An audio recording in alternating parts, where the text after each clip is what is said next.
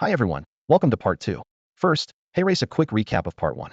After the apocalypse on Blue Star, the age of professionals has dawned, where the strong rule and the weak are prey. Bai Jin, an otherwise ordinary teenager, unexpectedly awakened a supreme summoner talent that surpasses even the legendary Heaven Great. During the awakening ceremony, his talent not only shocked everyone present, but even shattered the sacred energy crystal, causing an uproar. His aunt, Tang Yun, and his cousin, Lu Ruyan, pinned high hopes on him. Yet Bai Jin understood the importance of keeping a low profile. Lu Ruyan awakened a heaven-grade talent of her own and was recruited by the Valkyrie Pioneer Academy, while Bai Jin chose the combat path. Tang Yun prepared equipment and skills for him, so he could survive in the other world, but his talent was so overwhelming that it frightened even him. Bai Jin realized that if his true power were exposed, countless factions would covet it, and his life would be in danger. At the ceremony, he selected the skill-summoned Rampaging Woodpecker and triggered a 100-fold amplification from his talent. The summoned woodpeckers possessed an absolute damage trait and could boost his movement speed through rapid impact bursts. Bai Jin understood that his gift was far beyond ordinary, perhaps even beyond the heaven tier. Though shocked, Tang Yun and Lu Ruyan reminded him to remain discreet. His aunt also secured a summoning skill book, and Bai Jin chose the Rampaging Woodpecker because he believed in its potential. Inside dungeon instances, the woodpecker's absolute damage let him sweep aside every monster, even on nightmare difficulty. His talent made combat feel effortless, and the birds became his most reliable allies. To protect him, Tang Yun petitioned the upper ranks of the Valkyrie Legion and obtained a powerful skill book for him. They also issued Bai Jin a first-class Guardian Jade token, giving him an extra layer of safety in dangerous situations. At the Academy, Lu Ruyan's performance stood out as well, earning her a spot on a top power-leveling team. Her success filled Bai Jin with pride and strengthened his resolve. By chance, Bai Jin met a mysterious woman who gave him a spatial crystal, allowing him to store living creatures. With this item, his strength leaped forward, and his future now seemed limitless. Life at the Valkyrie Legion base was full of novelty and challenge. Bai Jin met many formidable female professionals whose power and charisma astonished him. Meanwhile, Tang Yun began rebuilding her own strength so she could better support Bai Jin and Lu Ruyan. Bai Jin gradually adapted to the rhythm of life there, honing his abilities and preparing for the trials ahead. He knew his gifts made him the center of attention, yet only through relentless effort could he secure his place in a world ruled by strength. With such talent and potential, Bai Jin has already made his mark among professionals, and countless possibilities lie ahead. How he will forge his legend in this world of danger and opportunity remains to be seen. That wraps up the recap of part 1. I hope you enjoy part 2. Your likes and comments are my greatest motivation. If this is your first time here and you're interested in the story, feel free to start with part 1 in the comments or playlist below. Now let's dive into part 2. Goo. This is a single-seat recliner that can lie flat and doubles as a massage chair. These light quilts are for you if you need to rest. Just stretch out here. Bai Jin separated the two recliners, which looked more like high-tech massage chairs, and pointed to the neatly folded quilts tucked beside the backrests. Gu Qingxi smiled and nodded. Bai Jin, they'll call you that. And you can just call me Gu Qingqi, no need to be so formal. We'll be classmates soon enough. Bai Jin agreed, then turned his full attention to the battlefield map hovering in front of him. Notice, the spatial map is complete. Special rules are now in effect. The Void Demons are deploying their forces. Notice, the battlefield is co-constructed by both sides. Our skills cannot grant friendly fire immunity. Avoid harming allies. Notice, Void Demon Deployment Tier 1 units, 310. Notice, Void Demon Deployment Tier 1 units, 1,250. The numbers climbed rapidly, topping 10,000 in less than a minute. Bai Jin thought to himself, the portal on their side must be about the same size as ours. With this kind of reckless reinforcement, they're clearly determined to win. But according to the think tank's plan, the longer we drag them into a war of attrition, the better. The more troops they throw in, the faster they burn through resources, and the ninth domain gains the upper hand. Far away in the Void Demon realm, before a towering altar, a massive area-wide acceleration spell burst outward. Legions of Void Demons sprinted from distant ranks, turning into streaks of light that poured into the portal at dizzying speed. A top-tier being with 3 heads, 6 arms, and 3 vertical eyes hovered in midair, watching the black tide surge forward. Jingang, is this really worth it? Jingang, who also had 3 heads and 6 arms, but only 1 vertical eye, bowed respectfully. My lord, it is. My lifespan is almost spent, and I'm out of chances to advance. The rewards offered by the United War Department are enormous. Instead of waiting to die, I'd rather gamble everything. With the promised resources and protection period, several new kings could rise in my clan, securing our future. The superior asked no further questions and gestured toward the portal. Go. You'll lead the vanguard, but don't act alone. Work with the command team and secure this victory. Yes, sir. Jean Gang strode into the array and vanished in an instant. The other 5 triple-E'd titans exchanged glances, tore open space, and slipped into the void, leaving only twisting rifts that sealed themselves behind them. High over the 9th domain, the Valkyrie and Murong Xiaobing stepped into a starlit void. Unlike before, a purple-gold dragon spiraled around them, its scales glinting with an icy sheen. When the interior of the decisive battlefield appeared, Murong Xiaobing sucked in a sharp breath. My lady, this is. Shoo. The Valkyrie raised a finger, and Murong fell silent, though her shock was plain to see. Keep this to yourself, the Valkyrie murmured. Whatever happens, we must not let the void demons glimpse what's inside, or the situation could shift. Yes, ma'am. Murong answered solemnly, her gaze drifting to the purple-gold dragon at her side. My lady, has Bai Yi truly succeeded? The Valkyrie nodded. Bai Yi had advanced to the imperial rank, and the purple-gold divine dragon was now at the pinnacle of Tier 5. With this divine dragon at our side, we might actually slay an imperial tier void fiend this time. The Valkyrie clenched her fists, her knuckles whitening in the glow as murderous intent seemed to take shape around her. Beside her, Murong Xiaobing was just as eager for battle.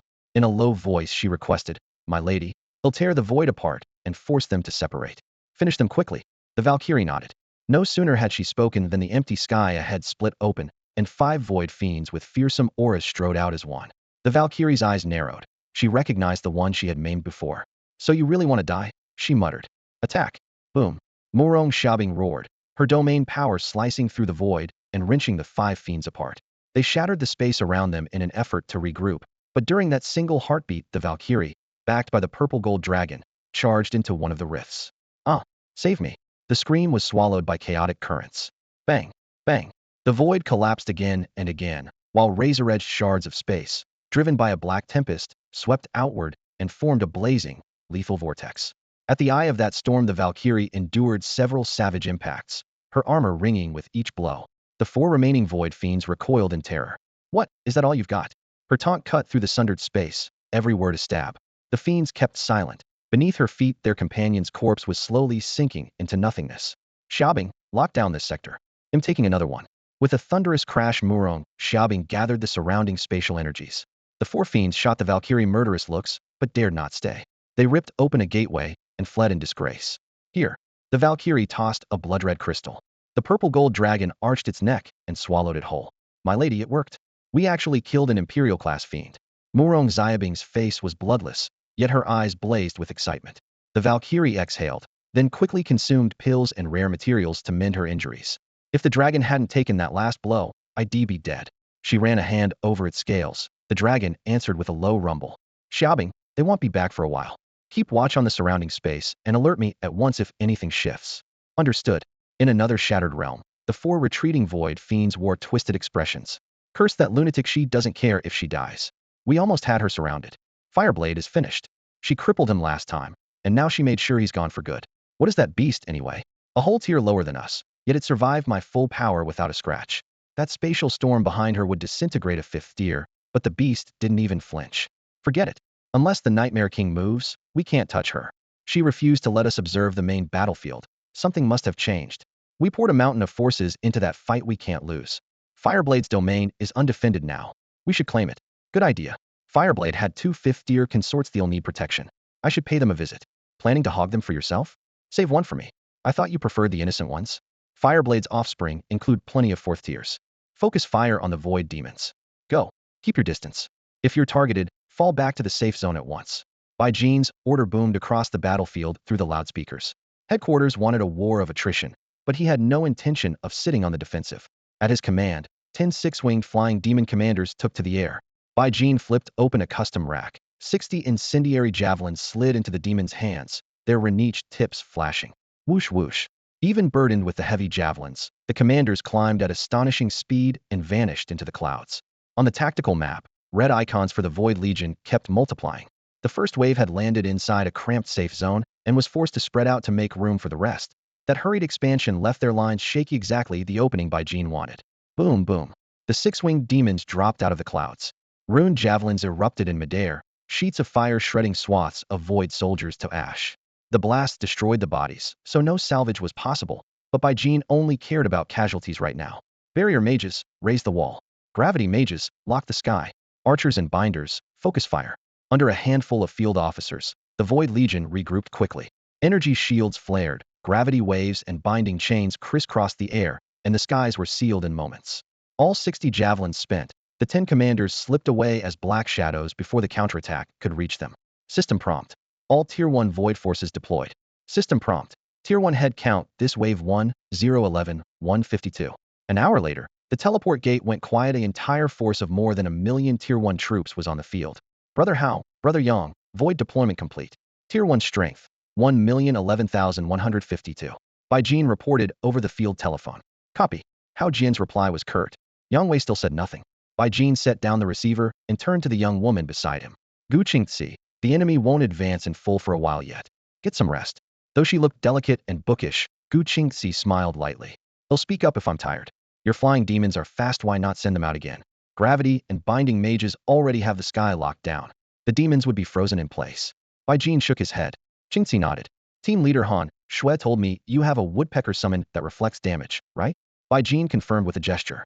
Qingzi went on. Don't be fooled by that million-strong drop. The front is 100 kilometers wide, so they have to advance in separate phalanxes. Gravity and binding mages can't cover every corridor. While they're on the march, you can keep harassing them. Miss Gu, I'd like the details. Bai Jin leaned in. She grinned. Just call me Qingzi. It's simple, have the flying demons carry rune javelins, then summon 10 woodpeckers and let them latch onto the shafts. The woodpecker skill refreshes quickly, so each time you can send out one flying demon to hurl a spear packed with 10 woodpeckers. Gu Qingzi sketched the plan as she spoke. The moment the spear leaves your hand, make the flying demon dodge just before the enemy spell lands. The Void Clan will strike back, but their fire will hit the woodpeckers and the reflected damage will kick in at once. While they stagger, throw another rune spear. Even if it doesn't kill them, ITLL keeps sapping their strength. Bai Jin's eyes gleamed, and he answered crisply, do it. Whoosh, the first six-winged flying demon commander beat its wings and shot skyward, 10 frenzied woodpeckers swirling around it. A second commander hovered at the edge of the safe zone, ready to take over. Bai Jin kept the rest of his flock hidden and waited for results. Minutes later, he sensed the entire first squad wiped out and immediately summoned the next wave. The void demons were thoroughly disgusted by the tactic. Their ranks advanced behind interlocking shields, no casualties yet, but every blowback raked the front line. Damn that human summoner with the freak birds, roared the three-headed, six-armed void demon Vajra, a vertical eye blazing on his brow. Moments earlier he had shown off with a high-tier spell that blasted both the flying demon and the woodpeckers from the sky, only to have the backlash splatter blood across his chest. At his peak the wound would have been nothing, but now, stuck at first-tier limit, he needed healers to patch him up. Showing off and getting hammered left him fuming with shame. Hours of harassment finally shaved a sliver off the void demon's march, yet they still closed on the 9th domain safe zone like an iron tide. Encircle the area, advance as planned. The commander barked. Yes, sir. 1,000,000 void demons surged into position, their overlapping shields arching into a steel dome and sealing the sector tight. Bai Jin stared up at the mobile fortress of shields and knew this fight would be a war of attrition. The void demons were prepared for that too. 300 meters beyond the safe zone, they had churned the ground into a mire to trap his iron-blooded bull king, and overhead they layered gravity and slow spells, turning the sky into a no-flee zone. He sent out a single woodpecker to probe. The moment it crossed the barrier, an invisible hand pinned it down. It couldn't climb a meter before dropping. Before it hit the sludge, an energy tentacle whipped around it, suspending it midair. Unable to crash, it couldn't trigger its backlash. The void demons had predicted almost everything. Go. Bai Jin commanded, launching woodpeckers from several angles, but each attempt ended the same way. Human, I hear you command several formidable summons and can even transfer the damage you take. Show me everything you've got. The taunt came from ahead. Following the voice, Bai Jin spotted a void demon with 3 heads, 6 arms, and a vertical eye on its central forehead, staring him down. Gu Qingzi leaned in and whispered, Bai Jin, 3 heads, 6 arms, vertical eye on the front skull. 5th-tier imperial rank, but it had to cut away most of its power to get in here. Bai Jin gave an almost imperceptible nod. He kept his woodpeckers hovering overhead so long as combat continued. The safe zone timer would stay frozen. Ding ding. The phone rang. The screen showed a call from Hao Jian on the 2nd floor. At the same time, the lock on the hatch between floors clicked. Bai Jin flipped the switch, the panel slid open, and a slip of paper drifted down. Bai Jin, if you need me to speak, just say the word. He wrote back at once. Brother Hao, understood. If I need you, I'll call your line. The panel closed, then pushed out another note. Bai Jin, when you reported the number of void demons just now, that idiot Yang Wei on the 3rd floor picked up his phone and forgot to hang up. Dial the 3rd floor channel and you'll hear what's happening up there. If anything comes up, just yell hell hear you. The rapid-fire messages left Bai Jin momentarily dazed, and even Gu Qingzi gaped. Bai Jin scribbled again. Brother Hao got it. Thanks for the heads up. Only then did Hao Jian seal the hatch. Bai Jin glanced at Gu Qingzi. She quickly pretended not to notice, then hurriedly explained, Bai Jin, I know Hao Jian's gift. The analyst team says he's kind-hearted and honest. He just can't control his ability, so he used to keep a towel stuffed in his mouth. Now he has a special mask engraved with a sound-dampening array, so he won't accidentally interfere with anyone. Bai Jin looked down at the note in his Han-Yang way. You moron scrawled in large characters. He struggled to connect that with honest.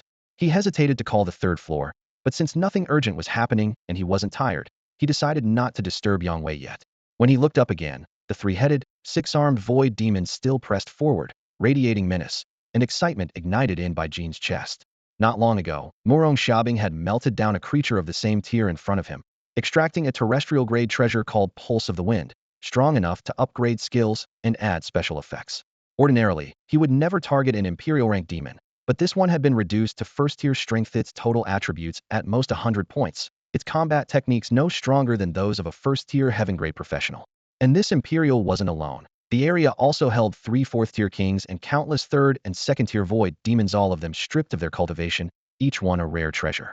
Bai Jin's eyes gleamed as he started plotting how to kill them. Bai Jin racked his brains, but still couldn't find a way to break the stalemate. Over 1,000,000 void demons had already entered, and their strength dwarfed his own. A frontal assault was out of the question. The Meyer zone and the Nofli zone sealed the battlefield so tightly that even at full power, he could only struggle in vain. Qingzi, is there any way to turn this around? He finally asked. Gu Qingzi thought hard, then shook her head with a bitter smile. They're simply too strong.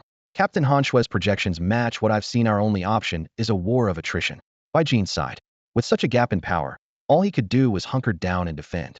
Suddenly, a deafening shout rang out from the opposite camp. Humans, you'd better turn back now. Building shelters so you can drag this out, is that it? The void demon chieftain raised his voice on purpose. Before Bai Jin could reply, the chieftain burst into laughter. When your curtain lifted a moment ago, I spotted him, the foul-mouthed one on the middle floor, right? We brought plenty of mages skilled in silence and lullaby spells. The instant he speaks, we seal his throat. Your anti-insult defenses are useless.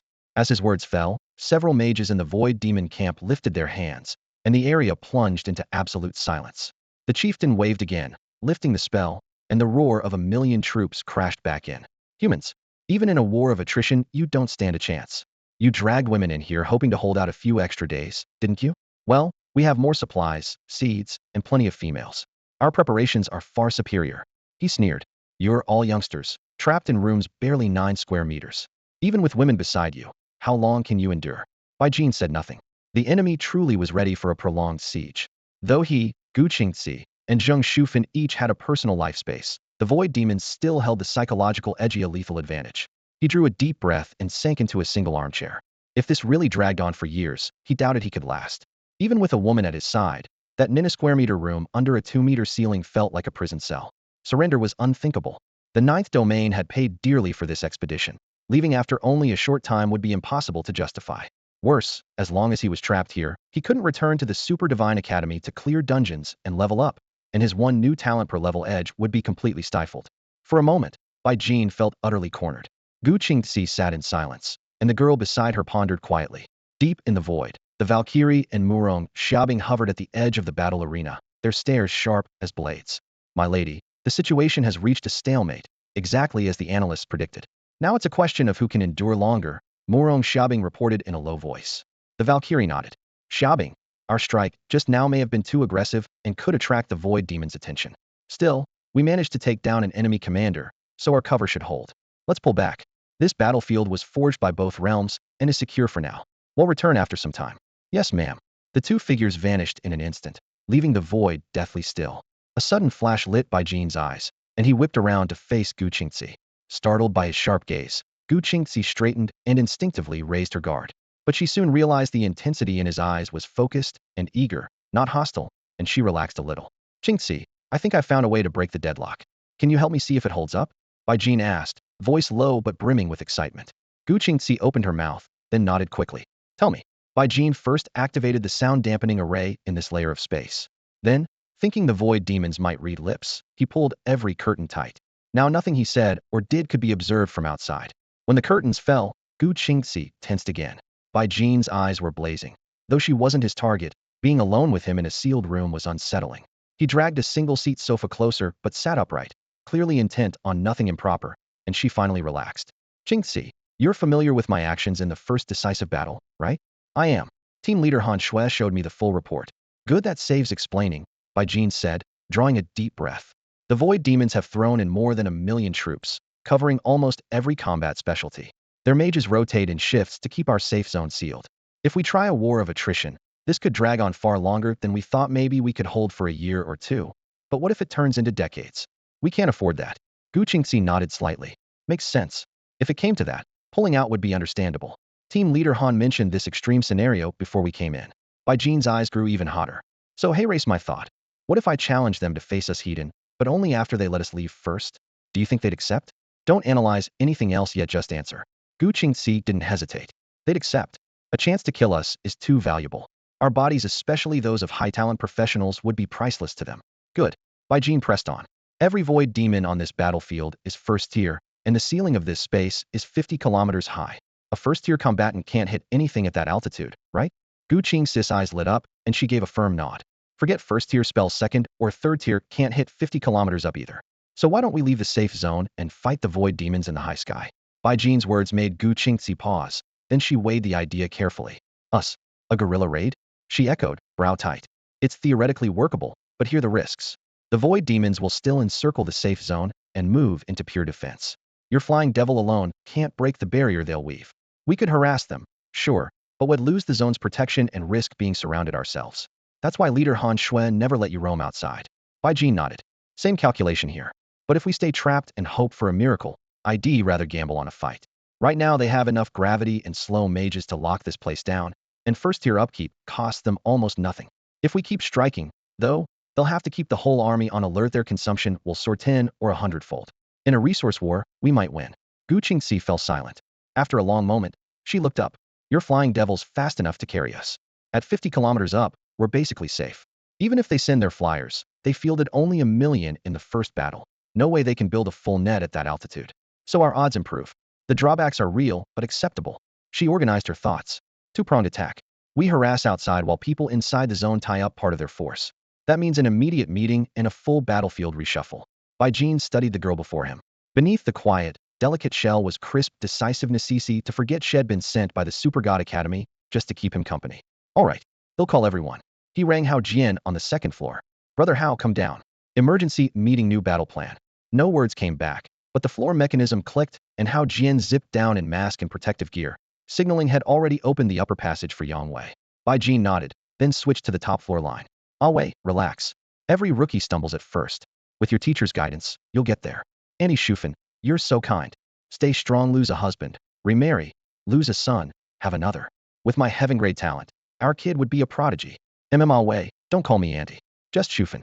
I'm actually young at heart. Baby Shufan, then stop calling me Ah Wei. Call me Brother Wei. He'll make sure you're happy for the rest of your life.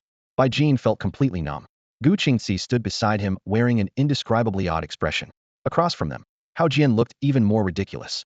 The mask etched with a sound-dampening array he wore heaved up and down as his mouth opened and closed. Yet not a single syllable escaped. Bai Jin handed him a phone. Brother Hao, maybe you should call him down.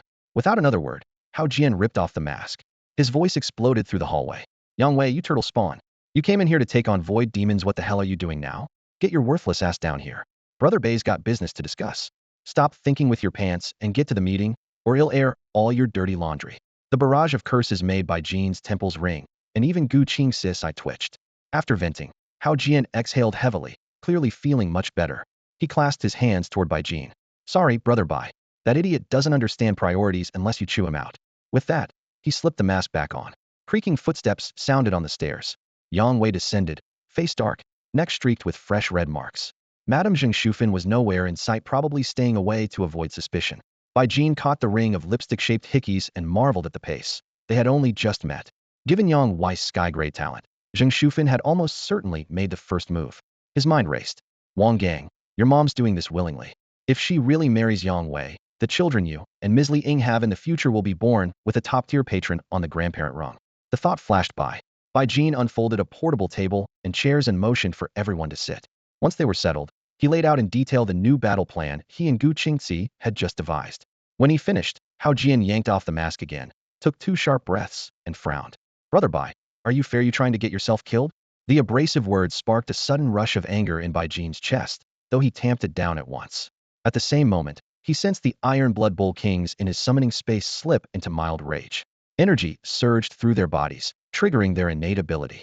Bloodred Momentum Mystic Grade, semi-passive. When an Iron Blood Bull King becomes excited or agitated, its energy circulation accelerates dramatically, granting it a massive power boost. It was the first time Bai Jin had seen the talent activate. He had assumed mindless energy constructs would never hit the trigger threshold, but now he realized that a strong enough emotional spike in his own body could project directly onto them. He drew a quick conclusion. Hao Jian's words carried no genuine malice, so the skill hadn't responded at first. But as soon as that inexplicable anger flared up, the talent switched on by itself. A sky-grade cultivator spouting trash really was dangerous. Bai Jin's gaze shifted. Yang Wei's fists were clenched so tightly the veins stood out, rage written all over him. Gu Qingzi, standing on the other side, looked solemn but showed not a flicker of anger. The contrast surprised Bai Jin despite her stern face. He couldn't detect even the slightest trace of fury in her. After Bai Jin explained the situation, Hao Jian finally nodded. He pulled out pen and paper and dashed off a line.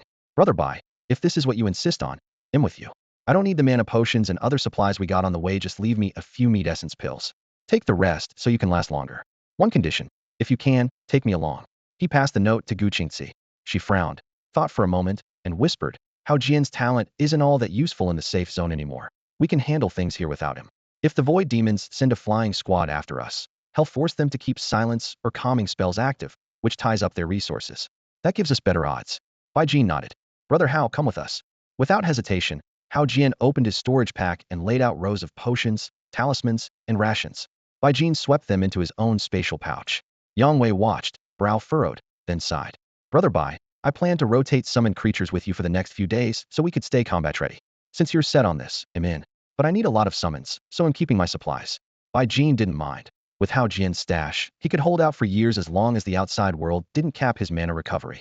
When they finished planning, he turned to Gu Qingzi, expression solemn. Qingzi, you know my constitution.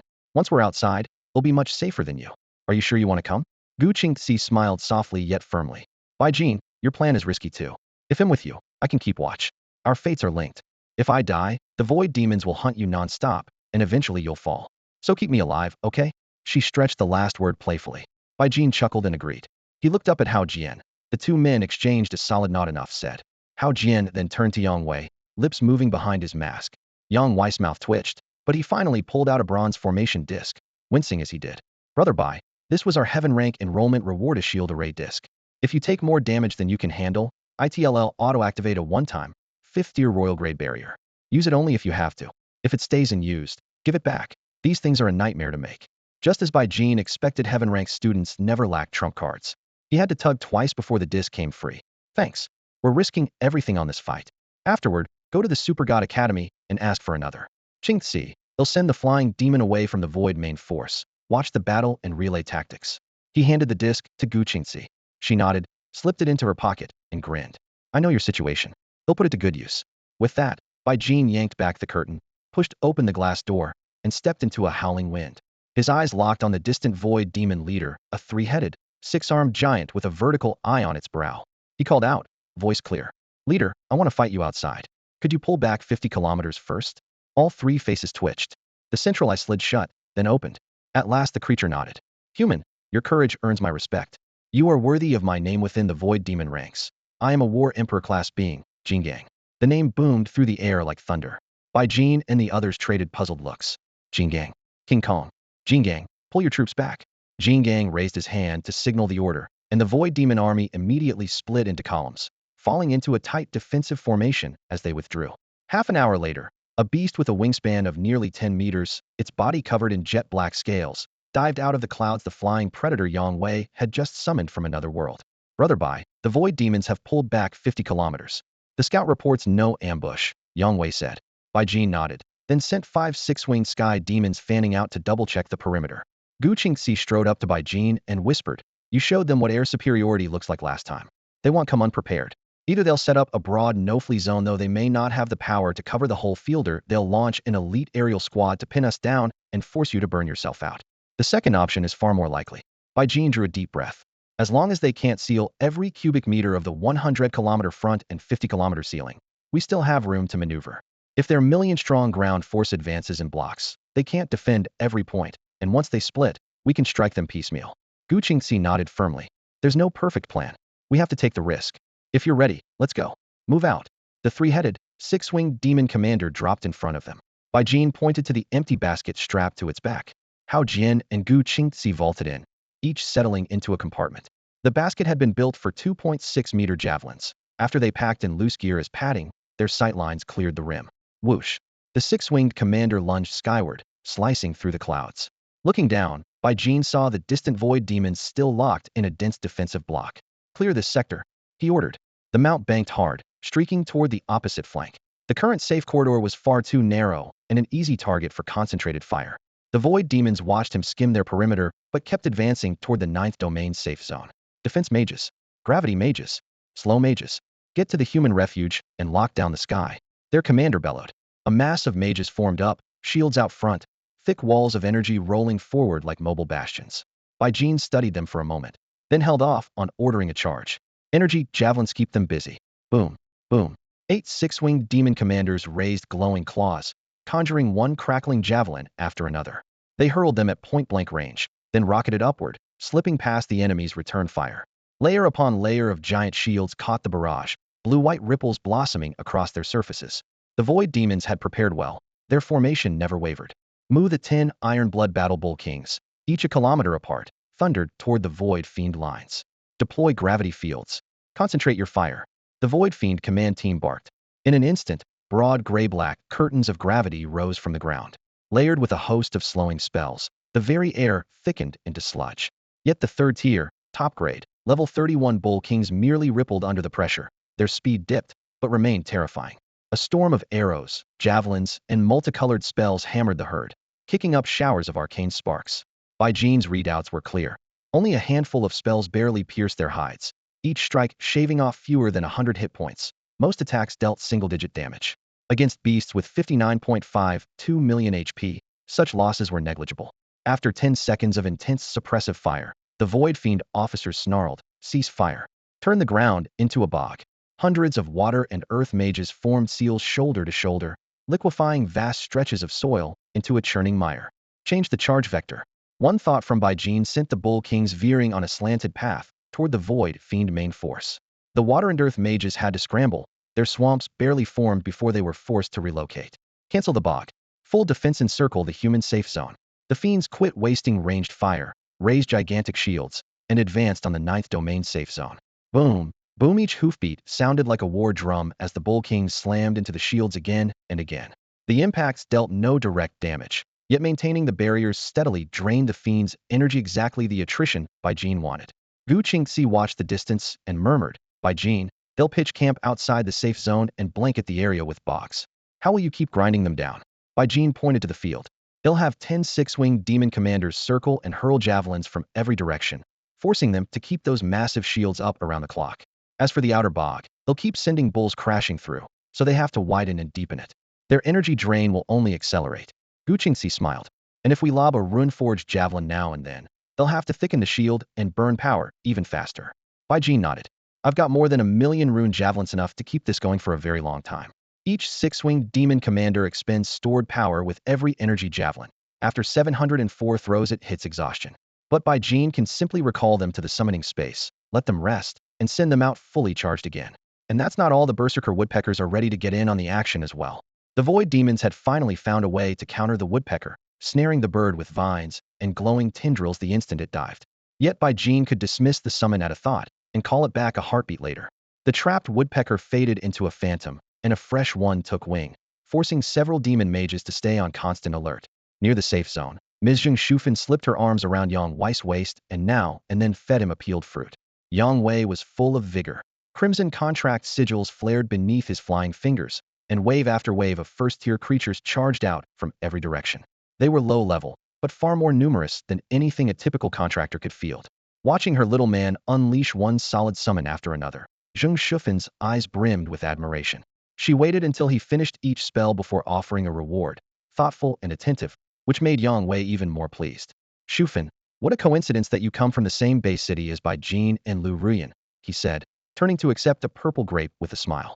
She nodded obediently. "Yes, Brother Wei." But I really don't have Auntie by Jean's contact. I was just a regular language teacher, and she's in the Valkyrie Korra. I never had the clearance to meet her. It doesn't matter, Yang Wei laughed. You're with me now. When I get strong enough, she'll be the one looking up to you. My lord, hey race another grape. Expectation and longing shone in her eyes. On the far side of the battlefield, Yang Wei's summons reappeared the instant they fell, and his rhythm never faltered despite Zheng Shufan's presence. Meanwhile, Void Demon orders rang out in rapid succession. Center the anti-flight field on the human safe zone.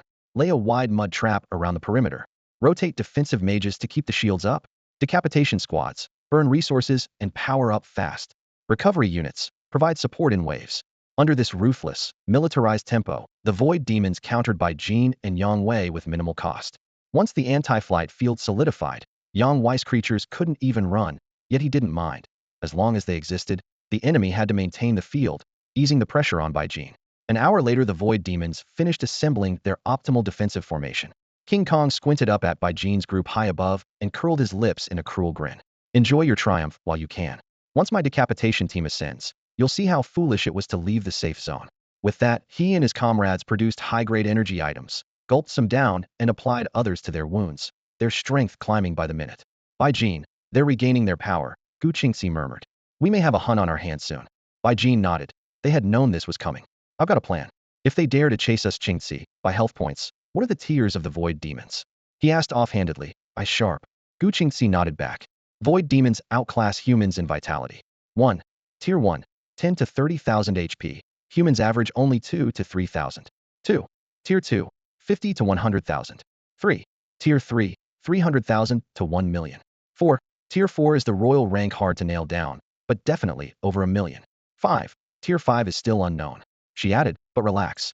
That Tier 5 demon will never regain peak form, and the others who were stripped of power won't get back to the top either. The numbers steadied by Jean's nerves.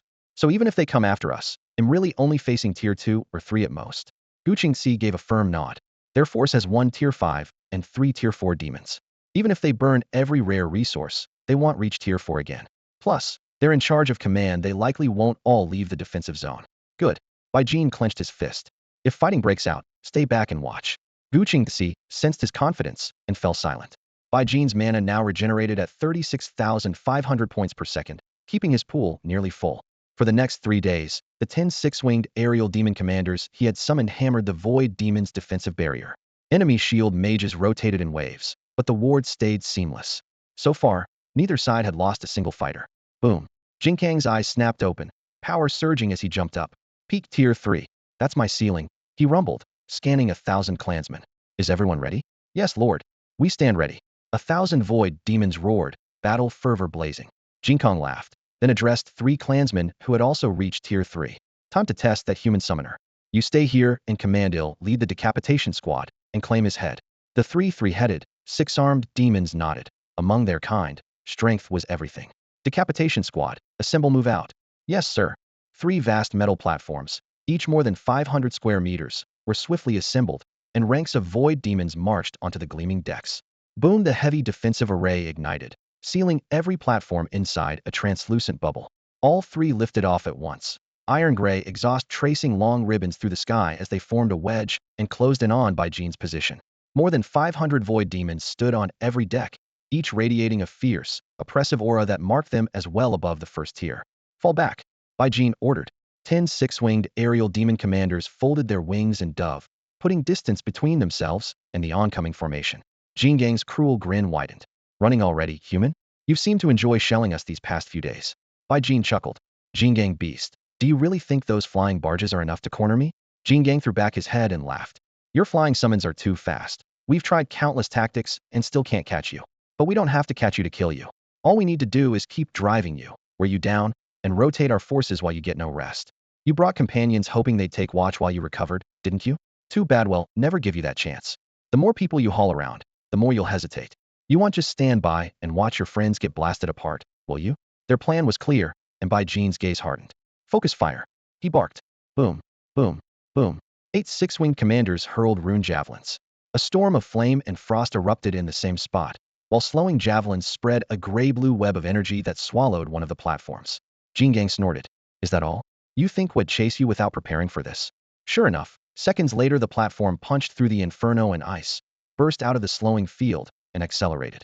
Its shield was unblemished. The void demons on deck showed not the slightest fatigue.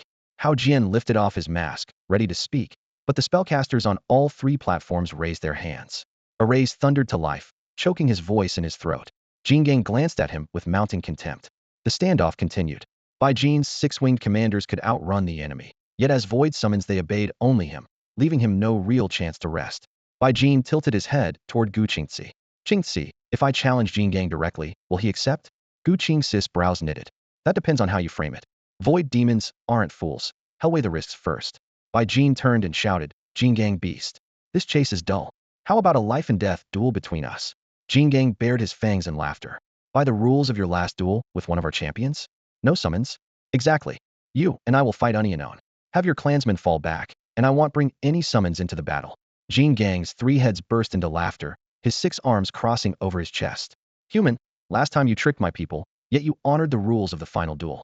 Very well, Ill, trust you again. Ground duel, everyone else keeps their distance. Agreed? He raised a hand, and the three pursuing hover platforms stopped at once. Bai Jin turned and met Gu Qingci's grave gaze. Bai Jin, don't trust him, Gu Qingci warned in a low voice. Hell close in, pin you down, and let the other void demons swarm you. It's almost certainly a trap. Bai Jin frowned. Qingci, isn't he below tier 4? Gu Qingci shook her head. He was once a tier 5 emperor. To enter this battlefield he cut away more than half his power potential, talent, even lifespan. Even back in the void realm, hell never reaches peak again. Climbing to tier 4 is nearly impossible. Right now he's no more than a tier 3 warlord. Bai Jin nodded. Instructor Lei Hong is tier 3 as well. How would those two match up? Gu Qingci thought it over. Lei Hong's been in seclusion for over a decade. He's still at the tier 3 limit, but compared with today's fighters he has a few weak points. Even so, in pure talent few can rival him when he goes all out. Sending him to the Super God Academy was likely meant to rekindle his fighting spirit. If he faces Jingang now, unless Jingang has some extreme ability, Lei Hong should at least hold his own. Bai Jin's eyes lit up. Jingang's 3 heads and 6 arms already give him a physical edge. If Lei Hong can still avoid losing, that means we either stalemate or we win, right? Gu Qingci nodded. When we professionals take damage we only lose HP. We don't lose limbs, so our combat power barely drops. The void demons suffer real win stats while they covet our bodies. Understood. That settles my nerves, Bai Jin said with a grin. In a moment, I'll order the flying demon to stay 3 kilometers from those platforms and never drop below 3 kilometers in altitude. Good. Just stay alert, Gu Qingci whispered. Bai Jin turned back, eyes fixed on Jingang. Right here, right now, life or death. Boom! The 6-winged flying demon commander folded its wings and dived toward the ground with Bai Jin in its grasp. A blaze erupted from the central eye in Jingang's forehead. He gestured, and the platform beneath him dropped like a stone. Thud!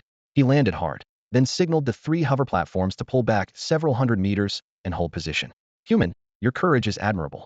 I grant you leave to announce your name, Jingang proclaimed. Bai Jin looked uncomfortable. Honored Jingang, my name is a bit strange. Better you don't hear it. Jingang laughed. A name is only a label. Speak it pleases me to know it. After a moment's hesitation, Bai Jin nodded. My name is Yi. Grandpa? Jingang blinked, utterly baffled. Bai Jin shook his head at once. Yes, that's the sound, but it doesn't mean what you think, so I usually don't tell people my name. Hearing the shy explanation, Jingang nodded slowly. The 3 ferocious heads had just shown a hint of comprehension when they suddenly froze. Caught you. They were only a few feet apart. Before the words finished echoing, Jingang vanished, reappearing beside Bai Jin.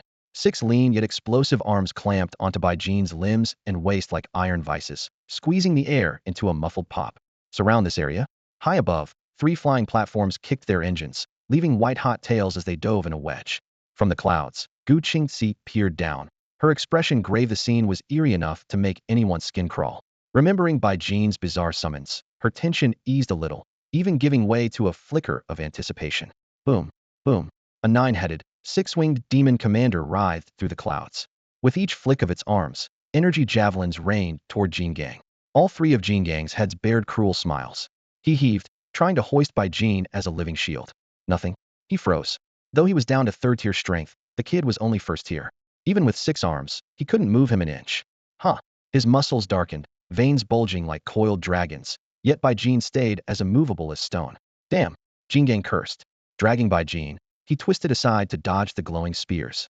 4 arms locked the hostage, while the other 2 swung a heavy shield over his back, clanging away the incoming lances. Boom. The 3 platforms slammed onto the ground. Erect a large defensive array protect the craft. Interlocking gravity field inside pinned down his giant bulls first. Binding mages on standby if that damage-reflecting bird appears, seize it. Energy mages, drain the nearby element's gut off his recovery. Perimeter silence field keep his trash talk out. 5 orders rattled off in rapid fire, runes flaring across the soil. Jean Gang's 3 heads grinned wider, forked tongues lashing the air. Grandpa. Stupid old grandpa. He roared amid manic laughter. If you'd called the giant bull right away, maybe I'd have backed off. Or had one of your flyers haul us into the sky, I might have risked everything. But you did nothing? Paralyzed with fear, eh? Ha ha ha. He doubled over laughing, 6 arms still locked on by Jean. The human race's most gifted summoner? Once I have you, I won't just dodge death, I might break through again. Fake name, trying to cheat me? Fine, I'll let you repay me with everything you've got. Bang, bang, bang. The outer shield shuddered under blows from the 9-headed, 6-winged demon. Mages raised their arms, barely holding the trembling barrier. Moo.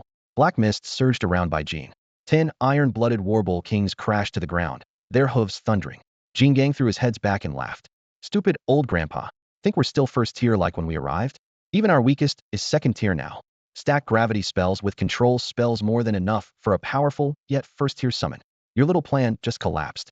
His features twisted into a snarl. Your summons are strong. You can even redirect damage, but so what? In this tiny pocket of space where all energy has been drained, you can't regain your strength. We keep cutting down your summons, and with your arms pinned, you can't use any items to recover. The moment the power inside you runs out, you're finished. Everything you possess is completely under our control. Jean Gang clenched his free hand, veins bulging, and raised his arm, ready to smash by Jean still trapped in his grip into pieces. King's War Roar. Mumu. At by Jean's command, 10 Tier 3, peak Xian rank Ironblood War Bull Kings lifted their heads and bellowed together within the cramped shielded space. Layered sound waves multiplied their power several-fold in an instant. Bang, bang, bang. Deafening blasts went off in rapid succession. Blood spattered everywhere, and a fine mist of gore and shredded flesh churned through the enclosure. What a waste. Bai Jean gazed at the drifting blood mist and sighed. Still, the fragments can be refined. The void demon's aura vanished at once. Pale strands of light appeared, wrapping the bloody chunks and mist and pinning them to the ground. Oh, so that works? Surprise flashed in his eyes as he looked at Jean Gang, who was still gripping him tightly. Senior, how can your summons be this powerful? Jean Gang's mouth twitched while he stared down at Bai Jean in disbelief. Bai Jean chuckled softly. I've really been too conservative. What? Conservative how? Jean Gang frowned, glancing at Bai Jean and the surroundings. Your clothes look like any other human's. What's conservative about that? Bai Jean's lips twitched again. This was a tier 5 void demon, blowing him to pieces would be such a waste. Better to keep the corpse intact. Moo. 2 war bull kings suddenly swung their heads, horns meeting with Jean Gang wedged between them. Using the force, Bai Jean slipped backward, letting Jean Gang's strength flare uselessly while he slid out of the demon's grip. Impossible, impossible. How can you wield such power? Impossible. Jean Gang roared, his voice raw with bewilderment. A smile curled beneath Bai Jean's mask. He hadn't broken free of little sister Lu Rian earlier because absolute substitution hadn't taken effect yet. Jean Gang might be monstrously strong, but the moment Bai Jean exerted himself, 130 war bull kings shared the load. No one, however powerful, could wrestle that many bulls at once. Ha ha. Jean Gang suddenly laughed. Senior, when your giant bulls slaughtered my clansmen, I knew death was certain. I'm at least 5th tier, let me die knowing how. What exactly are you? Or what talent do you possess? Bai Jean paused, finger poised to summon the berserk woodpecker. Its reflected damage was already exposed. Revealing its terrifying absolute damage wasn't wise. He decided to hold back. Swoosh. The shocking golden hoop staff materialized in his hand. Cold light flashed as Bai Jean rammed it hard into Jean Gang's chest. Let me die, Nork. Jean Gang convulsed violently. The shock scattered his internal power and cut his words short. Thrust, thrust, thrust, thrust. The staff blurred into a storm of afterimages, jabbing every vital point on Jean Gang's body, keeping him in constant spasms and stripping away any chance to fight back or even speak. For a full minute, at least 5,000 strikes landed. Jean Gang's aura plummeted, his life force scattered, and he teetered on the brink of death. Die clueless, Bai Jean murmured. Jean Gang's eyes brimmed with unwillingness, but he couldn't utter a single curse. The relentless stabs simply ushered him toward his end. A faint white light rose from the ground, washing upward to seal Jean Gang's body intact. Jean Gang, a 5th-tier royal-level void demon with 3 heads, 6 arms, and a vertical eye, was dead. Bai Jean quickly broke down the 3 intact flight platforms and packed away every part. With a sharp whoosh, he shot into the sky. He met Gu Qingsis' gaze across the air. Her curved eyes spoke of relief, as if a great weight had finally been lifted. Bai Jean's lips quirked upward, and he praised her silently. The girl was almost frighteningly perceptive. One glance had been enough for her to grasp his plan, rivaling even his sister and aunt. Qingxi, that last fight showed me I've been far too cautious. With my current first-tier physique, I'm almost impossible to injure. Though Bai Jin spoke softly, his tone carried firm conviction. Gu Qingxi frowned lightly, sifting through his recent battle in her mind. Your absolute substitution pushes every attack onto the wild bulls. Even gravity spells couldn't touch you. Right now the only thing that can restrain you is the mire zone. But a mire takes several void demons working together, and the terrain doesn't shift instantly. You can dash through before it forms. Bai Jin nodded but still looked wary. Gu Qingxi continued, if they come in force, lay a wide mire around the battlefield, then stack a no-flee array on top. Your winged demon can't pull you clear. That would finally pose a real threat. Seeing the hint of mischief behind her thoughtful look, Bai Jin urged, so what's the counter? Her smile brightened, though her words remained steady. Step into the mire, and you'll keep sinking, and that descent can't be shifted onto the bulls. The void demons might even manipulate the sludge and drag you underground. If that happens, you could absorb the surrounding mud into your life space, but the storage is limited and probably won't help much. So the key is never touch the mud directly. She demonstrated with quick gestures. Throw planks or any floating debris onto the surface, then jump on. The buoyancy will hold you. If they attack the planks, use the bulls as stepping stones. The bulls are your innate skill. Keep summoning them. Let them land on the mire and vault off their backs. The void demons can't sustain the mire forever. Close the distance a few times, then unleash everything. The battle will be yours. Bai Jin flashed a thumbs up and laughed. Got it. The decisive battle began. Whoosh. The six-winged demon commander beat its wings, racing the trio toward the 9th safe zone over 100 kilometers away. At the perimeter, dense ranks of void demons sensed the disturbance, turned as one, and fixed their savage gazes on the three humans. Humans?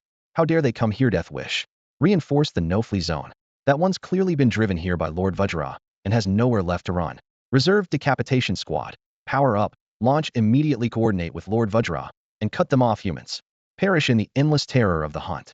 Below, 3 triple-headed, 6-armed commanders threw back their heads and roared, 6 bloodshot eyes locking onto the figure high above. Bai Jin bared his teeth in a sly grin. He knew the Skorey and the main void demon force had been fighting over 100 kilometers away, and these troops had no scouts or live intel, so they were clueless about the real situation. Charge. At his whisper, a 6-winged sky demon commander unfurled black gold wings, sheltered Bai Jin against its back, and dived toward the safe zone. The void demon army erupted in cheers, convinced their quarry was falling into their trap. Mid-dive, the demon commander suddenly tilted off balance, carrying Bai Jin directly over the shield that protected the bulk of the void demon host. The 3 commanders' 6 eyes flashed, their excited shouts nearly tore their throats. Gravity mages, drag him inside the shield. Dozens of mages raised their staves. The barrier split open, a narrow gap forming as gray-black gravity beams poured out. Gravitational pull, double weight, gravity bind layer upon layer converging on Bai Jin and the Sky Demon commander. To Bai Jin the forces were meaningless, but the 6-winged demon was yanked downward, hauling Bai Jin with it into the shielded camp. Got him. All power on suppression. No chance to resist. Runic spells exploded outward from Bai Jin, a vast anti-flight field taking shape in seconds. Wing clipped, the demon commander thrashed helplessly. Bai Jin flicked his wrist, storing the creature in his summoning space. Instead of calling out the Iron Blood Warbull Kings immediately, he strode straight toward the densest knot of mages. What the hell? The control's not working. Kill him. A commander roared. A squad of 2-headed, 6-armed void demons surged in, swinging hammers, halberds, and bone blades. Clangs rang out as weapons hammered Bai Jin, yet they couldn't even slow him. His smaller frame let only a few enemies reach him at once. The rest were jammed out of range. Stray arrows and spells sparked harmlessly off his armor. With no friendly spells restricting him here, the slaughter could begin. Moo. 10 Iron Blood Warbull Kings materialized, their royal battle roar a shockwave of sound that blasted void demons into crimson mist. Lock that sector. Drop a mire zone. A commander screamed. Mud and binding spells rained down, slowing but not stopping the bulls. Bai Jin recalled all 10 beasts, speed and jump runes on his legs flaring as he shot out of the mire like an arrow. Moo.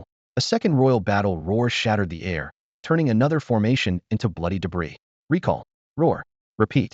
High above, 9 more 6-winged sky demon commanders flitted about, hurling pitch-black javelins at the shield, forcing it to stay at full strength. With defenses misaligned and orders collapsing, the void demon army fell into chaos. From a distance, Gu Qingxi watched the carnage unfold, a flicker of admiration in her eyes. Maybe this is the perfect way to use absolute substitution, she whispered. No matter how many tactics the void demons tried, none of them worked on Bai Jin. who shrugged off both crowd control and damage. Whatever it takes, focus fire and kill him. Break his shield, and he's dead. The three void demon commanders screamed, unleashing torrents of energy, beams of sorcery, and barrages of heavy shells at Baijin. But Baijin moved like lightning, darting so fast that the concentrated fire became a scythe of death for the void demons themselves, detonating among their own ranks in wave after wave of friendly fire. Within moments, the void demons were forced into retreat. The three commanders ordered a withdrawal, arranging more than 600,000 troops into 6 massive phalanxes of 100,000 each. Layer upon layer of heavy shields rose around them, shutting Baijin out. The skirmish wiped out nearly half of their Tier 1 fighters on the spot. Most of them fell by their own side, leaving the command staff both shocked and furious. What do we do, Tilly? Lord Vidra still isn't back. That decapitation squad must have been wiped out. One commander asked anxiously. How should I know? Tilly growled. What kind of monster is that human? How can he tank our firepower, Hedon? It's not equipment, it feels like a talent. Even our gravity fields don't work on him. Another commander added. He's letting a flying summon carry him, darting all over the sky. We can't deploy a wide anti-air zone, so we have no answer. If we can't hurt him, he alone can wear down our entire million-strong army. And his summons hit hard. We have to pour everything into defense, burning through our reserves. We're forced to split into 6 blocks, and if we try to merge, he slips inside the shields. We can't even regroup. The more they analyzed, the colder their hearts grew. The enemy was immune to both damage and control, virtually unstoppable. Outside the shields, Baijin clenched his fists, exhilarated by the thought of facing a million foes alone. Moments earlier, he had herded the void demons back and forth, forcing them to abandon countless comrades.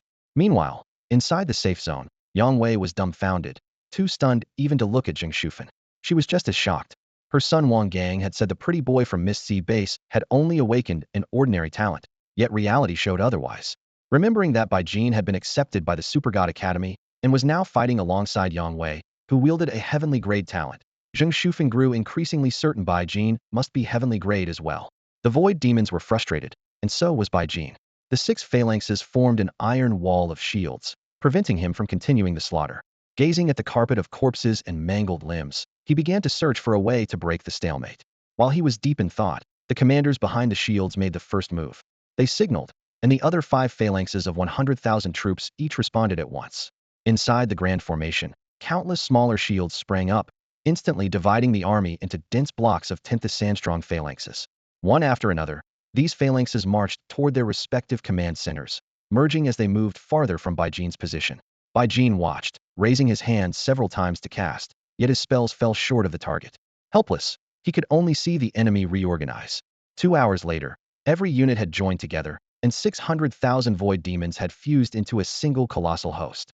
The moment they finished, the void demon commanders visibly relaxed, rotating their mages to sustain one massive shield. They could settle into a defensive stance and prepare for a war of attrition.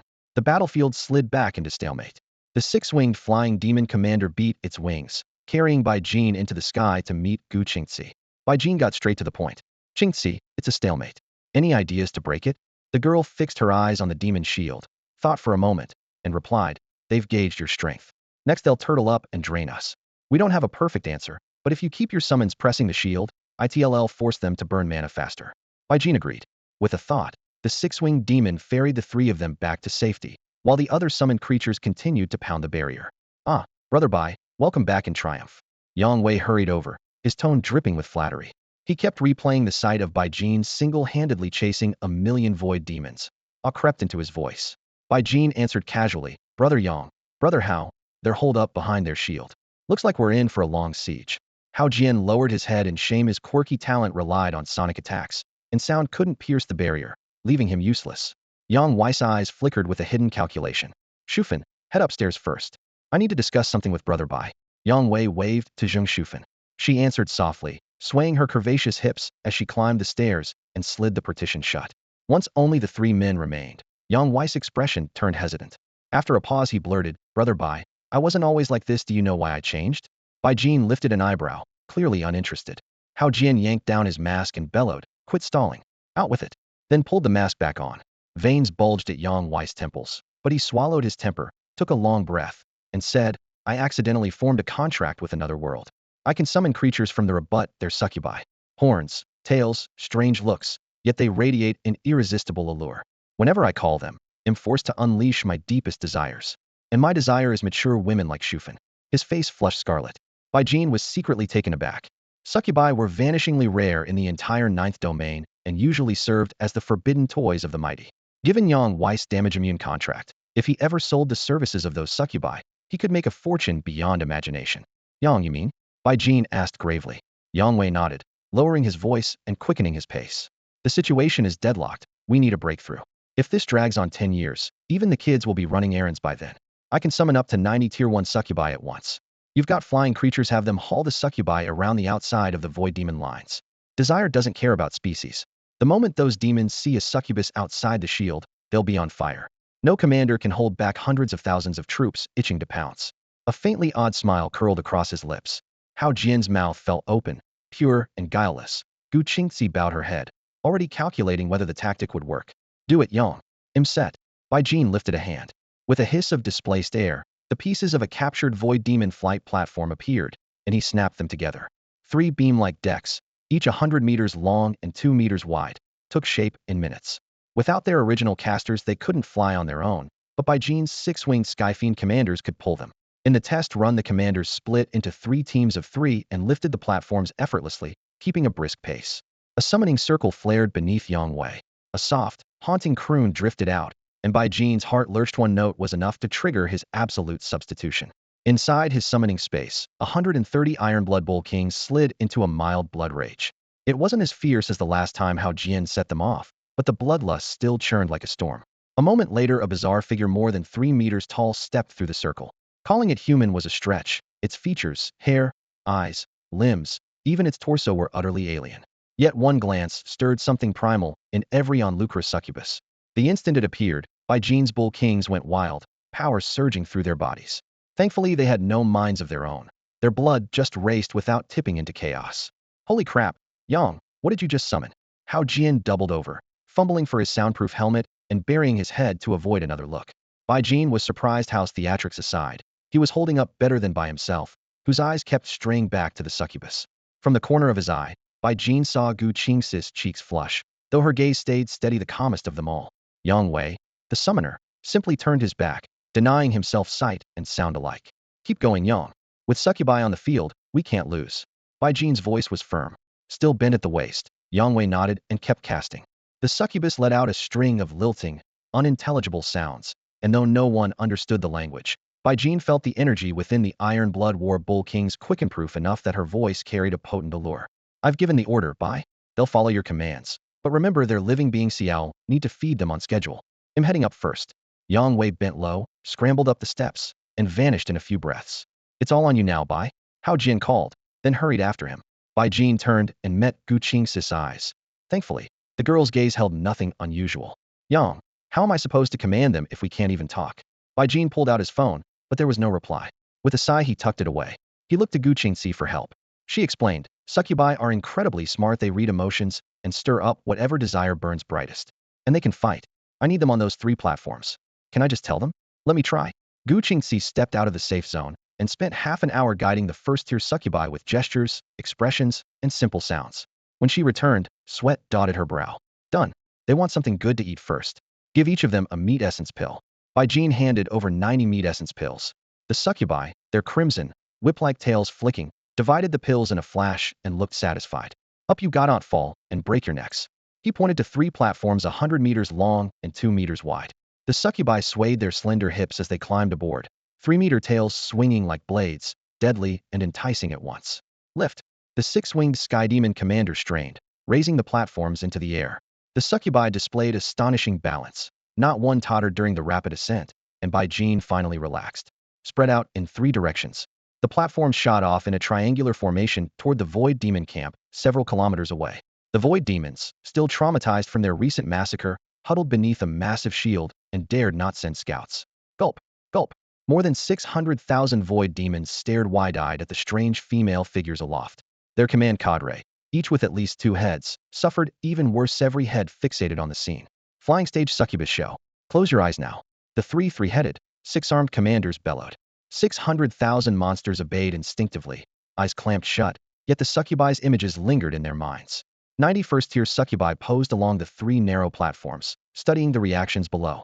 As they observed, their movements and voices shifted to match. magnifying their influence with every passing second. Some of the Void Fiend warriors turned their backs to the command post, eyes gleaming with greed as they fixed on the alluring females drifting overhead. The instant that first group moved, the reaction rippled down the entire line. Waves of Void Fiends spun around, heads tilted back in rapture to watch the succubi dancing across the sky. Gulp, gulp, gulp. 3 loud swallows echoed across the command platform. The 3 six-armed officers traded helpless, frightened looks, then averted their eyes in unspoken despair. They had completely lost control. Bai Jin turned as well, and so did Gu Qingxi beside him. Her gaze stayed clear, yet a deeper blush spread across her pale face. On the far side of the field, the massive arcane shield still hovered, but discipline inside had collapsed. The Void Fiends were hard to sex at a glance, yet a closer look revealed the difference. And now both males and females teetered on the brink of frenzy under the succubi's spell. If anything, the females were worse. The succubi's allure clearly ignored gender. High above, the succubi grew ever more brazen. Every giggle, every seductive sway dropped like a spark into a pool of oil, driving still more Void Fiends into delirium. At last the formation shattered, and the huge shield crashed apart. Kill. Moo. 10 iron-blooded Battle Bull Kings crashed into the enemy ranks from every direction, iron hooves cracking the earth. Each thunderous bellow unleashed a wave of the king's war roar. More than half the Void Fiends, still lost in lust, ignored the onrushing bulls. The rest, eyes bloodshot, bolted toward the far side of the field. Qingxi, stay in the safe zone. I'm heading out. All right. Be careful. Whoosh. Bai Jin vanished, and 2 six-winged sky demon commanders shot after him. The 3 shadows tore across the field, cutting down the Void Fiends who were fleeing in panic. The 3 triple-headed, 6-armed officers had no time to rally their routed troops before Bai Jin streaked in. His shockquake staff, crackling with thunder, punched straight through them, killing the trio on the spot. Across the vast field, the surviving Void Fiends scattered. Unable to chase them all, Bai Jin turned back toward the safe zone. At his order, the succubi withdrew to form a perimeter, while he led 10 six-winged sky demon commanders straight at the Void Fiend's own safe zone. Half of you, spread out and hunt down every Void Fiend you can find. Withdraw the moment your energy runs dry. 5 of the commanders peeled away at once. Bai Jin carried a chair outside the safe zone and sat, waiting like a farmer guarding a tree for rabbits. Any stray Void Fiend that blundered near caught a casual swing of his staff, swift and merciless. No one knew how much time had passed when the sky split with a rush of wind. A flying beast swept in, Yang Wei astride its back. Bye, my brother. The battle map shows a few Void Fiends still hiding. They'll summon some scouting creatures to help you finish the cleanup. All right. Yang Wei pointed into the air, and a summoning circle flared. 5 hound-like beasts landed with feral snarls. Then he called up 5 more 6-winged sky demon commanders and sent the whole pack racing toward the depths of the battlefield. Once everything was set, he brought his mount down beside Bai Jin. Here, keep this. Don't let a Void Fiend jump you. Bai Jin returned the protective array disc Yang Wei had received when he enrolled. Yang Wei chuckled and pocketed the disc. Bai, the battle's won. Have you thought about what you'll do once we get out of here? He asked. Brother Bai, I was wrong to ask for your aunt's contact information earlier. Please accept my apology. Yang Wei bowed a full 90 degrees, his expression solemn. Bai Jin studied him for a few seconds, then reached out to pull him upright. Brother Yang, consider it forgotten. Yang Wei exhaled in relief, his shoulders slackening. After a moment of silence, Bai Jin lowered his voice. Brother Yang, what happened to the succubi you summoned? Oh, those. I sent them back. Yang Wei waved a hand, sounding a little helpless. You know how potent they are, even I can barely handle them. How Jian took advantage of the commotion to yank open the curtain and sneak a peek. I saw that lecherous grin of his from the 3rd floor. Remembering the surge of power Head felt when he triggered Iron Blood Warbull King. Crimson Vitality, Bai Jin decided to press. Is there a way to keep a succubus here permanently? Huh. Yang Wei stared at him as if Head heard something outrageous. Bai, you kept your composure better than anyone when they showed up, even better than your girlfriend. But let me remind you, succubi aren't human. They're a cross-species entity. Don't even think about experimenting. That's just insane. Bai Jin's mouth twitched, but he knew Yang Wei meant well. Actually, my question is this: can you transfer a succubus to someone else? I can. Yang Wei nodded, still looking incredulous. My talent lets me transfer or sell my summons. Once transferred, though, the succubus is completely free unless you bind her again with a slave scroll or something, and those come with plenty of restrictions. He lowered his voice. I rushed over because I was afraid you'd leave right after the fight. Can you keep my ability to summon succubi a secret? Cross-species or not, they're unmatched for, entertainment. If people find out, they'll never know peace. Bai Jin nodded. To be honest, I do need a succubusnet for pleasure. Her charm can amplify my combat strength. Combat strength? Amplify? Yang Wei's face drained of color. Then, as realization dawned, he sucked in a sharp breath and nodded gravely. I see. A succubus allure can boost your power. But shouldn't we consult the Ice Empress first? Bai Jin cursed inwardly. His recent strength owed much to Murong Xiaobing, and that was hard to explain. Just tell me what needs doing. Yang Wei looked at him with newfound respect. Anyone who could hold his own before the Ice Empress was no pushover. After a moment's thought, he gritted his teeth and decided. In a bit, try to pin down a void demon. Don't kill it right away, stall the fight, and buy me some time. Bai Jin arched an eyebrow. Trust me, brother Bai. I won't let you down, Yang Wei said, his expression deadly serious. With a sudden hiss, a summoning circle flared to life. A succubus stepped through with a soft moan, and Yang Wei quickly turned his back. Brother Bai, count the tails for me, he said sideways. Pay attention, succubi come in tiers. 1 tail is the lowest. Since I'm giving her to you, I won't settle for trash. Bai Jin stared at the circle and frowned. 1 tail. Right, they'll keep summoning. Let's move fast. 1 tail. 1. From 2 to 90, Bai Jin reported only 1. Each time Yang Wei heard 1, he instantly canceled the spell.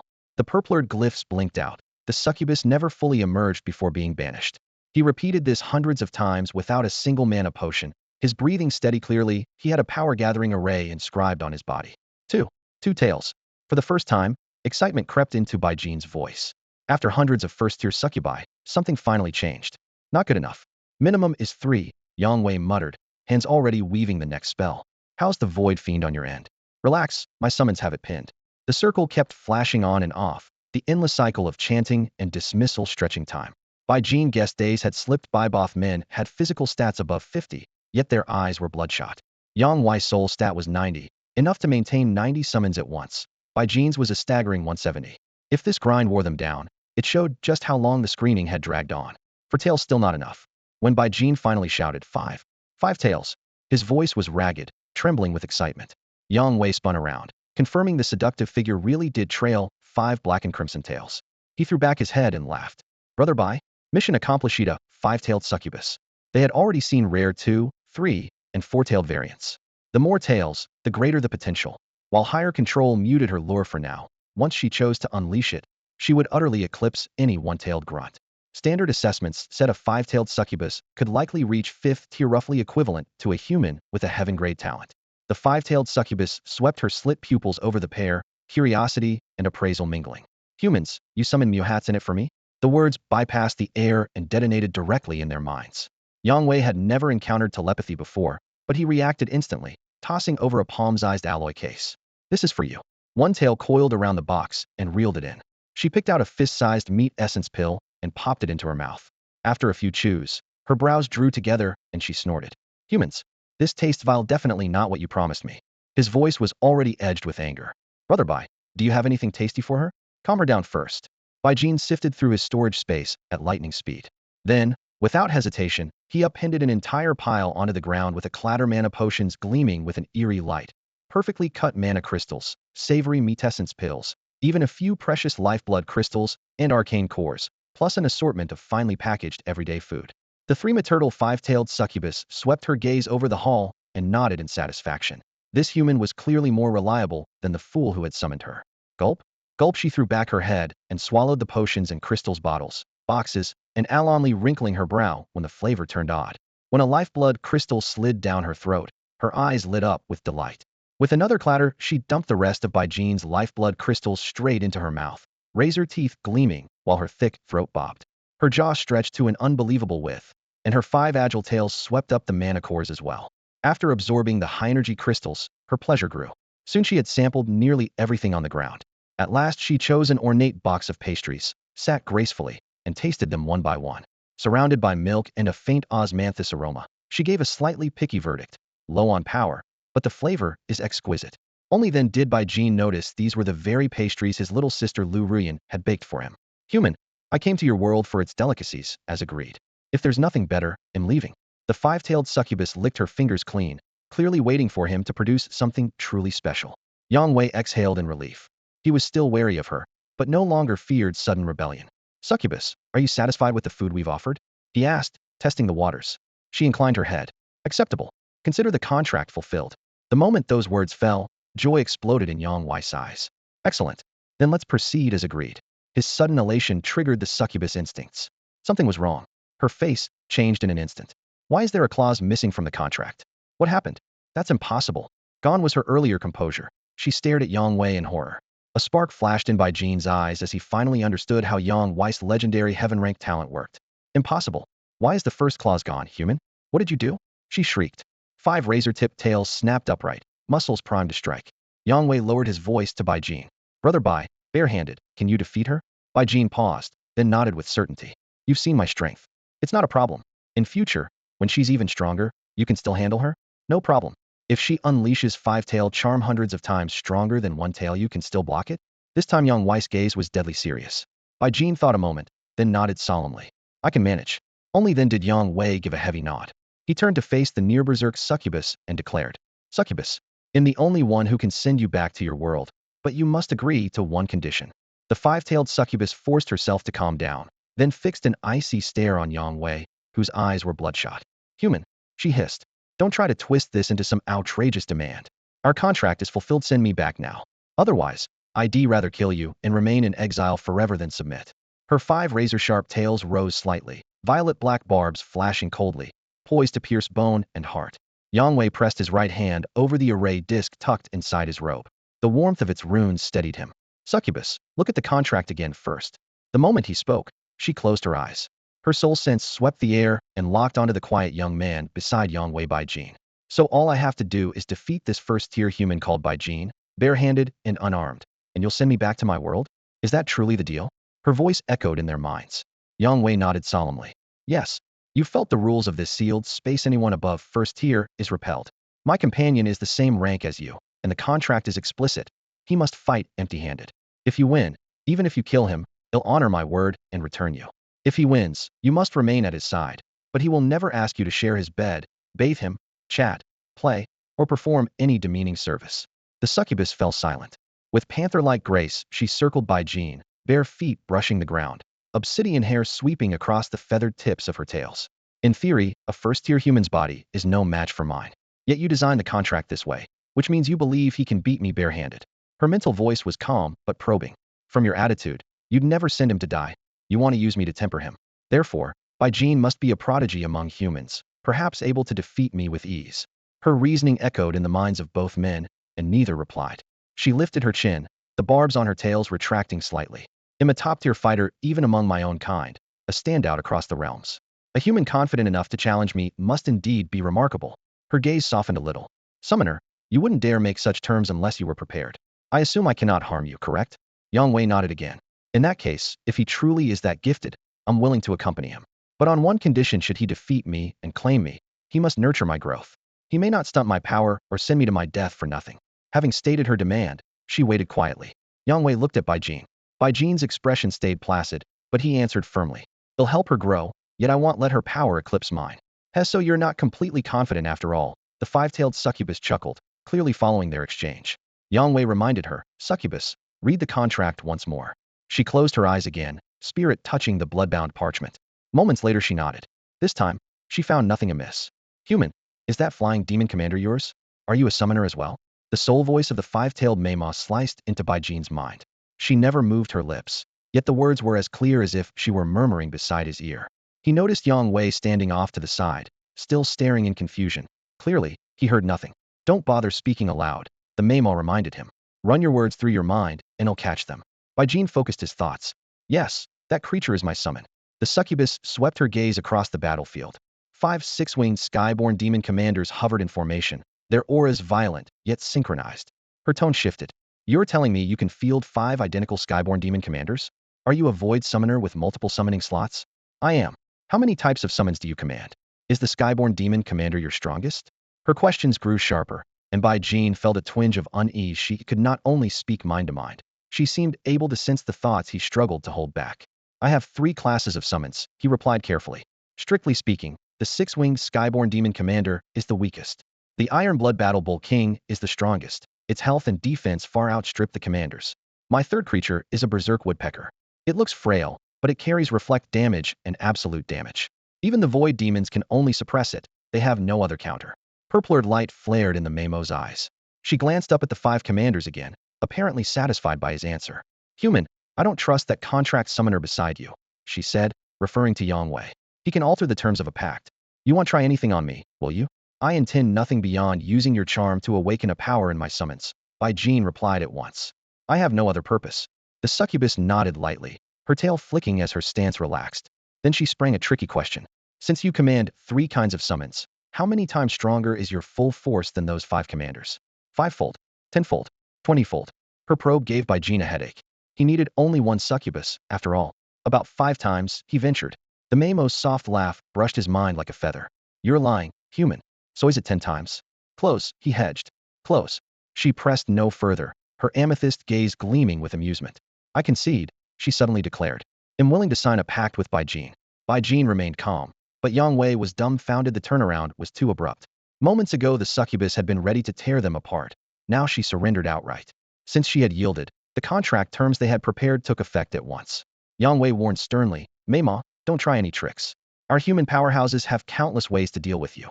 The succubus only smiled and stepped lightly toward Baijin. Standing 3 meters tall, she sank to her knees before him, performing an unmistakable gesture of submission. Yang Wei's jaw dropped. She raised her right hand, a sharp nail tracing a thin line across her brow. A crimson glow blossomed from the wound. Unfledged human warrior, her voice rang crystal clear in Baijin's mind. I, Shuesa Langmei Wu, offer to form a supreme soul pact with you. From this moment, I shall be your companion. Join your soul's essence with mine and seal the contract. Yang Wei snapped out of his shock and shouted, Brother Bai, this is a gift from the heavens. Even I can't reach this level of contracting. Use your soul essence to brand her soul at once. His voice was frantic, as if a moment's delay would squander the chance. Baijin, however, remained unmoved. His handsome face turned frosty. He suspected no hidden scheme from Yang Wei. The problem lay in the succubus' so-called supreme contract, which demanded a fragment of his soul's origin. Unlike ordinary soul power, a person's origin is finite, growing only slowly with strength. Baijin's own talent, supreme summoning, was rooted in that essence. Losing even a sliver would wound his foundation. Worse still, the 5-tailed succubus could sense his emotions and soul fluctuations with uncanny precision. Any hesitation, and she would know. After a brief calculation, Baijin's resolve hardened into lethal intent. The succubus' voice pierced his mind. No, you mustn't. I'm sincere. This is my clan's highest oath, making you my master. If you bind me with your soul origin, I can never harm you, and my gifts become yours. My charm talent is top tier once you wield it. Winning any female will be effortless. Baijin, hurry. The moment the honeyed words faded, his eyes turned glacial. She was already weaving her allure. Within his summoning realm, the energy of 130 Iron-Blood Bull Kings exploded. Their muscles bulged, veins standing out, and their power multiplied several-fold. Yang Wei's eyes went blood-red. He hunched and bolted, leaving only afterimages. The flying creature he had summoned earlier plummeted, wings shattered, wailing, Summoner, don't run. Send me back. The succubus lost her poise, pivoting to pursue Yang Wei. She shrieked, tail feathers trembling as purple-black miasma rolled off her. Snap his limbs, Baijin ordered coldly. The 6-winged fiend commander pinning down a void demon surged forward. Bones cracked as it twisted the demon's 6 arms and both legs. Seize her. With a metallic hiss, 10 6-winged fiend commanders beat their wings and rose together. Brutal by nature and immune to charm, they slashed through the air, claws spread wide like a net. Wait, human, spare me. Kill me, and you gain nothing. I'll sign a servant's pact. Everything I have is yours. The succubus projected the plea directly into his mind, fear lacing every word, yet still trying to entice him. Baijin's gaze remained icy as he signaled the commanders to press on.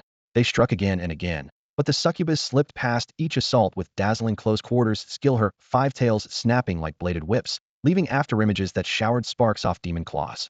Across the field, the void demons lay dead or had fled. The battle was decided. A system prompt sounded. All void demons have been slain or have escaped. Our side is victorious. You may exit this battlefield space at any time. Maximum remaining duration, 12 hours. There are 1,006,151 Tier 1 Void Fiend corpses, 3,960 Tier 2 corpses, and 1,040 incomplete Tier 3 corpses. Shall we gather them for collection? What? Baijin whipped around. The Void Fiend, whose 6 arms and 2 legs he had just torn off, had vanished, leaving only a winding trail of blood that led into the safe zone. In mere seconds, that mangled body had sprinted more than 100 meters, an astonishing feat. He crouched to inspect the ground, which was pocked with fist-sized craters. In an instant he understood. The creature had escaped by stamping those pits at high speed. The allure of the 5-tailed succubus was terrifying, yet the Void Fiend had still suppressed its desire and fled, no small accomplishment. One had already escaped. Baijin had no interest in a chase. He ordered the corpses gathered. With a crash, countless chunks of Void Fiend flesh materialized in a heap. Most were severed limbs. Only the bodies pierced by the six-winged aerial demon commander's energy javelins remained relatively whole. The best preserved were the remains of King Diamond and the three triple-headed, six-armed elites, each skewered by the shockwave golden hoop rod, but otherwise intact. Even so, the battlefield still labeled King Diamond's body an incomplete power Tier 3 corpse. Collect. With a thought, Bai Jin swept every corpse into his storage bracelet, where they rose into a mountain of blood and flesh. Thud. The nine-headed, six-winged aerial demon commander drove its claws down, pinning the five-tailed succubus limbs and tails into the mud before Bai Jin. Master Bai Jin, take me as your slave. I can give you pleasures beyond imagination, she purred, her lingering note hooking straight into the soul. Bai Jin's eyes grew even colder. Inside the iron-blooded Warbull King, energy was already surging to its limit, proof of how deeply the temptation was affecting him. "I'm of royal succubus blood," she pleaded. "Once a male claims our bodies, we become loyal companions for life. You can never betray. Take me, Bai Jin, and I'll give you everything. Please, don't kill me." Her voice was soft, her expression pitiful, yet to Bai Jin she remained a monster cloaked in desire. Razor claws on hands and feet, five tails coiled like venomous snakes. To yield would be madness. The Warbull King's energy flow was on the verge of collapse.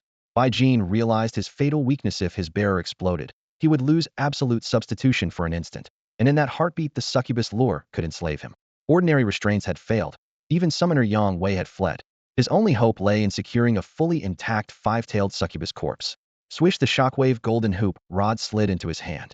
Fear flickered in the succubus eyes, but she forced a smile. "Master Bai Jin, whip me as you wish. All of me is yours."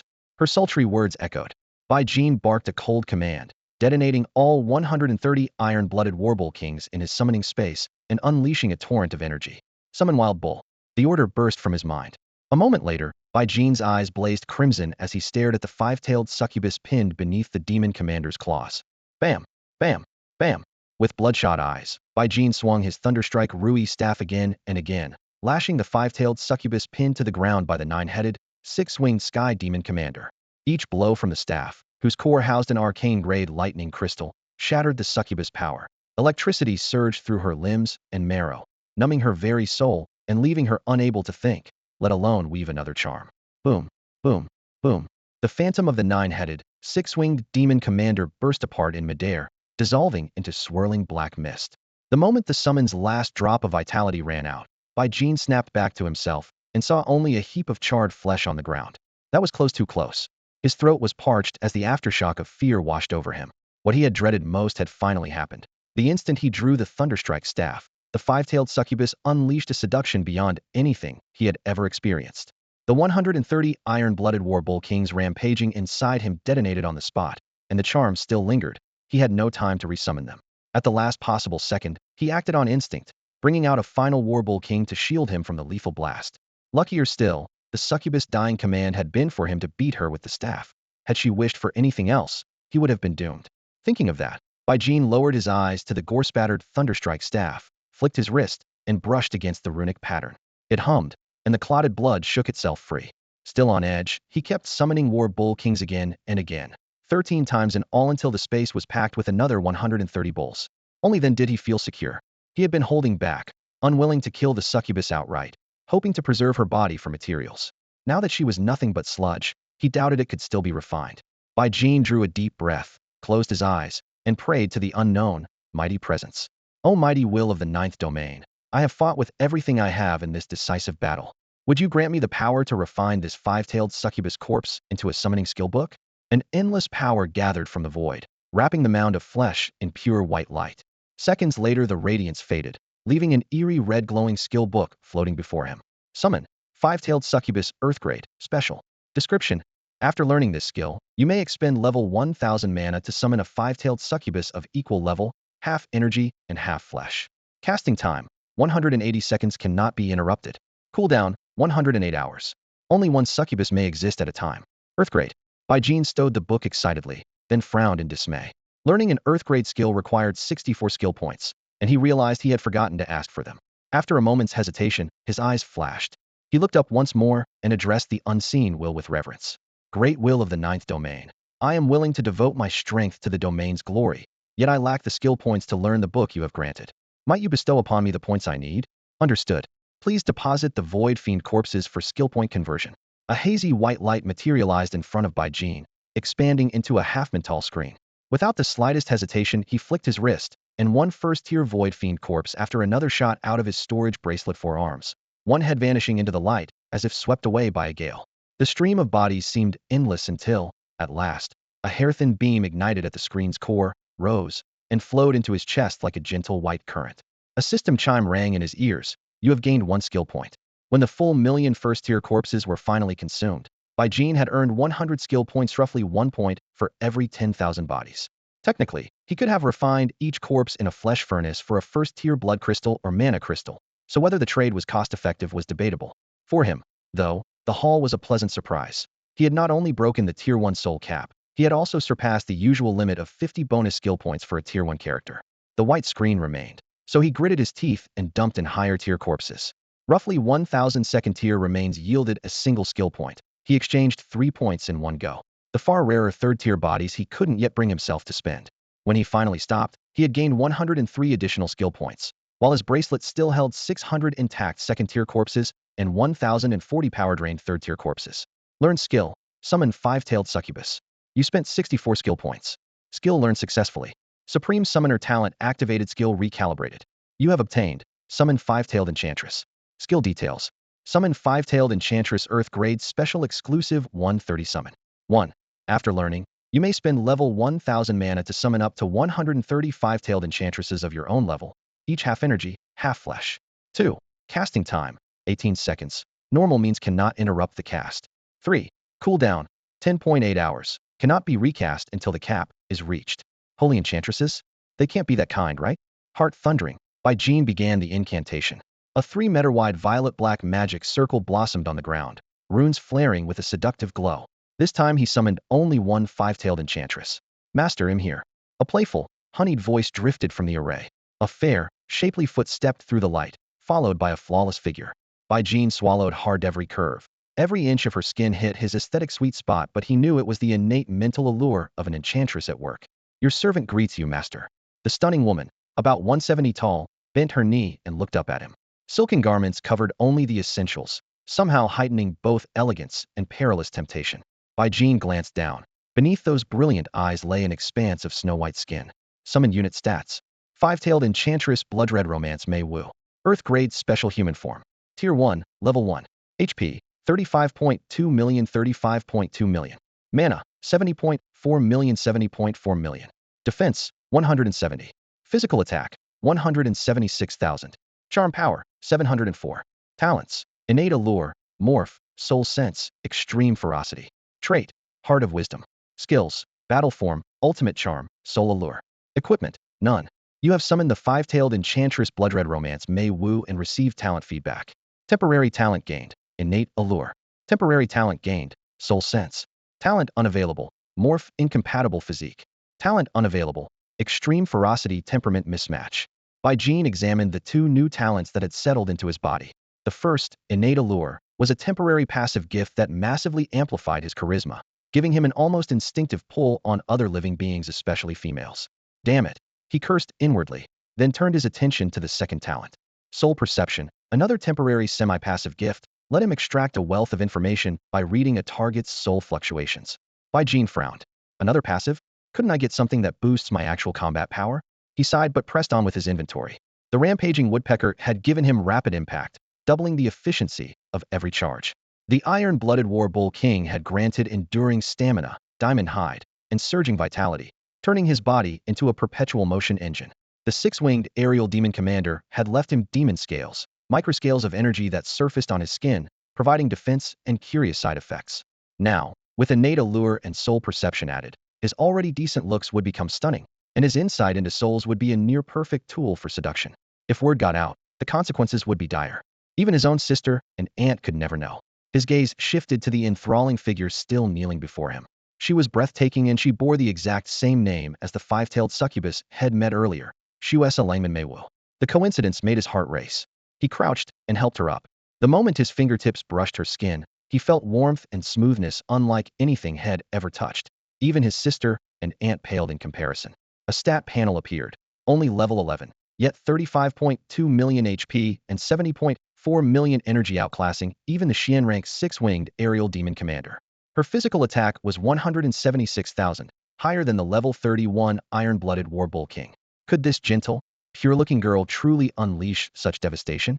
Bai Jin studied her again, but not a hint of ferocity showed. One line read special charm intensity, though it gave no details. He shelved the question for now. Then a new detail flashed before his eyes. Heart of Wisdom trait. A core of primal wisdom exists in the summoning space, allowing Meiwu full sentience. Even if she dies, a new summon retains all her memories and intellect. His awareness plunged into the summoning space, where he saw a cluster of seven-colored light linked to Meiwu by a faint mental tether.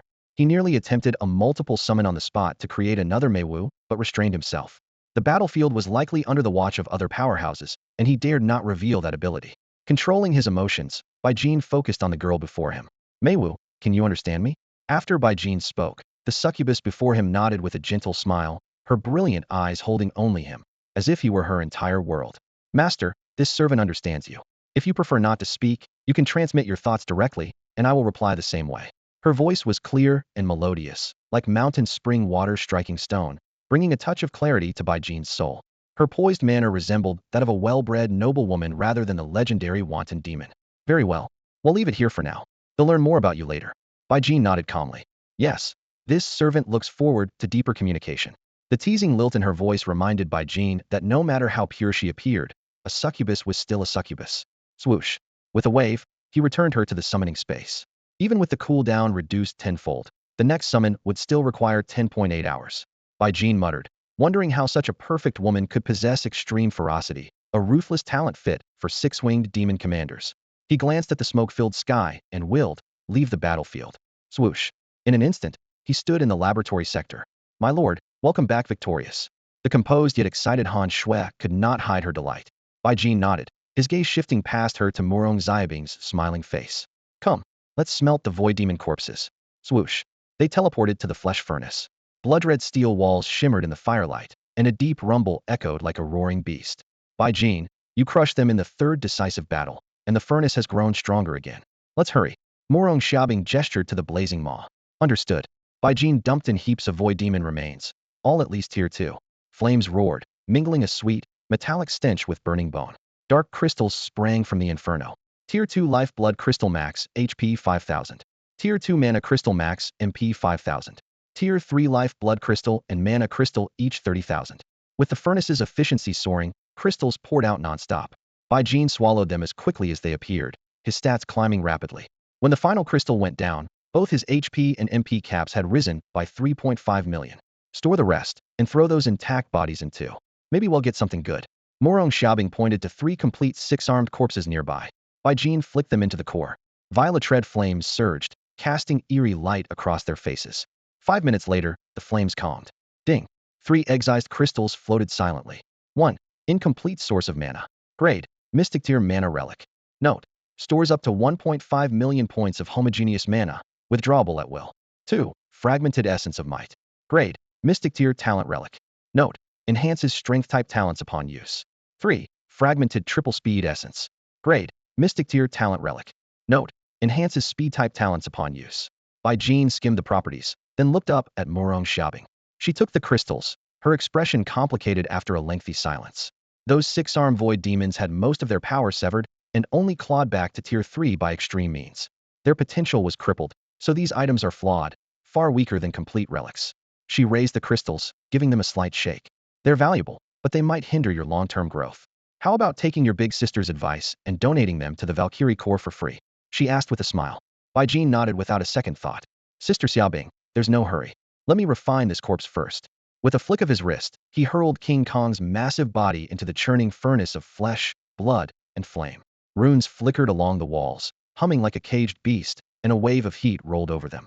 This time the smelting lasted a full 10 minutes, filling the air with the sickly sweetness of iron and charred meat. At last the furnace spat out a blood-red crystal the size of a fist. Bai Jin caught it. The shard was warm and heavy, scorching his fingertips. He checked the appraisal.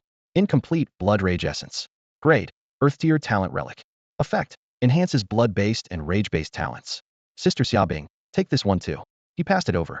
Murong Xiaobing accepted it with a light smile, a film of frost forming on her fingertips to smother the heat. Not bad. Since you're willing to share, it'll give you something huge in return. Before her voice faded, the space around them warped. In the blink of an eye, they stood in a solemn hall. The vaulted ceiling soared overhead, cracked stone pillars lined the aisles, and cold light poured through the fissures, as if freezing time itself. The Valkyrie by Jean had met before stood with her back to them, studying an enormous tome that radiated a milky glow. My lord, by Jean has arrived, Morong Shabing reported. Good. The Valkyrie turned. A pale golden mask hid her face, revealing eyes as calm as distant stars. Her voice echoed through the empty chamber. By Jean, you have won 2 decisive battles for the 9th domain. Your service merits a reward. Because the reward is exceptional, I must first ask you a question before this book of rules. By Jean straightened. Please ask, my lady. She nodded, and the tome blazed, flooding the hall with pearly light. By Jean felt the same shock had known at his awakening as if his soul were flayed open and reforged. By Jean, whatever the future holds, can you 1. Refrain from harming ordinary humans of the 9th domain without cause? 2. Never betray the humans of the 9th domain? 3. Fight for the humans of the 9th domain. The clauses merged into a single vow, every word weighing on his heart. By Jean paused, then answered with steady resolve. I can promise not to harm ordinary citizens of the 9th domain unless they strike first. If attacked, they'll fight back, not endure. As long as the humans of the 9th domain don't betray me, I won't betray them. And I will, within my ability, and without courting pointless death, slay any alien race that threatens them. The light vanished, and silence returned. Morong Xiaobing's tense expression eased, and she exhaled in relief. The Valkyrie spoke, her voice soft yet approving. You've spoken your true mind. It may not sound lofty, but it is honest. By Jean, may you someday have the strength to protect all you hold dear. Swoosh. A radiant skill book drifted down from above. By Jean raised a hand and caught it. Golden light rippled across the cover, and 2 flaming characters burned. 100-fold summoning. Special. After learning, you may designate 1 summoning skill to merge with this book, granting it a 100-fold increase in summons. Limitations. The choice can be made only once and cannot be altered. If the chosen skill is destroyed, the 100-fold effect vanishes with it. Holy 100-fold summoning. By Jean's pupils contracted. Summoning arts were one of his strongest trump cards, and had never imagined a book like this would fall into his hands.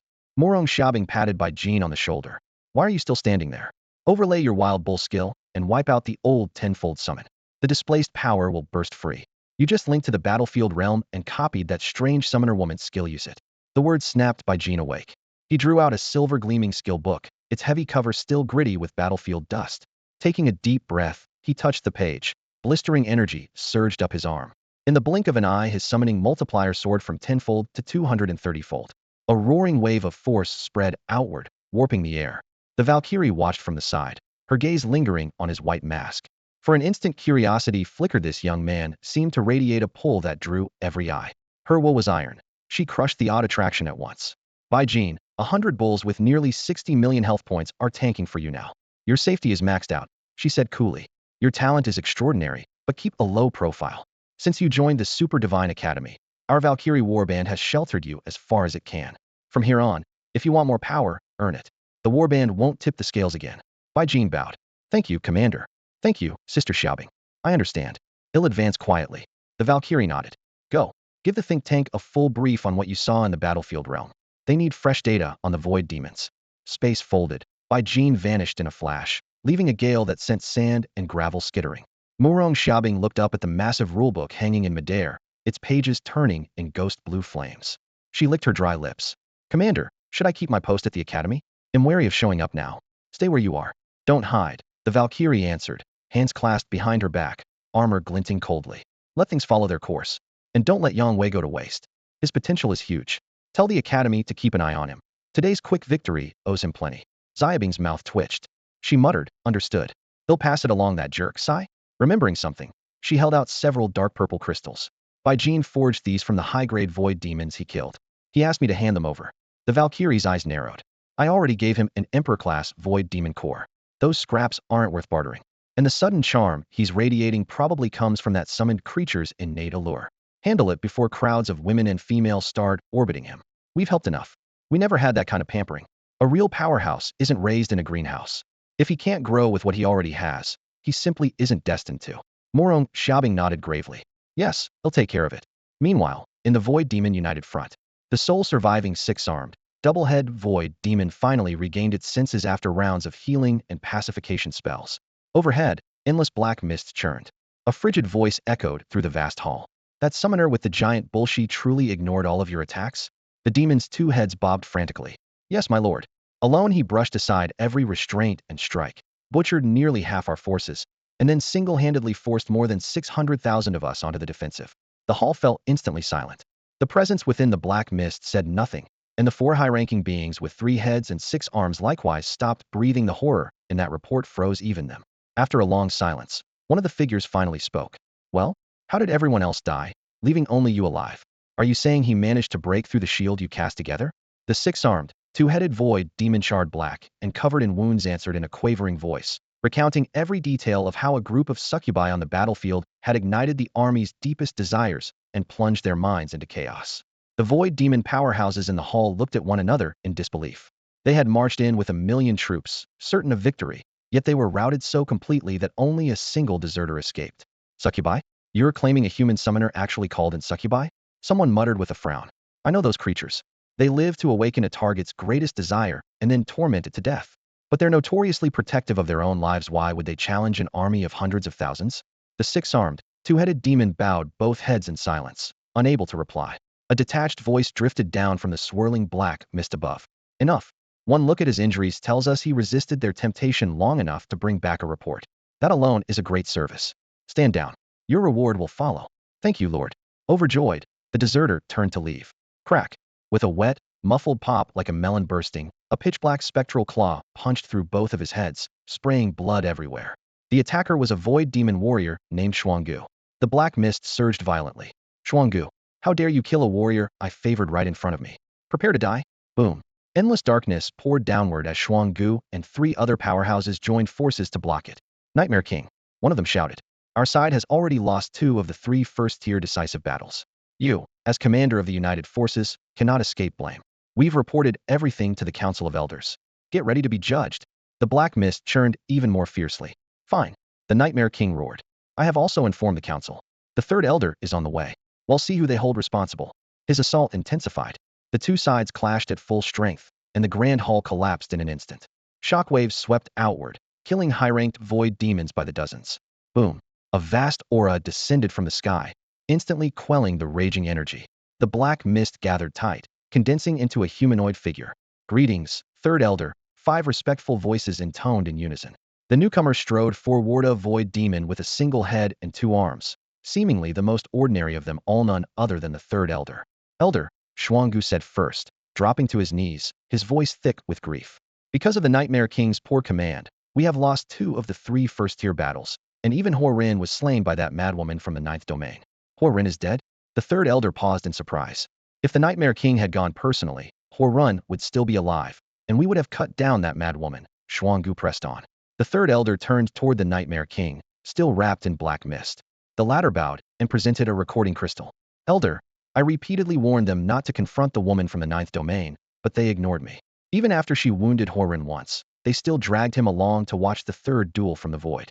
After Horin was slain, Xuangu and the others quickly divided his lands and claimed his wives, concubines, and daughters. I have every reason to believe they orchestrated Hurin's murder, the Nightmare King said calmly, lifting a hand. At his signal, the 3rd Elder raised a crystal sphere, and translucent images flickered to life, showing the Nightmare King and 5 other counselors in private discussion. Minion, you're spitting lies. Xuangu shouted. Horin was my closest friend. I took in his women only to protect them while he was gone. Exactly, another figure echoed. We're merely holding his territory in trust. When his heirs come of age, we'll give it all back. Without our care, Hurin's power would have collapsed. The 4 insisted in unison. The Nightmare King sneered. All for Hurin's sake? My spies report that, apart from his wives and daughters, you wiped out every last descendant who shared his blood. Horin had 2 5th-tier wives. No one would have dared touch them if you'd stayed out of this. Your so-called protection is nothing but the enslavement of his women and the slaughter of his children. The hall fell silent. The 4 figures said nothing, waiting for the 3rd Elder's judgment. Hurin's death was the result of his own arrogance, the 3rd Elder said quietly. Xuangu and the others relaxed. Perhaps the matter would end there. After a pause, the 3rd Elder's expression darkened. Our loss in the first engagement is tolerable, and victory in the 9th domain is welcome. But why did we collapse in the 3rd battle? Elder, Xuangu stepped forward. Mingyan was commander of the Unification Corps. The defeat lies squarely on him. He must be punished. We threw everything we had into that fight, the others added. Even 5th-tier warriors crippled their cultivation to join the fray. Mingyan's failed intelligence work caused this disaster. The Nightmare King presented several more recording crystals. The 3rd Elder watched them, his face growing darker with each one. Outrageous. In the first battle, why did that field commander babble on, revealing every tactic humans might use against our summoners? If not for that, we could have surrounded their safe zone in the third engagement and broken them with endless taunts. A sure victory turned into crushing defeat. Mingyan, explain yourself. The Nightmare King inhaled and stepped forward. Elder, I may hold the title of commander, but every soldier came from their 5 realms. I had no control over battlefield command or troop deployment. They directed the second and third engagements from start to finish. If I led, I would have advanced cautiously. Those 3 decisive battles wouldn't have happened at all. The ninth domain was doomed from the start. They accepted the humans' 3-battle pact, and that's why we're in this situation. His hoarse defense echoed through the hall. The 4 remained silent, and the third elder fell silent with them. The third elder fell silent for a moment before speaking. The 3 duels were settled by the council's collective divination. There will be no further debate, he said, his voice steady, yet brooking no dissent. We lost the 3rd match because another human summoner brought forth a succubus? The Nightmare King nodded. Yes, elder. One of our warriors withstood the allure of a 5-tailed succubus, fought his way out despite grievous wounds, and returned with the report. I meant to reward him, but Xuangu executed him on the spot. Furious at such waste, I struck back. The third elder's expression turned grim. A 5-tailed succubus? That warrior resisted her charms and made it back lucid? The Nightmare King recounted, detail for detail, how the warrior dragged his shattered body from the field and traced a battle map on the ground with his own blood. When he finished, the anger in the third elder's eyes was almost tangible. Sensing it, Xuangu stiffened but forced himself to protest. Elder, on the field only the brave die. Cowards who flee deserve death. A man who clings to life must be cut down. Smack. The crack of a slap echoed through the hall, and every demon flinched. Xuangu touched his burning cheek in disbelief. Fool, the third elder spat, jabbing a trembling finger at him. A warrior who could resist a 5-tailed succubus and bring back vital intelligence, and you slew him? Smack. A second blow landed, painting a matching welt on the other cheek. You bastard, I should skin you and feed you to the dogs, the third elder roared. Xuangu glanced at the bone spikes covering his hide, hardly dog food, but dared not speak, bowing lower instead. Our defeat was ruinous. Of the 108 cities we tainted in the 9th Dominion, 72 have been reclaimed. None of you escapes blame, the third elder said, pacing while every demon bent even deeper. Shame and pain seethed in Xuangu's chest. An emperor-class warlord accustomed to life and death authority, he now stood humiliated in front of all. Yet the hand that struck him belonged to the third elder far above his station, so even hatred had no place. Swallowing his fury, Xuangu raised his head.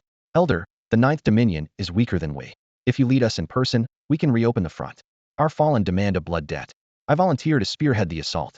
Smack, smack, smack, smack. Slaps rained down like drumbeats, hurling the massive demons spinning through the air. Imbecile, the third elder roared, each strike punctuating his words. Years ago, all 7 elders fought there and were met by the Dominion Lord alone. 1 against 7 killed the first elder outright and crippled the second, whose wounds still fester. I myself barely survived and only now have recovered. And you urge me to invade again? Xuangu tumbled and crashed hard onto the floor. Xuangu, you treacherous cur, what game are you playing? The hall rang with curses and the smack of fresh blows while the Nightmare King and the others lowered their heads even further. After a long while, the third elder finally lowered his hand. Beating Frostbone for so long had helped him vent his anger. The shattered stones and dark red blood on the floor were evidence of his earlier rage.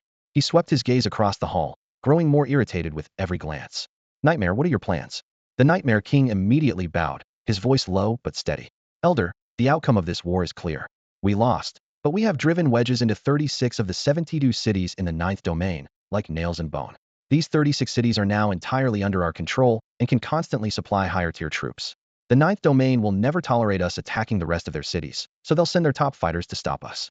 Whether they win or lose, they'll keep dying and their corpses are exactly what we need. I intend to use these 36 cities as the core of the battlefield and keep the war going. Our numbers are limitless, casualties don't matter. As long as we keep harvesting corpses from the 9th domain, the battlefield will become a mill of flesh and blood. Time is on our side. Once the 9th domain is drained dry, the Void Demon Realm will devour it. The third elder nodded in approval. Good. The United War Department stays intact, and you remain the sole commander. Nightmare, hear my order. Here. Frostbone, Fireblade, Ironclaw, Chien, and Wolf Spirit interfered with the War Department, competing for credit and causing this defeat. On behalf of the Council of Elders, I stripped them of their realms. Frostbone and the others looked up in disbelief. Seeing the third elder's icy face and Frostbone's swollen, unrecognizable features, they finally bowed their heads in silent acceptance. Nightmare, the realms of Frostbone, Fireblade, Ironclaw, Chien, and Wolf Spirit are now under your unified command. You may deploy all their forces as you see fit. If anyone resists, you may decide life and death on the spot. Understood. With the matter settled, the third elder's expression softened slightly. Nightmare. The lower ranks of the ninth domain are weak and easy to kill, but their top experts are troublesome. Even we elders dare not move lightly last time. We only managed to wound their domain lord. Be cautious and avoid entering the fray yourself. I will keep that in mind. Thank you, elder. Furthermore, though this battle was disappointing, you were right. Those 36 cities buried in the ninth domain make an attrition war effortless. Frostbone, Ironclaw, Chien, Wolf Spirit, come with me to the council. The Magma Demon realm is invading the Void Demon realm on a large scale, and we need powerful forces to deter them. Earn merit to atone for your failures, and you'll be given realms again. Yes, elder, the 4 emperors replied in unison. Frostbone circulated his inner demon flame, finally reducing the swelling on one of his heads. Gritting his teeth, he spoke. Elder, may I return to my realm just once? I have 376,588 wives and concubines. I wish to bring them to the front lines. The third elder spun around, his icy gaze locked on Frostbone for a long moment before he sighed. Frostbone, you're an emperor-level warrior. You should see through worldly desires. The more women you have, the more scattered your will becomes. Is lust really sweeter than power? Frostbone stayed silent, but his expression said everything. The third elder twitched. Fine. They'll have someone escort your wives to the battlefield, but only some of them. Over 376,000 women. It's a battlefield, not a harem. Thank you, elder. My true favorites number only a little over 8,000.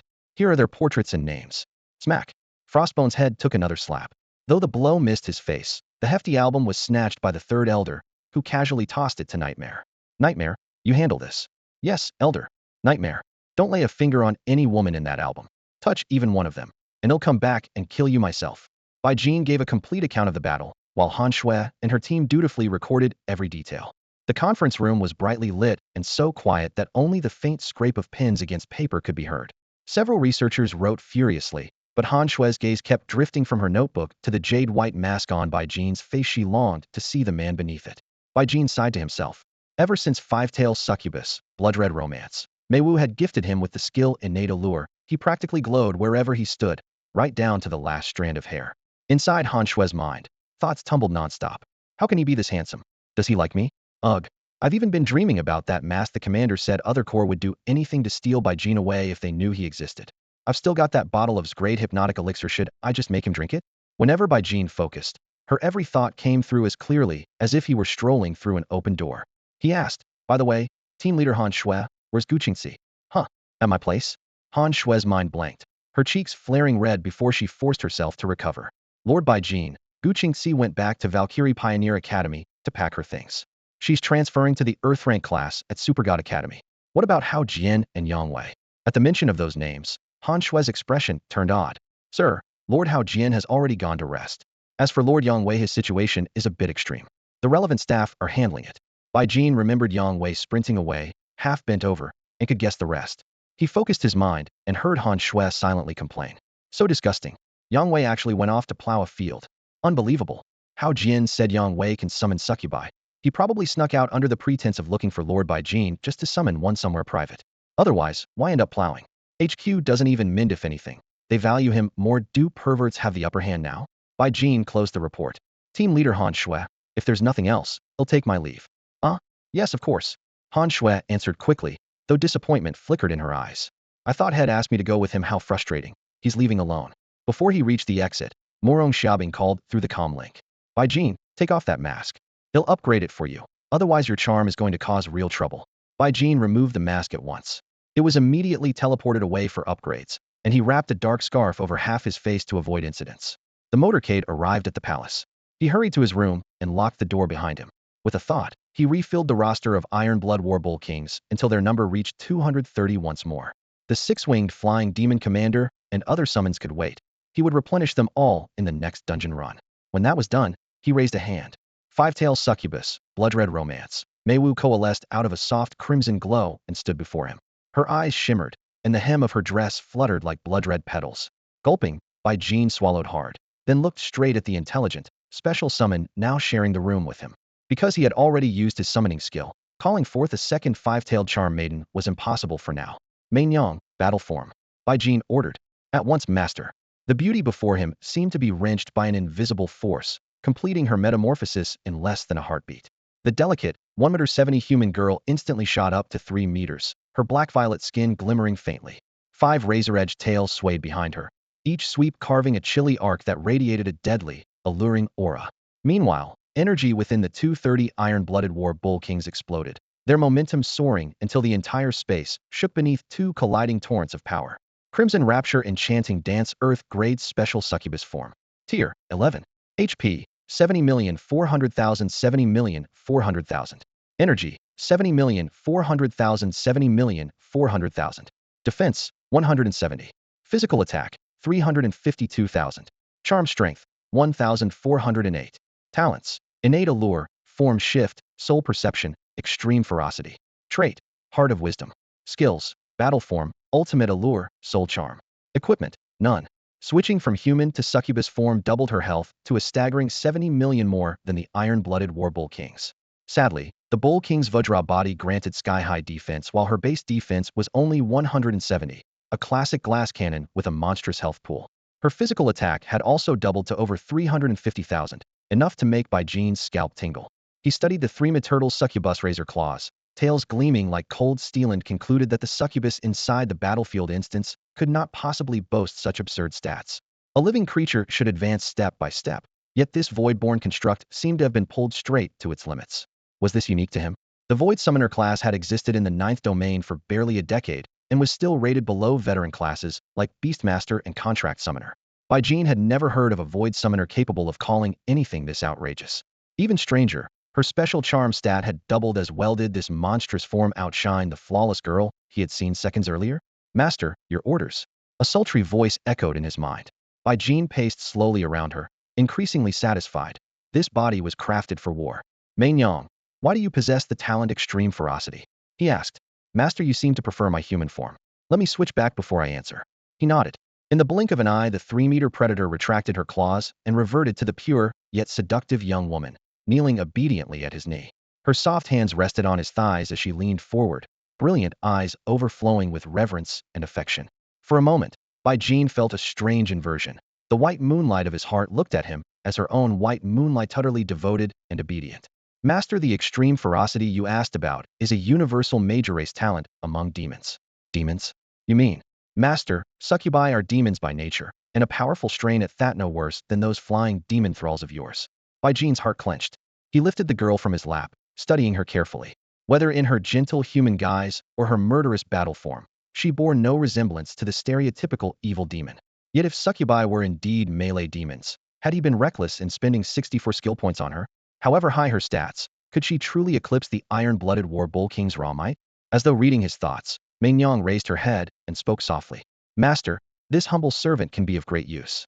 When you're tired, I can help you rest, and when you fight, I can shift into combat form and protect you. Mei Nyang lowered her head before Bai Jin, her voice as soft as silk. Master, you are a summoner, so your safety matters most. If you wish, I can even command your creatures for you. Just stay somewhere secure. Bai Jin gave a slight nod. Very well. They'll judge you by your performance later. Yes, master. You will not be disappointed. She chuckled softly, then asked, would you like me to help you rest now? Bai Jin raised a hand to stop her. Wait, isn't that outfit part of you? How can you? Master, no one else may touch it, but you can do whatever you wish. Her drawn-out reply carried a playful lilt. Footsteps echoed at the palace entrance. Lu Rian came in, supporting Yang Lin, whose face was as dark as soot. Linjia, your brother Sai, it's really not your fault, so don't beat yourself up. It's all Hao Jian's fault, can't keep his mouth shut. Lu Rian complained. Look at my brother. He clearly knows everything, but he hasn't sent me a single message. She pushed Yang Lin onto the sofa. Yang Lin clenched her teeth, livid. That scumbag. I could tolerate him dating a teacher older than Mom, but what he did on the final battlefield, I swear, I wanted to slap him dead. Lu Rian hugged her. Linjia, why don't you stay here for a while? I'm afraid you'll really hurt him. The Super God Academy values your brother more than ever. There must be a reason. Just think of him as a runaway, okay? Yang Lin fell silent for a long moment, then nodded, still fuming. Rian, you don't know how awful it was. That old woman actually called me her sister-in-law. Can you believe it? She really thinks she's Yang Wei's wife. It makes me sick. How can anyone be so shameless? Lu Rian sighed helplessly. Linjia, life rarely goes the way we want. Look at my brother's good-looking, yet he still lives off women. Mom and I can't help him, and we probably won't be able to drag him out of that mess later. An angry roar came from upstairs. Lu Rian, get up here. Bai Jin had only planned to call his sister, But after overhearing the conversation, his face grew frighteningly dark. Lu Ruyan looked up awkwardly. Brother, weren't you at Sister Xiaobing's place? When did you get back? Did she give you time off so you wouldn't wear yourself out? With his soul sense, Bai Jin had heard every word. He snorted coldly. Feeling guilty, Lu Ruyan hurried upstairs, cracked the door, and whispered an apology. Brother, I'm sorry. They'll never badmouth you again, just making sure you're in there, so you won't be embarrassed. Even while she was still outside, Bai Jin caught every trace of her inner voice. He seized her arm and hauled her into the room. Ow! Brother, be gentle. Oh no, my brother's really mad. Should I let him land a couple of punches so he can cool off? Lu Ruyan pushed the door open, ready to butter him up, but froze the instant she met those dark, bottomless eyes that could swallow a person whole. Bro, what did you do? Same face, but you're suddenly ridiculously handsome. She blinked, almost mesmerized by Bai Jin. I'm your sister, and even I can't stop staring. What's Yang Lin going to do? Bai Jin tapped her forehead. Quit talking and eat. With a clatter, second and third tier blood mana crystals poured onto the plate, piling up like a small mountain. Rian's eyes went wide. Where did he get these? Did he really win Xiaobing over? Know how Jian looked practically worshipful when he mentioned my brother the other day, definitely battlefield loot. A void summoner with a wild bull and a safe Zanino wonder he's ruthless. She silently vowed to find him even better skills one day. The thought barely passed before she grabbed the crystals and began crunching away. Moments later, every second and third tier piece was gone. Her stats, soaring HP and mana, both breached 3.6 million. Bai Jin ran the numbers. Only Super God Academy students could hit those specs. Bro, Yang Lin's moving in downstairs first floor, right under your room, Rian said after swallowing the last shard. I mentioned it once and she agreed. You're this attractive, no, if she pounces, you won't stop her. Bai Jin shrugged. Romance clearly didn't interest him. He forced his focus off his sister, and her inner monologue fell silent. Kiddo, once you're done, I'm heading back to the capital. Aunt just texted. If you're free, come with me. He waved his phone. Rian's smile collapsed. I don't have clearance. Super God Academy isn't on break. We drill combat skills every day. I'm jealous you've got Xiaobing's nod, so you can come and go as you like. Pop. Bai Jin flicked her forehead. Stop griping. HP and mana are only part of your power. Don't let talent make you reckless. He'll let Aunt test these crystals and see what happens. Rian rubbed her forehead and nodded. Got it. We've already shattered the first tier cap of 100 points, and we're still climbing. I want to see how high it goes. Bai Jin nodded, had long since broken the first tier soul cap and the 50-point skill bonus limit. Keep pushing. With that, he nudged the still staring Rian out the door. Go for it, little sis. The door shut, and Bai Jin locked it behind her. Murong Xiaobing had taken the Xiangrade Jade Veil concealment gear for a makeover. Once the upgrade was finished, it should finally muffle that damned allure of his. The night was uneventful. At dawn, the first sliver of sunlight cut through the lattice window and landed on Bai Jin's lashes. He eased his eyes open and instinctively lifted a hand, stopping the five-tailed enchantress bloody romance Maiwa from her light finger press massage. The reason was obvious. Murong Xiaobing was already standing by the bed. The cold laws of space flickered around her. She studied Meiwu as if examining a curious specimen. After a beat, she scoffed. So you're not immune to women after all, just possessive enough to treat a servant like a toy. Her gaze shifted to Bai Jin and her tone leveled out. The item's yours. No more special treatment. From here on, you're on your own. Keep your head clear, don't drown in desire. At least wait until you're truly strong before wasting energy on this sort of thing. Before the last word faded, a transparent sphere arced toward him. Bai Jin caught it on reflex, but a morning reaction kept him under the covers, so he curled up and thanked her repeatedly. Whoosh, the air rippled, and Murong Xiaobing vanished. A space sovereign came and went without a trace. Master, she's terrifying, but she bears you no ill will, Meiwu whispered, her voice trembling. A spark lit Bai Jin's eyes. He gripped the enchantress' shoulders. Meiwu, you can sense others' desires, right? She nodded, tail swaying. Yes, master. You want to know if that powerful woman feels any desire for you? He nodded hard. Meiwu frowned in thought, then shook her head. She has no lust for you, nothing I can detect. What I do feel is expectation. She wants to see you become a top-tier powerhouse. The motive is there, but it isn't harmful. Good. That's all I needed. Bai Jin released her, eyes resolute. Getting stronger is my goal anyway. His expression darkened. Without my permission, you are not to charm anyone. Especially when those two are around. If you so much as stir their desire, they'll skin you alive. He pulled a group photo from under the pillow. Himself, his younger sister Lu Ruyan, and his aunt Tang Yun. Meiwu bobbed her head so fast her tails nearly tied themselves. Understood, master. It will never happen. I can feel your mood. I wouldn't dare cross you. Only then did Bai Jin relax. Unlike any summon head had, this enchantress felt truly alive, with her own emotions and intellect. He lifted the clear sphere. Light passed through it, rippling like water and tightening his pupils. Jade Veil concealment, Earth grade. Xiangrade air filtration and underwater respiration. Earth grade anti-detection shielding. Xian grade sound suppression and adaptive mimicry. Earth grade, aura dampening. Status, bound. The gear has jumped from Xian to Earth grade, a qualitative leap. Bai Jin drew a deep breath and pressed the mercury-like liquid to his chin. It spread in one silky wave, fusing seamlessly with his face. In an instant, Bai Jin grasped the mask's third attribute. Once it covered his face, his presence was drastically muted, causing people to overlook him almost by instinct. An Earth-grade item was already top tier. He raised a pocket mirror and couldn't help smiling. Unlike the former Jade mask, this upgraded version was completely transparent, fitting his skin like it didn't exist. No more curious stares, just for wearing a mask. After confirming the effect, he stored Mei Nyang in his summoning space and hurried toward the teleportation array. Instructor Lei Hong had posted the new Earth-grade class schedule in the Super God Academy chat, but attendance wasn't mandatory. He chose to head home first and let his aunt try the lifeblood crystal and mana crystal, hoping they would ease the burden of her weak soul, strong body condition. Han Shui still hadn't reclaimed the jade token Shed lent him, so the ride to the main city was free. Auntie, he'll be home soon. The message drew no reply. She was probably asleep again. Her third-tier body and fragile soul made even the smallest exertion painful. He swung the car onto the main city streets. With 170 soul points and 60 body points boosting him, his reflexes and control were far beyond normal. Accelerator floored, he slipped through traffic like a thread through silk, pulling off near misses in a single graceful dive.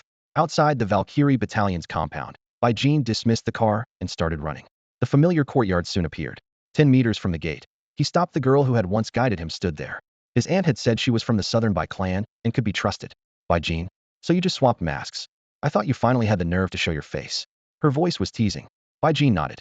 He'll leave you to your business. I'm here to see my aunt. She paused, then laughed. Go ahead. He strode into the compound. The outer gate stood open. Latch unhooked. Security here was tight enough that his aunt ignored such details. Watching him disappear, the girl shook her head and murmured, seriously? Tang Yin never told you who I am. That's the second time you've called me miss. The Valkyrie's evaluation still rang in her ears. His talent is beyond heaven grade. He earned major merit on the first-tier battlefield against the Void Demon Realm. If he were average, he could live comfortably, but with such talent he's bound for constant off-world deployments. Safety is his biggest issue. With absolute substitution and hundredfold summoning source, his defense and damage mitigation are covered.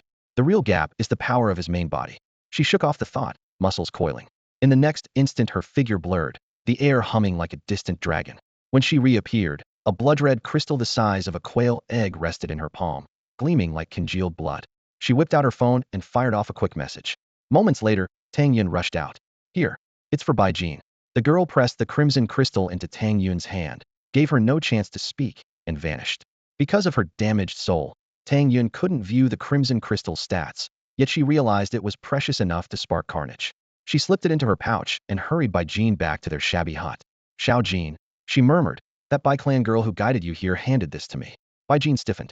He could feel the crystal's frightening power pulsing inside, but he refused to take it. Auntie, she's from the Southern Bai clan. You've warned me again and again never to get mixed up with them. Tang Yun nodded, her expression complicated. That's true, but the gift is already in our hands. See if it's useful. If not, I'll return it myself. If it can boost your strength, keep it. Remember, your ties to the Bai clan were severed long ago, yet that girl, you're not strong enough to understand her place in all this. You will one day. Her tone carried an emotion he couldn't place. Bai Jin's heart skipped. Auntie, is she some childhood fiancée my parents arranged? Did she take on trouble meant for me? Tang Yun's face turned stern. Xiao Jin, stop guessing. You can flirt with anyone else, but never with her. Understood? Understood. I wasn't thinking that way, just curious, Bai Jin said quickly. Tang Yun pushed him into a chair and spoke in earnest. Within the war core, people remember her by 4 words: silent, withdrawn, ruthless, decisive. She's already 5th rank, and even the Ice Sovereign can't handle her at the same level. Bai Jin shot upright. What? Sister Xia Bing is a space law sovereign. She's unbeatable among her peers. Tang Yun's gaze turned teasing. You call her Sister Xia Bing quite smoothly, don't you? Bai Jin laughed awkwardly. Letting the matter drop, Tang Yun went on. The Ice Sovereign's invincibility is real, but that girl faces her Hedon without losing ground. When she was 4th rank, she commanded the 7th Legion of the Valkyrie Corps. After advancing to 5th rank, she took over the 2nd Legion, second only to the Valkyrie herself. If anything happens to the Valkyrie, she's next in line. With that burden, she can't retreat, nor will she form deep ties outside the core. Keep your distance until you're strong enough. The closer you get, the greater the danger. Bai Jin nodded solemnly. I understand. He finally accepted the crystal. Its bloody brilliance washed over his face, and his pupils shrank. Divine Dragon Blood Essence, Blood Chi Relic. Grade, 5th rank, Heavenly Tier. Effect: pure blood and power of a 5th rank divine dragon. Grants the user a low-density dragon bloodline. Note: using it will alter the user's racial type. Anti: this is divine dragon blood essentia, 5th rank heavenly tier relic. Bai Jin sucked in a breath. Tang Yun looked equally stunned. She hadn't expected it to be so valuable. After a moment's thought she asked, Xiao Jin, how does it feel to you? Will it help you? Does your body or soul crave it? Bai Jin closed his eyes and began to probe his own condition. After a long moment, he opened them with a slight frown and murmured, Auntie, neither my body nor my soul craves this drop of Shenlong essence, but one of my skills is desperate for it. During that brief sensing, he found all 4 of his summoning skills in turmoil. Though to completely different degrees, if the iron-blooded War Bull King's desire measured 1. The enchanting Main Yang was at 2. The 6-winged demon commander shot up to 10, and the humble woodpecker skill, graded only excellent, blazed at a full 100. Bai Jin had already planned to raise this absolute damage woodpecker skill to perfect, and now it seemed the timing was ideal. He had assumed the most urgent would be the iron-blooded War Bull King after all. It had needed a bloodrune relic to advance from yellow to black grade, yet the results were completely reversed. Tang Yun sighed softly, her tone gentle but firm. Jin, take it. As long as you grow stronger, nothing else matters. Sin, grudges when you're powerful enough. 1 word from you will settle them. Bai Jin nodded solemnly. I understand, Annie. Then I'll accept it. With a flick of thought, he stowed the excised drop of Shenlong essence away. Now was not the time to use it. He reached for the fruit tray, flipped his wrist, and spilled a pile of crystals onto the table. Blood-red life crystals, deep blue mana crystals, and 1 half-transparent pure soul crystal he had set aside. Auntie, try these and see if they ease your soul wound. The red ones raise maximum health, the blue raise maximum mana, and the clear one strengthens the soul, he explained one by one. Smiling indulgently, Tang Yun picked up a life crystal and placed it in her mouth. Moments passed, her lips only lightly pressed together, yet the crystal did not melt at all. Huh, how come? When my sister and I ate them, they dissolved instantly. Helpless, she spat the crystal back into her palm and tried a mana crystal, no reaction. The pure soul crystal was the same. Maybe swallow them whole. Bai Jin suggested hesitantly. Tang Yun shook her head. No need.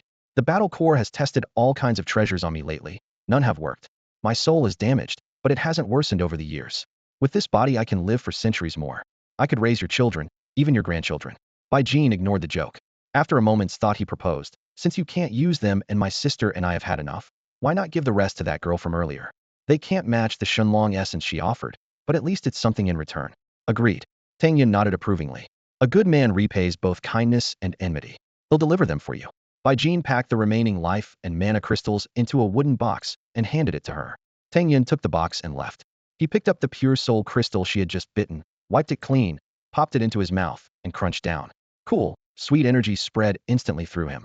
Before long, Auntie returned. Bai Jin made no move to leave. He planned to accompany her for the entire day before setting out again. The girl studied the contents of the ornate wooden box and smiled, then shot the creature beside her a machinoid glance. Enough with the feeble acteat, she teased. A clear, ringing dragon cry echoed through the cramped stone chamber. The 2 to 3 meter-long amethyst gold dragon flicked its iridescent tail fins, opened its jaws, and drew a sharp breath. The neatly stacked lifeblood crystals and mana cores dissolved into brilliant streams of light and vanished down its throat. Tiny arcs of lightning danced across its scales as the crystals were rapidly refined. Satisfied, the girl clapped her hands. The Southern Territory is finally stabilizing. Time to move. Next, you're coming with me to intimidate the Tier 4 and Tier 5 void demons. The dragon replied with another delighted cry, its whiskers trembling. She smiled, eyes curving. Don't worry, once we seize new spoils, you'll get a share. Deep within the Super Divine Academy, a vast hall bathed in cool light blazed with torches. More than 20 Tier 5 powerhouses stood in 2 rows, some solemn, others whispering. On the dais, Morong Xiaobing sat upright, her white battle robe reflecting a faint icy glow. Your Excellency Ice Empress, we understand your plan. The Valkyrie Legion will defend 5 cities, and the other 9 legions will each guard 2. No issue there, a burly Tier 5 cultivator began, then shifted tone. But the Academy is newly founded. Why does it still need 6 cities for itself? 5 will be open to civilians. Yet all our mid-sized legions are left with only 2. Isn't that excessive? Murong Xiaobing lifted her gaze, meeting his eyes with a cool glance. Correction. What you heard was not a proposal, it was a decision. Silence fell instantly. Everyone present was a top-tier fighter, yet they knew the spatial archmage before them could overpower any of them. No one spoke. Her voice remained glacial. One more point. The 5 cities allotted to civilians and minor factions are opportunities for mortals with courage and ambition. Your subordinates are not to interfere. If they do, their exploration rights will be revoked immediately. Understood, the crowd answered in unison. Only then did she nod and add, a final reminder. I am responsible only for the academy. The overall commander of the Southern War Zone is our Valkyrie Legion's 2nd Battalion leader, Bai.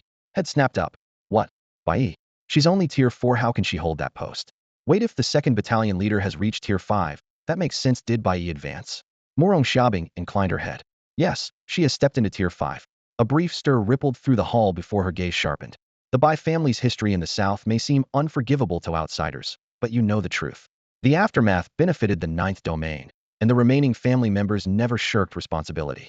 Bai Chongqing and his son are still fighting on the southern front. Let commoners hate them if they wish, but don't you be foolish. Bai's temper is far worse than mine. As supreme commander of the Southern War Zone, she holds full authority. If anyone questions her as someone just questioned me, and she kills you on the spot, you'll have no one to blame but yourself. Her warning echoed through the hall, and the tier 5 powerhouses lowered their eyes, stifled by the notion that the spatial archmage actually considered her own temper mild. That woman above was ruthless and capricious. No one dared question her in the slightest. All right, one last reminder. She looked down at the assembly, her voice icy. The cities under your charge have no strict entry rules, but someone must guard the teleport array at all times. Anyone who goes through it must be trained first. Send people to their deaths for nothing. Go. Yes, ma'am. A team of 5th-tier fighters answered in unison and withdrew respectfully. When their footsteps faded, the hall fell silent. Morong Xiaobing lowered her gaze to the girl beside her. How was the show of force I just put on for you? A ripple in the air, and Bai appeared, bowing her head. Thank you, Ice Empress. Her cool voice betrayed no emotion. Morong Xiaobing tightened her grip on the girl's hand. You're 5th tier now, and still calling me Ice Empress? Take a cue from Bai Jin, just call me Sister Xiaobing, will you? Bai said nothing, her dark hair falling forward. Stop putting so much pressure on yourself, Morong Xiaobing sighed. All I'm asking is that you run things here. It's just a job. If the sky falls, you can't hold it up alone, so why shoulder it in advance?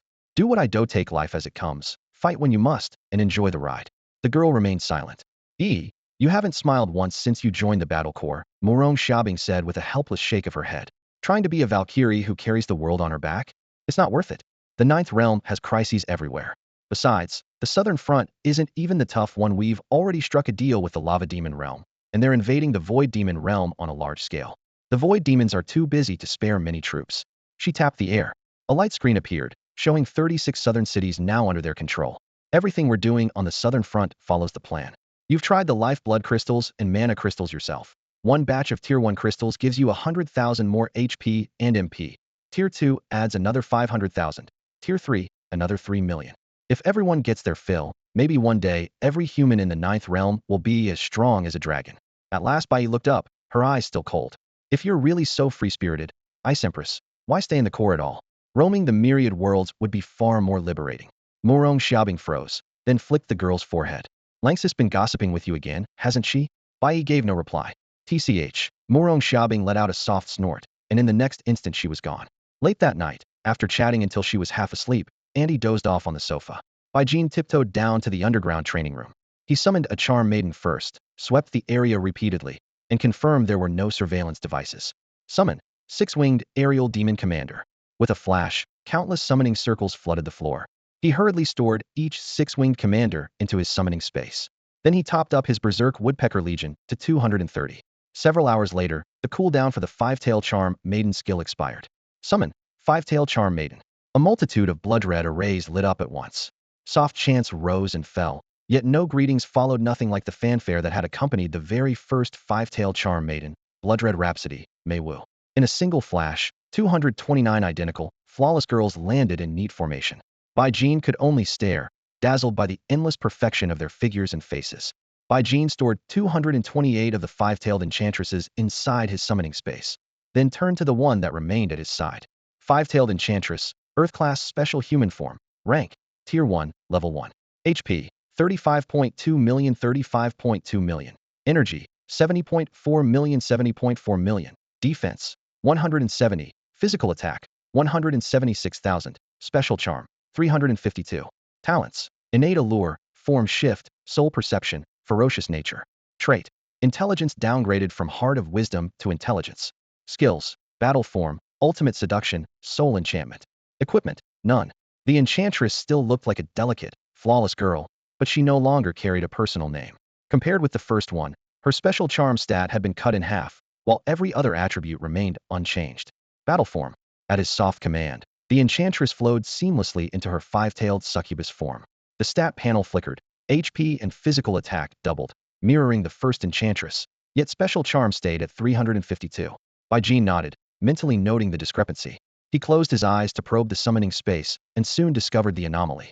The heart of wisdom belonging to blood-red romance enchanting dance was a rainbow sphere the size of a fist, whereas the intelligence of these 229 five-tailed enchantresses appeared as 229 rainbow orbs no larger than pigeon eggs, far dimmer and thinner. So the multiplier doesn't work on blood-red romance enchanting dance, he reminded himself. She really is something special. I'll have to give her extra attention. Remembering how blood-red romance enchanting dance had gently massaged him through the night, he gave the nearby enchantress a satisfied glance. She immediately leaned over and guided him onto a lounge chair, while another enchantress raised her hands and began kneading from his shoulders down his spine with flawless technique. Jean closed his eyes to enjoy, yet his mind raced ahead to the next step. Stage I attribute caps, 100 body, 100 soul. Stage 2 caps, 100 200 300. Stage 3 caps, 100 200 300 600.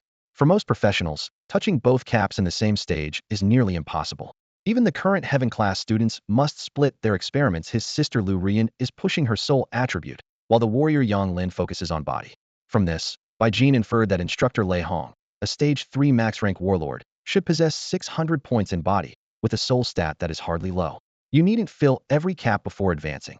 If you fail to reach 100 at stage I and then break into stage 2, the cap is still 300. You merely fill the gap during stage 2. Even so, most professionals prefer to max out first, because free attribute points grow scarcer with each new stage. In the past, grinding Hellgrade dungeons was the only way to earn those free points. A stage I Hell dungeon is far less dangerous than a stage 2 one, which is why so many people chose to linger at the lower tier and farm. But that applies only to ordinary professionals. For me, every level brings a new talent, so nothing matters more than leveling up. As long as I stack enough top-tier talents, farming high-level Hell dungeons later won't be much of a problem. Jean quickly ran through his current stats in his mind. 1. Basic info. Race, Blue Star Human, Tier 1, Level 1. Health, 3.0, 3,000,000 4.00 million. Mana, 3.606 million 3.606 million, with an extra reserve of 3.788 1,000,000 100 million. Unallocated attribute points, 7. Skill points, 51.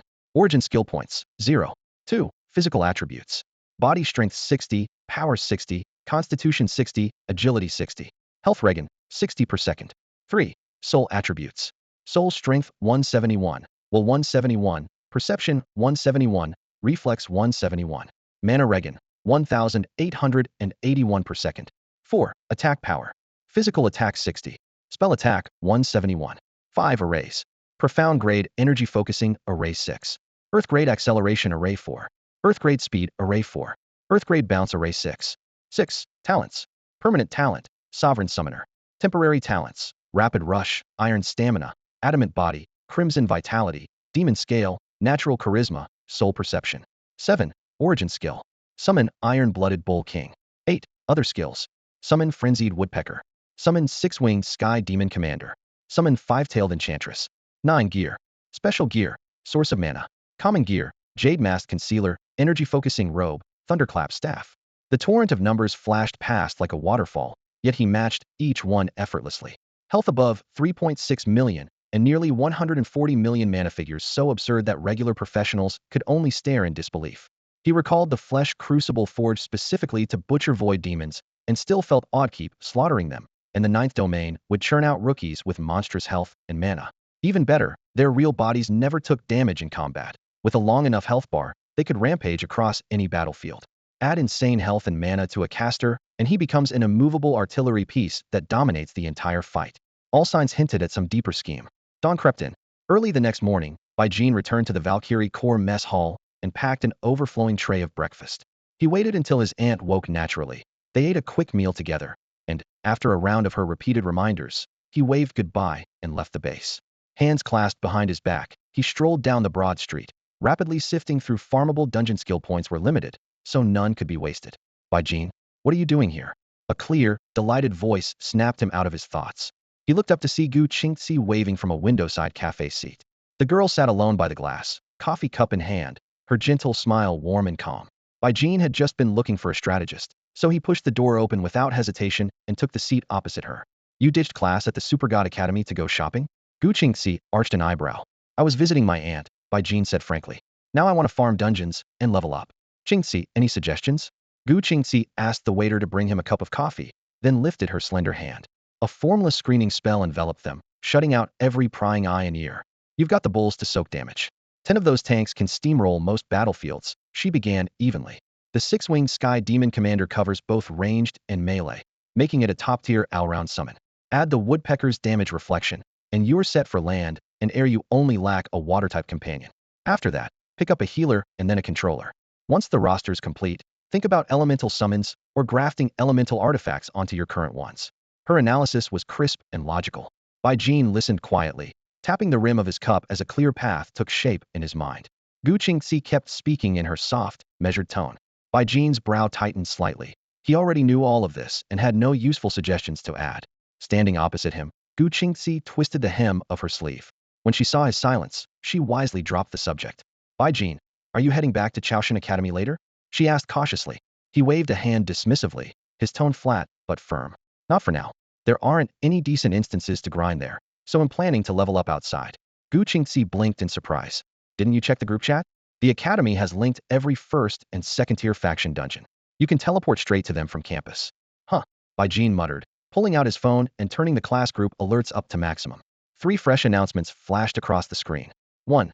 Notice, the first tier battlefield between Domain 9 and the Void Demon Realm has concluded. All first and second tier instances across Domain 9 are now accessible via Academy portals. Choose as needed. 2.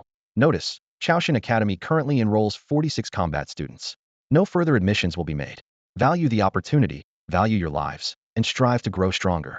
3. Notice, the Earth rank class has been reorganized. 36 students are now divided into 6 teams based on party composition, with support students officially introduced. Staring at the screen, Bai Jin's mouth twitched. Seriously? No one thought to tell me something this big. The school should have at least called. Gu Qingxi covered her mouth with an apologetic smile. Bai Jin, that's on me. I went back to Valkyrie Pioneer Academy to handle paperwork and pack. I assumed you were on campus and would see the news right away. What? How is that your fault? Bai Jin was baffled. She exhaled and lowered her voice. In the Earth rank class, you're technically a solo team. But since we fought together in the 3rd decisive battlefield, if you agree, you'll transfer in as a support student and become your teammate. Will you let me join? After speaking, she pressed her lips together, visibly tense. Bai Jin looked at her delicate, quiet figure. He had planned to refuse, but the thought shifted and he gave a slight nod. Courage seemed to flood her at once. She drew a deep breath, her rising chest making Bai Jin drop his gaze. Qingxi, the Earth rank class split into 6 teams. Who oversees us? He cleared his throat, steering the topic away. Gu Qingxi shook her head gently. We're not in any of those 6. What? Bai Jin blurted. Your situation is unique, so you're being handled separately, she explained patiently. The Heaven rank class has been reassigned to your sister Lu Ruyan, Zhuge Luyun, and Yang Lin are in Team 1. Yang Lin's brother, Yang Wei, has a solo team. Hao Jian is solo as well. Gao Jia, Wei Jin, Ge Yuntao, Lu Gaochan, and Pang De form another team. As for you, you're a solo team with Heaven rank privileges. Bai Jin glanced at his phone, even more exasperated, treated like Heaven rank, yet not even a courtesy call. So, Qingxi, he asked, you're saying that from now on you'll be with me, officially part of my team. Is that right? Gu Qingxi nodded repeatedly. That's right. Bai Jin, your combat strength is impressive, but the stronger you become, the more responsibilities you'll have. Many of them can be handled by me, so you can focus on getting even stronger. Her voice was gentle, yet unusually firm. She added calmly, my role is similar to Jin's and Qinghe by your sister's side. I'm not as good at caretaking as Qinghe, but I can fight, so think of me as half support, half combat. Bai Jin raised an eyebrow. The slender, bookish Gu Qingxi hardly looked like someone who could charge into battle. He kept any doubts to himself and merely studied her a little longer. Since you've accepted me onto the team, they'll start calling you captain. It's more formal and respectful. She lifted her gaze and said softly, Captain. Bai Jin nodded. Every professional guarded their own talent, but within a true team certain cards had to be shown or they could never fight side by side. Captain, my talent is learning. Learning? Bai Jin was stunned. Gu Qingxi continued, yes, learning. My talent has no fixed grade. The more I learn, the stronger it gets. That's why the Valkyrie Pioneering Academy recruited me and sent me to the better-resourced Super God Academy. Bai Jin's expression grew serious. Any limits on what you can learn? None so far. Pure theory, combat techniques, everything. She shook her head. Bai Jin nodded with satisfaction. Great. I need someone for information analysis. He'll handle the fighting. You handle the intel. Gu Qingxi's lips curved slightly.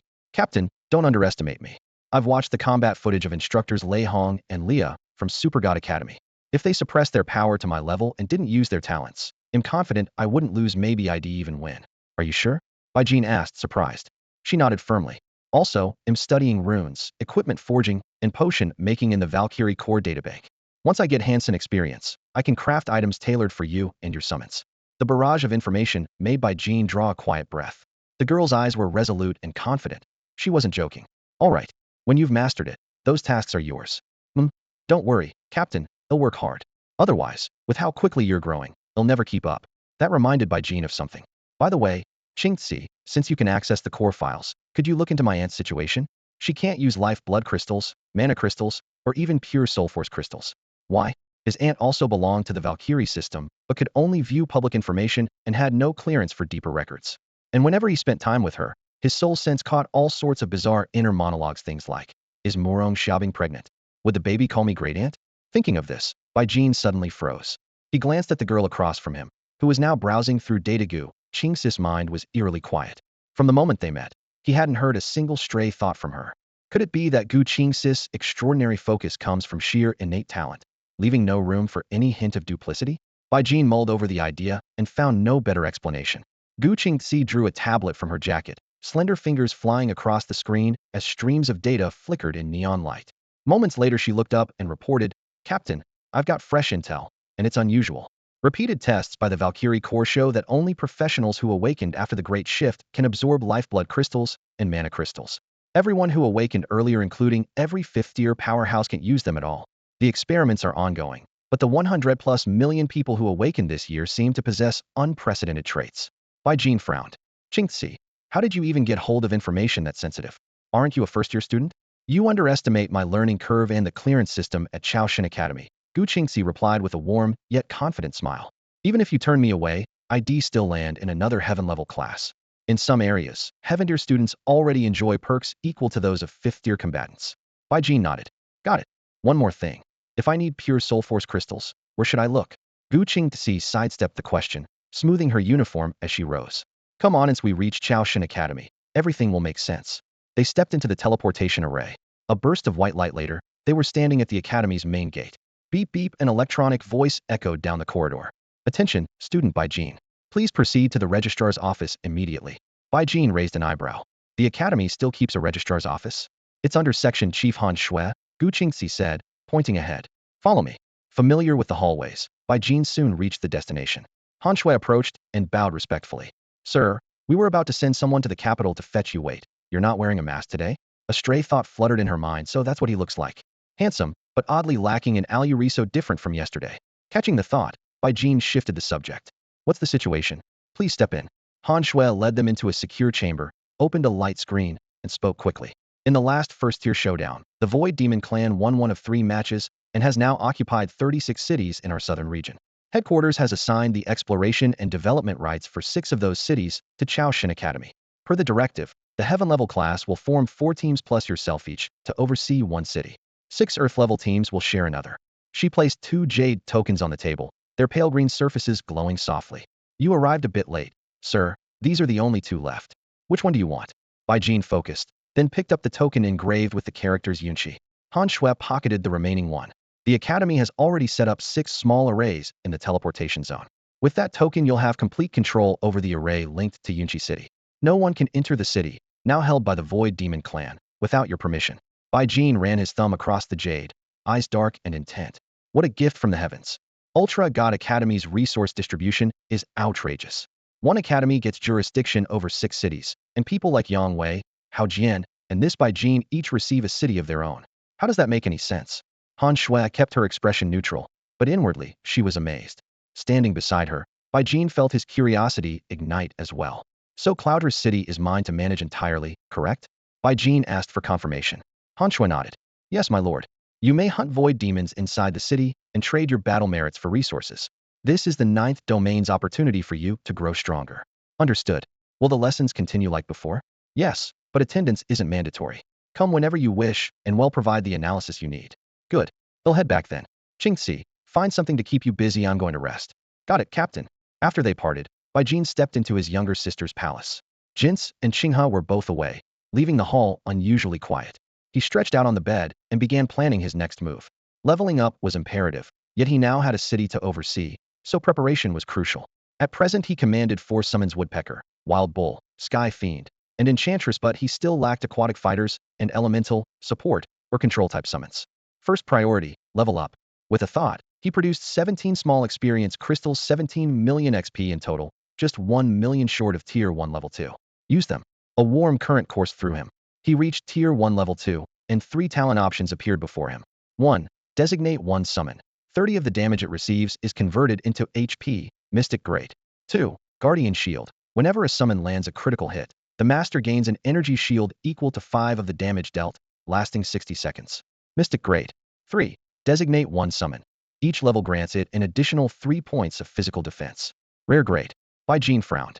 The first talent offered basic damage mitigation, nothing special. The third did little for a tank like Warbull King. The second was novel, but with only a 5 shield and a crit requirement, it seemed underwhelming. He felt mildly frustrated. None of these talents promised a major surge in power. After weighing his options, he decided to choose one now and level up further later. The Berserk Woodpecker already has Wind Pulse and Dragon Blood, and its true damage trait is worth cultivating. Plus, it comes with a 30 crit rate. He mused, eyes lighting up. All right, that's the one. He bound the second talent to summon, Berserk Woodpecker. The moment he made the choice, his Berserk Woodpecker gained an additional talent effect. Summon Furious Woodpecker. Excellent. Exclusive talent effect. 230 summon multiplier level 10 10,000 bonus HP frenzy energy, drain 30 critical chance, 10 damage reflection protector's shield. Description: spend 20 mana per caster level to summon up to 230 semi-energy, semi-flesh furious woodpeckers that are 10 levels higher than the caster. Mana cost scales with the number summoned. Cast time: 0.5s, cannot be interrupted by normal means. Cooldown: 6s. Maximum of 230 furious woodpeckers. Once this cap is reached, the skill cannot be recast. Bai Jin rushed into the underground training zone, where the lights were dim and the air smelled of metal and dust.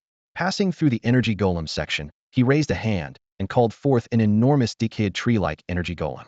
Go! 10 furious woodpeckers exploded into view, their wings woven from blue-white energy and raw flesh. In the blink of an eye, they became 10 streaks of motion, diving at the giant tree. Buzz! A pale gold energy shield snapped into place, wrapping Bai Jin from head to toe. At the same time, a rapid, continuous hum filled his ears as one layer of shielding after another stacked around him like nested shells. He opened the combat log. Your furious woodpecker critically hit energy golem. Decayed giant tree for 88 damage. You gained 4.8 points of all-round energy shielding from protector's shield.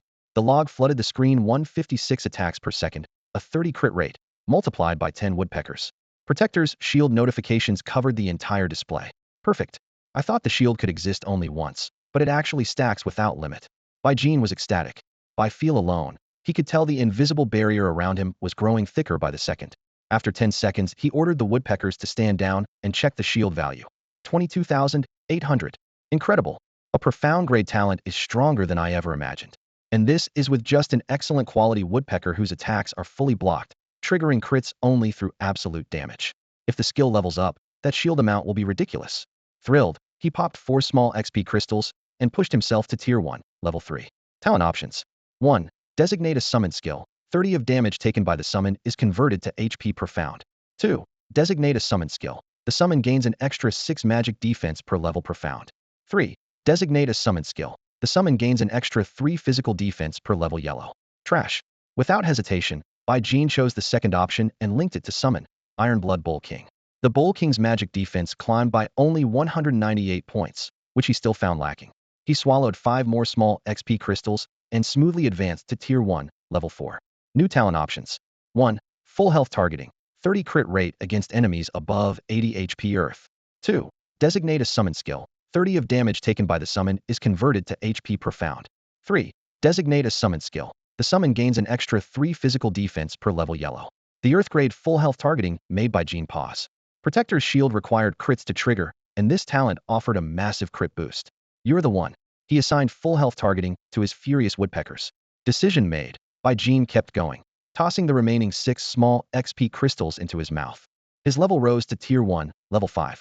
1. Damage Siphon. Each time you attack, 30% of the damage dealt is converted into your own reserves and can be used to restore health, mana, or stamina as needed. 2. Earth grade damage diversion. Designate 1 summoning skill. The chosen summon converts 30% of the damage it takes into health. 3. Mystic Grade Defense Amplifier. Designate one summoning skill. The chosen summon gains an extra 3 points of physical defense per level. Hell yes. Stack damage siphon on the six-winged demon. He locked in the option, the panel quivered, and the talent took effect. The six-winged flying demon commander's greatest weakness was endurance. During the last battle, the enemy had rained down energy javelins, forcing the void demons to raise massive shields and face them heated. Every throw burned 10,000 energy, and once the reservoir ran dry, the demon could only retreat to the summoning space to recharge. Now, with Earth-grade damage siphon attached, Baijin no longer had to worry about its staying power. He spent every small experience crystal he had, then dumped all newly earned free attribute points into Soul. The panel updated at once. Baijin Blue Star Human. Tier 1, Level 5. Health, 230,006 million. Mana, 3,606,400, 3,606,400. Mana capacity boost, 3,817,800, 100 million, 3,817,800, 100 million. Attributes. Body, Strength 64, Constitution 64, Agility 64, Health Regen 64 per SEC. Soul, Spirit 198, Insight 198, Reflex 198, Mana Regen 2178 per SEC. Offense. Physical attack, 64. Spell attack, 198. Formations. Mystic Grade Energy Gathering Array 6. Yellow Grade Acceleration Array 4. Yellow Grade Speed Array 4. Yellow Grade Bounce Array 6. Talents. Supreme Summoning. Temporary Talents. Quick Burst, Endurance, Diamond Flesh, Vital Surge, Demon Scales, Natural Allure, Soul Perception. Core Skill. Summon Iron Blood Bull King. Skills. Summon Rampaging Woodpecker. Summon Six-Winged Flying Demon Commander. Summon Five-Tailed Enchantress. Special Relic. Source of Mana. Equipment. Jade Mask of Concealment. Energy Gathering Robe. Thunderstrike Golden Staff. Free Attribute Points, 0. Skill Points, 55. Core Skill Points, 0. The moment the numbers locked in, Baijin frowned.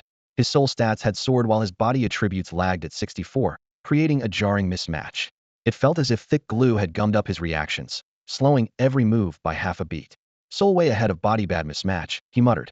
Asking Han Shue's group would expose the fact that had broken the attribute cap, so he kept quiet. The drag wasn't crippling. After loosening up, he adapted quickly. Time to pick up the pace grind dungeons like crazy, reach tier 2, and steer clear of Yunchi City until then. With that decided, he skipped messaging Gu Qingzi and headed straight for Han Shue's squad. He trusted Han Shue more. Gu Qingzi seemed fine, but they hadn't known each other long. Most of all, Baijin never planned on staying in a permanent team. He'd be soloing dungeons sooner or later. Accepting her as a teammate made sense only because her arguments were sound and because he needed someone to handle the miscellaneous chores. Baijin strolled down the street, wondering which instance he should tackle next. Afternoon sunlight splashed across the city's glass facades while he ran through his checklist list, and airborne summons were secured, yet he still lacked a combatant for the ocean. Since he would need to fill that gap sooner or later, he decided to handle it today, planning to consult Han Shue, the intelligence chief, for a reliable water-type recommendation. No sooner had he made up his mind than Han Shui appeared in a smart business suit. The tailored jacket traced her clean lines, and the badges on her shoulders and chest gleamed, lending her an air of poised efficiency. Chief Han, I need an aquatic summon that suits me, Baijin said bluntly. Give me a moment, sir. I'll assemble a team and run the numbers, Han Shui replied. She strode off on tall heels, their crisp clicks echoing across the tiles. Moments later, the tactical unit's core members crowded into the intel room, unfurling water, fire, biology, and strategy files across multiple screens until the walls flickered with data. Half an hour later, their conclusions were distilled into 2 briefs. Clutching a tablet, Han Shui nearly sprinted to Baijin's lounge, shut the door lightly, and handed him the device. Sir, we've narrowed it down to 2 highly compatible, high-powered aquatic summons. Baijin studied the screen. The first image showed a deep-sea octopus, muscle fibers crisp in the dim light, thick tentacles looming in the murk. That's one option, Han Shui said, sliding to the next image. Hey, race a stronger candidate look. A fired serpent filled the display, heavy scales stacked like overturned stone slabs, its dark pupils glowing with heat. Baijin raised an eyebrow. What is it? The magma python, Han Shui said, eyes bright. It lives deep in molten rock and wields immense firepower. A veteran once fled into the open sea to escape, yet the python followed and moved freely in the abyss, unfazed by water. Baijin examined the photo, noting the python's thick crimson armor. So it outclasses the octopus by a wide margin? Han Shui nodded. They're not in the same league, sir. The octopus is ordinary flesh, while the python carries elemental fire. If they met, the octopus would likely become dinner. Then why keep the octopus on the list? Bai Jin asked. Han Shui motioned for him to sit, then settled on the sofa opposite, legs crossing with practiced grace. Bai Jin caught the movement in his peripheral vision but forced his focus back to the report. He had no wish to eavesdrop on her thoughts again. At that moment, he realized another use for his soul perception. By sensing a person's spiritual fluctuations, he could discern truth from Liesa god-tier skill that left little room for secrets. Han Shui, noticing his blank expression, felt a flicker of disappointment, yet continued professionally. Sir, the octopus stays because a deep-sea world is eroding our ninth domain. That world lacks a dominant species, so it can't form an official instance with us. It's merging with our domain by sheer planetary force, and we often venture in to collect resources. The deep-sea octopus is widespread, manageable, low-cost, and reliable for baseline strength. The magma python, however, is a high-risk target. Contracting one demands far more preparation. Bai Jin weighed the options, eyes shifting from the screen to Han Shui while the soft hum of the air conditioner filled the silence. Confirming the data once more, Han Shui concluded that deep-sea world has been forcing itself into the ninth domain for years, supplying vast quantities of premium resources, but it remains a dangerous vein to mine. In the deep-sea realm, the strongest creatures reach tier 5, some even tier 6, and they never stay in one place, Han Shui explained. If you want a deep-sea octopus skill book, you'll have to secure a corpse yourself and then spend contribution points to refine it into a book. Bai Jin stood before the massive holographic sandbox and nodded slightly. The Super God Academy had already provided him with ample resources. He couldn't expect to be handed everything. The Valkyrie had stressed that point when she gave him hundredfold summoning. I understand. He withdrew his gaze. What about the lava python? Han Shui brought up a new file on the light screen. Sir, the lava python is even more dangerous. It's a formidable life form from the demon realm. Juveniles hide deep in magma and rarely surface. Once one leaves its nest to hunt, its weakest adult form is already tier 4 our royal grade. Its scales are forged from congealed lava, granting tremendous defense and fire affinity. A frontal assault is extremely difficult. Bai Jin's brow tightened. Captain Han, neither of these creatures is something I can handle right now, is it? That's correct. Han Shui nodded solemnly. Quality over quantity. Ordinary water summons would only waste your skill points. You can learn them later when you're stronger. Understood. Send me everything you have on these two creatures. I'll study it myself. Yes, sir. Han Shui responded crisply and pushed the files to Bai Jin's terminal. After leaving the archive, Bai Jin didn't open the deep-sea octopus file immediately. The instant he glimpsed the lava python, an inexplicable attraction had taken root. Back in his private cabin, he projected the data onto the wall and read line by line. The report stated, the lava python was first recorded by a Domain 9 powerhouse who entered the demon realm. It preys on demons and is far stronger than other creatures of the same tier. Its body is covered with blistering lava scales that ordinary demons cannot pierce. If the battle turns against it, it can retreat into magma in an instant, making pursuit nearly impossible. Bai Jin closed the projection, a plan forming in his mind. He'll revisit this after I reach tier 2, he decided silently. Han Shui was right, quality matters more than quantity. If the rampaging woodpecker didn't have the absolute damage trait, it would be worthless. Meanwhile, the iron-blooded warbull king, the six-winged demon commander, and the five-tailed enchantress remained formidable even without stacking their talents. The difference is clear. Next up, farming instances and making money. He opened the Academy's cross-realm dungeon list, scanned line after line, and finally locked onto one entry. Minotaur Battlefield Small Alien Realm. Difficulty, level 29. Entry requirements, level 129, 1,300 players. Note, this instance was co-developed by the Minotaur tribe of the Barbaric Beast Realm and Domain 9. The Minotaurs are fierce warriors. Party composition is advised. Barbaric Beast Realm, Minotaurs again. Bai Jin's lips curved. Since my iron-blooded warbull king also has bull in its name, let's show them what that means. Ordinarily, a tier 2 dungeon was intended for tier 2 players. Bai Jin was only level 15, but the instance would scale monsters down to level 20, the lowest tier 2 threshold. His warbull kings were all level 35, so their advantage should more than offset the gap. Time to move out. He summoned an iron-blood warbull king, threw a saddle on it, and charged straight toward the dungeon zone. Level requirement met. Party size met. Do you want to enter the Minotaur battlefield? Notice, your combat power is below level 20. It is not recommended to enter a tier 2 instance. Proceed anyway. Bai Jin ignored the system's friendly reminder and chose enter without a second thought. Notice, you have entered the Minotaur battlefield. Notice, based on your level, the monsters have been suppressed to level 20. Bai Jin frowned. He didn't want them nerfed. Level 20 or level 29 bulls couldn't break his defense either way, and higher levels meant more EXP. The dungeon was a windswept plain that stretched to the horizon. According to the description, it formed a circle 20 kilometers across with a ceiling 800 meters high. The mobs were bull demons, not true minotaurs, just hulking cattle that had learned to walk upright.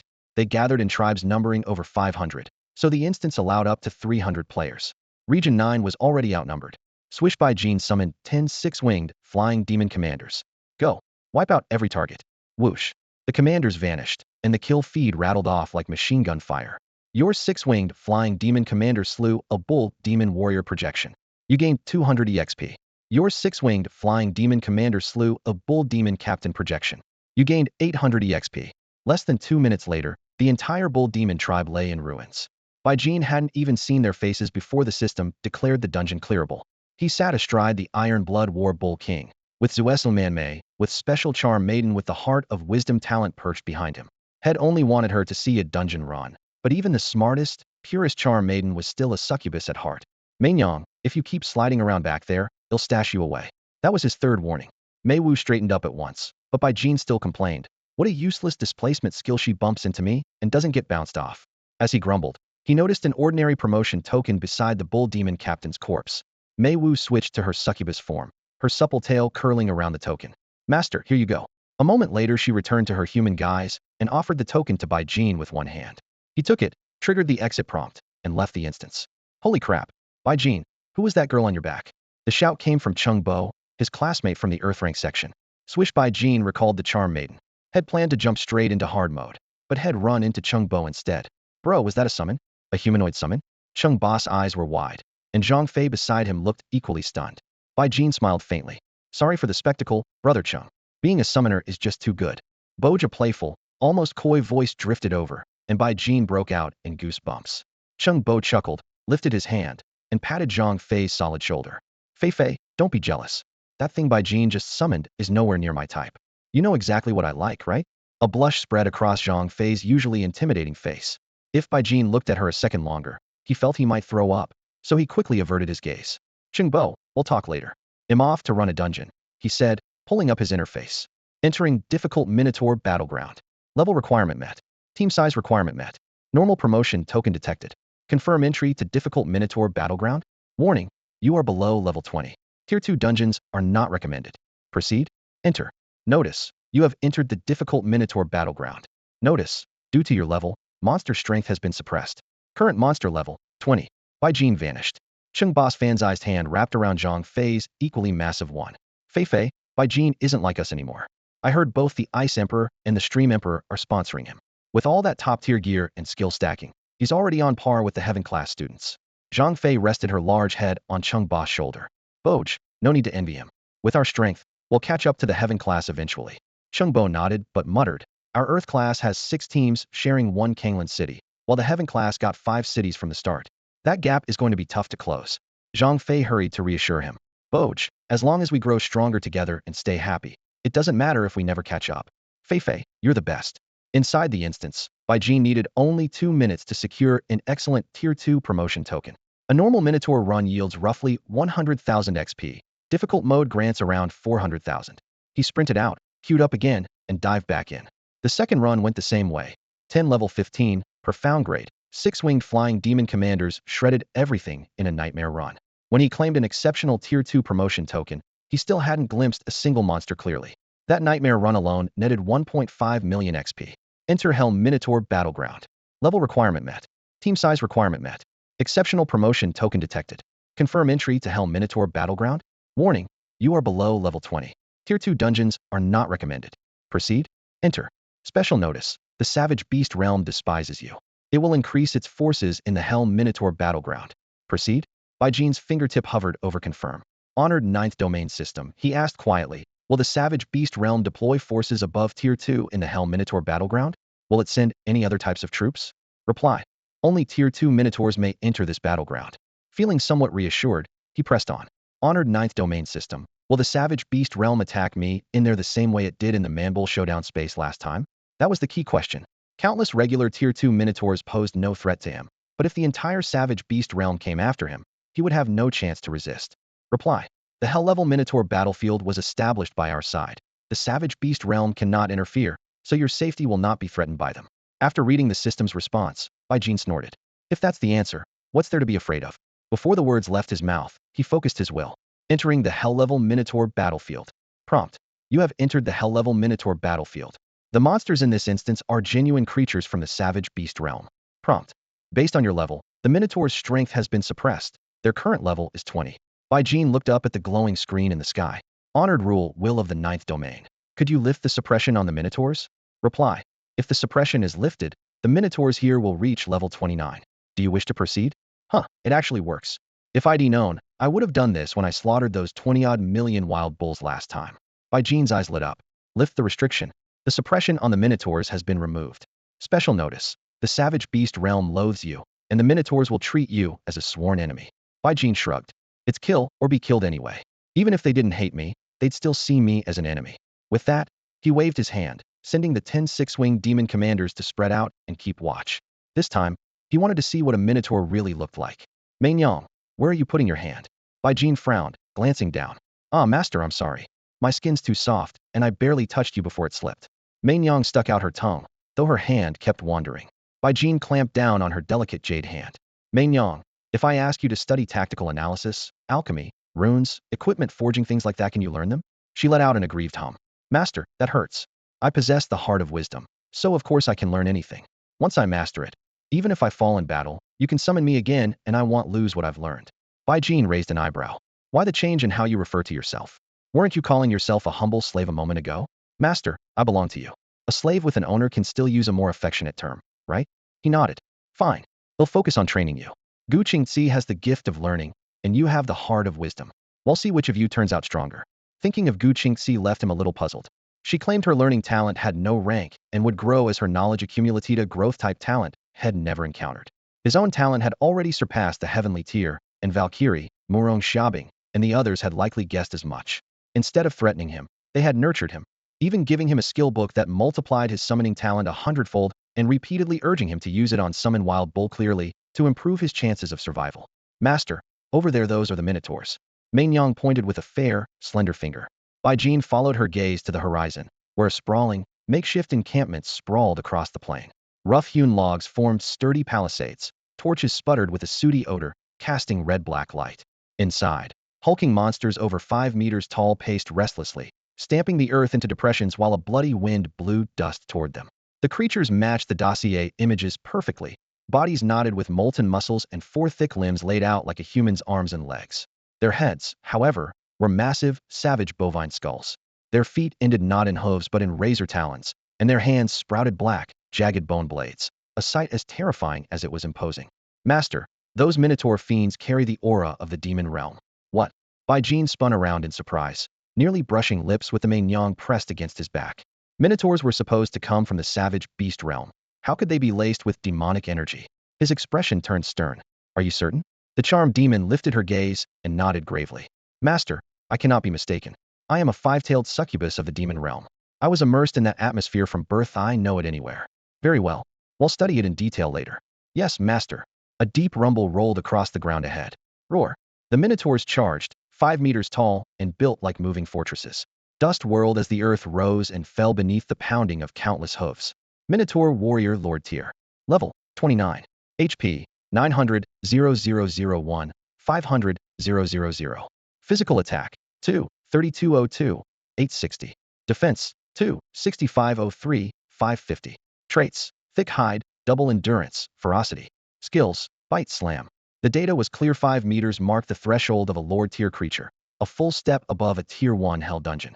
No wonder past professionals had to max out their stats before attempting advancement. Jean gave a silent command. Whoosh whoosh whoosh. High above, 10 six-winged flying demon commanders raised energy javelins. Blue-violet arcs crackled as they focused fire in unison. A system notice flashed. You have slain a level 29 Lord tier Minotaur warrior and gained 23,200 experience points. At level 15, each commander's base physical attack was 48,000. With skill stacking, a single javelin exceeded 100,000 damage. Each commander could throw 5 javelins per second. 10 together erased 5 Lord tier Minotaurs in a heartbeat. Swish. 9 5-tailed Mainyang appeared. Mei Wu, take command. Yes, master. The Mei Wu who had been clinging to Jean's arm dropped her playful smile, eyes turning razor sharp. Combat form, Trinity formation move. The charmed demons shed their dainty attire and transformed into fearsome succubi. Alabaster fangs, thick tails, 5-bladed tips trailing blurred after images. Jean barked orders. Flying demon commanders, focus on the perimeter. Front line belongs to the Mainyang. The 10 commanders spread out with a thunderous rush, hunting minotaurs on the outer ring while the charm demon squadron cut straight through the center. Boom. Rip. Rip. Rip. Meter-long tail blades punched through chests in a dense chorus of wet cracks. Claws flashed.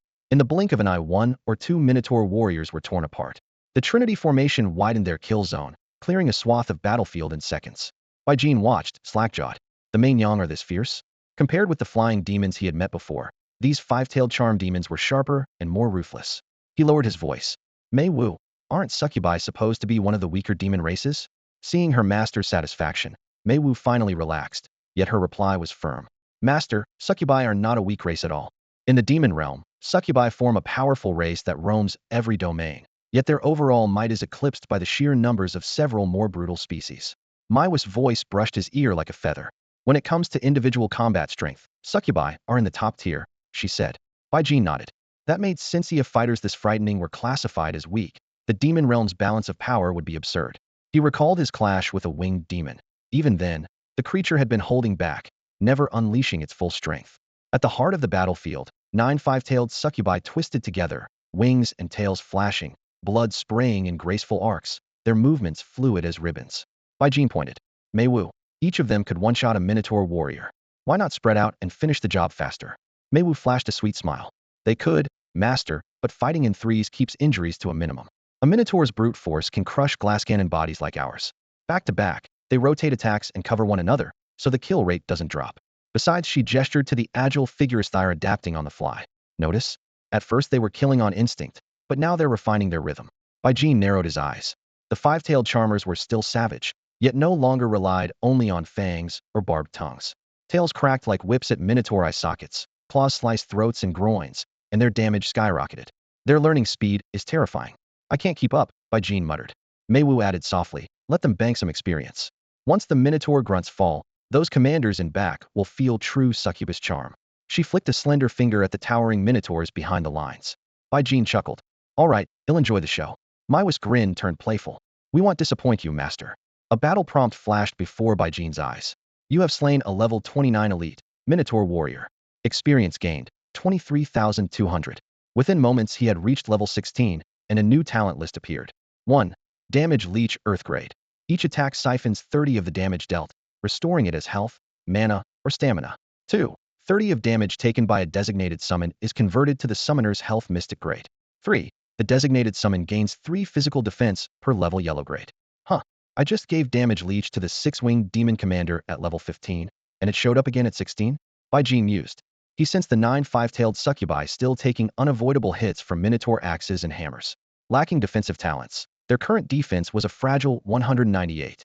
Fine damage leech goes to them. He imbued the five-tailed succubi with damage leech. The moment Jean issued the mental command, the effect wrapped itself around the 9 succubi locked in combat. They had lost hundreds of thousands of hit points in that brief skirmish, yet their health was back to full in an instant. That was insane. The five-tailed enchantresses cracked their demonic tails, coordinating front and rear claws, razor fangs, and hooked talons to unleash 7 or 8 strikes in the blink of an eye, and the life they siphoned shot upward fast enough to see. Watching them slash and whip through the enemy ranks, Jean began planning custom weapons and armor for them. Void summons could indeed wear gear, but it all fell off the moment they were dismissed and had to be re-equipped next time.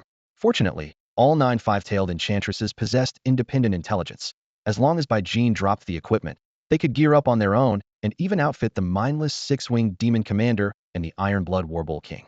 The more he thought about it, the more priceless their intellect trait seemed. Jean asked earnestly, Mei Wu, are you sure you don't want to use that divine dragon essence to power up? Mei Wu shook her head, her voice soft yet firm. Master, the essence is precious, but its draconic nature would corrupt our charm power. Our bodies and hit points might grow stronger, yet our allure could vanish. Even in the demon realm, few who slay dragons remake themselves into dragonkin. Yours is a tier 5 celestial essence, but we five-tailed enchantresses are not inferior in essence. Let us show you our true power in a moment you'll understand. Jean nodded lightly and turned his attention back to the battlefield. Roar! Roar! At the rear, a 6-turtle minotaur captain with 3 bull heads bellowed orders, forcing the minotaur warriors to keep reshuffling their charge formations. No matter how they adjusted, they couldn't break through the crimson killing field woven by the 9 enchantresses. Now and then a few minotaurs muscled close to Jean, but their axes bounced harmlessly off his defenses, and the next instant Mei Wuno in full succubus form behind him casually reaped their lives. After several hundred Minotaur warriors fell, Bai Jin leveled up again, and 3 talent options appeared. 1. Choose a summoning skill. 30 of damage taken by that summon is converted into HP Mystic tier. 2. Berserk, passive, 30 attack speed, 100 energy consumption rare tier. 3. Choose a summoning skill. The summon gains 3 physical defense per level rare tier. Huh, perfect. Bai Jin immediately assigned the new Berserk passive to the 5-tailed enchantresses. Their already frenzied slaughter kicked into an even higher gear. Tails and claws ripped the air into bloody mist.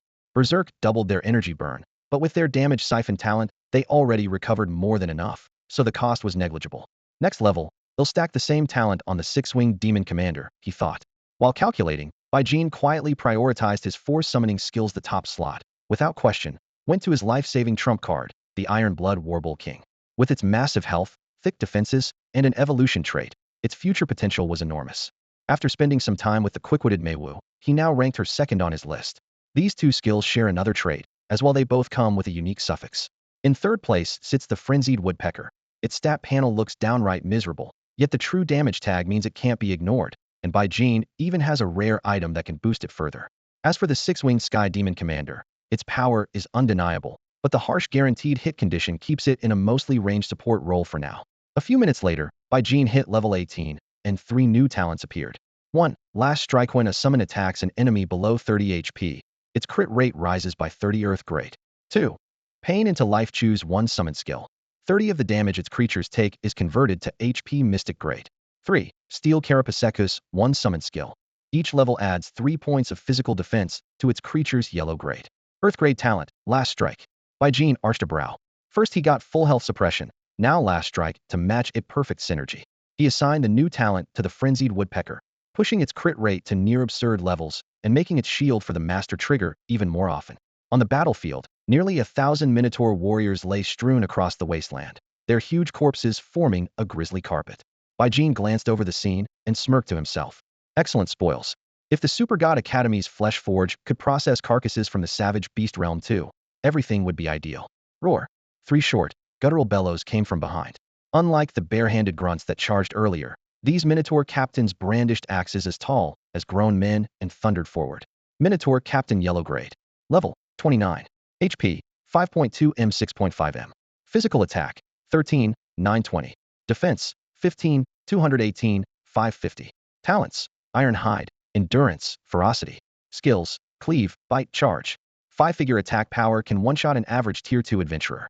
That's why most people with ordinary talents in Domain 9 switch to safer trades commerce, mining, talisman crafting right after Tier 1. The higher you climb, the closer death feels, like a roll of loaded dice.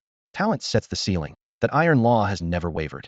Bai Jin may look unremarkable, yet he carries a hidden talent beyond heaven grade, letting him bulldoze every dungeon in his path.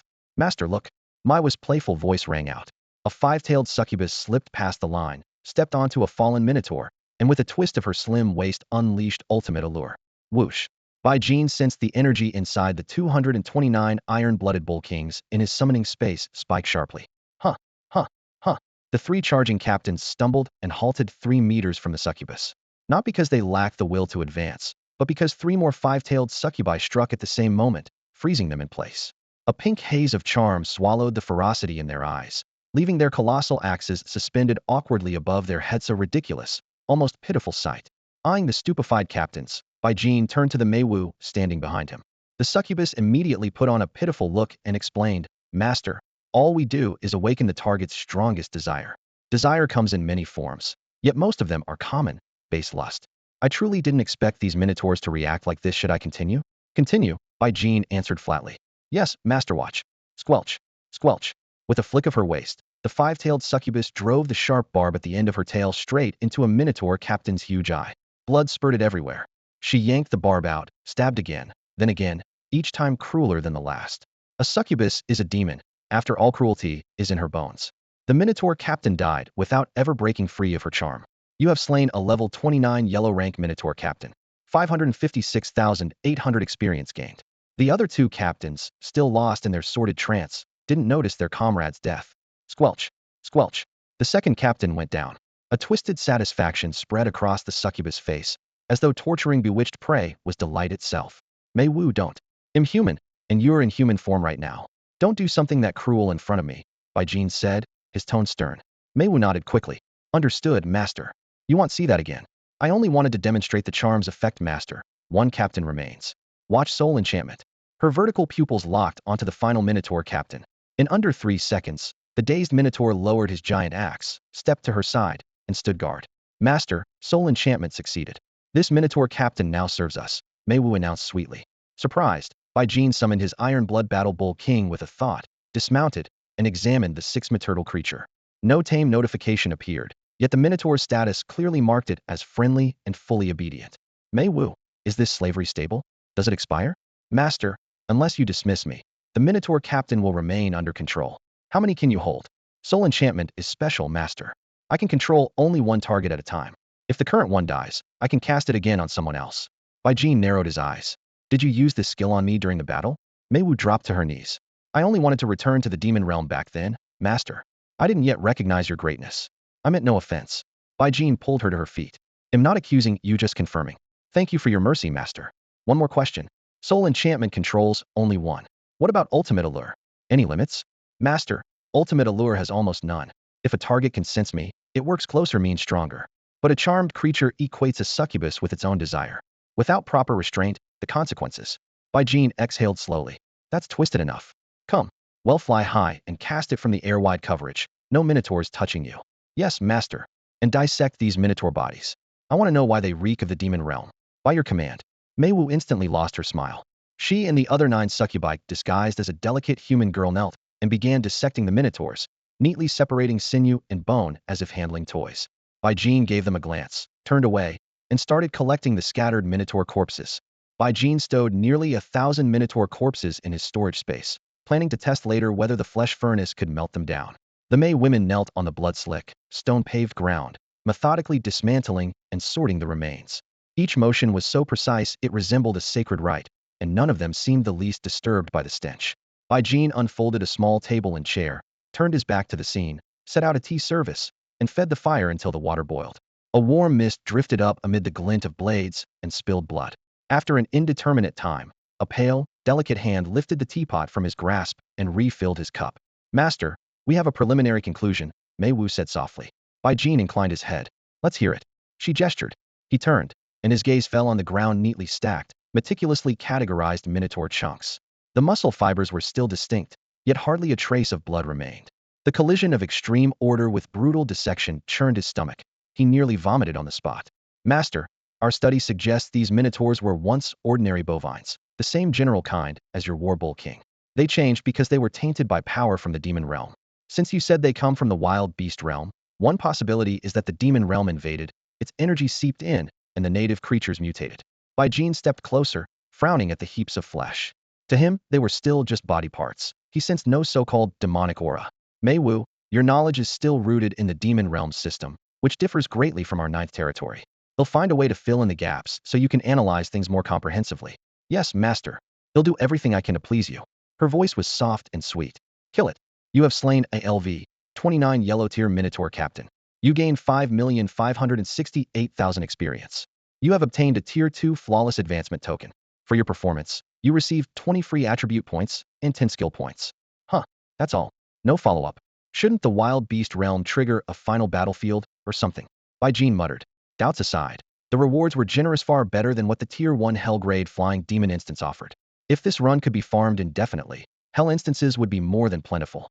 He waited a long while, but no further prompts appeared, so he exited the instance. Together with the tier 1 flawless token head earned earlier, he now had everything needed experience in Cladetto rush straight to tier 3 warlord. Advancing to tier 3 really isn't that hard. Why do ordinary people struggle to reach tier 2, let alone tier 3? Even if they can't clear a hard mode, repeated runs on normal should get them there. There's no bottleneck I've heard of, he puzzled. Probing his interface again, he was surprised to find he could still enter the Minotaur battlefield on hell difficulty. Apparently the wild beast realm didn't care about its fallen soldiers, completely unlike the furious backlash had triggered by killing the barbaric bull. Maybe Mei Wu was right, the realm had already been infiltrated by demonic power, and these minotaurs were nothing but corrupted cells. Mystery or not, he confirmed his selection and stepped into the instance without hesitation. Gao piped them out. 10 six-winged flying demon commanders burst into the air, iron gray bone wings shredding the wind with ear-piercing shrieks. On 9 of their backs stood cold-eyed maidens, silver halberds leveled at the enemy ahead. Boom, boom. As they neared the Minotaur encampment, the bright-eyed girls vaulted from the sky, morphing midair into ferocious battle forms. The slaughter began instantly. Within minutes, the experience bar exploded, and by Gene shot straight to level 19. 3 talent options materialized before him. 1. Legion will Heaven Grade. For every additional same origin summon, the caster gains 1 health, attack, and attack speed. If the main body takes a single hit exceeding 30 of max health, the excess damage is split among those summons. 2. Life from Pain Profound Grade. Designate a summon. 30 of the damage it takes is converted into health. 3. Steelhide Mortal Grade. Designate a summon. Each level grants it an extra 3 points of physical defense. Holy crap. Master right here? Wu-Wei Meiwu blurted out. Meiwu, shut up. By Gene's scalp tingled. He inhaled several times to calm himself. A heaven-tier talent like Legion was unprecedented, so caution was vital. He could lock 1 talent as innate at the next rank, applying it to all summoning skills. Wasting Woodpecker on 100-fold summons had been a painful lesson. Better to save Legion will for later. That left options 2 and 3. The defense boost in Steelhide was negligible, while Life from Pain would effectively raise the Iron Blood Bull King's HP by 30 or keep the fragile, yet deadly 5-tailed Charmers alive far longer. But the Bull King already boasted massive health and armor, and the Charmers could siphon damage. Neither was an urgent need. After weighing everything, Bai Jin decided his own safety came first. Apply the second talent to the Ironblood Bull King, he ordered. A new line damage to health appeared in the Bull King's skill list. Bai Jin was now level 19, with 20, 2307, 600, 000 experience and counting. According to the promotion rules, after capping level 19, he still needed 50.4 million more experience to reach Tier 2. 1 Tier 2. Hell difficulty dungeon where monsters weren't suppressed would yield roughly 22 million experience. 3 clears would do. Half an hour per run. Let's hope the Minotaurs don't despise me on sight. Mounting the Ironblood Bull King, he charged into the instance, casually stowing each Minotaur corpse in his inventory. Tainted by demonic energy, the bodies were risky to dismantle on the spot. Leaking coordinates could attract unwanted attention. Over the next 30 minutes, he cleared the Hell-level Minotaur instance once without incident. On the second and third clears, he received 20 free attribute points and 10 skill points each. On the fourth run, however, an unexpected notice appeared. Based on your performance, you have been awarded 12 free attribute points and 6 skill points. You have reached the maximum free attribute and skill points obtainable from Hell difficulty instances at Tier 1. To earn more, advance to Tier 2. Bai Jin did the math. Clearing the Wild Beast path on Hell difficulty had earned him 20 free attribute points and 10 skill points, while the Hellgrade Flying Demon run added another 8 and 4, respectively. 4 straight Hellgrade Minotaur clears brought in 72 free attribute points and 36 skill points, neatly rounding his totals to 100 free attribute points and 50 skill points. Outside the instance dungeons, the haul had been even larger. The final battlefield against the airborne demons yielded 32 skill points, and his third foray into the Tier 1 Void Demon Warzone let him trade demon corpses for 103 more. To his surprise, these off-field rewards had slipped past the Tier 1 skill point cap. He hadn't actually shattered the limit. He had just found a clever workaround. With attribute and skill points overflowing and knowing he could keep stockpiling after advancing, there was no reason to wait.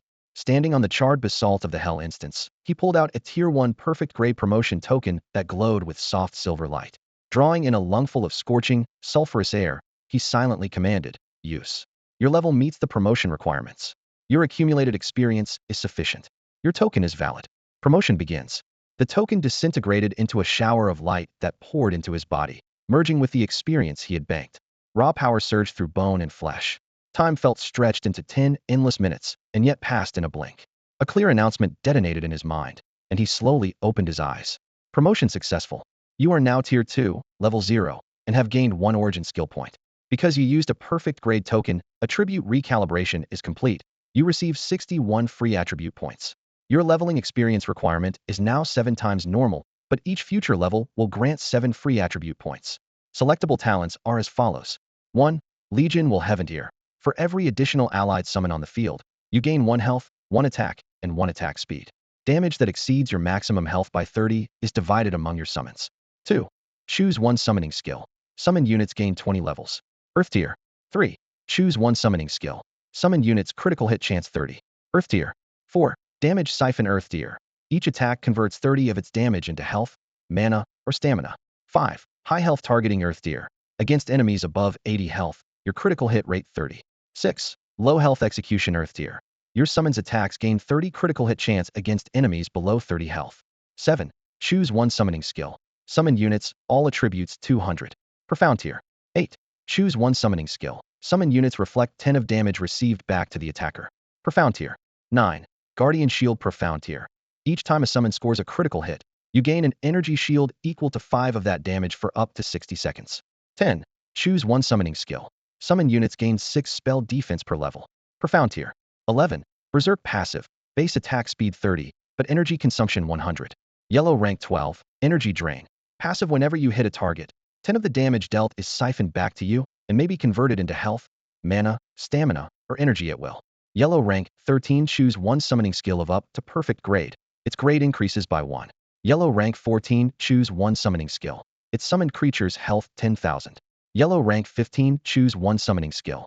Its summoned creature's level 10. Yellow rank, second tier advancement. The player may select any one of the 15 perks above and permanently embed it into supreme summoning. Because some effects repeat, there remain 15 unique options in total. Bai Jin's eyes sparkled at the sprawling list. He wished he could lock every perk in place, especially the second Earth-grade perk, summoned creature level 20. The Iron Blood Battle Bull King owed its raw power to that very bonus. If he could share it across all his summons, his overall combat strength would soar. In fact, were it not for his current, terrifying summon multiplier, this Earth-grade perk might have outperformed any Heaven-grade effect. The critical hit boost, damage siphon, and other perks were equally tempting. Even so, the decision was obvious. Bai Jin chose the lone Heaven-grade talent and locked it in. Heaven-grade, Supreme Summoning. Core effects. 1. All summoning skills receive transcendent adjustment, ensuring every summon is fully optimized. 2. Every summon is born with an innate trait. Base effect 1. Summoning speed 1000, cooldown 90. Base effect 2. Base mana 1000, mana regeneration 1000. Base effect 3. All summoning skills fixed at 230 summon count. Base effect 4. Legion Will. Talent feature. Each time the talent gains a level, choose one additional perk. Endless growth. Can absorb the strength of similar talents, continuously enhancing itself. As the talent settled, an unseen force burst from Bai Jin's chest and enveloped every summon. With the 230 multiplier, they all gained a 230 boost to health, attack, and attack speed. Yet this still fell short of his ideal endgame, leaving Bai Jin faintly disappointed. He immediately opened the status screen of his core battle pet, the Iron Blood Battle Bull King. Iron Blood Battle Bull King. Quality, Profound Grade Special. Level, Tier 4, Level 0. Health, 78.6,176.6, 4,078.6 million. Stamina, 78.6 million, 78.6 million. Defense rating, 202. Physical defense, 57,600. Magical defense, 28,800. Physical attack, 115,200, 264,960. Talents, Endurance, Diamond Flesh, Bloodsteel Will, Surging Vitality. Trait, Ascension. Skills, King's War Roar, Savage Stomp, Brutal Charge.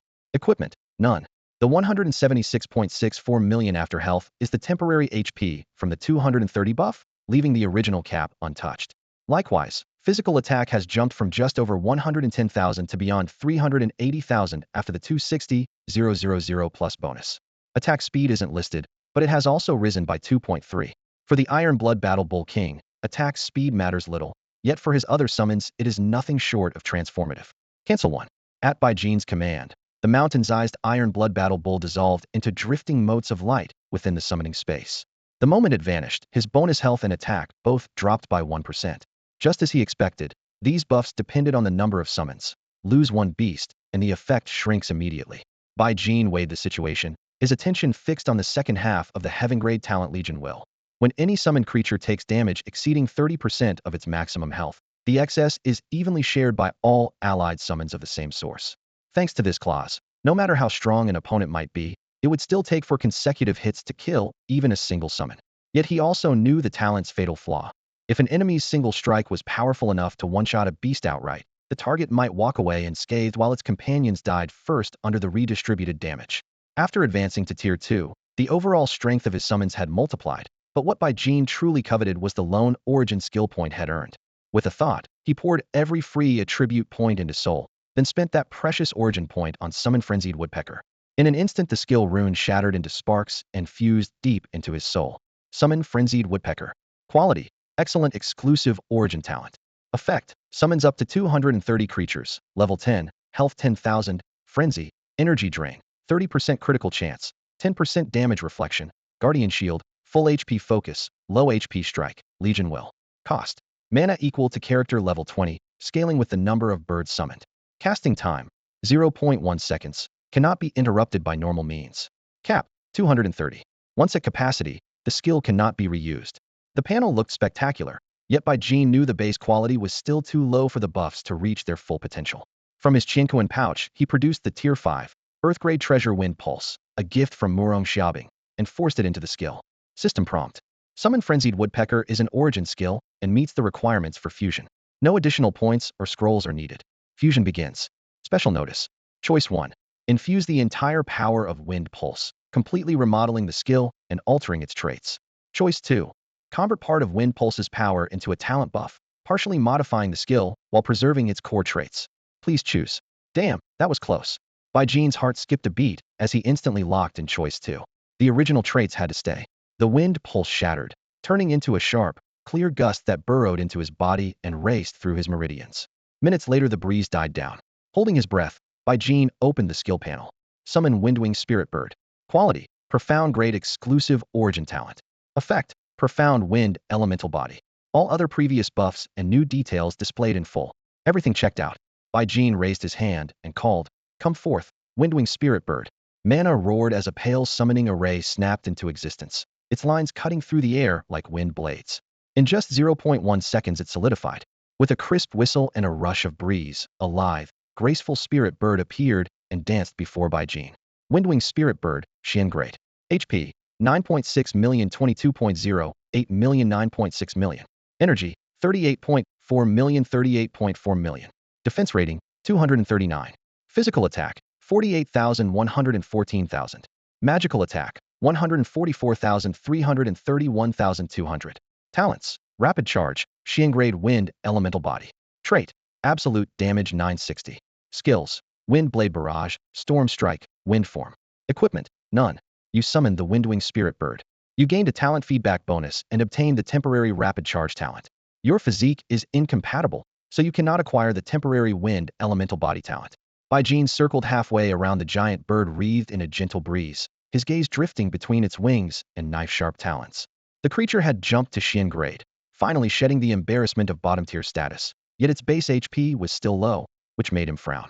On the bright side, it now carried both physical and magical attributes and was clearly aligned with wind elements, so its strengths and weaknesses were plain to see. Acceptable enough, he muttered, then produced a walnut-sized drop of Tier 5 Heaven-Grade Dragon Essence blood that glowed with a faint crimson light, his long-kept trump card. In the next instant, Jean ordered the Essence blood to fuse forcibly with the Origin skill summon, Windwing Spirit Bird. Because the Origin skill contained its own upgrade authority, the fusion required no skill points or upgrade scrolls, and the system immediately began the promotion process. Special notice. 1. Fuse the full power of the Dragon Essence blood with the skill. The skill and its traits will be completely altered. 2. Extract only part of the power as a talent boost. The skill will change partially, and the current traits will be preserved. Please make your choice. Jean barely hesitated. Option 2. Keep the traits intact. The Dragon Essence blood burst into blazing crimson energy that swept from his fingertips through his entire body. His meridians burned as though scoured by molten lava, agony and emptiness taking turns for what felt longer than any previous fusion.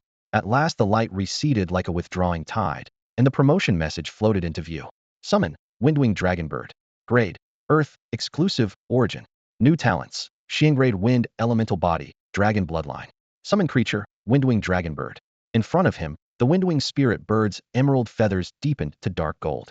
Its wingspan widened, faint dragon horns appeared, and its presence became overwhelming. Jean immediately checked the new stats. Windwing Dragonbird Earthgrade, Dragonkin.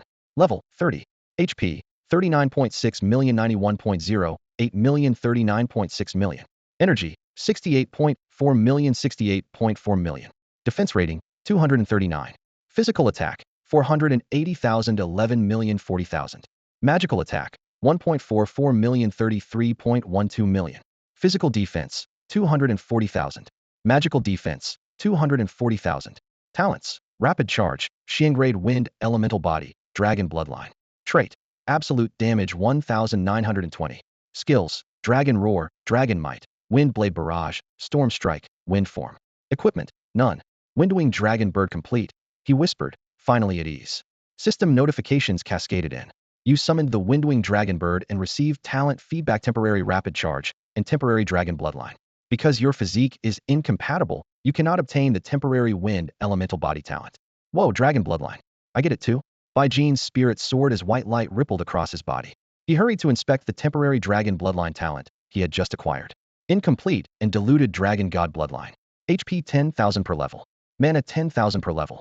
Physical defense 100 per level. Magical defense 100 per level. Charm resistance 100. Special note. Greatly increases attraction to females and amplifies interest in them. Under this talent, reproductive barriers with most female races are ignored, allowing the birth of exceptionally gifted offspring. More attraction? More desire? Cross-species offspring? I don't want any of this. Bai Jin snapped the moment he finished reading.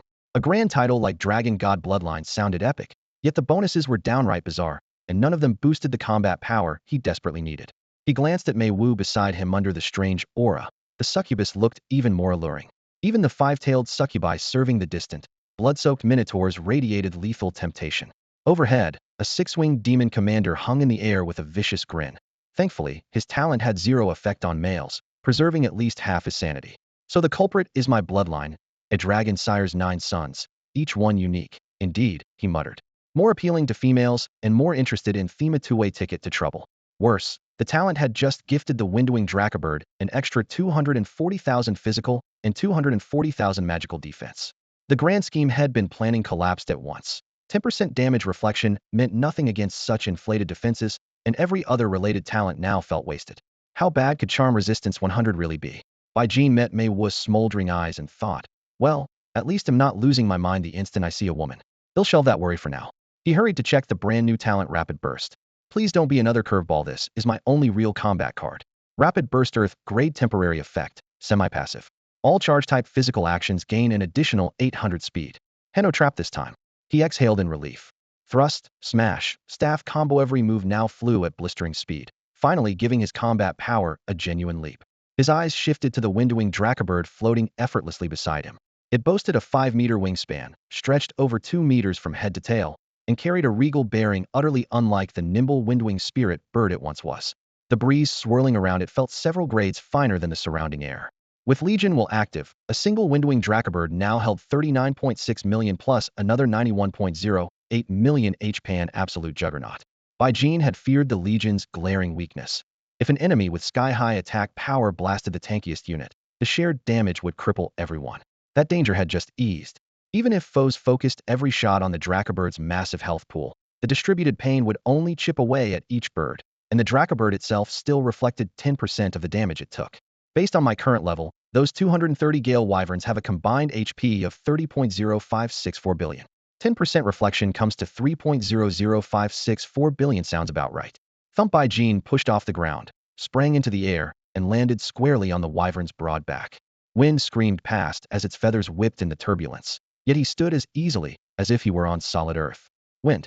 At his command, a soft current wrapped around him like a silk ribbon, fixing him securely to the creature's back. It was only a minor application of a profound grade wind element physique, but it earned Bai Jin's satisfied nod. Perfect. Finally, a flashy mount I can actually trust. Up.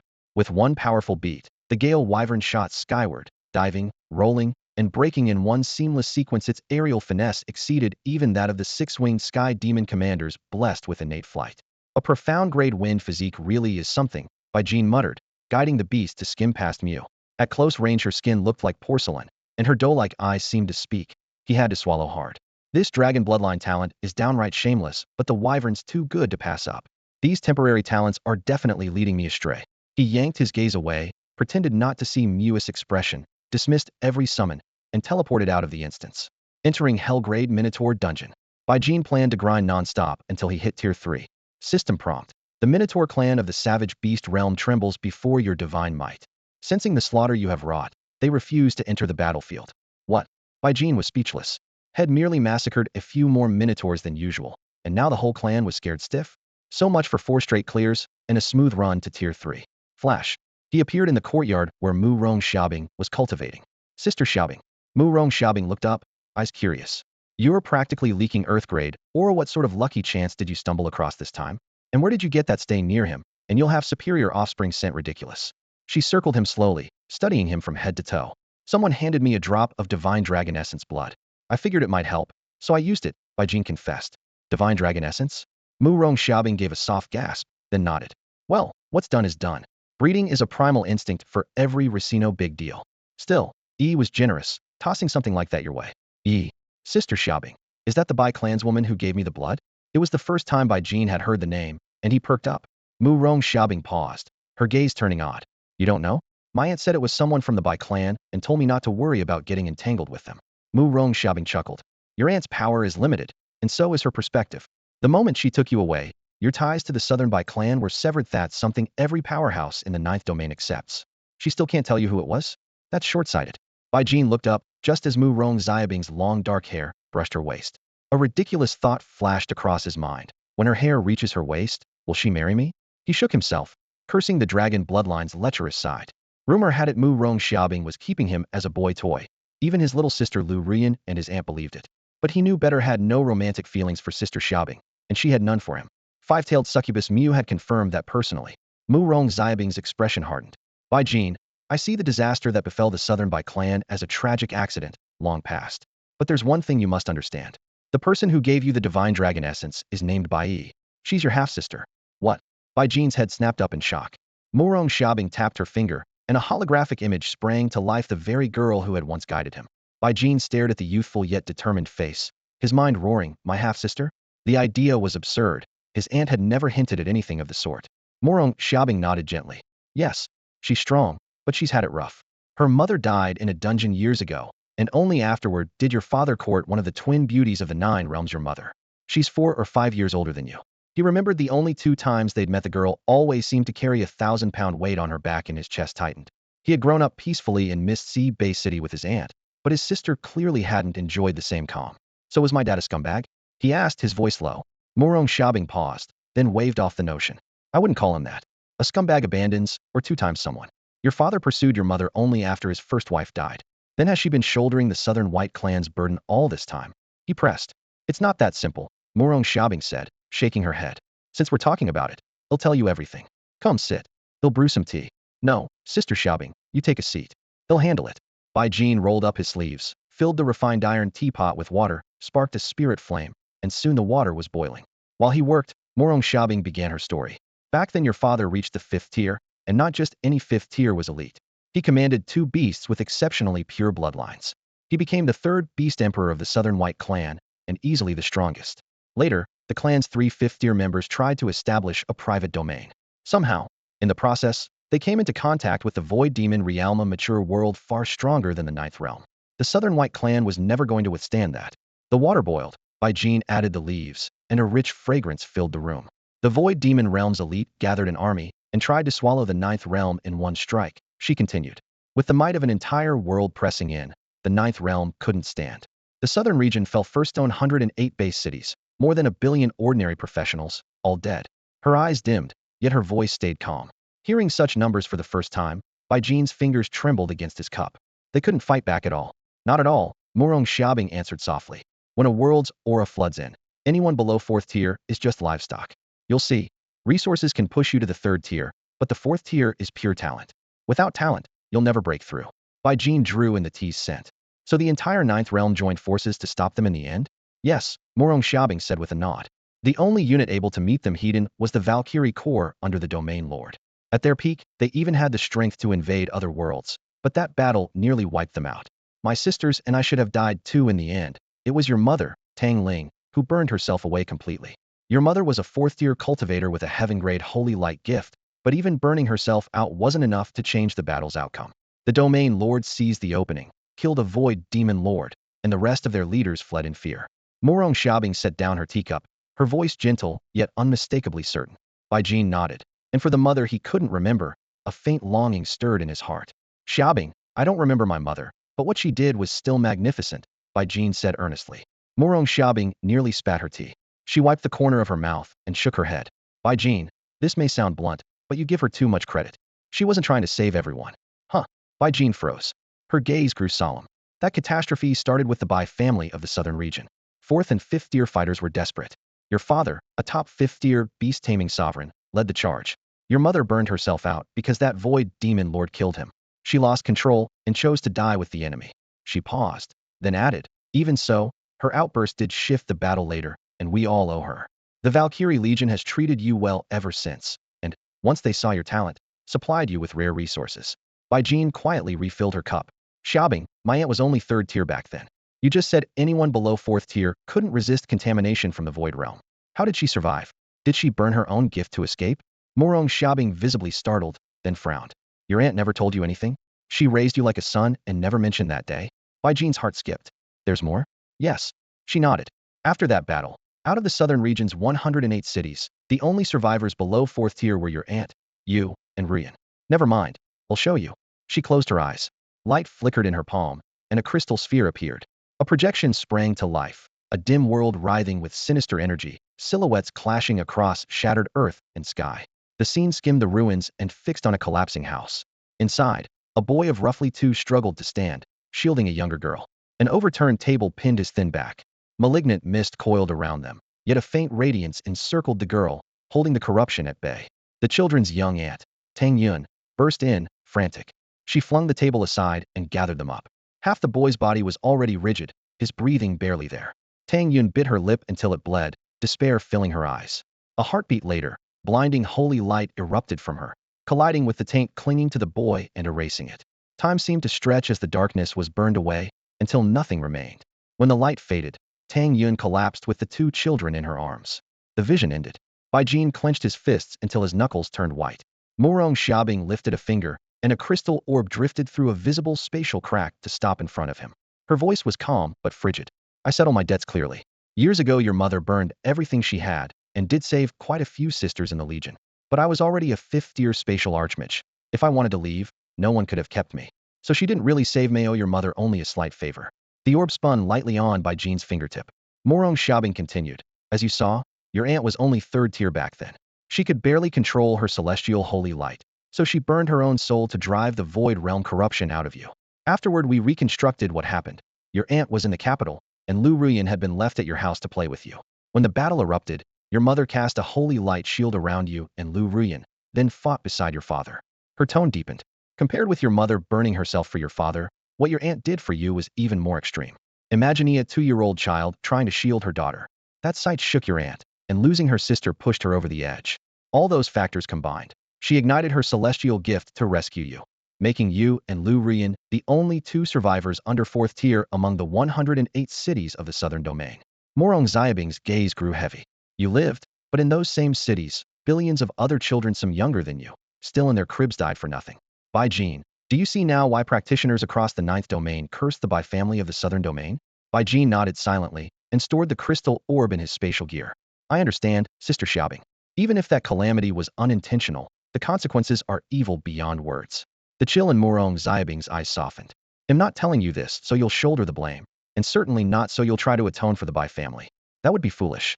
Just don't waste your aunt's sacrifice. Don't worry, I'm not that naive. Bai Jin drew a deep breath, then asked, Sister Xiaobing, what happened to my uncle? My aunt never told me. Morong Xiaobing's expression turned complicated. Your aunt and uncle left Lu Ruyan at your house and asked your mother to watch her so they could enjoy some time together in the capital. When the disaster struck, the domain lord summoned every 4th and 5th tier fighter in the 9th domain to battle the void demons. Your uncle was a 4th tier battle king, so he was conscripted. He escorted your aunt to your home, drew the nearby demons away, and fell in the fight. A dull ache spread through Bai Jin's chest. For the first time, he learned how a relative he had never met had died. He looked up and pressed on. Sister Xiaobing, my sister showed unusual power even back then. She radiated holy light. Why didn't the Valkyrie Legion keep her and train her? Morong Xiaobing tapped Bai Jin lightly on the forehead. Did you really think the Valkyrie Corps would hand your aunt a top-tier guardian jade and then just walk away? Bai Jin looked clueless. Xiaobing rolled her eyes and explained patiently. Lu Ruyan has been beautiful since she was little. That's fine in grade school, but what about middle and high school? Did anyone ever harass her? One reminder was enough. Realization dawned on Bai Jin. Ever since his little sister had become the campus goddess, she had never been harassed, not even received a love letter. Whether at school, in a mall, or at an amusement park, their family had never encountered the slightest disrespect. Looking back, it had to be the Valkyrie Corps guarding them from the shadows. After she awakened, Pioneer Academy even gave her a special admission, and 2 4th-tier powerhouses escorted her personally. No further explanation needed. Xiaobing smoothly shifted to another story. Your older sister Bai Yi was young and headstrong. She couldn't accept your father remarrying after her mother died, so she moved into the core to live with her grandaunt. But that fourth-tier powerhouse your sister's grandaunt also died in that battle. Afterward, the core sisters raised by E. I watched her grow up and always felt sorry for her. She fixed by Jean with a direct gaze. You're bound to shine one day. I don't expect you to look after the entire Bai clan of the South, but if you can lend your own sister a hand when it's convenient, that would be enough. Bai Jean nodded. Rest easy, Sister Xiaobing. For that drop of true dragon blood alone, I'll do everything I can to repay you. Xiaobing waved it off. Don't force it. Your sister isn't a delicate flower. She might end up helping you. All right, business time. Her eyes suddenly widened. Bai Jean, why did you lock onto one hell-tier dungeon and farm it like crazy? Huh. Bai Jean froze. I only ran the same hell dungeon 4 times in a row. That's not a lot, right? Not a lot. Xiaobing nearly slammed the table. And they were speedruns. I know you skipped class, but did you skip self-study too? Self-study? Bai Jean offered her tea, embarrassed. Xiaobing snorted. I get that young men have energy to burn, but we're talking about summons. No matter how special they are, they're not people. What you're doing is creepy and frightening. Bai Jean rubbed his forehead in exasperation. After a sip of tea, Xiaobing's tone calmed. Since I'm free, they'll teach you how to milk a hell dungeon properly. Bai Jean brightened and leaned in respectfully. I'm all ears, Sister Xiaobing. She settled into a comfortable position, and Bai Jean quickly lowered his eyes to avoid her dazzling curves. Catching the tiny reaction, Xiaobing smirked. Listen, the monsters in a hell dungeon are real beings from another world. If you kill them too many times too quickly, that world reassesses the threat you pose. For consecutive speedruns, the dungeons will already seize you as an unkillable boss. If you were in its shoes, would you keep sending cannon fodder? Bai Jean shook his head vigorously. No way. If I were that world's will, I'd block the guy instantly. Xiaobing nodded in approval. Exactly. That block is why you're in such an awkward spot now. Bai Jean. Bai Jean asked urgently, Sister Xiaobing, is there any way to solve this? Morong Xiaobing gave a slight nod. Of course there is. First tell me the general situation of the hell dungeon, and I'll work out a plan. Bai Jean rattled off every detail of the Minotaur hell dungeon, the layout, monster ranks, and the final settlement, prompt in one breath. Morong Xiaobing listened with a confident smile. Take out one of the Minotaur corpses, and let me see it. A spatial ripple sounded as Bai Jean tossed the mangled body of a Minotaur captain onto the ground. The corpse stood nearly 3 meters tall, its fangs still smeared with blood. Morong Xiaobing didn't even lift her hand. She merely crooked a finger, and the body collapsed like a sand sculpture, disintegrating into a rain of tiny particles. Not bad, she said, watching the drifting dust with approval. The Demon Realm's methods are brutal. This conversion is thorough. It proves our plan is right. Send the weaker enemy to an even stronger one, and they'll happily strike for us. She looked up. Bai Jean, you said that after speed clearing hell difficulty, the system prompt read, the Minotaurs of the Savage Beast Realm fear your divine might and refuse to fight you, correct? Bai Jean nodded. Then it's easy. Morong Xiaobing stretched, her slim waist forming an elegant arc, and Bai Jean quickly lowered his gaze. It's simple, she continued. Try entering the dungeon again. If you're still rejected, contact the 9th domain's backend and declare a fight to the death with the Minotaur clan. Loosen the conditions a bit so they think they can kill you. That way you'll spawn a whole horde of Minotaurs at once. Just don't overdo it. Having 100 mighty wild bulls to tank for you doesn't make you invincible, understand? Her voice turned stern. Bai Jean straightened and nodded quickly. Don't worry, Sister Xiaobing, I understand. Anything else I should watch out for? Morong Xiaobing rolled her eyes. You have an absolute substitution skill, and 100 wild bulls, those are rare assets. Let me give you the best way to farm hell dungeons so you won't keep getting locked out. Bai Jean immediately grew serious and took out pen and paper. I'm listening. Morong Xiaobing chuckled. The 9th domain is special. Many other worlds want to swallow us. Picture those worlds as a pack of wild dogs and the 9th domain as a slab of meat-scented stone. The dogs have sharp teeth, but can they bite through rock and swallow it? Hardly. So they gnaw at it bit by bit, and dungeons are their way of sharpening their teeth. Her eyes sharpened. To those worlds, our corpses are that enticing scent. The better a professional's talent and the stronger their power, the more delicious they taste. Anyone who can clear hell difficulty is top tier for their level and therefore the most coveted. A chill settled in Bai Jean's chest, yet a flicker of excitement sparked within him. I've just told you your performance is being watched by those worlds, and that's exactly where we can make our move. With absolute substitution on top of 100 bull-headed brutes soaking up the damage, it's almost impossible for anyone to kill you.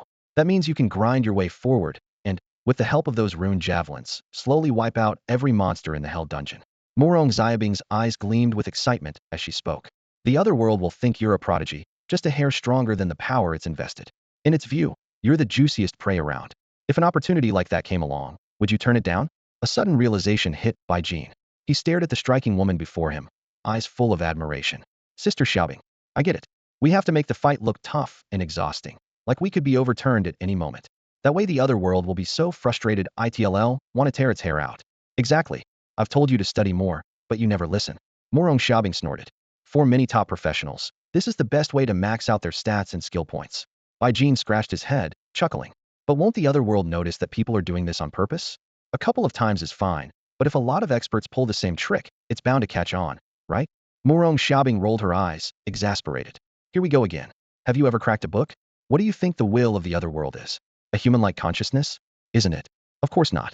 If it were, our ninth domain would have been devoured ages ago. She rapped him on the forehead. Listen up. Most other worlds are complete ecosystems. A world has instincts it can flourish or decline, but it doesn't have independent consciousness.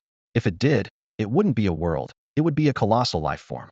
Since it lacks concrete thought, even if you laid your whole plan out in front of it, it wouldn't change its decisions. She paused, then added, but remember, don't fake weakness. Make the battle genuinely back and forth and grueling. For most professionals, that's dangerous. One slip, and it's game over. You're different. With absolute substitution and the bull-headed brutes, you can dismiss all your summons and fight with just your main body, effortlessly showing how hard-won your victory is. No acting required. Now do you see your biggest advantage in fleecing the system? She waved him off. All right, go log in to the Super Deity Academy site. There's a mountain of information. Teach yourself. Whoosh. Bai Jin's figure blurred, and he was back in his sister Lu Rian's palace. Jince and Qinghe were nowhere to be seen. He went straight to the computer and found he could enter the Super Deity Academy site without registering. The content was indeed vast. Thump Meiwu stepped out of the summoning circle. Master, Meiwu, come here. He'll teach you our world's written language. Yes, if you summon more of my sisters, we all have learning capabilities and can pool what we know later. What? We can do that? Bai Jin was stunned. He immediately summoned 9 more charm maidens. The trump card the Valkyries already knew about.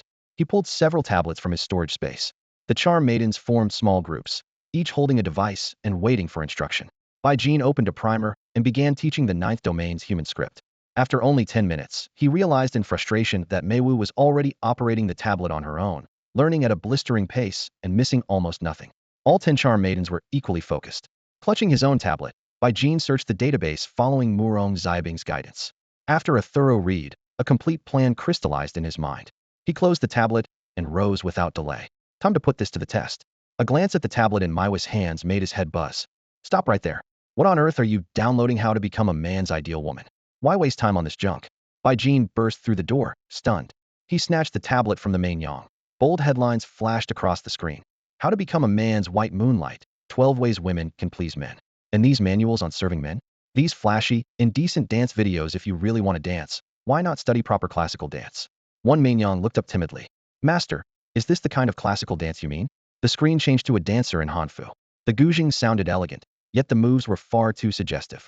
Insane, absolutely insane, Bai Jin started, but another video interrupted him. Huh, this is classical dance too? He frowned. The dancer's sleeves flew, even more revealing than before. Classical dance can look like this? He muttered. What the 108 positions? Meiwu, have you lost your mind? That's a banned text. Where did you find it? Master, I just did a random search. Tons of results came up, the main yang said, tapping a link. See, this site has everything. What the why is the Chao Shinshu Yuan website hosting this stuff? Do they think we're all model students? Yang Wei certainly isn't. A vein pulsed on Bai Jin's forehead. He regretted underestimating the Academy's network privileges. Practically no limits at all. Master, another main yang reported, standing straight. The sisters have downloaded a great deal of knowledge. We can keep studying even inside the instance. Fine.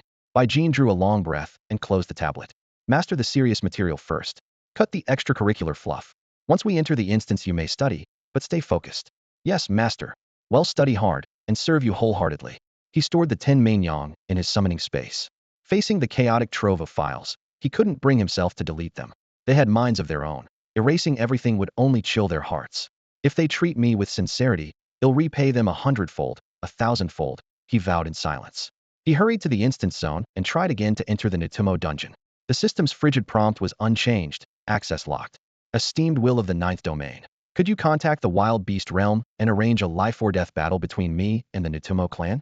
Moments later, a reply fell from the void. Contact established. The wild beast realm is delighted. Please state your battle conditions. Feeling he had finally grasped part of the rules, Bai Jin closed his eyes, thought deeply, then spoke. First, the duel must occur on a battlefield constructed by the ninth domain, and no being from the wild beast realm may attack me. Second, make the terrain a plain so the Nitumo can charge freely.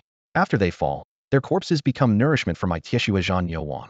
In exchange for taking the bodies, provide the special resources it needs to advance. Third, no Natumo may exceed Tier 3, nor surpass Earth-grade quality. Fourth, the battle ends only when one side is completely annihilated. Fifth, if I win, grant me enough resources to elevate my five-tailed Mainyang to heaven-grade quality. Sixth, the Wild Beast realm may deploy troops for only 3 days. After that, no reinforcements. The total number must be no fewer than 10 billion. These conditions were the fruit of careful thought. If accepted, Bai Jin's survival skills would soar to new heights. The response stated that no heavenly grade resources were available and the Wild Beast realm could not supply 1 billion minotaurs. All other terms could be negotiated later. Bai Jin frowned slightly. The ninth domain's ruling will never lies. Yet a world this vast still could not scrape together 1 billion minotaurs? Maybe the beast realm had never suffered a full-scale invasion from the demon realm. The thought left him a little disappointed, but he quickly contacted the other side and struck both impossible conditions from the contract. Prompt. The Wild Beast realm has accepted all remaining terms. The battlefield is now under construction. Once everything was confirmed, Bai Jin sent his little sister a message telling her not to worry if she couldn't reach him for a while, and left Han Shui a note. If anything happened at the Super God Academy, do not come looking for him for the time being. Logistics were the least of his concerns. The stockpile he had amassed for the final battle against the Void Demon realm was still untouched. It would be more than enough to keep him fighting for an eternity. Prompt. Dead fight space successfully constructed. Enter now. Enter. In a flash of light, he appeared inside a brand new, colossal arena. Prompt. This dead fight space was built by our side. The Wild Beast realm cannot interfere directly. Prompt. Dimensions length 300 kilometers, width 100 kilometers, height 30 kilometers, terrain, open plain. Prompt. Eliminate every minotaur that is deployed here to unlock the exit. The very next second, gray mist writhed and a tide of minotaurs poured forth. Wild Beast realm deploying minotaur combatants current count, 658. Wild Beast realm deploying minotaur combatants current count, 3,936. Mei Wu, you take command of this round. Yes, master. Mei Wu tapped her toes and landed on the shoulder of a six-winged flying demon commander, using it as a springboard to shoot into the sky. At the same time, Bai Jin summoned a wind-winged Dracobird and vaulted onto its back. Fly.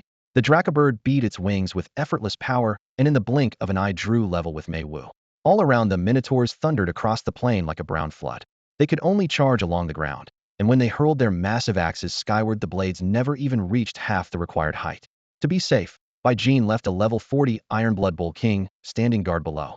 With 57,600 points of physical defense, even the Minotaur captains could hack at its hide all day without so much as scratching it. Perfect chance to test your strength, Bai Jin muttered as he glanced down at his mount. Suddenly Mei Wu leapt and landed lightly behind him. What are you doing up here? It can't carry 2 riders. Master, look, the bird's feathers aren't even quivering, she replied with a grin, wrapping her arms around his waist. Just stand steady and stop clinging so tight. But master, I'm afraid of heights. Bai Jin frowned. You looked perfectly calm when you were standing on that six-winged commander's shoulder a moment ago. I was putting on a brave face because you ordered me to. Up here, with you by my side, I feel safe. In the end, Bai Jin did not push her away. Her hint of coquettishness actually added a bit of emotional flavor. And, more importantly, she was a summoned creature incapable of betrayal. If a real person tried the green tea act on him, the thunder staff in his hand wouldn't hesitate to teach them a lesson. Back in the day, he had beaten the original bloody romance Mei Wu into mitts. Windblade burst. At Bai Jin's command, the Dracobird gave a swift, subtle beat of its wings, and a half-meter-long blade of wind materialized. Whoosh! The wind blade streaked downward at breathtaking speed, and, in the blink of an eye, struck a Minotaur warrior below. Crack!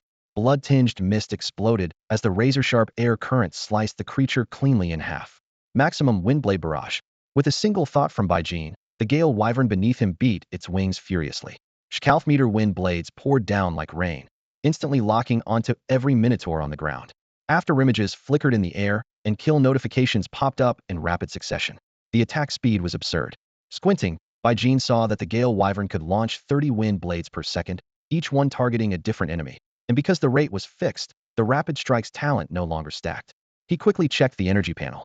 Each wind blade consumes 10,000 energy points. 30 blades per second means 300,000 per second. At level 30, the Gale Wyvern holds 68.4 million energy, enough for 6,840 blades, or 228 seconds at full output, barely 4 minutes. The battlefield, however, told a different story. Every time a blade hit, it refunded 10% of the target's energy, tens of thousands of points at a time. Regeneration easily outpaced consumption. With enough enemies, the Wyvern could stay at full energy indefinitely. Storm Strike. A low howl rose as a tornado burst from the ground and swept across the field. Bai Jin noted the skill's parameters. It burns 10% of current energy on activation. It drains another 1% per second thereafter. A genuine energy hog. Yet as swaths of minotaurs were shredded, the Gale Wyvern's bar remained maxed. Meanwhile, a pale blue energy shield formed automatically around Bai Jin. System alerts flashed nonstop. Your Gale Wyvern scored a critical hit on a Minotaur warrior, dealing 1,450,000 damage. You gain a 500 point omnidirectional energy shield. Your Gale Wyvern scored a critical hit on a Minotaur captain, dealing 6,500,000 damage. You gain a 325,000 point omnidirectional energy shield. The kill log scrolled in dense lines. Minotaurs dropped instantly under the blades and cyclone. There was a drawback, though the wind shredded them so completely that not a single intact chunk remained. Only crimson mist. Stop. Bai Jin ordered, canceling Storm Strike. In less than 3 seconds more than 1,000 Minotaurs had been erased, and his shield value had already passed 100 million. With both wind skills tested, he was more than satisfied. He issued a new command. Windform. In the next instant the Gale Wyvern dissolved into a transparent breeze that still supported Bai Jin, as if he stood on solid ground. So is this real wind riding?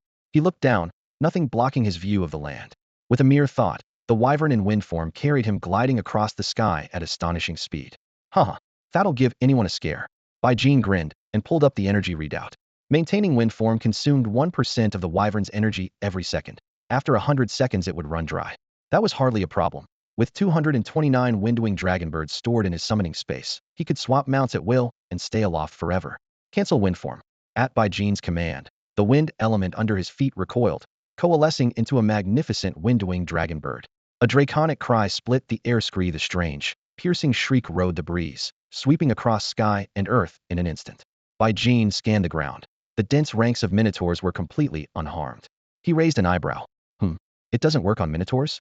Master, look at the Battle Bull King in the middle. Mei Wu's clear voice rang out. Bai Jin looked down to see the Iron Blood Battle Bull King, their lure, glowing with a faint red aura. The system flashed 5 rapid notifications. 1. Your Windwing Dragonbird has activated Dragon Roar. 2. Your Iron Blood Battle Bull King is inspired. Attack speed 100, duration 1920 s. 3. Your Windwing Dragonbird is inspired. Attack speed 100, duration 1920 s. For you are inspired. Attack speed 100, duration 1920 s. 5. Only double speed? That's underwhelming, Bai Jin muttered. The boost affected bonus speed, not base speed, nothing like Legion Will's 230%. Still, the roar had cost 6.84 million energy. 10% of his pool an would last over half an hour, so it wasn't a total loss. He patted the Dragonbird's neck and growled, Dragon's Might. A deep hum followed. A crushing aura burst from the mount, throwing an invisible net over a 3-kilometer radius. Whoosh. A broad swath of Minotaur warriors instantly froze. Those nearest the Iron Blood Battle Bull King even forgot to swing their weapons. The system flooded his view. Windwing Dragonbird used Dragon's Might, applying 1,920 draconic pressure to all targets within 3,000 m. Minotaur warrior failed the check. Enters panic for 1,560 s. Minotaur captain failed the check. Enters flustered for 960 s. Minotaur warlord failed the check. Enters alarmed for 630 s. Minotaur commander failed the check. Enters distraught for 390 s. The notices stacked so densely they almost filled his view. Seeing tens of thousands of Minotaurs debuffed, Bai Jin burst into laughter. The skill had cost 30% of his energy, but it was worth every drop. Everything said. He glanced back at Mei Wu, who was lightly holding his waist. Take this and study while we're in the air. Yes, master. I'll master it, and put it to use right away, she answered sweetly. Bai Jin shot her a fierce glare, then dove from the sky. Boom. He slammed into the ground like a meteor, dust rippling outward as the earth cracked beneath him. In the same motion, he drew the shock gold cudgel, its cold light flashing across his face. The earlier probe had shown a hint of his edge. To make the savage beast realm reassess him, he decided to stage the next phase as difficult. The 6-winged sky demon marshal would stay out of it for now. The real star would be the Iron Blood Battle Bull King. Kill him. Kill that human. The Minotaur commander roared, though his voice trembled under the distraught condition. Only a few warlords answered. Most warriors and captains remained dazed. Attack. Bai Jin bellowed. Muscles bulging, he brought the shock gold cudgel down like a rainstorm. Bai Jin swung the cudgel in a frenzy, launching into a furious assault. Bai Jin's base physique was only 60 points, which meant his strength was 60 as well. He had no innate bonuses in this area, and without any formal melee training from the system, his close quarters skills were a mess. Even so, The Jinji Jingu Bang in his hands was a first-tier, Xiangrade weapon. The shockwave array etched into the staff scattered the Nyoto Mo's power the instant it struck, and when the current from the Xiangrade lightning core was added on top, he still managed to deal respectable damage. The following is by Jin's complete status panel at this moment. Race, human, blue star. Rank, tier 2 LV0. Health, 150,000 70 million. Blood reserve, 3,606,900 3,606,900. Mana, 3,817,800 100 million 3,817,800 100 million. Physical attributes, body strength 69, power 69, constitution 69, agility 69, health regen 69 per second. Soul attributes, soul strength 326, spirit 326, perception 326, reflexes 326, mana regen 3,586 per second. Extra bonuses, 200,000 health, 200,000 mana. Defense, physical 2,000, magical 2,000. Resistances, charm 100. Temporary attack, physical 345, magical 1,630. Inscribed arrays, Xiangrade energy gathering 6, Huangrade acceleration 4, Huangrade speed 4, Huangrade bounce 6. Talent, supreme summoning. Temporary talents, rapid charge, iron stamina, diamond body, blood surge, demon scale, natural allure, soul awareness, dragon bloodline. Origin skills, summon Iron Blood Bull King, summon Windwing Dracobird. Skills, summon Six-Winged Sky Demon Commander, summon Five-Tailed Enchantress. Special equipment, source of mana. Equipment, Jade Mask of Concealment, Energy Focusing Robe, Jinji Jingu Bang. Free attribute points, 0. Skill points, 96. Origin skill points, 0. Such was by Jin's tier 2 prowess stats that looked downright extravagant. The system had raised the experience he needed to level up to 7 times the usual amount.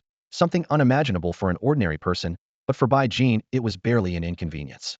After his soul attributes broke through to 326, the strange, simultaneous dullness in body and spirit grew more pronounced, and he planned to research it once this battlefield was cleared. Kill him. Deafening roars echoed as a squad of Nyoto Mo commanders and champions raised their giant axes and closed in on Bai Jin. Boom. A massive axe came crashing down. Bai Jin whipped up the Jinji Jingu Bang to block, the array exploding on contact, and blowing the brute force out of the Nyoto Mo commander's body. He kicked off hard, feigning a recoil flight, and used the momentum to bowl over a panicked young Nyoto Mo warrior stumbling around like a calf looking for its mother. His omnidirectional energy shield was still active. With over 100 million points of protection, he was practically immune to all damage. Meiwu, you handle the control. Have the Windwing Dracobird under you launch Windblade Blitz every 3 seconds 1 strike, 1 kill. Got it. Guardian's shield lasted 60 seconds. Meaning Bai Jin would enjoy absolute protection the whole time. The barrier was completely transparent and hugged his skin, so no one else could even see it. Roar. Kill him. Kill him. The Nyoto Mo commanders steadied themselves, lifted their axes once more, and hacked toward Bai Jin. Take out that summoner first. He's a rookie. You're the rookie. Bai Jin had assumed minotaurs possessed no real language, but the stronger ones clearly had minds of their own. Boom. A giant axe screamed downward. He twisted aside, and at almost the same instant the Iron Blood War Bull King lowered its head and charged. The impact sent a Minotaur commander flying several yards. He hit the ground, twitched twice, and bled out on the spot. A fist-sized orb of light drifted from the corpse into the Iron Blood War Bull King, making the beast even more imposing. A second axe followed. Bai Jin raised his shock gold hoop staff to parry. Metal rang like thunder. He kicked off the ground, sailed several meters, and landed with a numb shoulder. Out of my way, trash. Furious, the Minotaur commander and several lieutenants swung their axes in broad arcs, carving up any ordinary warriors or captains who blocked their path to Bai Jin. Expression grim, Bai Jin's staff blurred through the air, cracking into the still panicked Minotaur soldiers. Even with the weapon's boost, he couldn't finish them in one blow. On the far side of the field, though, the Iron Blood War Bull King let out a string of royal battle roars, stacking legion willpower by brute force. Its physical attack neared 400,000. And with the roar's bonus, it could almost one-shot common soldiers. Minotaurs dropped in heaps. That flank looked invincible. Bai Jin, meanwhile, was hemmed in by whirling axes, knocked flying again and again. Roar. Each new bellow drove the commander and his lieutenants to strike harder. They'd seen through the fight the giant bull and the splendid bird were this human summoner's contract beasts, able to harvest troops by the dozen. But the summoner himself was pathetically fragile. One axe would do it. Worse, the idiot had jumped down to grandstand instead of directing from the air, so they were batting him around like a ball. The elegant bird above, lacking orders, could only dive on instinct, needing several seconds for each kill, while thousands of minotaurs still stood. It barely mattered. He's got a powerful shield, the commander rasped. Keep swinging. Break the shield first, then spill blood. Foolish human, another lieutenant sneered, licking his tusks. So what if you're gifted? Your corpse will make us stronger. They formed a half moon, cleared out every low-tier fighter nearby, and focused on hacking at Baijin. He was hurled away over and over, rolling through the dust. The shield around him flickered constantly, yet refused to break. Across the field, the Iron Blood War Bull King only grew fiercer. Each time it slew a minotaur, the crimson lines on its hide flared brighter, and its strength climbed higher. No one knew how long it lasted. The commander and his lieutenants were drenched in sweat, their breathing ragged. Why won't that shield drop? If we can't crack it, we can't even cut him, but we can't let him breathe, either. Clenching steel teeth, they forced down exhaustion, hefted their axes once more, and kept chopping at Baijin, unable to kill him, yet utterly unwilling to let him go. Baijin was overjoyed, for he had just discovered that the Guardian's shield was far stronger than he had ever imagined. When he first landed on the battlefield, the Windwing Drakobird had stacked more than 10 remote reinforcements on him, raising the shield to over 100 million defense points. He had feared the shield would decay quickly, so he ordered the Windwing Drakobird to fire a wind blade rush every 3 seconds to keep 20 layers active. Yet the test results astonished him. As long as the Guardian's shield was refreshed within 60 seconds, none of the previous layers would disappear. In other words, if he pre-stacked it to full and refreshed it once a minute, the tremendous barrier could last indefinitely. After countless axe blows, Baijin also figured out how the shield worked. 100 million defense points equaled 100 million normal hit points. Incoming damage was subtracted directly from that number. The shield looked thin, yet it nullified all secondary effects. Whether a blade split his chest or an elemental blast hit his back, only the raw damage was deducted and no extra effects were triggered. Shock staff severely damaged. All shock arrays destroyed. The prompt flashed across the light screen. Baijin glanced at the weapon in his hand. Its metal surface was webbed with cracks, and the rune circuits were scorched black. With a sigh, he stowed the ruined weapon in his storage space. The first-tier profound-grade armament was as good as dead. Fortunately, the profound-grade lightning core inside was untouched. He could rebuild it later, and a Tier 1 weapon was already beneath his current strength. Nyoto Mo die? Baijin thundered. A blazing javelin a meter long formed in his grip, and he hurled it with all his might. Boom. The spear exploded on impact, a crimson firestorm engulfing dozens of Nyoto Mo commanders and champions. Through the smoke came a hoarse roar. Human, mere flames cannot harm us. Your weapon is broken, and your shield must be spent. Human die. A dozen Nyoto Mo commanders erupted with brute force, brandishing great axes and charging forward, their massive hooves cracking the rock beneath them. Baijin's expression darkened. He removed his energy-gathering robe and stored it away, ready to meet them heat-in. Bang! The first great axe hit, sending Baijin and his shield flying more than 10 meters as the Guardian's shield shattered into countless motes of light. The Windwing Drakobird still delivered nearly 100,000 defense points every 3 seconds, but far more than 1 or 2 enemies were attacking. Accumulated damage soon surpassed the shield's regeneration. Under the unending rain of axes, the 100 million defense points were finally drained. His shield is down. Kill him. The Nyoto Mo commanders howled, eyes glowing red as they fought to be first to strike. Then I'll take you with me. Baijin roared, flinging several rune javelins. A flash of cold light, and they burst in midair into azure mist. Ice shards slashed outward, freezing a broad swath of ground. Yet the Nyoto Mo commanders were thick-skinned and iron-signed. A Tier 1 perfect-grade rune javelin could not kill them outright, and the icy blast only slowed them for a heartbeat. Bang! Another great axe sent Baijin spinning.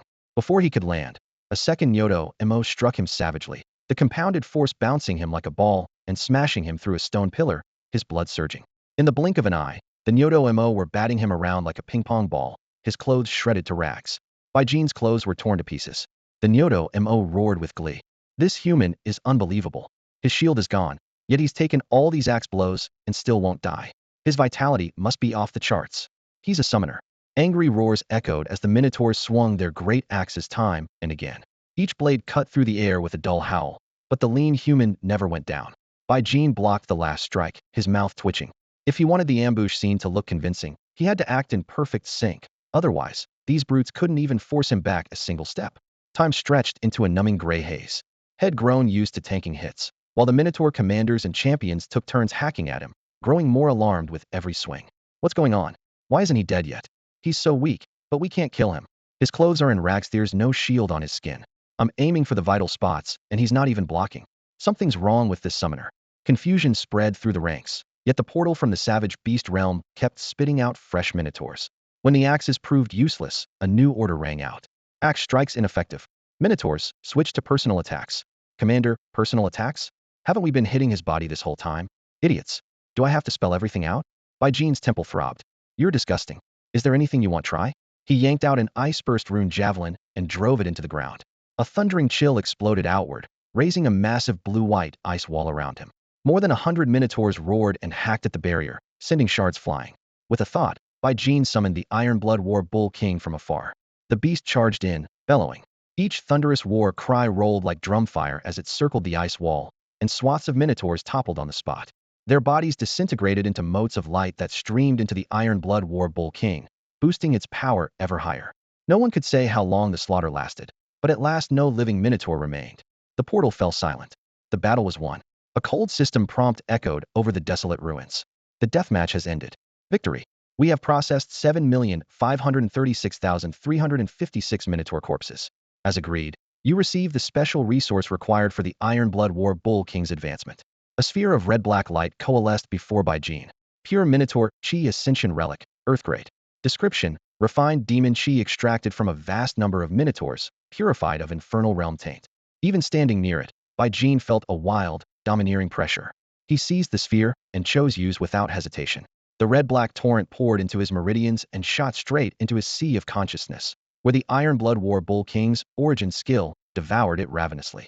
The entire skill rune seemed to boil. At length, the light dimmed. By Jean let out a long breath and checked the upgraded skill. Summon, Iron Blood Bull Demon King. Grade, Earth, Special, Exclusive, Origin. Innate effects. All attributes 200, summon multiplier 230, summon creature level 20, spell defense 6 per level, 30 of damage dealt converted to self-healing, Legion Will. Casting notes. Consumes level 1000 mana. In 1 second, summon up to 230 half-energy, half-flesh Iron Blood Bull Demon Kings at level 20. Mana cost scales linearly with the number summoned. Extra. Casting cannot be interrupted by conventional means. After reaching 230 summoned units, no further summons are allowed. When the promotion was complete, every wild bull around By Jean both on the field and inside the summoning space underwent a dramatic transformation. The first to come into view was the newly promoted Iron Blood Bull Demon King. 1. Basic information. Rank. Earth Tier, Special Great Bull Form, Tier 4 Level 0. Health, 786 million 1.766, 4,786 million. Stamina, 786 million 786 million. Defense rating, 326. Physical defense, 1.92 million. Magical defense, 960,000.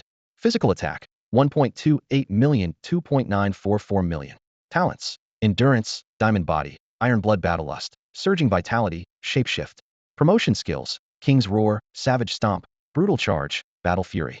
Equipment, none. Size, 10-meter shoulder height, 20-meter body length. The entire body gleams bronze, the horns are razor sharp, and the massive eyes blaze with inexhaustible fighting spirit. Base health, 786 million. Base defense, 1.92 million. Base attack, 1.28 million. By Jean drew a deep breath, still feeling as though the scene before him was unreal. With the Legion Will active, a single Iron Blood Bull Demon King now carried 2.552, 4 billion total health. By Jean controlled 230 of them, giving the Legion a staggering 587.052 billion combined health. Unless an enemy's single strike exceeded that ceiling, even the most frenzied assault would never truly shake this iron tide. System prompts followed in quick succession. You have summoned an Iron Blood Bull Demon King. You have received temporary talent feedback, Endurance, Diamond Body, Surging Vitality. Incompatible physiology prevents you from receiving the temporary Shapeshift talent. Your will cannot accommodate Iron Blood Battlelust, so you do not receive that temporary talent. 2. Talent effects. 1. Endurance, Earth Tier, Temporary Passive. Greatly accelerates stamina regeneration, restoring 5% per second or a minimum of 10,000 points. Recovery speed is 2.5 times faster than the former Mystic Tier version. Each Iron Blood Bull Demon King can now cast King's Roar or Savage Stomp every 2 seconds. Effect on By Jean himself is minimal. His stamina is almost always full. 2. Diamond Body, Earth Tier, Temporary Passive. Extra Physical Defense, Level 10. Extra Magical Defense, Level 5. Greatly increases resistance to blunt and piercing damage.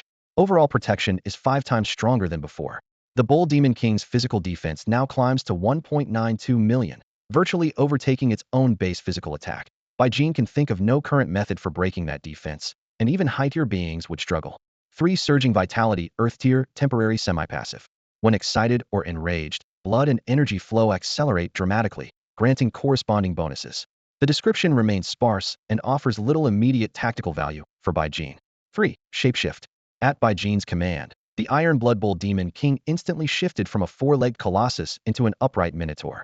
Skin. The Bull Demon King retains a bronze sheen, whereas ordinary minotaurs are gray-black. Height. Even in upright form, the Bull Demon King stands a full 10 meters tall. Ordinary minotaur leaders top out at the same height. The iron-blooded Bull Demon King reared up in front of Bai Jin, nearly 30 meters tall. Its grotesque size made him click his tongue in wonder, and he secretly decided that the beast deserved a war axe big enough to match it. With a thought, the bull demon shed its humanoid form and became a colossal bull again. Muscles knotted beneath iron-black hide, and the ground quivered when its massive hooves touched down. As his summon changed shape, Bai Jin's own power spiked, and he was eager to keep farming hell dungeons for more levels. Ambition churned in his chest. Every trump card he could openly reveal came from the Valkyrie and Murong Xiaobing's support. Though he kept most of his strength hidden, he still exuded a hint of invincibility. Exit deathmatch space. He recalled every summon, and his figure reappeared in the instance hub. Brother Bai? A delighted shout carried across the field. Bai Jin looked over to see Yang Wei waving excitedly. Remembering how this guy had once plowed the field inside a dungeon, Bai Jin could only sigh now that was real bull. Brother Yang Wei, what are you up to? Grinding dungeons, Yang Wei said with a carefree grin. I need to level up my women. Women, plural? Bai Jin raised an eyebrow. Yang Wei chuckled and lowered his voice. Brother Bai, your lips are sealed, right? Word of my battlefield fiasco is everywhere. How Jian's loose tongue, no doubt. But you and your girl are solid. The wars paused, and Super God Academy assigned me a personal tactical squad, so my power jumped. To avoid another disaster, I picked up a few women like Zheng Shufan. Most of them are only first rank. They're too weak, so I have to take them dungeon running. Bai Jin gave him a thumbs up. Weren't you suppressing your level to push your stats to the limit? How do you run instances without killing anything? Yang Wei's face turned serious and his voice dropped even lower. You'll find out soon. Your sister, me, Zhuge Luyun, even that bastard, we've all broken past the stat cap. We're still unsure whether the growth is infinite or the ceiling just got higher. The Academy wants us grinding hell dungeons until we collect the full 100 free stat points. Then we'll allocate them and see if we can reach the cap again. So where are your women? Why aren't they here? Bai Jin asked. We're all academic slackers, Yang Wei laughed. You can make Gu Qingxi attend class, so I can shove my women into remedial courses too. After fighting side by side in the battlefield space, the two already felt like brothers. Yang Wei patted Bai Jin's shoulder. Brother Bai, you got exploration rights to a city, same as me. Problem is, those cities are occupied by void demons. You can't farm mobs and loot corpses without real muscle. You're lucky your bull is tough enough to tank everything, so soloing isn't a problem. Indifferent, without a power boost, I wouldn't even dare step through the gate. He leaned closer, glanced around, then spoke in a hush. Hey Race, a bit of insider info. That city the void demons took over is a massive opportunity. Plenty of 4th and 5th ranks aren't even allowed to touch it. But the two of us alone can't develop it. So the Academy is letting us form private squads, and we get to pick whoever we want. Gulp. Yang Wei swallowed, eyes gleaming. Bai Jin immediately got his point. Form a squad. The Super God Academy really allows that? Yang Wei nodded. Brother Bai, your talent may be only Earth class, but the summons and divine skills you command are extraordinary. In time you'll stand shoulder to shoulder with the Heaven class. The Academy gave us this entire city, so we could use it as a base to build the most powerful squad in centuries. Bai Jin's face grew solemn. Brother Yang, why was I the last to know? Yang Wei looked at him with a touch of envy. You don't realize how lucky you are. Once you're strong enough, Her Majesty the Ice Empress Legion will be yours sooner or later. I'm telling you this not so you'll start recruiting today, but so you'll use this privilege to raise a few core members who belong to you alone. He lowered his voice, half teasing. I'd pick up a few female members once whole be yours in every way. That's the safest bet. Farewell. With that, he strode off. During the past few days fighting the Minotaur, Bai Jin had kept pretending to be blown away or knocked down. His body wasn't tired, but his mind was exhausted. Back at his sister Lu Rian's palace, he collapsed onto a couch and fell asleep, while his 10 succubi went on studying.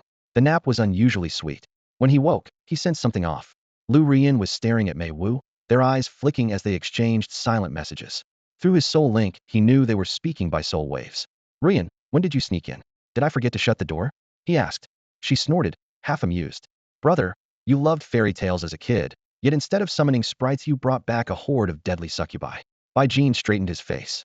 Nonsense. They're powerful fighters, nothing like what you're thinking. Sure. Tremendous combat power, I totally get it, she drawled. He raised a hand. Looking for a beating? She sobered at once. All right, that's your business. What I really want to know, just how strong are you? Is the absolute substitution Sister Xia Bing mentioned really that amazing? She grabbed his arm, her gaze earnest. Bai Jin pinched her cheek fondly. Little sis, just like when we were kids, I can still beat you with ease. She scratched at him like an angry kitten. Come on, let me see. The academy even gave you your own city. I've been worried sick. Jean nodded and led her to the underground training hall. Runes shimmered across the wide stone chamber, making it perfect for a spar. Rian, all my strength lies in my summons, he explained. My body may be ordinary, but as long as they live, I can't be harmed. She frowned. Why didn't you tell me before? Did mother know all along? You two must be the real family, she muttered. Enough chatter. Let's see how much you've improved. Go all out if you beat me. They'll admit you're strong, he said. Lu Rian lifted her chin. Then watch carefully, brother. A split second later, a deep bellow rocked the stone walls. An ironclad bull demon king crashed onto the field, its hooves shattering the ground as a wave of fury swept out. Lu Rian's eyes sparkled with delight and curiosity. Brother, what a massive bull. It's way bigger than your old brute. Holy light blessing. Boundless light burst forth and swept across every inch of the battlefield. A heartbeat later, system notifications flooded the screen. Holy damage received. Your Ironblood Minotaur has entered the unable to lock on state. HP 786,000. Your five-tailed Siren Scarlet Romance Enchanted Waltz has entered the unable to lock on state. HP 64,000. HP 19,474. At the center of the radiance, Lu Rian's long dress billowed, her whole figure coated in liquid gold. Jean studied her and nodded to himself. The kid really does look like a bona fide saint. So, big brother, what do you think? Lu Rian bounced to his side, face full of pride. Inside my holy light zone, nothing can target me. Every unit loses 1,000th of its max HP per second and can't regenerate health, stamina, or mana. This is my core skill. As long as I have mana, I can keep it up indefinitely. If they don't use consumables, they'll be dead in at most 1,000 seconds. Massive area, pretty oppressive, right? Jean examined the blinding curtain of light, doing the math. A move with this kind of reach, plus a cannot be targeted clause, was basically a true domain. Add in the defense-piercing percentage damage. If push came to shove, he could summon 230 Windwing Drakes at once. With their 10% damage reflection, that would be 23 times the incoming blow, enough to make anyone pop on the spot. He asked, Sis, if the field is packed with targets, is there a chance you'll hit yourself by accident? She nodded. In theory, yes. But all my stats skyrocket inside the field. As long as I watch my positioning, nothing really connects. What about the mana cost? 1% of my max mana per second. The field itself boosts mana regen, and I've etched a ton of energy gathering arrays on my gear, so the net recovery is enough to keep it running. At least until tier 3 my mana income will outpace the drain. Jean nodded, satisfied, then remembered something. Let me see your holy smite. Sure. Watch this. Lu Rian raised her hand, and a thick pillar of light crashed down on the Ironblood Minotaur. Your Ironblood Minotaur has taken holy smite. HP 7,860,000. Jean raised a brow. All your skills ignore defense and scale by percentage? She gave a smug little hum. See, I don't care how tough your cow is, it can't tank true percentage damage. Bonk. Jean flicked her forehead without warning. Lu Rian froze. You actually hit me? Bonk. He did it again, rubbing his chin. Looks like it really is guaranteed. Her composure cracked. Weird. This is a rule-level innate ability. How can family land hits on me? Mom can flick my forehead too, so it doesn't work on relatives? Jean thought it over. His absolute substitution also failed whenever Aunt twisted his ear or his sister tried to pin him. It fit the pattern. His smile faded, and he spoke earnestly. Keep a low profile, little sister. These skill effects and your innate traits are on a need-to-know basis. Even teammates don't need the full story. Lu Rian nodded quickly. Got it. Zhuge Liuyan and Yang Lin only know the light buffs them like crazy. The can't be targeted part and the defense ignoring percentage damage? My little secret. Jean, when you wrap them in holy light, didn't they see these combat notifications? Lu Rian took half a step forward, the radiance around her contracting and swelling like a tide. She nodded lightly, eyes curving into a smile. Of course not. I'm treating you as an enemy right now. If you were an ally, the light would work very differently. Come on, give it a try. The moment she spoke, a gentle warmth washed over Jean. It felt like dawn sunlight skimming his skin, making his whole body feel weightless. A system prompt flickered into view. You are blessed by holy light. Maximum health temporarily 198. Maximum mana 396, health, mana, and stamina regeneration 198. Basic attacks gain 19,800 points of holy damage.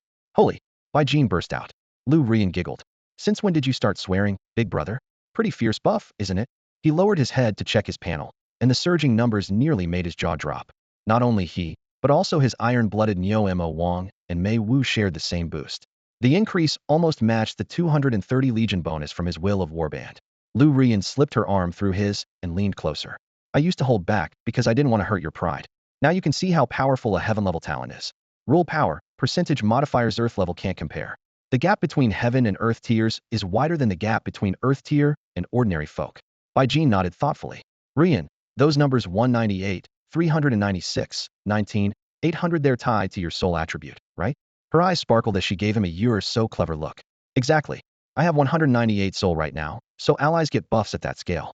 Each point of soul grants allies 1 max HP, 2 max mana, 1 regen, plus 100 holy damage. I get an even higher, permanent boost myself. Baijin gave her a thumbs up. Amazing. With talent like yours, 5-star royal rank isn't your limit. You might even reach 6-star imperial. Lu Rian lifted her chin proudly. Not impossible. Even Zhuge Luyuan and the others fall a bit short of me in raw talent. Baijin laughed heartily. Then let me greet the future Empress Rian in advance. She snorted. If that day really comes, it'll haul you out of every hardship you've ever suffered and make certain beings chew through all the pain you tasted. Baijin pretended to tap her on the head. Brat. He grew curious. So, are Zhuge Luyuan and the others' talents just as overpowered? Still bathed in boundless holy light, golden brilliance humming softly in the air, Lu Rian explained. Brother, Zhuge Luyuan is taking a pure offense path. He plans to learn only one skill mana web and dominate the world with that single move. Baijin raised an eyebrow. Only one skill? Isn't that going to waste a pile of skill points, especially origin points? Lu Rian shook her head. I don't know the details, but his private tutor fully supports him. Sister Xia Bing told me she also specialized in one skill from start to finish, and that's how she became today's top spatial mage at 5-star. What? Sister Xia Bing focused on just one skill? As in literally one? Baijin couldn't hide his shock. Lu Rian blinked mischievously. I said it that way on purpose. So she's still keeping secrets from you, huh? Bang. Ouch. Why, brother? How did you still hit me? I was ready for you this time, but... Baijin lowered his fists, a lazy smile playing at his lips. One compliment, and you're already puffed up? So what if you're an emperor? My bloodline still makes you bow. Lu Rian rubbed the spot where head struck her, spat in annoyance, then got to the point. Brother, keep your distance from Yang Wei for a while. That guy has gotten totally ridiculous. She dropped her voice in warning. Baijin had chatted with Yang Wei only yesterday, so his curiosity was piqued. The guy was young, full of vigor, gifted at the heaven rank. Chasing a few women hardly seemed shocking. Plenty of Earth rank students had beauties hovering around them. It would be strange if there were no rumors. Ridiculous how? Baijin asked. Lu Rian glanced at him, then at Mei Wu walking behind them, and lowered her voice even more. He skips classes and sends Zheng Shufan and those other former high school teachers to take notes. When they get back, he holds private tutorials, one guy, several women. He claims it's more efficient, but I've heard that. Halfway through a normal lesson, it turns into something else. Baijin pictured the scene and was amazed. Yang Wei really is one of a kind. He suddenly paused, looked at Mei Wu, and asked, Sis, if I sent Mei Wu to class for me, would people think I was the same kind of weirdo? Lu Rian snorted. Brother, Gu Qingxi from your squad attends every lecture and takes them seriously. Everyone can see there's nothing between you two, so you're fundamentally different from Yang Wei. Gu Qingxi and I are absolutely clean, not just probably. Baijin protested, then frowned. Stop telling me to distance myself from her. She seems pretty innocent to me. My gut says she's anything but simple, though I can't explain why, Lu Rian said firmly. She didn't press the point. Instead, she lifted her hand and finally smiled. Come on. A 4th-tier powerhouse from the 4th Calamity Legion is giving a lecture today. It's the first time the Super God Academy has let someone of that rank teach. The 4th Calamity Legion? Baijin was taken aback. They walked side by side toward the academic district, and along the way Lu Rian filled him in. Centuries ago, the 3 great in-game calamities on Blue Star were the Purging Protocol, the Void Demons, and the Sullen Brood. When the otherworldly invasion began, a peculiar kind of ability appeared: possession, soul transfer, reincarnation, spiritual control. These people could slip into the bodies of creatures from other realms and act through them, delighting in destruction. Over time they banded together and called themselves the 4th Calamity Legion. Baijin fell silent. That kind of power unnerved him. If someone like that ever set their sights on him, the consequences would be unthinkable. Sis, would the 4th Calamity ever target humans from the 9th territory? It's happened, Lu Rian said gravely. The Valkyrie database has plenty of cases. Some of them covet other people's gifts or bodies. But the talent has major limits. It only works on targets with weak or low-quality souls. Those of us with heaven-rank gifts have nothing to fear. Even if their cultivation is higher, it's hard for them to overpower us in the sea of consciousness. Her eyes were steady, her voice ringing with the clarity unique to holy light. With my holy light gift, anyone who tries to possess me won't even reach my sea of consciousness. The first ray of light would purify them. Baijin felt a weight lift from his chest. His own ability had already surpassed the heaven rank. Possession was nearly impossible. Setting the thought aside, he quickened his pace to catch up with his sister. Before long, Baijin and Lu Rian stepped into a vast hall. The ceiling soared overhead, and several rings of seats were already filled with students waiting for class. Lu Rian tugged by Jean straight to the front section reserved for the heaven rank class, and the surrounding students took no notice of their arrival. Gu Qingzi sat nearby. The moment she saw Bai Jin, her face lit up with a brilliant smile. He returned the greeting with a nod. A little farther ahead, Mrs. Zheng Shufan also inclined her head with a friendly smile, and he responded in kind. As he nodded, Bai Jin quietly gathered his soul power and caught her thoughts. Yang Wei may not be as handsome as Bai Jin, but he's heaven rank. His future will definitely outshine Bai Jin's. As the principal wife, he'll be the most important woman in his life, sigh. But Yang Wei seems to have problems in that area. If he can't father children, my position won't be secure. Bai Jin answered silently. Classmate Wang Gang, your mom is truly optimistic about the future. Relax in the underworld and stop worrying. Just then, the woman in front of Zheng Shufan turned around. It was teacher Li Ying. Bai Jin's scalp tightened. Li Ying now wore a smart short haircut and an elegant business suit. From the back, she looked much like Zheng Shufan, which was why he hadn't recognized her. She gave him a gentle smile and a nod, and he returned the gesture. New haircut, new aura, he muttered inwardly, focusing his perception on her once more. Li Ying's thoughts emerged clearly. Yang Wei told me days ago that Bai Jin was here, and I'm a bit embarrassed to face him. Sigh, Zheng Shufan actually asked me to be Yang Wei's private tutor. What is she thinking? I'm carrying her son's child. Fortunately, Yang Wei doesn't know and hasn't crossed any lines. Wait, ever since we arrived at the Super God Academy, the life in my womb seems to have vanished. Should I ask a healer to check me? Bai Jin clicked his tongue in silence. Yang Wei is outrageous, and Zheng Shufan is even worse. How could she bring teacher Li Ying here? There's no way Yang Wei will keep quiet forever. He scanned the hall. Yang Wei and Zhuge Luyun were nowhere in sight. On one side, Yang Lin sat radiating murderous intent. When she noticed Lu Rian and Bai Jin, her expression softened slightly. Not far away, Chengbo lowered his voice and beckoned. Brother Bai, I'm super strong now. If you need extra hands, call me. Fei Fei, and I will work for you. Sure, they'll let you know when I need people, Bai Jin replied, still noncommittal. Suddenly someone called out. The king rank from the fourth calamity is here. All eyes swung to the main doors. A sunny, good-looking young man strode in, dressed simply, his smiling eyes radiating warmth like a beam of light across the hall. He introduced himself in a clear voice. Hello, everyone. I'm Ming Hairanis, the same name as the famous poet. You've probably heard that I'm from the fourth calamity battle group. It's an honor to be invited by the Super God Academy. Today I'll share some insights on possession and incarnation. Spreading his hands with an easy smile, he added, I've never actually taught in a school, so today's session will be a candid. You ask, I answer. All right. I've heard there are 10 heaven-level talents in this class. Let's start with you. The sunny, handsome Ming Haoran swept his gaze across the room and quickly fixed on the boy in the corner wearing a mask. Hao Jian. Why are you still wearing a mask in class? Judging by your seat, you're in the heaven section, aren't you? How about we begin the questions with you? His voice was gentle, free of any teacherly airs. The classroom fell silent. Everyone was shocked, yet secretly eager to see what would happen. Hao Jian's lips moved beneath the mask, but no sound emerged. Gao Jia, seated beside him, raised her hand. Mentor Haoran, this is Hao Jian. He's a good guy, but his words can be a bit abrasive. Maybe let someone else go first? Meng Haoran chuckled.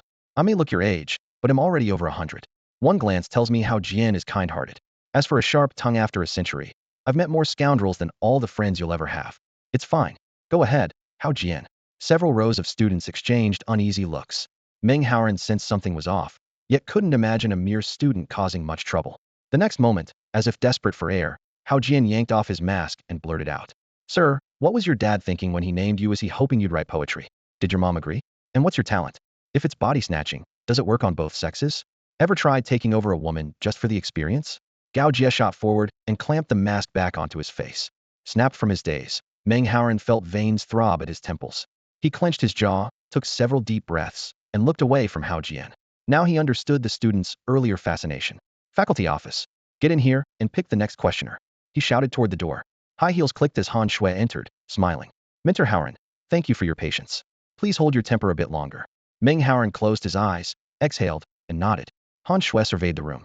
Lady Gao Jia, would you please ask your question? Gao Jia rose timidly. Mentor Haoran, I'd like to know, when it comes to possession taking over someone else's body, are there limits? And is there a reliable defense? Still keeping his eyes closed, Meng Haoran answered evenly. First, you must overpower the person's soul. Second, you use your own soul to control their body. Step 1 is the hardest. Soul strength doesn't always match cultivation rank. Entering someone's sea of consciousness is entering their home turf. One mistake, and you could be hurt or killed. You're all starting at earth level. To attempt possession, the talent needs to be at least one tier higher. Heaven level to stand even a faint chance. But anyone with a heaven level possession talent would be foolish to use it that way. You don't gain the target's talent, so it's pointless. At your current stage, you really don't need to worry about it. The students nodded, and Bai Jin felt a surge of relief. Han Shui glanced toward the audience again. Lord Gu Yuntao, your question, please. The slender Gu Yuntao rose slowly. He kept his eyes lowered, unwilling to draw attention, yet the aura of a heaven-ranked talent still leaked through. Instructor Meng Haoran, he asked in a quiet but clear voice, you said possession can't preserve the target's gift. Why not? Wouldn't we end up with only the body? On the lectern, Meng Haoran nodded slightly, eyes still closed, as composed as ever. Taking someone's gift outright isn't simple possession, it's soul fusion. He paused before adding evenly, once you fuse, even if you gain control in the end, the soul is no longer pure. First, the talent almost always downgrades permanently. Second, with foreign fragments mixed in, your personality and behavior shift dramatically. If the original owner clings to a strong obsession, the influence runs deeper and is nearly impossible to hide. Many in the hall nodded in silent agreement, a brief murmur rippling through the air. Han Shui raised her hand again. Yang Lin. The round-faced girl stood up at once, eyes shining. Instructor, I'm fascinated by rebirth. Is it really like getting a second start? Meng Haoran still didn't open his eyes. His voice stayed steady. Rebirth is an extremely advanced form of soul transfer, so advanced it's no longer classified as possession. In the fourth Calamity battle group, we call it reincarnation. He lifted a hand in a light gesture. Most beings are born with incomplete souls. Some don't become whole until after birth. Professionals who possess a descent reincarnation gift can embed their soul's origin in a womb and be born anew.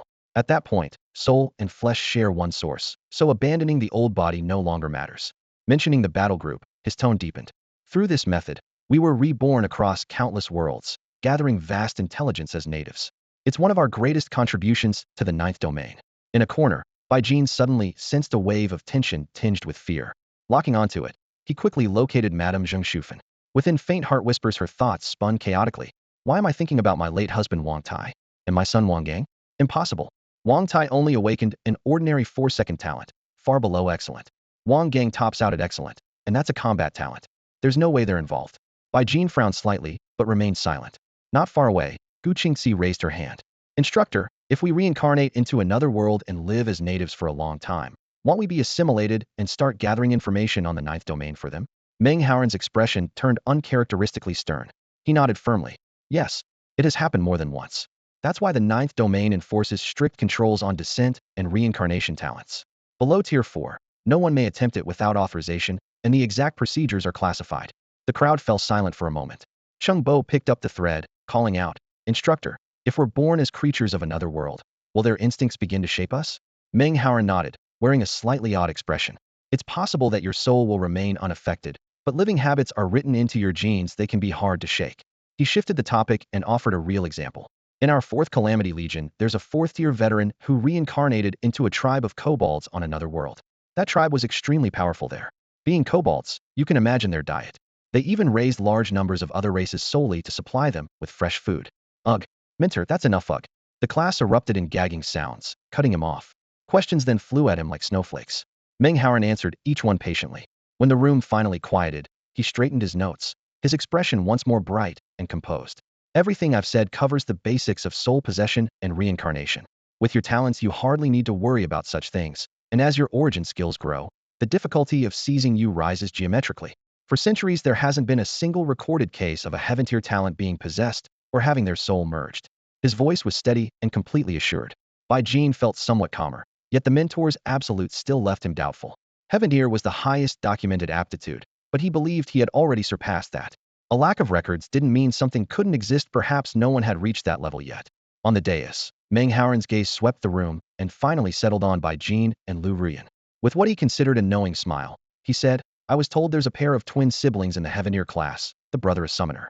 You two seem awfully close, so you must be the pair. Since you're a summoner, you're perfect for a live demonstration. Han Shui immediately raised her hand. Mentor Meng, you've got it wrong. They're not twins. That. Meng Haoran laughed heartily and waved her off.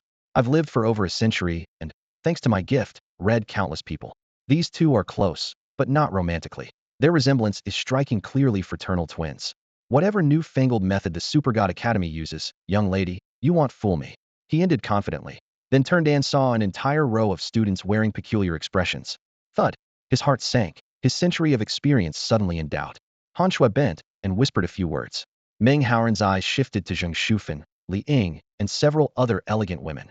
Realization dawned almost instantly, and his earlier confusion vanished. Very well.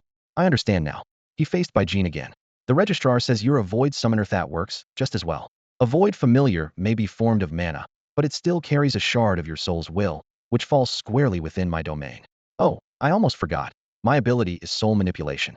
I can suppress a target's soul, alter their behavior, even make them act entirely according to my will. With a hint of pride, he added, no amount of reading beats real-world practice. Summoner, call out your void familiar so the class can see. Bai Jin glanced at Han Shui. The poised beauty answered with a slight nod. He rose to his feet. Mentor, at your service. Shuisha's six-winged flying demon commander burst into view. Instructor Meng Howren's easy smile froze. A flying demon, and a six-winged one at that. He forced himself to stay calm. A classmate. Does that demon have the cruelty trait? Bai Jin gave a mild nod. Meng Howren laughed weakly and waved his hands. Right, maybe summon something else. I'd rather not let my soul anywhere near that thing. Bai Jin paused and thought. The Iron Blood Bull King had already advanced to Earth grade, evolving into the Iron Blood Minotaur King. Sooner or later its power would be exposed.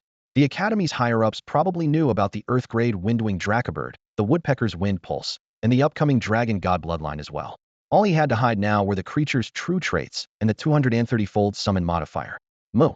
A colossal beast shattered the air currents, 10 meters tall at the shoulder and 20 meters long. Bronze hide glimmered, two blade-like horns flashed with cold light, and endless battle lust churned in its enormous eyes. The Iron Blood Minotaur King had arrived. Meng Howren, once full of confidence, turned to stone on the spot. Holy, classmate, why is your bull this big? The sunny pretty boy's voice cracked with disbelief, the highest praise he could manage. If a fourth year like Meng Howren reacted that way, the other students could only stare. Hao Jian remembered the giant bull that had fought beside him before. This one was several times larger. The beast's skyrocketing power was obvious. Han Shui's eyes gleamed. It was her first glimpse of Bai Jin's core skill Wild Bull after its transformation. The Minotaur King's demonic gaze locked onto Meng Howren, making him shiver. Classmate, does your bull have a special combat talent too? That look isn't something a normal void summon should have. Bai Jin nodded again. Inside, Meng Howren was howling. What the hell? Is the Super God Academy nothing but monsters? I just wanted to show off in front of the 10 prodigies, and a single void summoner wrecked me this badly. Who knows what else they're hiding? Even the dean's office is waiting to laugh at me. Damn it. The Ice Empress must be watching. I don't even dare lose my temper.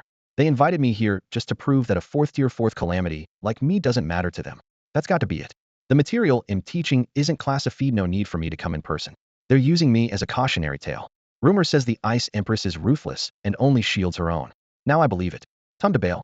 With that, he waved casually. Everyone goodbye.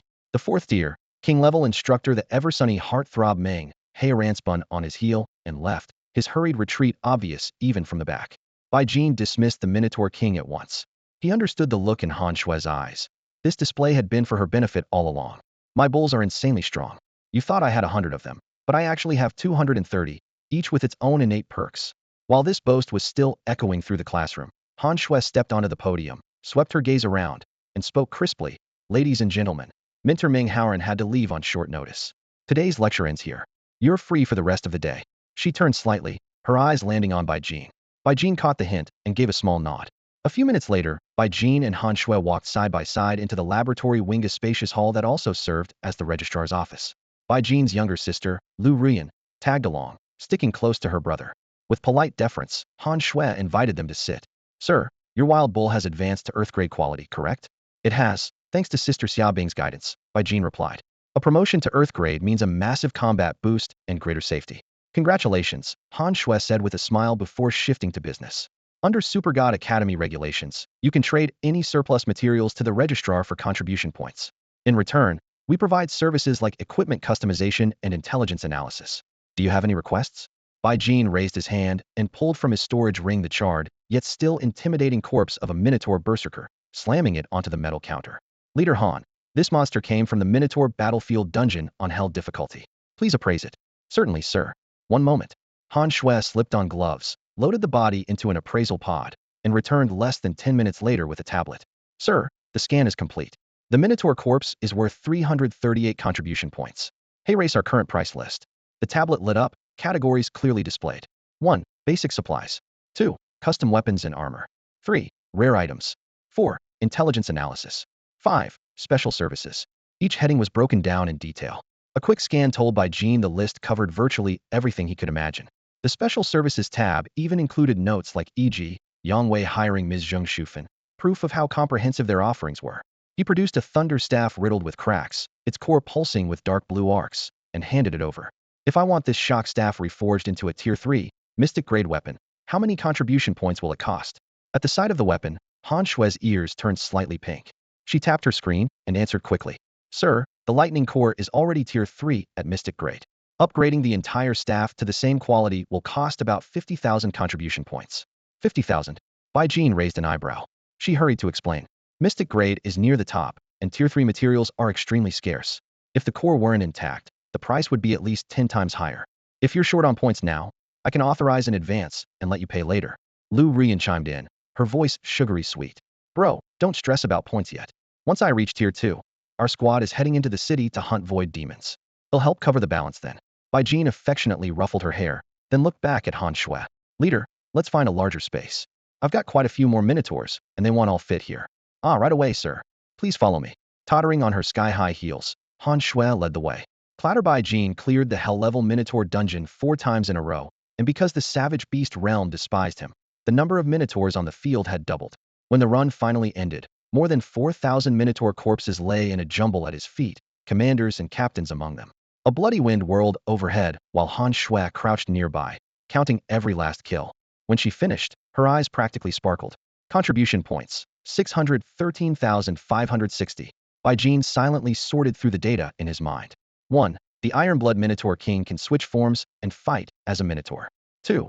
War generals and commanders usually wield great axes. 3. Ordinary great axes are pointless, and high-grade ones are still out of my price range. 4. Wind Wyvern birds are wind element summons, so their gear has little value. 5. The six-winged demon commander still has a large stock of Tier 1 perfect rune javelins, so replacing them can wait. Leader Han, when we upgrade the Thunderstrike Golden Staff this time, skip the shock runes. Replace all of them with slow runes. Slow runes? Han Shui thought for a second, then nodded. Understood. You're immune to slow, but the enemy isn't. I've made a note. With the immediate combat needs settled, Bai Jin turned to his own growth. Can I trade contribution points for pure soul power crystals? Han Shui opened the list. Tier 1, 1 crystal for 1,000 contribution points. We have 3,632 in stock. Tier 2, 10,000 points each, 3,000 in stock. Tier 2 is a soul-grade item and gives a Tier 2 life form 1 point of soul attribute. He hesitated. He had already advanced to Tier 2 inside the dungeon. Would Tier 1 crystals still work? Tier 1s are that cheap? Han Shui's expression was complicated. Cheap. He'll take one to test. The crystal was ice gold on his tongue, then melted into a warm current that rushed into his sea of consciousness. It worked. Bai Jin's spirits rose. He'll exchange for another 500 Tier 1 crystals. If I don't use them all, can I return the rest? Han Shui considered it. There's no return policy yet, so please use them quickly. Until the rules are set, I can handle any returns personally. Thanks. He also added a batch of Tier 2 Xian rank monster flesh, then carried the heavy storage ring back to the palace. Lu Rian met him at the gate and slipped her arm from his. Brother, go eat right away. I need to push my cultivation harder. I've already broken through my attribute limit and am testing for a higher cap. For this experiment, Super God Academy will keep supplying us with these materials. Once I hit my ceiling, they'll collect a few more batches, and then you can return them for more contribution points. Bai Jin shot Lu Rian a glare. It only takes 1,000 contribution points to buy one. Just kill a few more monsters, and you'll have it. Quit the trick. Super God Academy isn't that easy to fool, and ITLL cost you marks. With that, he swiped his hand through the air, conjuring a tactical hologram. Pointing to a city outlined in red, he said, "You 3 get this city. I'm staying out of it, so keep your eyes open." Rian had looked a little wronged, but his words snapped her out of it. A smile bloomed across her face. Bro, how about I request to team up with you? He'll handle support, you go on the offensive. Together we could tear through the void demon stronghold. Bai Jin pinched her soft cheek, smiling but firm. The academy put you, Yang Lin, and Zhuge Liuyan together for a reason. I know your skills. As long as you're careful, you'll survive. Zhuge's mana web and Yang Lin's warrior talent are your safest shields. Unless you're willing to let Giant Bull carry you around like a button, I can't guarantee your safety on my side. Rian pursed her lips, thought for a moment, then nodded. True. I'm classified as support plus damage, so Yang Lin and Zhuge always put my safety first. Splitting up means I still get team resources, and you get a whole city to yourself way better than us sharing one. Satisfied, Bai Jin folded the virtual panel. All right, out of my room. I'm closing up to train. On her way out, Rian glanced back. 10 charm dwellers sat at the long table, tablets in hand, diligently reviewing coursework. She winked mischievously. Bro, succubi are great, but don't let them drain you dry. Pop. A flick of his finger landed on her forehead. Ow. That hurt. You're serious. Once she had shut the door, Jean checked the study material on the tablet's titles like Interstellar Cultural Studies and Basic Alchemy. All legit. He breathed easier. His phone buzzed with a friend request labeled Instructor Leah. Huh. We've barely spoken, he muttered. But since she was on faculty, he tapped accept. The reply was instant. Leah, Lord Jean, do you have a moment? The word Lord raised an eyebrow. Remembering Chung Bo begging to work for him, he guessed what this might be about. He typed, Instructor Leah, I'm free. Leah, you're staying in your sister's place. It might be awkward for me to visit. Could you come to my quarters instead? Jean glanced at the charmed dwellers and recalled the gossip that exploded after Yang Wai's scandal. He shook his head. My sister stepped out. I'm alone here. It's more convenient if you come over. Leah, very well. He'll be right there. He sighed in relief, better to host a home visit than walk into a female instructor's dorm under the current rumor mill. Ever since Yang Wai's stunt, even normal meetings got twisted into scandal. A few minutes later, Instructor Leah, tall and slender with a perfectly balanced but modest chest, was seated on the living room sofa. Mentor Leah, please have some tea. Thank you, my lord. The half-elf girl accepted the porcelain cup, her fingertips trembling slightly with nerves. Mentor Leah, is that how you're going to address me? Jean looked up, his tone teasing. Leah drew a deep breath, straightened, and met his gaze. My lord, you alone hold the exploration rights to Yunchi City. I heard Gu Qingxi has joined your team, but she's only tier 1 and can't contribute much in a fight. I'm a tier 3 peak fighter and can also summon tier 3 goblins. Would you consider taking me on? As soon as she finished, her grip tightened around the cup, knuckles widening. Jean shook his head softly. Her delicate pointed ears drooped, her disappointment plain for all to see. Mentor Leah, you know how strong I am. I don't have much need for teammates. Gu Qingxi is an exception. You want in so you can enter Yunchi City, hunt the Voidborn, and collect their corpses, don't you? I do. Leah nodded, eyes blazing. I awakened a few years ago, and can use life blood crystals and mana crystals. How I plan to grow stronger. But my wish to join your team is genuine. Jean extended his soul sense. Her spiritual fluctuations were calm, without the slightest disguise. Her spoken words matched her soul exactly. Sorry, Mentor Leah. I'm not planning to form a team right now, and I have no intention of entering Yunchi City anytime soon. I'm afraid I can't help you. Leah lowered her eyes, but still nodded lightly. My lord, if you ever need a combat or reconnaissance specialist, please keep me in mind. I won't disappoint you. Very well. If I need you, we'll call. Jean agreed. The half-elf stood and was about to leave when she paused. My lord, the Super God Academy has already built a flesh forge specifically for the Voidborn. It may one day turn against other realms as well. I can contract with goblins from their world Dragonvein, Phoenix Blood, Titans, and other powerful clans. That's the main reason the Academy recruited me. If that day really comes, and you need me, they'll still be willing to join your team. With that, she bowed and took her leave. Jean watched the green figure recede, eyes gleaming. A tier 3 peak fighter was rare enough, but more importantly, her true profession was a contract summoner. Suddenly he called after her. Mentor Leah, with your credentials, any team would welcome you. Why choose me in particular? As he spoke, he gathered his soul power again, locking onto her presence. The half-elf stopped, turned, and replied with earnest gravity. I may look adult, but by half-elf standards I'm still a child, so I have no interest in romance or reproduction. Yang Wei is a pervert, Hao Jian is foul-mouthed and ugly, and the other 2 heaven-grade teams don't need my level of force. The 6 earth-grade teams share a single city. Their future ceiling is lower. That leaves you, Jean, as the most suitable option. And most importantly, you're handsome. The rest of them are a bunch of rotten melons.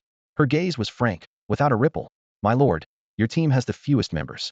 If I join, I can contribute more and, in turn, earn a larger share of the resources. Jean kept his expression blank.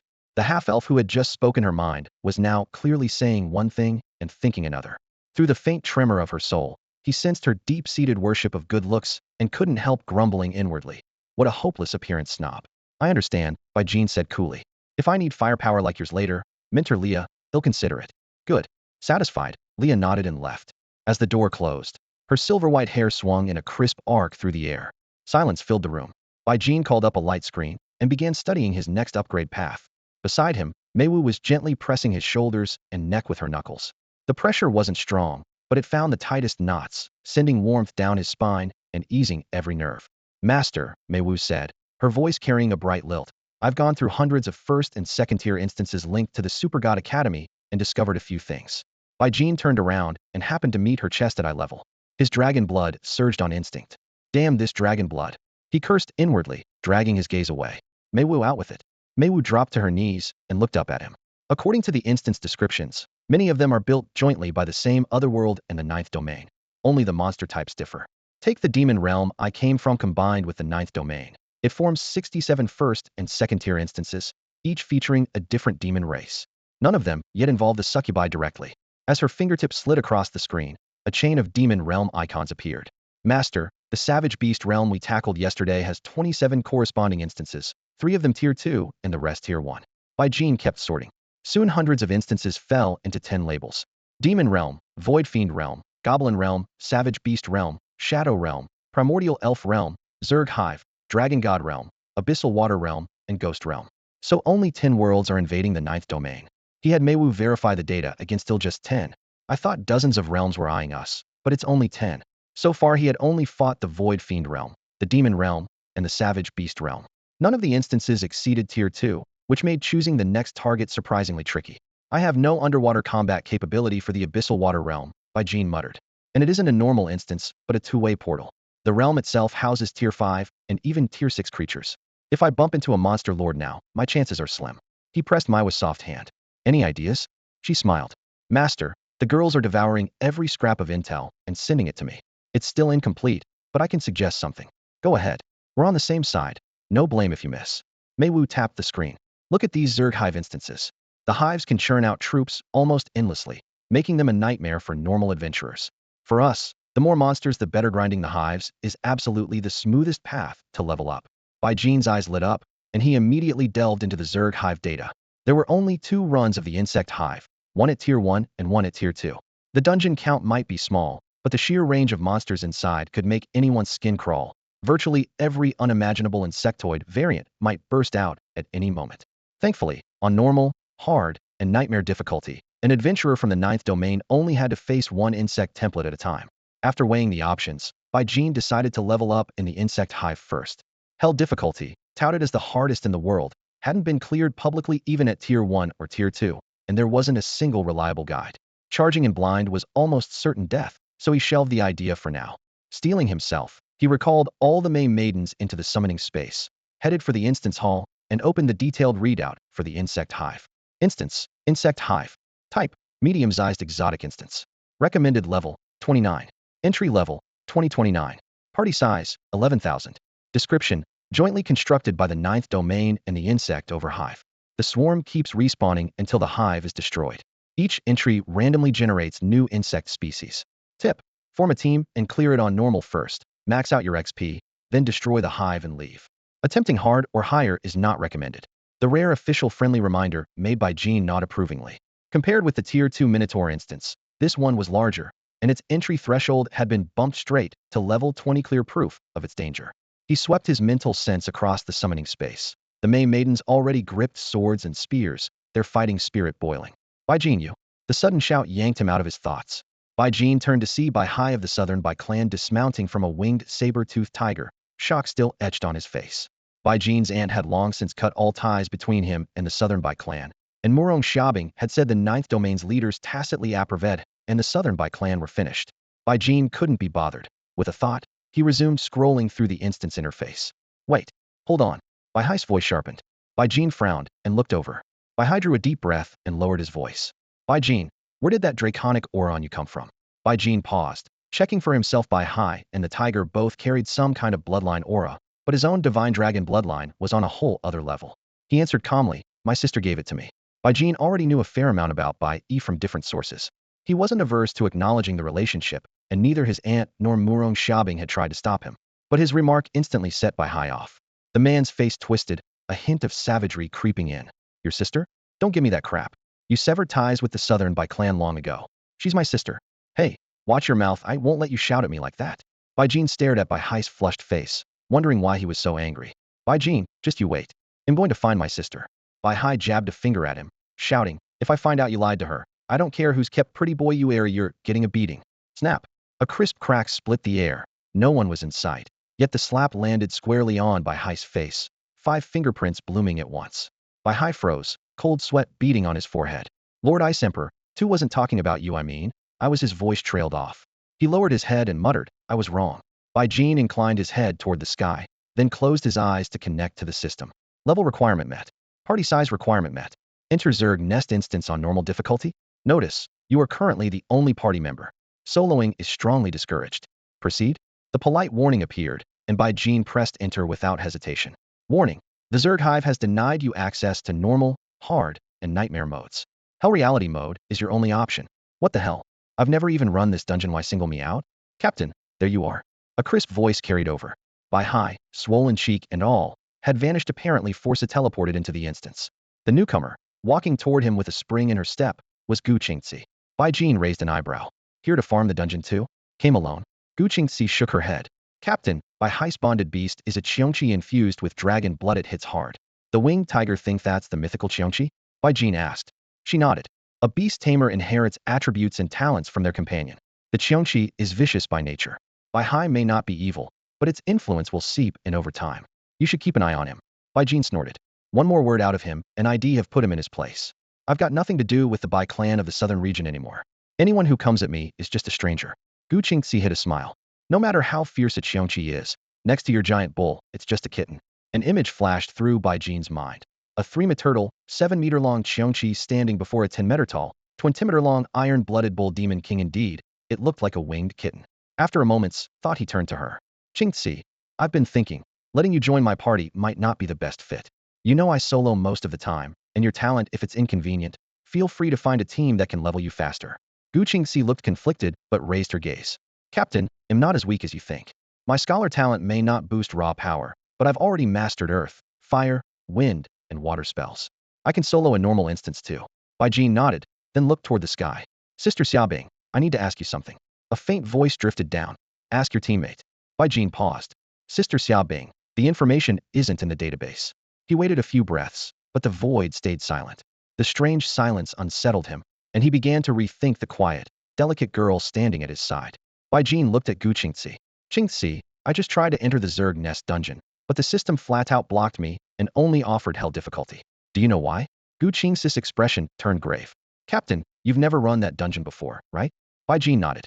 She lowered her head, thought for a moment, then said, the most likely reason is that you dealt serious damage to another world, didn't you? I did. Bai Jin blinked. During the Void Demon campaign, I killed a lot of their troops. But that shouldn't count, should it? Gu Qingzi shook her head. That was a battlefront. However many you killed only hurt their lower ranks. It didn't touch the Void Demon realm itself. At her words, Bai Jin went over his record. Head actually faced just 3 other worlds: the Void Demon realm, the Abyssal Demon realm, and the Primal Beast realm. Void Demon realm ruled out. Abyssal Demon realm had only wiped out a squadron of flying demons. To that realm, it was negligible, which left the Primal Beast realm. Back then had been only level 2 when he entered its hell difficulty beast path. According to what was now known, any performer in a dungeon was under a world's watch. Yet at level 2, he cleared nightmare difficulty. So in the Primal Beast realm's eyes, he was an astonishing newborn prodigy. A hell dungeon should have spawned a lord tier boss, but instead it produced a wild bull king with 3 talents, 3 skills, and 1 special trait, clearly a child of the world. The realm meant for the bull king to kill him and then grow stronger in the process. Instead, he won and even claimed a skill book containing a promotion trait. A decisive battle followed. The Primal Beast realm emptied its ranks. More than 20 million wild bulls charged, only to be devoured by skills that fed Bai Jin and the Bull King. Then several million minotaurs, each starting at lord level, were butchered on the Dordai battlefield and likewise absorbed, until the Bull King evolved into the Bull Demon King. Put yourself in their place. Your own child of the world captured by the enemy and pushed to absurd new heights. Any world would be livid. After Bai Jin finished summarizing the Minotaur battlefield, Gu Qingzi's mouth fell open. Captain, a world's will isn't easily fooled. You fought hard. Yes, but your bull was still wiping everything in sight, and you simply wouldn't die. The Primal Beast realm must have gauged your real power and decided you were mocking it, so it branded you with intense world resentment. That's why the Zerg Nest dungeon barred you from normal difficulty. Your performance marks you as an extraordinary talent, and the Zerg Overhive has its own agenda. It opened only true hell difficulty. It wants to claim you. The Zerg Overhive wants to claim me? Bai Jin frowned. Yes, it wants your corpse, Captain, so it can analyze and absorb your abilities.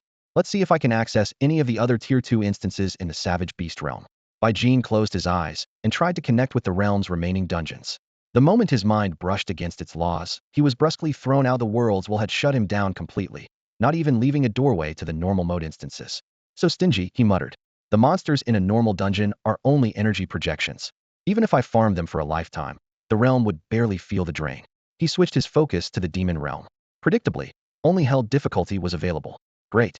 From now on it's hell mode or nothing, Bai Jin said, drawing a deep breath. He wasn't relaxed at all.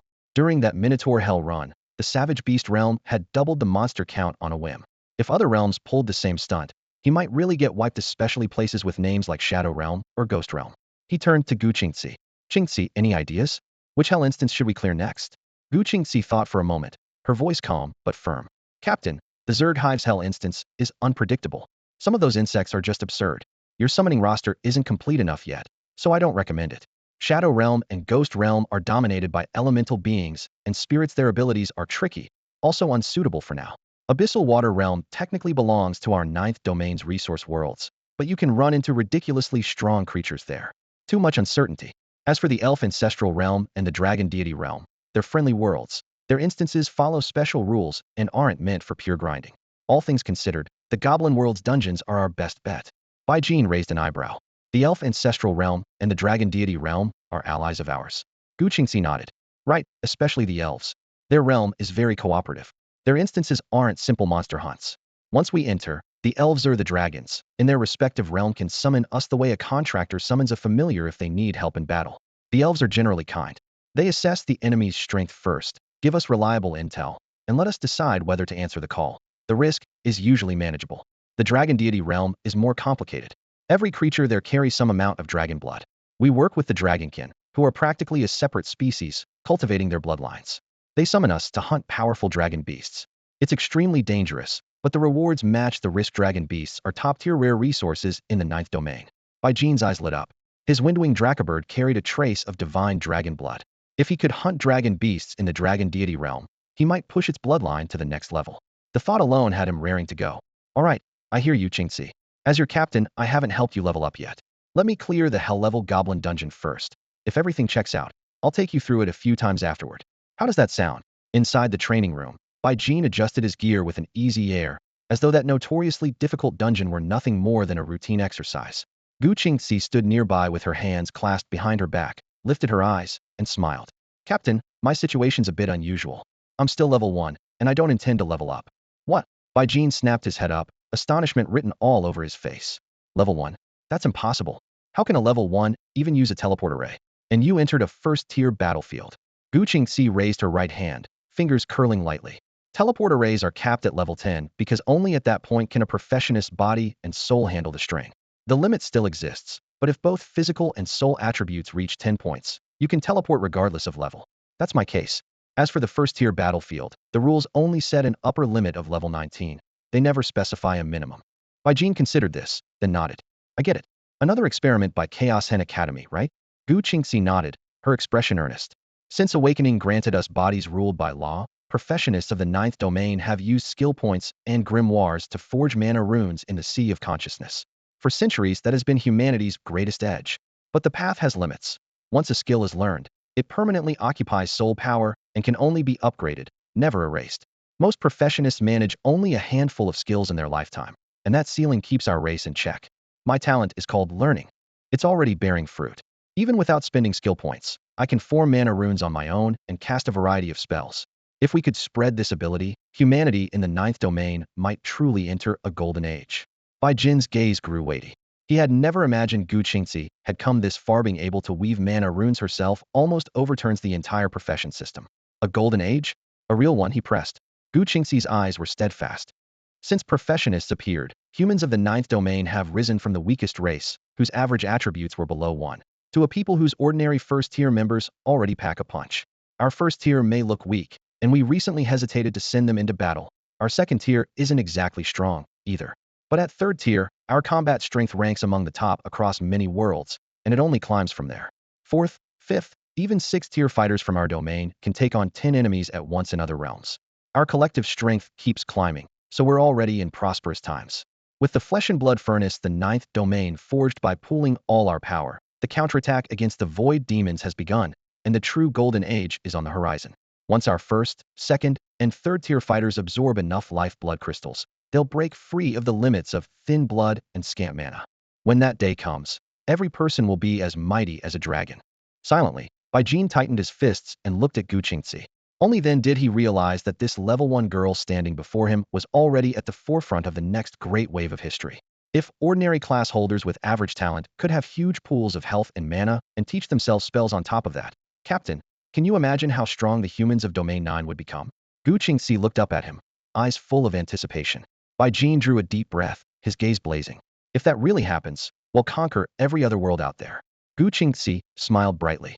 Exactly. A golden age can't begin without generations of effort. The experiments we run today pave the way for us and for our descendants.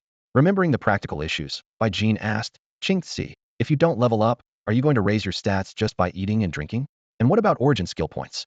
Origin skills are our trump card. Gu Qingxi nodded, patiently explaining.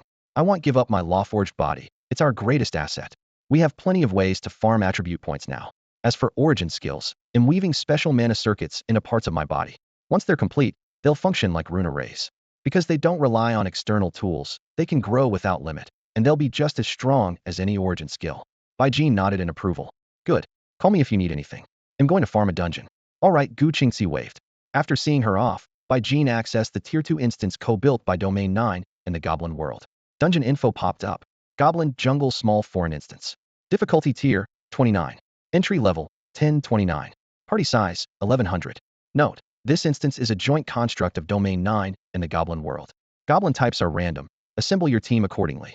Special warning, in Hell mode, goblins are living beings, extremely depraved and violent. Female players are strongly discouraged, and any male with a fragile psyche should also stay away. The hair on the back of Bai Jin's neck stood up. Damn, that's some warning. If the system needed to be that blunt, the veterans must have seen horrors beyond belief. The thought gave him goosebumps. System check. Level requirements met. Party size met. Proceed to Goblin Jungle Normal Mode. Warning, you are solo. Entry is not recommended. Enter anyway. Enter. Bai Jin answered without hesitation. Prompt change. The Goblin world has barred you from normal, hard, and nightmare instances. Only Hell mode real instance is available. Bai Jin raised an eyebrow. Enter. Special alert. Real goblins are monstrously evil. Upon entry you may face situations indescribable, unimaginable, and unbearable. Proceed? Bai Jin snorted. They're just goblins, they don't rule the world. Enter. Another pop-up. Anomalous condition detected. You carry a pure, exalted draconic aura. A Dragonvein goblin will be pulled into the instance. Dragonvein goblins are the most wicked beings in the goblin world. Continue? He rolled his eyes. Will this ever end? Enter. Enter. Enter. The scene shifted. He now stood in a jungle so dense the sky was hidden. Notice, you have entered Goblin Jungle Hell mode instance. Monster strength has been suppressed to level 20 to match your level. A sharp draconic screech erupted from his shoulder. Scree scree. Bai Jin frowned. Meiwu, are you kidding me? A windwing dracobird roars to boost its power, but why are you howling? Meiwu manifested, her slender figure twirling in the air, voice sugary sweet. Master, I lost control. After leaving that cold, lonely place and coming to your warm side, I'm overwhelmed with joy. He raised a hand to recall her. Keep babbling, and it'll put you away. Her eyes sparkled. Master, have you finally made up your mind? I've been ready for so long. Bai Jin. A chilling, greedy laugh echoed through the air. Bai Jin snapped his gaze toward the sound, and saw a three-turtle creature with gray-green, scale-covered skin licking its fangs while eyeing him and Mei Wu with undisguised hunger. Are you freaking blind? I'm a man, damn eat a male. He hissed, every hair on his body bristling. He grabbed Mei Wu, vaulted onto the back of the fungy longbird, and with a single powerful wing beat the earth rank. Level 30 mount carried them dozens of meters upward. Even at that height he still felt the monster's needle-sharp stare stabbing into his back. This is seriously messed up, Bai Jin muttered. It was only a trash mob in the instance, yet a single glance chilled him to the bone. No wonder the dungeon warning read, females beware, men with weak nerves beware. He had to admit he was just a normal guy without nerves of steel. He raised a hand. Wind blade. Boom. The wind blade smashed into the ground, gouging out a half-meter deep crater, but the evil goblin twisted aside and dodged as though it had known the attack was coming. What the so fast? Bai Jin frowned. Even a casual strike from a level 30 earth rank mount shouldn't be that easy to evade. Rapid wind blades full power. Whoosh. A dozen razor-sharp blades poured down like a steel net, sealing off every meter around the monster. A system prompt flashed. Longland Goblin slain level 20, yellow rank. Gained 768,000 experience. That much XP? Bai Jin's heart stirred. Do goblins with special bloodlines give a bonus? Or does the 9th domain just squeeze more out of them? Descend. At his mental command, the fungy longbird dove and settled beside the corpse before the dust had even settled. Extract. A pillar of white light engulfed the broken body. Less than a minute later, a faint red filament floated above Bai Jin's fingertips. Item info. Long My Force Bloodchi Relic. Grade. Tier 2, yellow rank. Effect. Contains a wisp of Long My Force. Collect enough to forge a complete dragon bloodline. Note. Direct use will enhance physical strength, but may alter your current racial bloodline. Use with caution. Bai Jin stowed the filament in his pack, thinking, this thing is nothing compared with the Shenlong essence my sister Bai gave me. Mei Wu spoke softly. Master, 100 filaments make a strand, and 100 strands make a drop. Just 9,999 more evil creatures, and you'll have a full dragon bloodline. Bai Jin shot her a helpless glare. Suddenly the loot felt far less exciting. A thought struck him. Hold on. The Longlin Goblin's power was suppressed, so its drop should be smaller, right? But the dragon bloodline is in its body and shouldn't be affected. Did the ninth domain skim off the top, or is the power reclaimed by another world after the monster dies? He looked up at the sky and asked, Honored will of the ninth domain, could you lift the suppression and let the goblins reach level 29? The will replied, local suppression partially removed. Within this instance, goblin strength may now rise to level 29. A grin spread across Bai Jin's face. With a thought, a five-tailed Mei-Nu appeared beside him. Mei-Nu, make some noise, draw the goblins here. Yes, master. The succubus shifted into her true form. Wielding 5 razor-sharp tails and a set of claws, the five-tailed temptress shredded every tree she passed, reducing trunks and branches to splinters. Bai Jin glanced at the drifting wood chips and had an idea. If he broke them down and stored them in his life space, then mixed them with soil, the blend would make excellent fertilizer. The dark brown layer of leaf mold and earth beneath the forest was already a passable low-grade nutrient mix. He raised a hand and summoned the wind-winged drake bird. With a thunderous beat of its wings, a gale swept over the ground, scooping up soil and the shattered branches left by the succubus. The debris whirled twice in the air before settling beside Bai Jin, and he stored everything in his life space. Ah, a succubus. A 5-tailed succubus, the noblest of them all. She's mine. Drawn by the commotion, a dragon-scale goblin charged in, eyes blood-red. Supreme Allure. Battle Log. The dragon-scale goblin resisted your 5-tailed succubus skill, Supreme Allure. Bai Jin raised an eyebrow. A yellow-rank goblin can shrug off a signature earth-rank succubus skill? Soul Enchantment. Battle Log. The dragon-scale goblin resisted your 5-tailed succubus skill, Soul Enchantment. It resisted that too? Since when are goblins this ridiculous? The succubus spoke softly. According to the records, goblins are born with a racial evil talent. The stronger they become, the harder they are to control. Our skills amplify hidden desire, but a goblin's naked malice only makes it fiercer. Then kill it. Whoosh whoosh.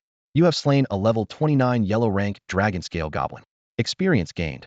1,113,600 points. Refine. A pale gold light flashed. The new dragon vein energy was denser than before, and Bai Jin discovered 3 distinct threads of dragon vein power inside it. He didn't stop. Staying in the forest, he continued hunting goblins. Because he carried the so-called world's resentment, he dared not use stronger methods. He hadn't even summoned the Iron Blood Bull Demon King, fearing he might frighten the goblin world into retreat and hinder his future leveling path. At the same time, in a solemn hall, Bai Hai paced with a sullen face while the Qiongqi beast at his side, normally brimming with menace, glanced around uneasily. Tap, tap footsteps approached. Bai Hai straightened at once. The Qiongqi dropped prone, curling up like an obedient house cat. Cousin sister, it's almost impossible to see you these days. Bai Yi looked him over, her gaze lingering on the fresh handprint across his face. You were hit. You want me to take revenge for you? Who did it? Bai Hai waved his hands. No, that's not why I'm here. It's something else. That Bai Jin carries a noble dragon aura. Did he trick you? Bai Yi's expression remained calm. So you tangled with him and got slapped? Humiliation flushed Bai Hai's cheeks. He's just a worthless parasite living off connections. How could he? Boom. An endless pressure erupted from Bai Yi. Bai Hai felt as if had been plunged into an icy abyss. The Qiongqi trembled, whining softly. A puddle spread across the floor beneath it. The supreme commander of the 9th Domain's southern battlefront, 5th tier of the Pinnacle Realm, was furious. Bai Yi shot a single glance at the Qiongqi that had dared to whine on the floor. Terrified, the beast buried its head beneath its forelegs and shivered. Even after her oppressive aura ebbed away, Bai Hai still stood frozen, as if locked in ice. Her tone was level, yet every word rang out clearly. Bai Hai, you're the only male of the current Bai generation in the southern domain. You know better than anyone how many insults you've endured since childhood. But you've also enjoyed every resource the clan could give you, an Earth-grade Qiongqi, a steady stream of cultivation materials, everything. To take their aid is to shoulder their shame. That was your father's choice, and it was yours as well. Bai Jin's mother and aunt have already paid more than enough to cut him off from the southern Bai. Everyone agrees on that. I've never received a scrap of help from the clan. The only reason you call me cousin is because we ran into each other a few times when I visited my father's memorial. Beyond that, we have nothing in common. Do you really think we're close? The cool rebuke hit him like ice water. Bai Hai stared blankly, then bowed with a face drained of color. My lady, I was wrong. Clutched in his arms, the Qiongqi still trembled like a frightened kitten. The pair retreated, leaving only a damp puddle on the floor that made Bai Yi wrinkle her nose in disgust. She gazed into the distance, her heart unmoved as she recalled. After the catastrophe, no one had truly gone after the underage members of the Bai clan. Yet Bai Hai insisted on flaunting himself as a son of the southern Bai, bringing misery on his own head. In that battle the family was nearly wiped out, but because they fought to hold back the calamity, no outsider dared touch their resources, enabling Bai Chongqing to break through to 5th-tier beast sovereign. Her eldest and a 4th-tier battle king in the Valkyrie Corps fell that very day. Afterwards, Aunt Yun, her aunt's closest friend, took her into the Corps and raised her. Like Bai Jin, she never took a single item from the Bai clan nor drew on any of its resources again. Bai Chongqing wants to restore the southern Bai. I won't stand in his way, Bai Yi told herself. But that has nothing to do with me or Bai Jin. If my brother ever decides to found a new clan, I'll support him with everything I have, but it will be his own Bai clan. At dusk, Bai Hai pushed the door open, his face dark, and ran straight into his father, Bai Chongqing, who was about to leave. The 5th-tier beast sovereign spotted the clear handprint on his son's cheek, and his brows knitted at once. You have an Earth-grade Qiongqi guarding you, Bai Chongqing said, casting a doubtful glance at the cowering beast. A Tian class student might manage to injure you, but to slap you in broad daylight? And you share the Qiongqi's blink talent. Bai Hai's mouth twitched. The slap had arrived without a sound or a ripple of aura. Blink hadn't even had time to trigger. Dad, it was the Ice Emperor. Bai Chongqing sucked in a sharp breath. How did you manage to offend Her Excellency? Bai Hai braced himself and recounted everything. The noble draconic aura he had sensed on Bai Jin, Bai Yi's icy attitude, and that silent, sudden slap. After a long pause, Bai Chongqing patted his son's shoulder, his voice low. I told you, Bai Jin has completely severed ties with the southern Bai. Leave him alone. And Bai Yish is a peak 5th-tier powerhouse now. Do you have any idea what the supreme 5th tier really entails? Bai Chongqing's face tightened, his words pressing down on his son. Bai Yi's father, your uncle, reached that level years ago, commanding 2 5th-tier war beasts of his own. At such a height, he could stand his ground even against the Ice Sovereign, a spatial-wielding arcane emperor, if only for a moment. His tone grew sharper. According to the information I've gathered, Bai Yi herself may already be stronger than the Ice Sovereign. She now serves as the 2nd regimental commander of the Valkyrie Corps and holds overall authority in the southern war zone. Every major decision in the south goes through her. Yet you managed to antagonize Bai Jin and offend the Ice Sovereign in the same breath. Frustration bled into his voice. Worst of all, you went to see Bai Yi. When she let you call her sister, it was a stroke of luck you never learned to cherish. Bai Hai lowered his head and muttered, Dad, I was wrong. It was the 3rd time he had bowed today. Seeing his son's expression, Bai Chongqing finally sighed and relented. What's done is done. From now on, stay away from Bai Jin. That slap from the Ice Sovereign wiped your reckless words clean. As for Bai Isha commands the south, which means both of us serve under her banner. Don't disturb her. Focus on killing void demons instead. Understood, Bai Hai replied, though defiance still burned in his eyes. He'll prove him second to none. His father nodded with a trace of relief, then glanced at the Qiongqi beside Bai Hai. Its bloodline isn't pure. It's the offspring of a dragon and a mixed-blood Qiongqi. You must decide, strengthen the dragon lineage or dilute it and purify the Qiongqi blood. As his father finished, a system prompt unfolded before Bai Hai. Level up, 21. Free attribute points, 7. Skill points, 1. Free talent options appeared. 1. Bulwark. Summon creature gains 800 physical and 800 magical defense profound grade. 2. Thorns. Choose 1 summoning skill. The summoned creature reflects 10 of damage taken back to the attacker profound grade. 3. Extra armor. Choose 1 summoning skill. Summoned creature gains 3 physical defense per level yellow grade. Bai Jin read the list and groaned. What a pile of trash talents. 800 to both defenses, and they call that profound? 3 physical defense is even worse. But every choice matters, pick wrong, and you pay for life. His gaze lingered on thorns, the only option he could stomach. Now came the decision. Mainyang is a melee fighter with no defensive bonuses, he reasoned. Right now she's a glass cannon. Her defense only 327 thanks to my soul strength. Give her thorns, and she might survive. On the other hand, Ironblood Bull King is my shield if someone hits me. It's his health that drops, and the reflect would help, too. Weighing the two, he made up his mind. Forget it. Bull King already wears a suit of plate armor. Thorns belongs on Mainyang. Only a true glass cannon can make the most of it. With a thought, he bound the talent to the 5-tailed Mainyang. A soft crimson glow flared at the tips of her tails, and her fragile body seemed to gain a razor-edged aura of reprisal. Bai Jin lifted his eyes toward the forest shrouded in shadow. A wicked wind howled through the trees, carrying distant roars of monsters. He drew a steady breath, battle lust surging. After mowing down yellow-rank goblins all the way, he had finally reached the core zone. Haha, human, your succubi taste exquisite, and so do you. A greedy, rasping voice floated out from behind a towering tree. Goosebumps crawled over by Jean's skin, and for once his absolute substitution couldn't dump the fear onto the iron-blooded Minotaur King. Boom. The great tree snapped in two, dust billowing sky-high. When the haze cleared, the hidden monster came into view. 6 meters tall and built like cast iron, with bulging muscles and blue-black scales that glinted coldly in the sun. Its eyes glowed with malevolence, and an ugly staff taller than its body creaked in one massive hand as it fixed on him. Human, you even that little bird beneath you reek of dragon energy purer than mine. Tell me, how did you acquire such rare and noble blood? The giant goblin asked, its tone carrying a mock hint of kindness. Jean sneered. If I tell you, what's in it for me? A reward? The goblin blinked, then bared a savage grin. You know goblins. Speak, and I might grant you and your companions a quick death. Refuse, and he'll munch on you and your bird while I entertain your 2 succubi. You don't want to see that, do you? Hey. The laugh screeched like nails on steel. Jean had heard enough. He raised his hand. Wind blade rapid strike. Roar. The giant goblin threw back its head and howled. The pitch differed from the wind-winged drake's screech, yet it was unmistakably a dragon's roar. Combat log. Draconic goblin used dragon roar on you. You resisted. Draconic goblin used dragon roar on your wind-winged drake. It resisted. Draconic goblin used dragon roar on your 5-tailed succubus. She became confused and took 637,580 damage. Reflective, is it? The goblin tapped the blue-black scales on its chest, surprised that Jean had taken no damage. Human, your dragon blood is so refined, even my roar can't touch you. Greed lit its eyes. That only makes you more interesting, dragon shackles. Rumble. Black energy erupted from the goblin like a giant serpent, slamming into Jean high in the air. It split into countless tendrils, binding Jean, the succubus behind him, and the wind-winged drake below. Hey, draconic summoner, they'll devour you bite by bite. The tendrils tightened, reeling all 3 toward the goblin. Seems I've been holding back so much this world misjudged my power, Jean muttered. His eyes went cold as he swung his staff. Wind blade rapid strike. Storm smite. Whoosh. A barrage of wind blades rode a raging vortex straight at the draconic goblin. Mere wind blades? They'll swallow you inside your own storm. The goblin grinned viciously, but when it tried to yank the tendrils tighter, they wouldn't budge. What in the world? They're airborne, barely feeling any resistance. While I'm rooted to the earth with a body full of draconic power, how could I possibly fail to drag them down?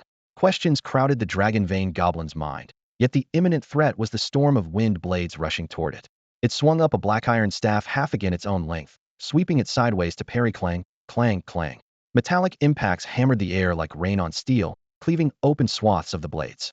But the wind-winged drakenbird unleashed them in endless waves, and the next heartbeat found the goblin completely surrounded. Arc. Blinding pain shredded its reason. The goblin burst from the storm's core, only to be chased by invisible edges. It roared, how can this be? My dragon scales can't stop the damage? No. The merciless gale offered no answers. Within a minute, the seasoned Xianrank monster was minced into a hollow afterimage. System messages flooded the screen. You killed a level 29 Xianrank dragonvein goblin and gained 7,424,000 experience points. You obtained 1 perfect grade promotion token.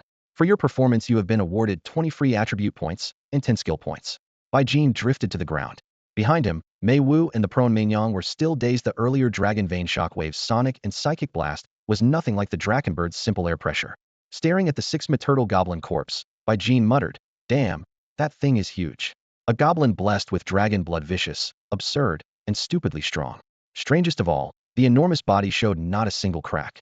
Unlike the dragon-scale goblins he had butchered earlier, whose corpses were riddled with wounds, this one was perfectly intact, as though it were a 9th domain human with a law-forged body externally flawless yet erased at its core. Monsters can have that too? Jean frowned. A law-forged body was supposed to be an ace reserved for 9th domain professionals, coveted by every other world. Finding it on a monster was beyond odd. He reined in the thought. Weakness is the original sin. If I level up high enough, every secret will surface. Extract. Light burst from his palm, engulfing the massive corpse. 3 minutes later, the radiance faded, revealing a tome wreathed in eerie black mist. A skill book, not dragonvein power. Jean blinked. Whoa, a goblin summoning skill book. Learning it will give me a wicked vine ice. He grabbed the tome, and a craving welled up from his soul. The attribute panel appeared automatically. Summon dragonvein goblin Xianrank special. Note 1. After learning, spend level 500 mana to summon a same level dragonvein goblin, half energy, half flesh. Note 2. Cast time 90 seconds. Cannot be interrupted. Note 3. Cooldown 72 hours. No resummon during that period. A special skill book. Jean's eyes gleamed. His Wild Bull and Mainyang both carried the special tag and had never disappointed him. There was no way Head passed this up. Learning in Xianrank skill book cost 32 skill points, and he had plenty to spare. Learn Summon Dragon Vein Goblin. 32 skill points vanished in an instant. Skill learned successfully. Supreme Summoner talent activated, adjusting skill. You have acquired Summon Dragon Roar Goblin. Summon Dragon Howl Goblin, Xian rank, exclusive, special talent. Grants 230 Summon Legion Will. After learning this spell, you can spend level 600 mana to summon up to 230 Dragon Howl Goblins of your own level, half energy, half flesh. Notes: casting time 9 seconds. The spell cannot be disrupted by heavy interference. Cooldown 7.2 hours. Once 230 creatures have been summoned, the spell cannot be used again until they are dismissed. Come forth, my Dragon Howl Goblin. To stay off the radar, by Gene called Only One.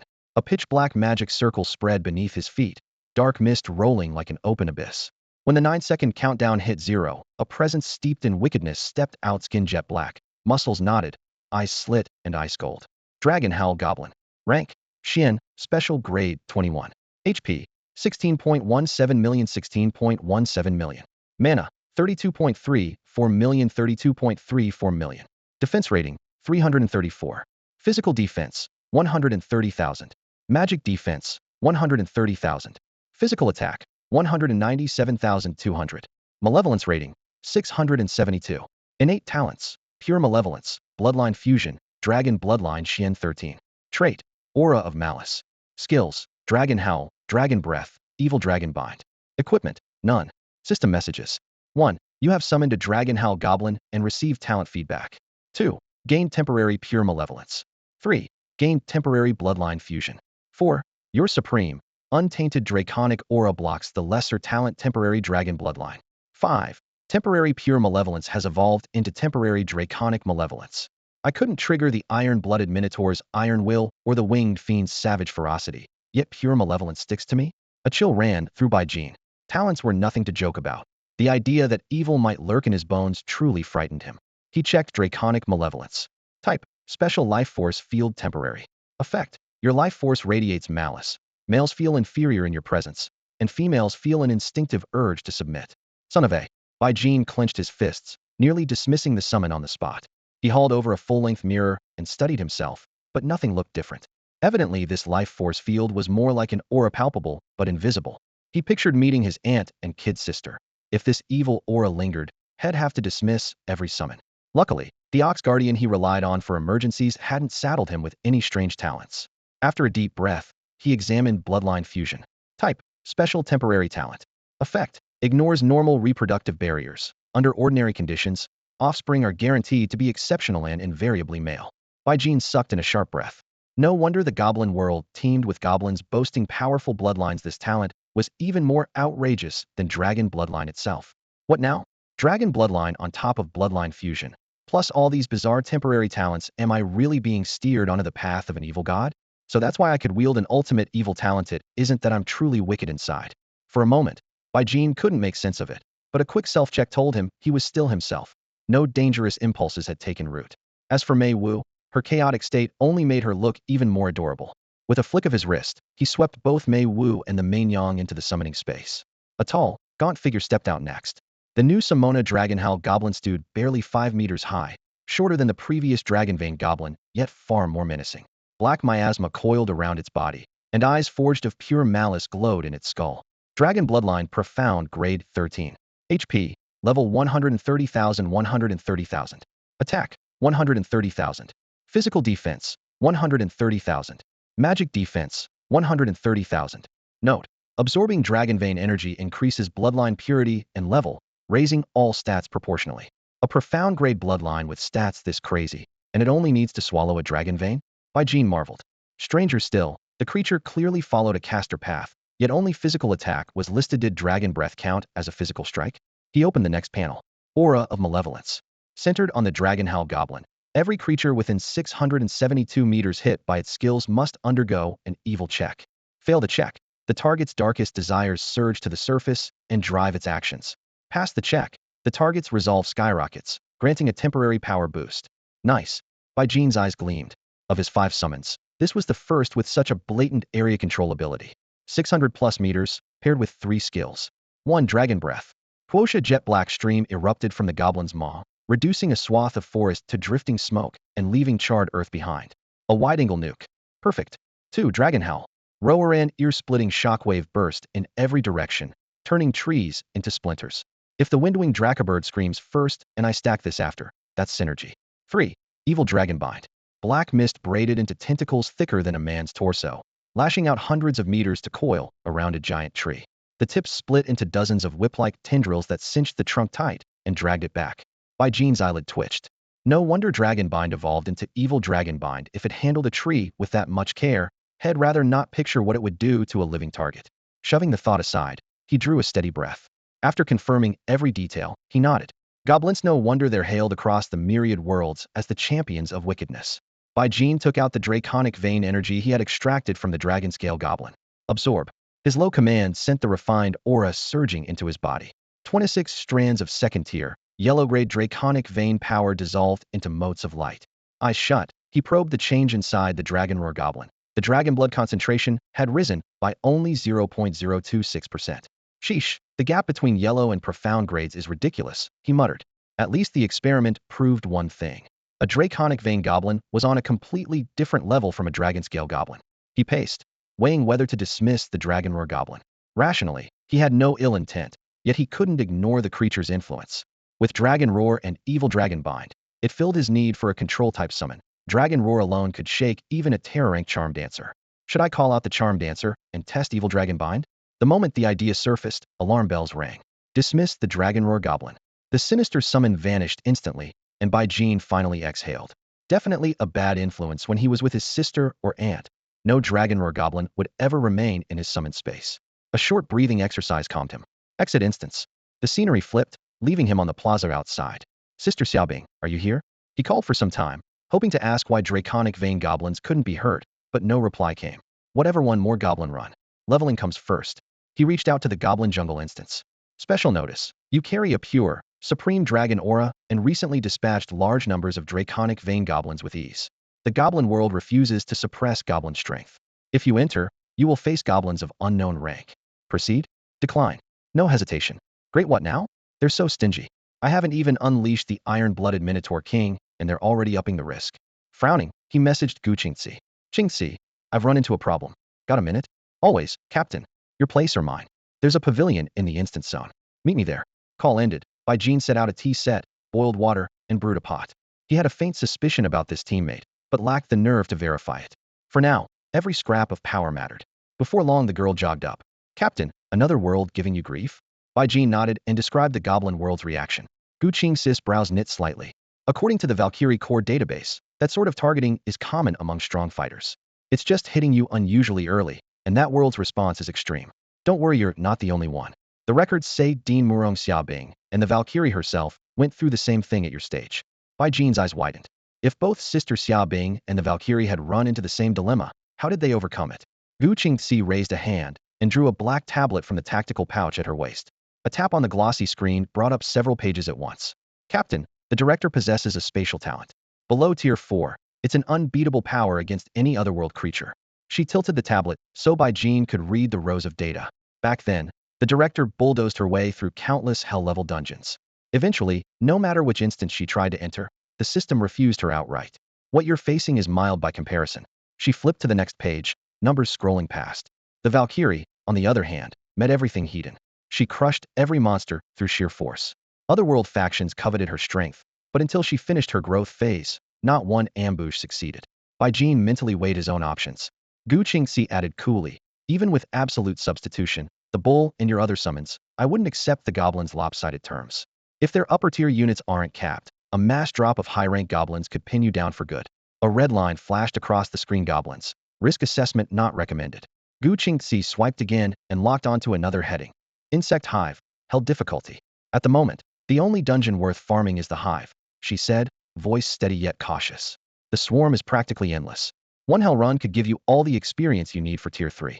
But the species mix is wild brute types. Exotic strainsial need full prep. Bai Jin thought for a moment, then nodded. Understood. They'll do my homework.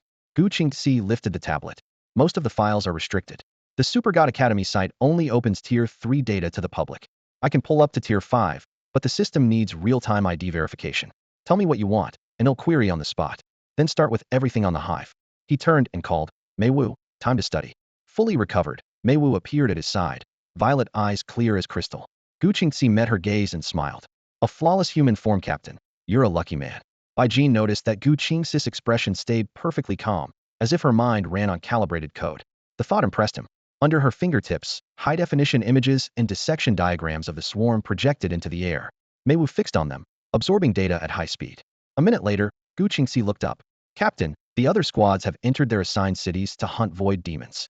What's our plan? The words pulled Bai Jin out of the data sea. My sister went in too? She did. Gu Qingxi's tone didn't waver. Except for Hao Jian and Yang Wei. Every squad has recorded some results. A flicker of concern crossed Bai Jin's face. The void demons in those cities have a power cap, right? Gu Qingxi opened another report. The southern front has been stalemated with the demons for some time. Any high-tier targets have been killed or driven off. No tier 4 enemies remain inside the cities. Relieved, Bai Jin exhaled quietly. He gave Gu Qingxi a sidelong glance. So Hao Jian and Yang Wei are still waiting because of their power level? She nodded. Yes. The Academy is assembling suitable teams for them. Once that's settled, they'll deploy. Chaos and Academy is putting their teams together for them? Bai Jin asked. Gu Qingxi nodded. That's right. The 10 heaven-grade talents may be registered under the Academy's banner, but every one of them has a power base of their own. Before long, each is likely to form a personal squad, your sister, and Zhuge Luyun included. She added, Hao Jian, for example, has already been signed by the Shifeng Wuxia battle group. They're the most ruthless unit on the scene, ferocious, uncompromising, and they never leave anyone alive. Her voice grew noticeably heavier. Bai Jin's expression hardened. He hadn't expected the mild-mannered Hao Jian to join such a merciless faction. Qingxi, his talent is impressive, but he's not that strong in direct combat. Did the group give him any support skills? Gu Qingxi nodded again. They did. Captain, you really should spend more time with these heaven-grade talents. Whether the golden era truly opens depends largely on them. She explained that Shifeng Wuxia's main force has been fighting in other worlds for years, and to nurture Hao Jian they've stationed more than 300 people at Chaos and Academy. Hao Jian's ability doesn't require him to wield a blade himself, only has to keep talking. His words draw the enemy's attention, enrage them, and lock their focus on him, giving his teammates the opening to strike.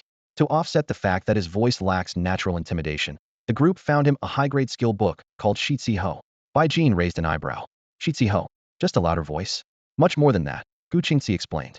It can amplify his voice hundreds or even thousands of times, and it carries a soul-piercing resonance that ordinary soundproofing can't block. What? Bai Jin's eyes widened. That would change his talent completely. Exactly.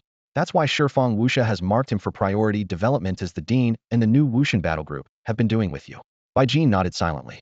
3 copies of 10-fold summon, 1 of 100-fold summon, and the gift's mana source, wind pulse, dragon blood, they all came from new Wuxian. Even his life-saving skill book Absolute Substitution was supplied by them.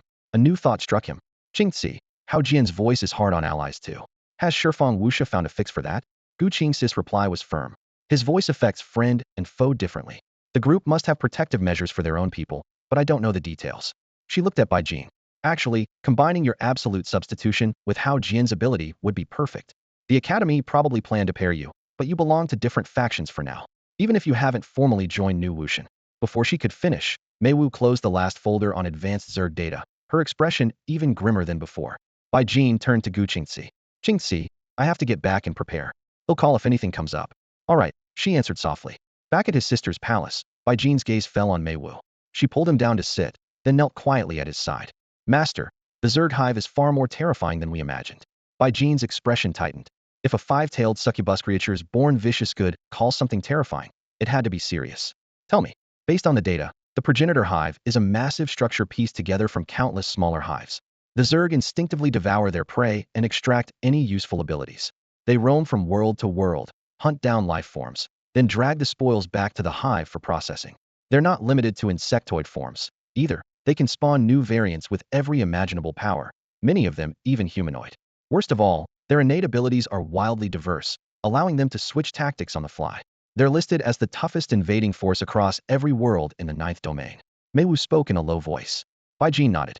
No wonder the instance only recommends normal mode. His brow furrowed again. If the progenitor hive is that strong, why has it stayed quiet in our 9th domain? The files don't say. Then we need to tread carefully. Bai Jin clenched his fist. If the Zerg truly had endless abilities, clearing the dungeon quickly would be no simple task. Worse still, his soul stats had already outstripped his physical stats. The imbalance was becoming lethal. He decided on the spot. Max out on Tier 1 pure soul crystals, push his body to the threshold where the numbness vanished, then charge straight into the hive on hell difficulty and break through to Tier 3 in one go. If the Zerg poured in like a tide, there was no telling how far he could level up. Without hesitation, he tossed back a Tier 1 pure soul crystal. Had taken more than 100 of them while farming, and his soul attribute had already skyrocketed to 468, yet he could still absorb more. Physically, had been consuming Tier 2 profound grade flesh essence, bringing his body attribute to 99. According to the Chaoshan Academy database, to avoid the numbness, the gap between body and soul attributes couldn't exceed half their combined total. Put simply, a body score of 100 supported a soul cap of 300. He was way over the limit, so his reactions were far beyond what his body could sustain, leaving his movement sluggish. No time to waste. Mentor Leah is at the Tier 3 cap, and the goblin she summons is Tier 3 as well. They'll have her call up a Vein Dragon Goblin, kill it, draw out the Dragon Vein power, and boost my Draconic Roar Goblin at the same time. With the plan set, Bai Jean messaged the half-elf Mentor. Moments later, Mentor Leah entered the hall, silver hair glinting, golden green eyes brimming with anticipation. My lord, are you finally ready to claim me? She asked hopefully. Bai Jean focused his senses and decided the half-elf seemed trustworthy. He detected no ulterior motives in her mind. Instructor Leah, to be frank, I need to kill a Dragon Vein Goblin and refine its power. At those words, the half-elf broke into a bright smile. Her pointed ears twitched, and excitement flashed in her lake green eyes. Certainly, my lord. Does this mean you're officially accepting me into your team? Bai Jean thought for a moment, then nodded. Yes. Finally, a reliable party. The normally composed half-elf actually cheered. She hopped in front of Bai Jean, fists clenched. They'll call you captain, all right? Stop calling me instructor, just Leah. With the titles settled, Leah got straight to business. Captain, the dean of the outer campus has locked down the surrounding space. Contract summoners like me can't bring creatures from other worlds while we're inside the academy. Inside instances, though, the restriction is gone, and we can summon endlessly. Bai Jean blinked. So summoning is impossible inside Super God Academy itself? Correct. Leah shook the scroll in her hand. You're a void summoner, so you're exempt. I summon real creatures from other worlds, and my circle can't break the dean's seal. Even Yang Wei with his heaven-grade talent can't do it. He also has to summon inside dungeons. Bai Jean frowned inwardly. Right now he could enter only hell-level instances. If he took Leah, it had to be the hell-level Zerg hive. Otherwise they needed an area outside the lock. The main city was under an even stronger seal, so a base city was the only option. Leah, forget the instance. Come with me. Understood, Captain. Bai Jean produced a silver-gray off-road vehicle, started the engine, and drove Leah toward the Academy's teleport array. Captain, where are we going? My hometown Wuhai base city. Leah's eyes widened. Captain, don't you know? No student or instructor can leave the academy without permission. Bai Jean took out the jade token Han Shui had given him. It glimmered in his palm. I've got this, so we should be able to leave, right? The last word was directed at the air above them. At the same time, in her own realm, Morong Xiaobing wanted to intervene but remained silent, merely sending authorization to the teleport operator. Her gaze then returned to the scene before her. In a world of ice blue light, the handsome Meng Haoran was driving divine runes, silver thread power coiled around the sleeping Liang. Morong Xiaobing's expression turned grim. Meng Haoran, is it really that difficult? How did you even reach 4th rank? A bogus 4th? Meng Haoran's face went pale, but he dared not retort. Ice Empress, my power is too strong. If I push too hard, I might harm the life she's just conceived. Rubbish. You simply lack control over your own strength. If you can't face your shortcomings, how do you expect to reach 5th rank? Meng Haoran drew a deep breath and clenched his fists. Thank you for the guidance, my lady. Please be patient. It's almost ready, can't hide much longer.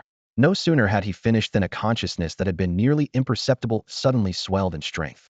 With a surge of power from Meng Haoran, a human-shaped shadow expanded from the size of a fist to that of a grown man. Morong Xiaobing raised her hand and pointed. 2 high-resolution photographs floated in midair, showing the faces of the 2 young men, one of them unmistakably Wang Gang, Bai Jean's classmate. The air felt chilly. In just a few breaths the soul shadow went from confusion to full awareness. Seeing the unfamiliar surroundings, his face turned ashen, his knees buckled, and he collapsed to the floor. Spare me. Please, spare me.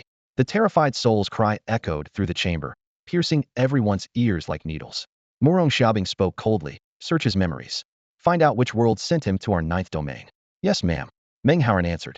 4th-tier soul power formed an invisible cage, wrapping layer after layer around the shadow. The pressure twisted the soul shadow, contorting it into grotesque shapes while torrents of fragmented memories poured into Meng Haoran's mind.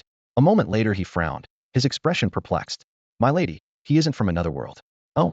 Morong Xiaobing narrowed her eyes. Meng Haoran took a deep breath. From what I've seen, he possesses a bizarre sacrificial reincarnation talent, and his background is extraordinary. He then gave a concise but complete summary of the memories he had extracted. 1. His current name is Wang Gang. 20 years ago, when he first awakened, he called himself Wang Tai. At that time the rules were different and practitioners had multiple lives. 2. Wang Tai and his classmates cleared a normal level instance, then attempted a hard instance and were wiped out by monsters. 3. Although his body died, his soul survived, and his talent rose from ordinary to outstanding, albeit in a chaotic form. 4. Discovering he could reincarnate, he chose the unborn child of his newlywed teacher, merging almost perfectly with the fetus because they shared blood ties. 5. Recently his reincarnated body awakened. The chaotic outstanding talent was purified and pushed to its upper limit. 6. Fate repeated itself. Together with several classmates who had awakened in just 4 seconds, he challenged another hard instance, and once again the entire team perished. 7. This time his talent broke through to a chaotic exceptional tier, and he began another cycle of reincarnation. 8. Had he not been captured while passing through the special teleportation array you said, 18 years from now the world would have seen a peak exceptional talent practitioner. Theoretically, he can raise his talent every 18 years by repeating the cycle. After finishing his report, Meng Haoran's face turned grave. Morong Xiaobing studied the soul shadow from several meters away. The first time could be accidental, perhaps he unintentionally absorbed his teammates' power. But what about this time? Did he lead them to their deaths on purpose? Meng Haoran remained silent for a long moment, then slowly shook his head. My lady, I've probed again and again. Deep in his consciousness, there's no hint of such thoughts or plans. Both incidents appear accidental. He never realized that his teammates' deaths could enhance his talent still. Something about it feels wrong. Morong Xiaobing locked her gaze on Wang Gang's wavering soul shadow. Meng Haoran, is anyone in your battalion like him? Meng Haoran bowed respectfully, a hint of hesitation in his eyes. No exact match. By all appearances his talent is full body enhancement, but hidden beneath it is a clause. When my teammates fall, I grow stronger. Morong Xiaobing paused, her slender fingers tapping the armrest. Teammates die, and he gets stronger? Isn't that the same as the one in your regiment? Yes, my lady, Meng Haoran replied solemnly. That's why I'm so surprised his gift is almost identical to Commander Jingyu's. Morong Xiaobing's lips twitched as her gaze swept over the unconscious Wang Gang. Take Wang Gang back with you. When one of your 5th-tier veterans returns from the other world, run a full investigation. If you're sure he isn't deliberately sacrificing comrades, train him according to protocol. Understood, my lady. Joy flickered in Meng Haoran's eyes. He'll pass that on word for word. Morong Xiaobing nodded lightly. 10 heavenly tier talents awakened this year, yet none fit your core. Perhaps Wang Gang is the one you truly need. Meng Haoran pointed to the still sleeping Li Ying. My lady, what about her? She's registered as Wang Gang's wife. Morong Xiaobing pondered for a moment. Wang Gang is dead, so she's now his widow. Yang Wei from the heavenly class has taken a liking to her. Let the past end here. Yes, ma'am. As the words left his mouth, Morong Xiaobing's thoughts stirred. A gentle spatial ripple whisked Meng Haoran away, and he was teleported out of the Super Divine Academy. She shifted her gaze to Li Ying, flicked her sleeve, and the woman vanished, reappearing in Yang Wei's palace. Teammates die, and he grows stronger. Far harsher than Jing Yu's. A friend's death empowers me, Morong Xiaobing muttered, staring at the distant sky.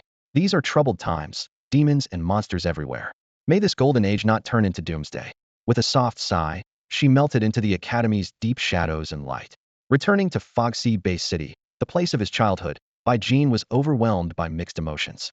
In mere days he had come so far, yet the empty streets still stirred guilt in him. The disappearance of dungeons had stripped away the soil that nurtured new professionals, and the official relocation policy had drained the city of its people. Virum. He slammed the accelerator, and the black sports car shot forward, wind knifing across the windshield. Bai Jin's hair whipped in the gale, but he felt none of the thrill racers bragged about. So this is it. Riding the tailwind on a windwing rock is way more exciting. He'll never understand why people love street racing. Out of the corner of his eye he glanced at the passenger seat. The half-elf Lia sat primly, hands folded on her knees. Bai Jin grumbled inwardly. The passenger seat's for family or a lover, yet she claimed at the moment she got and never heard of manners. During their small talk, he had learned she was 6 years older than he was. The car rolled to a stop in front of the gigantic stadium. Bai Jin stepped out and looked up at the building that had colored his boyhood. Before he awakened, his aunt had brought him and his little sister here for every big show.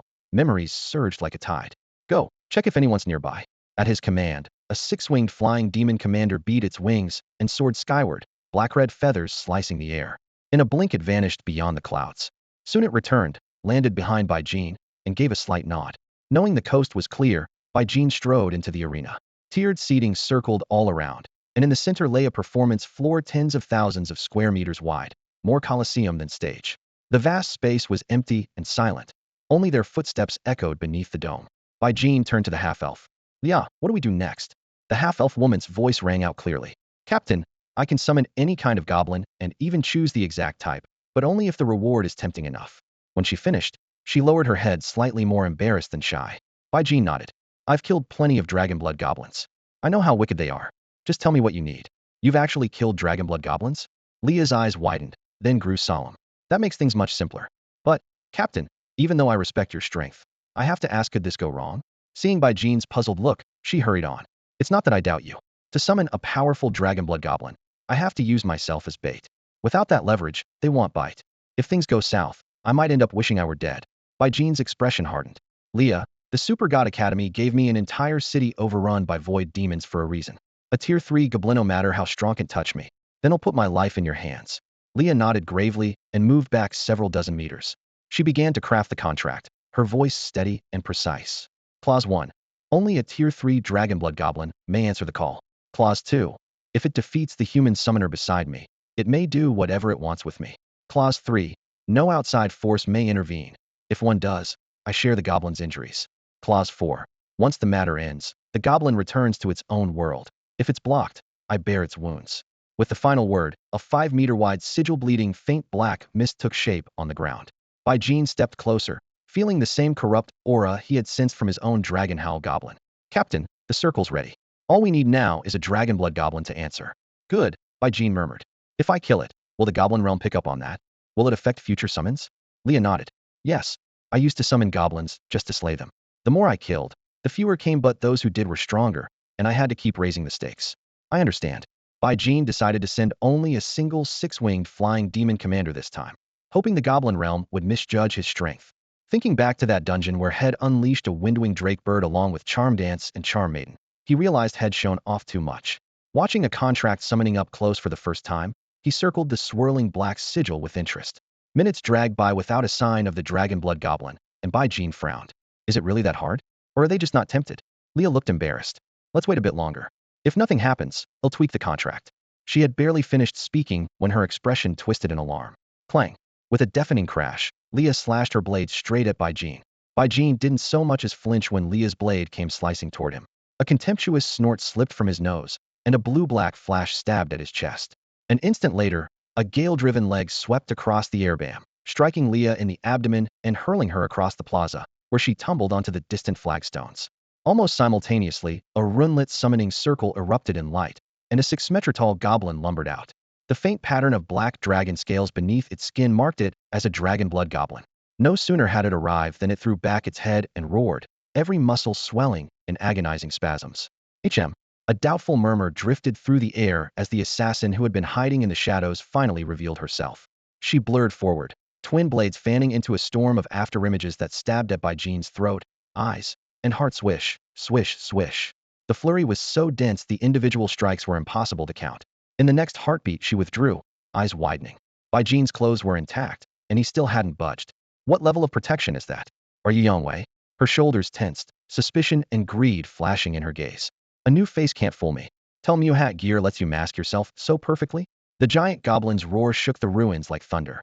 Jean remained immovable. The assassin's shield absorbed the shock, but Leah's half-elven ears quivered as the draconic bellow rattled her mind into a daze. The assassin sneered. A half-elf. So you did lay a trap. Hiding a 4th-tier guardian nearby, are you? She fixed her eyes on the goblin, her voice chilling. 4th tier or not, it dies unless I go down first, and then we all go with me. The 3rd-tier dragonblood goblin hefted its massive staff. Black mist whirled at the tip, and then it opened its jaws wide. Dragon breath. A boiling tide of black energy erupted, sweeping across the entire ruin. High above, 2 pairs of wings snapped wide. A 6-winged demon commander shot skyward, dragging the disoriented Leah out of the blast's path just in time. Explosions rattled the ground. Boom, boom, boom. The assassin's shield flickered, a violet barrier cocooning her. She darted back to Jean, blades flashing like lightning, her stabs an unbroken curtain. The churning dragon breath scorched the stone beneath them, cracking and melting it into slag. Watch my burst charge. Jean growled. His arms blurred, and he seized the 4th-tier assassin in a crushing grip just as she launched. Yangwei, you've got guts leaving the Super God Academy, she snarled, her daggers still driving forward. Did you think a new skin could fool me? With your heavenly grade talent, your corpse alone could buy me everything I need to reach 5th tier. Jean raised an eyebrow. If I'm traveling, don't you think someone powerful might be escorting me? Do you really dare attack me? She laughed coldly. Let me enlighten you.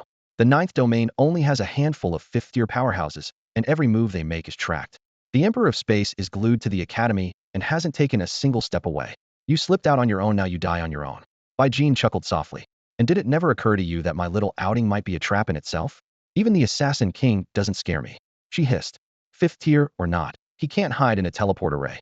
My scouts saw only the two of you come through, there's nobody else in tow.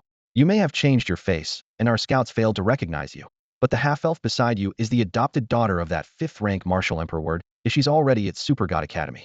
Under the night sky, Bai Jin looked up at the circling Fienda void-born demon, whose black wings almost blotted out the waning moon. Among the 10 heaven-grade talents in Super God Academy's elite class, only Yang Wei made the list as a summoner, a fact that put an extra edge of caution into the fourth-rank assassin across from him, though it did nothing to soften her attacks. Bai Jin locked his arms around her from behind, yet she still slashed wildly with her daggers, cold light crackling against the shield. Runes flared along the blades, each strike fierce enough to pierce ordinary defenses, but every splinter of energy that flew off the barrier was instantly erased by the regenerative power of the Iron Blood Bowl demon lurking in the summoning space. Can't you tell? That creature is a void summon, Bai Jin murmured, as casually as chatting with an old friend. The assassin snorted, her pace undiminished. I don't care what kind of summoner you are, Yang Wei. I can only sense second-rank energy on you, and tonight you're not getting away. Some distance off, a third-rank dragon vein goblin gaped, cheeks bulging with the breath it had been saving for a killing blow. A sudden drain of mana forced it to expel a short blast instead, drenching the pair in scorching white flame. The air twisted from the heat, and black scorch marks spread across the shield. For the first time, the assassin felt a jolt of fear. She poured every ounce of power into her daggers, but the shield refused to break as the seconds bled away. Driving her legs against the ground, she tried to leap clear of the breath, only to realize she was bound as if by steel cables, unable to tear free of Bai Jin's embrace. Huh, she roared, muscles swelling to their peak, her body arching in a desperate curve, yet she still couldn't move an inch. How is this possible? The jolt of her lithe, explosive body sent a ripple through Bai Jin's composure, desire tugging at the edges of his mind. He forced it down and teased, "Come now, my lady. You're trying to kill me. The least I can do is give you a hug." The shield dimmed abruptly, and the assassin's face went ashen. My barrier's about to fail. Yang Wei, you want a hug? Fine, just not inside a dragon breath. Bai Jin's lips quirked. An embrace in dragon fire, how many people get to taste that kind of romance? I don't like this kind of romance. Pick another place. Her voice cracked as the shield shattered with a brittle snap. The breath seared her skin. Agony and corrosion gnawed like 10,000 fire ants. She broke, pleading, "Yang Wei, I was wrong, all right? It'll even warm your bed afterward. Just get us out of here." Flames roared around them, and Bai Jin's eyes stayed cool. She threw out her trump card in panic. My lover is the Assassin King of the Death Dirge Battalion. Kill me, and even the Styx Raven Battalion won't save you once you leave the academy. Bai Jin studied her face, red and blistering under the breath, his tone calm, almost pitying. I'm not Yang Wei. You've got the wrong man, assassin. The endless dragon breath kept chewing away, and the wail of the fourth-rank assassin queen was swallowed by fire. Hearing his words, she seemed to lose her last thread of strength. She laughed hoarsely, half mad. A real man would own up, Yang Wei. You're no man at all. Bai Jin was speechless. Fine, curse all you want, scream your head off. I've already delivered the message. Yang Wei of the Styx Raven Battalion held me in the pitch-black dragon breath and humiliated me. Yang Wei, my lover is insanely possessive and obsessively clean about feelings you'll live in endless fear from now on. The fourth-tier female assassin let out her final shriek. Bai Jin's lips twitched. Seriously humiliated you inside dragon breath. He still kept her in a vice grip until the third-tier draconic goblin nearby finished spewing its breath and, wheezing, fell silent. Only then did he turn. Goblin, keep going. The draconic goblin stared at him in horror and protested. Human, you can't hurt me. If I hadn't shared your companion's damage, the fourth tier in your arms would have kicked him to death. I am bound to him by contract. That fourth tier was an external force. If you lay a finger on me, your companion suffers the backlash. Bai Jin's mouth twitched again. Had avoided summoning a second creature so the goblin realm wouldn't misjudge his strength, yet this sniveling third-tier goblin was about to blow his cover. With a swish, he stored the dead fourth-tier assassin in his dimensional gear, leaving only a strangely shaped storage ring on the ground. Down. At the deep command, the six-winged demon commander descended beside him, carrying the still-dazed Leah. Leah. Bai Jin slapped the half-elf's soft cheeks a few times. They flushed, and she slowly came to. Captain, run, there's a fourth tier. I know, he said. The draconic goblin's breath scared her off. Huh. Following his gesture, Leah saw the charred, panting hulk and nodded bitterly. That fourth-tier assassin interfered. Now what? Leah's eyes hardened. I can feel through the contract that this third-tier draconic goblin is barely standing. Watch me. Blades flashed. Leah blurred from sight and reappeared, launching a vicious assault on the goblin, whose aura was already collapsing. The goblin mustered what little strength it had, but it was nowhere near fast enough. Half-elf, you're breaking the contract. You tricked me into sharing your damage without me. That fourth tier would have kicked you to death. I even risked my life to help fight her, and now you cast me aside. Honor the contract and send me back. Watching Leah's assault, Jean frowned. Her strikes left only thin scratches, nothing like what had seen on the goblin he killed in the dungeon. What was going on? The goblin grew frantic. It had nearly coughed up its guts to unleash that breath, and now it ran only on passive regeneration, no match for Leah's relentless slashes. Human male, make her spare me. If she lets me live, I'll teach you all 365 miraculous techniques I know for tormenting females. Jean recoiled. What? You filthy creature, why would I ever need your depraved tricks? The tier 3 dragon blood goblin nodded frantically. Human male, I can smell the purest dragon aura on you. You need techniques to handle females that will make the gods favor you. Jean's expression darkened as his battle intent surged. Quick burst, iron endurance, diamond skin, blood surge, demon scales, dragon bloodline, innate charisma, soul sense, bloodline fusion, draconic sin. How could I possibly need your cheap tricks? The Super Divine Academy's network has no restrictions, and the billions of minds in the 9th domain come up with new ideas every day. You think you can impress me? He barked. Leah, finish this, go for speed. Windwing wyvern, dragon roar. A clear, resonant roar rippled over the ruins, pouring into Leah like a tangible wave. The half-elf huntress felt her body lighten, her twin blades blurred, her attack speed skyrocketing. In a heartbeat, the tier 3 dragon blood goblin was cornered, both eyes pierced, blood spraying. Still it shrieked, human. Yang Wei, right? Good. Yang Wei, summoner of the 9th domain. I curse you to father 100 daughters in a row. Through shared soul sense and the combat log, Leah and Jean confirmed it was empty bluster, no real curse. Captain, extract now? Leah asked. Do it, Jean replied. The city's virtual data chain flashed to life. Within seconds, 3 dark red drops of dragon blood, each the size of a fingernail, hovered in the air like viscous jewels. Information display. Dragon blood essence blood chi relic. Grade, tier 3, yellow rank. Description, contains tier 3 yellow rank dragon blood power. Versatile. Direct consumption greatly enhances the body, but may disrupt existing racial bloodlines. Use with caution.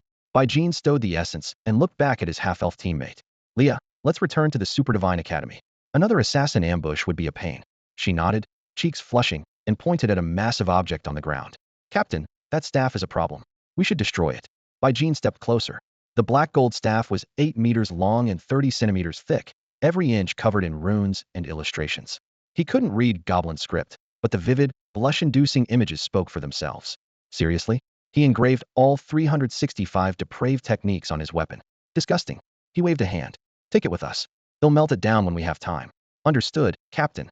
A gust lifted them as the windwing wyvern's current swept them toward the teleport array. On the way, Jean stayed alert. The tier 4 female assassin had threatened him repeatedly, and his soul sense had caught her determination before she fled. The tier 5 king of assassins behind her was no idle boast, and she was certain her lover could kill him with ease. Leah spoke softly. Captain, don't let that goblin's last words bother you. Jean laughed. What's wrong with having daughters? Leah's expression turned oddly complicated. Captain, you really don't know? Jean looked baffled. Leah, that guy was just trash-talking, right? It wasn't a real curse. Leah nodded quickly. Right. In goblin culture, it's their nastiest insult, like wishing someone's bloodline ends, but it has no supernatural bite. Afraid her captain still wouldn't understand, she added, goblin society is absurd. They invade other worlds mainly to kidnap females for breeding. Because of their biology, every child is born a male goblin. Captured females rank the lowest. When they're old or infertile, they become food. In that world, telling someone they'll bear a daughter is the ultimate disgrace. That's why the draconic goblin said it to you. Jean nodded, then changed the subject. Do you know anything about the Death Dirge Battalion or the Styx Raven Battalion? A bit, Leah said after thinking. That 4th-tier assassin was probably from Death Dirge. They're an assassin-focused unit. If they're after you, someone's put a target on your back. We have to report this. Agreed. I'll brief leader Han Shui and the Ice Empress myself, Jean replied. Leah lowered her head, her voice barely audible. Captain, I'm sorry. I was useless back there, maybe I should leave the squad. Jean chuckled. This was special circumstances. A 3rd tier losing to a 4th tier is normal. Beating the tier 4 assassin king would have been bizarre. I still need you summoning draconic goblins, so stop overthinking. The reassurance eased her nerves. She added, the Styx Ravens are a top-tier battalion, very low profile and mysterious. We only know their main force stays at the front. That's enough. Jean said, raising his hand. Let's head back to the Super God Academy. 3 quick teleports later, they landed on the Academy's massive teleport array. Leah, you head back. They'll handle the report. Got it. Take care, Captain. She bowed and left. Sister Xiaobing. Jean called softly. He vanished and reappeared inside Murong Xiaobing's private domain. Back already after gallivanting with a half-elf instructor? Xiaobing teased, her voice echoing. Thought you had infinite stamina and unbreakable skin. Why so quick this time? Jean didn't dare retort. He sat, boiled water, and made tea. Sister Xiaobing, I was just attacked by a 4th-tier female assassin. With a wave of his hand, the assassin's masked corpse appeared on the floor. Murong Xiaobing blinked, then lifted the body into the air with a thought. Jean lowered his gaze, though he had already memorized every detail. After a moment's inspection, Xiaobing said, I don't recognize her. But anyone who reaches tier 4 isn't a nobody. Leave the body. They'll have intelligence check it out. Understood. Jean nodded. With a casual gesture, she stored the corpse away. She eyed him, a faint smile forming. Looks like you can handle an ordinary tier 4 now. Reminds me of my own invincible days. Jean hurried to refill her tea. It's all thanks to your guidance, Sister Xiaobing. Without you I'd still be a nobody. Murong Xiaobing looked momentarily surprised, then let out a light laugh. I guess killing a 4th-tier opponent has really inflated your confidence. You even dare joke with me now. Jean hurriedly retold the entire incident. The female 4th-tier assassin had mistaken him for Yang Wei, and, before she was defeated, claimed her intel had already been sent out and that her 5th-tier lover would avenge her. Murong Xiaobing listened, her expression turning a little odd. So Yang Wei ended up taking the blame for you? That means the Academy's security is first-rate. The outside world knows so little they can't even identify their target. Jean scratched his head. Sister Xiaobing, I told her I wasn't Yang Wei, but that only made her more certain. She kept saying her 5th-tier lover would avenge her. Will this cause problems for Yang Wei? Murong Xiaobing rolled her eyes. Jean, Yang Wei has done a few questionable things, but nothing serious in our eyes. He likes single, divorced teachers with 1 child, hardly a crime. The key point is that he treats those women sincerely, which shows he still has a moral baseline. As for the current mess in the Death Requiem Corps, you'll learn more once you are at the proper level. She shifted to a lighter tone. Don't underestimate Yang Wei. Among the 10 heaven-grade talents in this cohort, he might actually be the strongest. The strongest? I thought that was Zhuge Luyun. Jean's face was filled with surprise. Murong Xiaobing shook her head. At tier 1, Yang Wei's strength was unremarkable, far below his sister Yang Lin. But now he's tier 2 and already ranks in the Academy's top 3. When he hits tier 3, even with absolute substitution and your 100 Earth-grade wild bulls, he may not be able to hurt you, but you won't be able to defeat him either. Jean jerked his head up, not because of her evaluation, but because she clearly knew his hidden cards. The 230-fold summoning boost, all the extra buffs, and the tier 1 bull legion that had swept the battlefield were plainly on the Academy's radar. Han Shui had obviously filed a full report. Sister Xiaobing, is Yang Wei really that outrageous? He asked again. His talent lets him summon living creatures whose number equals his soul strength, and whose rank rises with his own. Murong Xiaobing spoke slowly, so Jean could catch every word. At tier 1 he could only summon tier 1 creatures, so he seemed weak. From tier 2 on, it's different. When he reaches tiers 3, 4, even 5, and stockpiles large numbers of high-tier summons all intelligent, there may be no one at his level who can rival him. Jean nodded thoughtfully. More importantly, Murong Xiaobing continued, he can keep pruning his roster, keeping only the elite, until he has a true army of summons. 1 man, 1 army, every soldier a veteran. You've seen how combined arms tear through the void demons, so you can imagine how terrifying Yang Wei could become. Jean took a deep breath and nodded again. Sister Xiaobing, Yang Wei serves with the River Styx Ravens Corps, right? What's the story with that unit? Murong Xiaobing's lips curved into a smile. That legion is extraordinarily powerful.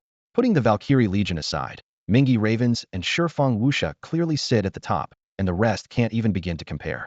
Xiaobingji, isn't Hao Jian and Shifeng Wuxia? Are those 2 legions really that strong? Jean pressed.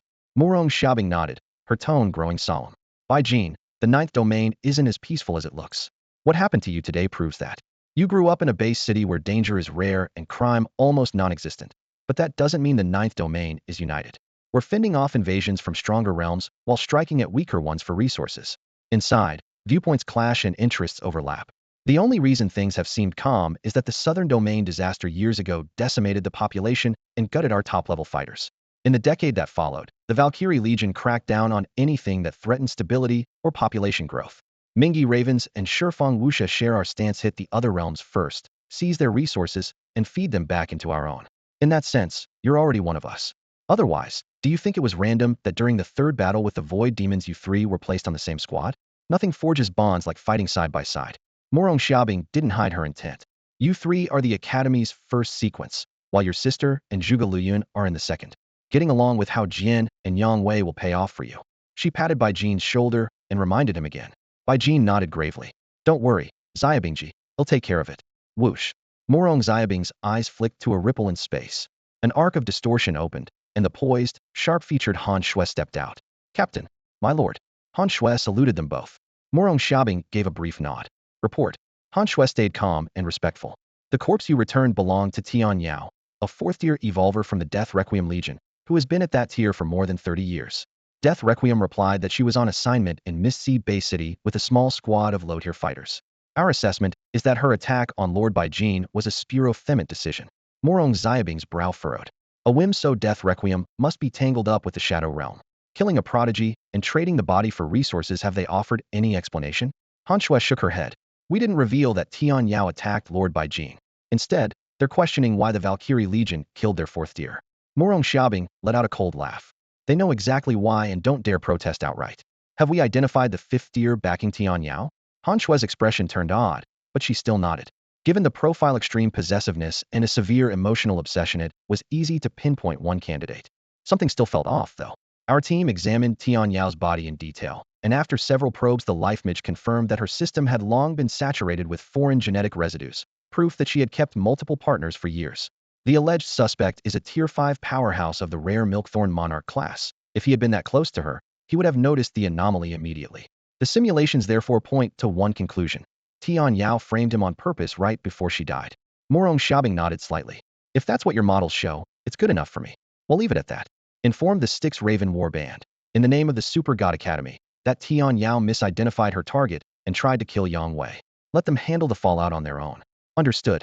Han Shui accepted the order, her figure dissolving into a streak of icy light. When the light faded, only 2 people remained in the vast reception hall. Morong Xiaobing looked at Bai Jin. Does that arrangement work for you? Bai Jin nodded at once. No objections, Sister Xiaobing. She withdrew her gaze and spoke a little slower.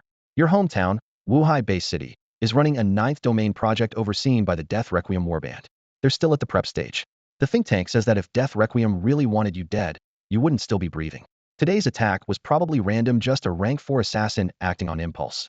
I can't exactly storm over there and demand answers. She pointed at the frost-covered corpse in the corner. That rank 4 body was a 9th domain lawform. After death, it's only an empty husk. You can't use it. So let her return to dust and nourish the domain. Bai Jin nodded again. As you wish, Sister Xiaobing. If I hadn't needed proof for the report, I would have burned it on the spot. Fine. Hand me Tian Yao's spatial ring, and I'll sever the link for you. He quickly produced the ring and the dagger. A shimmer flashed across Morong Xiaobing's palm. An instant later, she handed both items back. Done. What's next? Are you still not going into that void demon city you were assigned? Bai Jin hesitated, then said, I'd like to hit Tier 3 first. Feels safer. Morong Xiaobing's face tightened in exasperation. Safer? You just took out the queen of rank 4 assassins, and you're still worried? How afraid of death are you? Bai Jin answered with an awkward grin. She raised one long leg and tapped his shin. Absolute substitution. Full level health that takes forever to chew through. Taking you down would be a chore even for me. Stop cowering. That void demon city is critical to the 9th domain's master plan. Get in there and butcher as many void demons as you can. It's an opportunity for you and for every ordinary person in the domain. If you drag your feet any longer, I'm revoking your exploration rights. Yes, ma'am. Got it, Bai Jin blurted.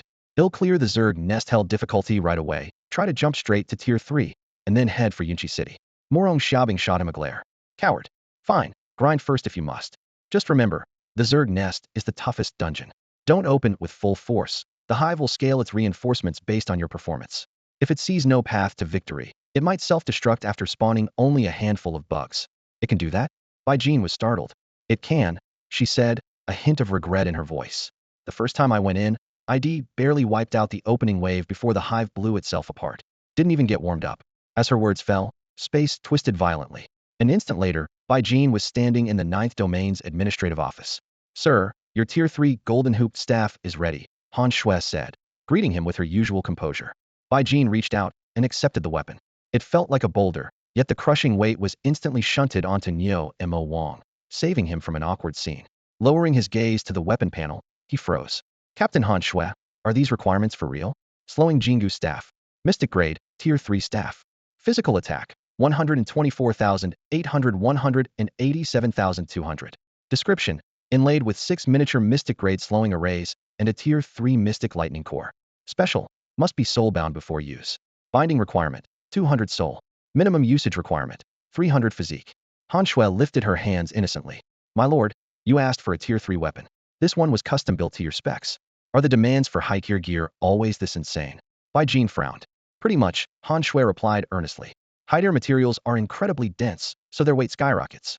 Without attribute gates, would have let tier 1 troops storm the first rank battlefield with top gear long ago. The Super God Academy is pushing heaven-class card holders past their limits precisely to solve this. Now tier 1s can wield tier 2 weapons, tier 2s can swing tier 3, and that's already huge progress. She pointed at his old tier 1 shock Jingu staff. See the dents from weapon clashes? Cheap material, low requirements, lousy durability. Swap to this slowing Jingu staff, and anything that scarred the old rod won't even scratch it. Once you bind it, just summon the staff in battle, trigger the slowing arrays, and let your summons do the heavy lifting. You don't have to swing something this heavy yourself. Bai Jin nodded, stored the staff, and strode alone toward the instance portal. System prompts flashed one after another. Level requirement met. Party size requirement met. Enter Zerg Nest, normal difficulty. Warning, your party has only one member. Solo entry is not recommended. Proceed? Proceed. Warning, the Zerg Hive Mother denies access to normal, hard, and nightmare modes. Hellgrade realistic instance only. Proceed? Proceed. The scenery blinked away. He was now standing in a boundless wilderness. Up, the windwing drake spread its wings, Charm Dance hovered beside him, and together they shot skyward. After 10 minutes of roaring wind, Bai Jin finally stopped high above the ground. This was his first time inside an instance this vast. Instance size, diameter 10,000 kilometers, sky ceiling 300 kilometers. Where are the Zerg? I've flown forever and haven't seen a single one. He guided the windwing drake lower, scanning the empty wasteland again and again, but found no sign of life. Bai Jin took out the relic left by the tier 4 assassin queen and examined the roughly 60-centimeter blade. Silver flash annihilator. Mystic grade, tier 4 dagger. Physical attack, 784,000 1,176,000.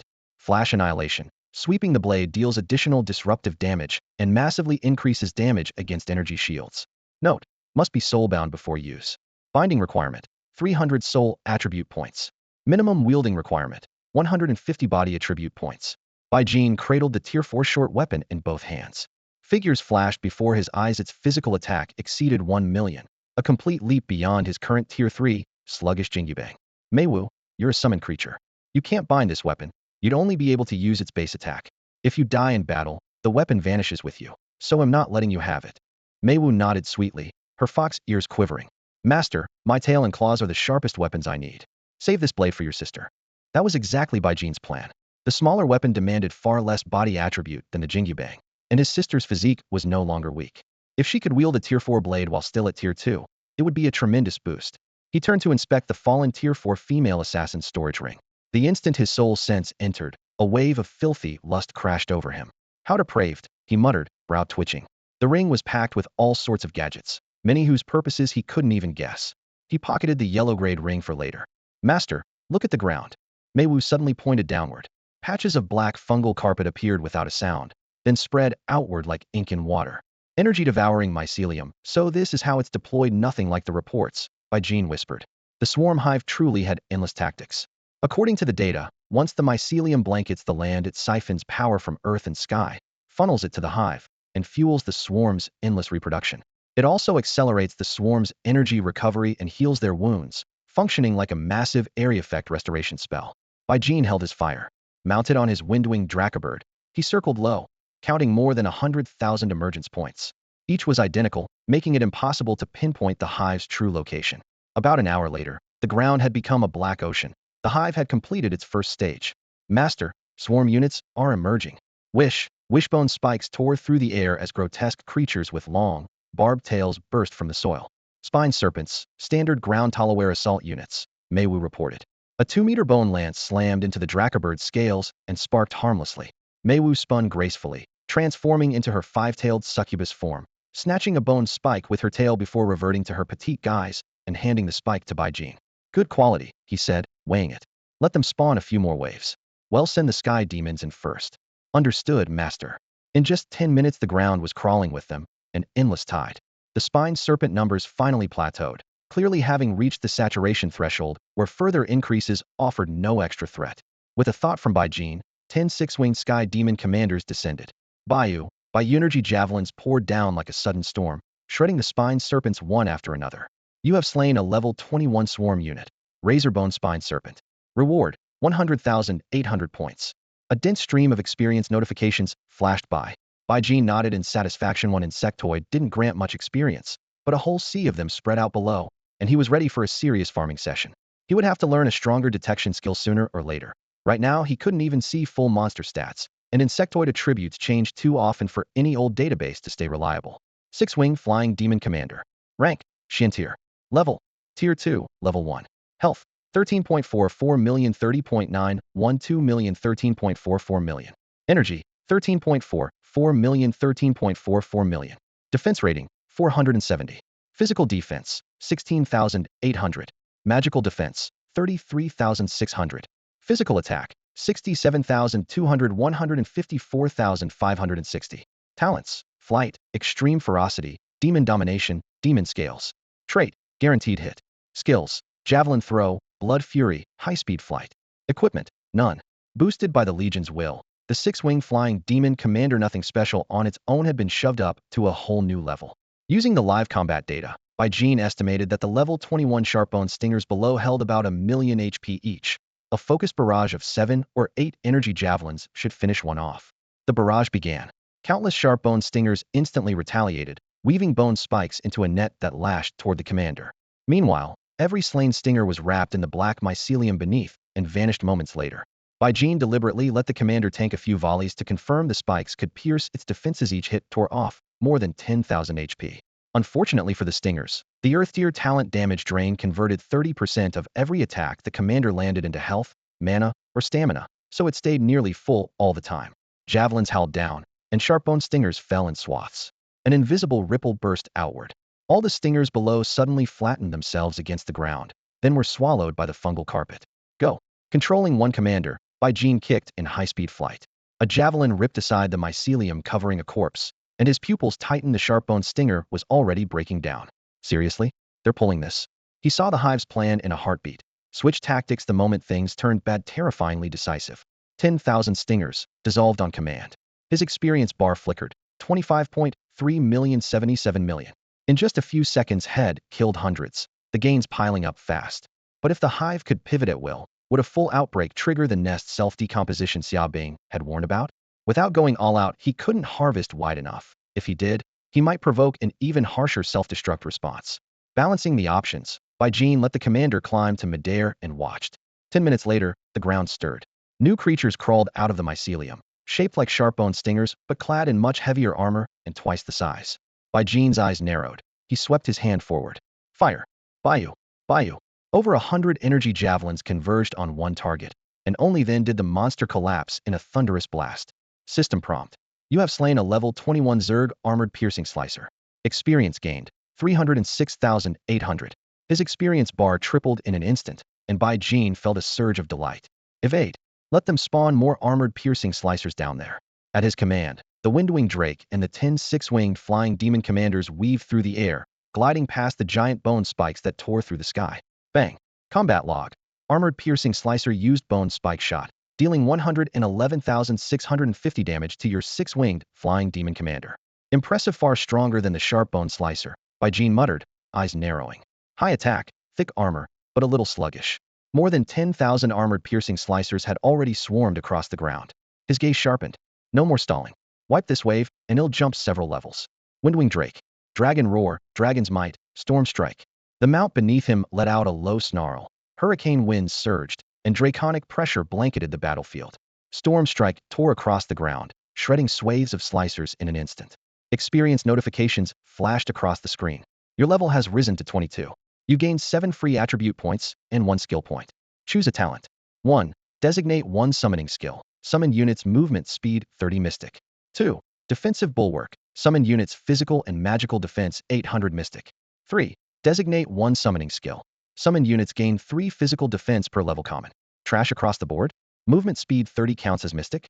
Gene sneered. Charm Maid is already quick, let's make her even faster. He bound the speed boost to 5-tail Enchantress, then urged the Windwing Drake to keep the storm raging. In less than 10 seconds, he broke through another level. Choose a talent. 1. Defensive Bulwark. Summoned units physical and magical defense 800 Mystic. 2. Designate 1 summoning skill. Summoned units gain 3 physical defense per level common. 3. Attacks ignore 300 points of the target's physical defense common. Finally, something even worse than 3 defense per level. He sighed. He chose the first option, applying defensive bulwark to the Bull Demon King to make him a bit tankier. Bai Jin's sudden burst of firepower turned huge clusters of armored piercing slicers into minced flesh, and the survivors dropped back to the ground, swallowed by the thick fungal mat. Strangino experience for destroying the fungal mat? I guess it doesn't count as Zerg combat strength. When the storm subsided, his experience bar lacked only a sliver for the next level. What a shameless instance. The hive even reclaims its units so we can't farm them, he grumbled.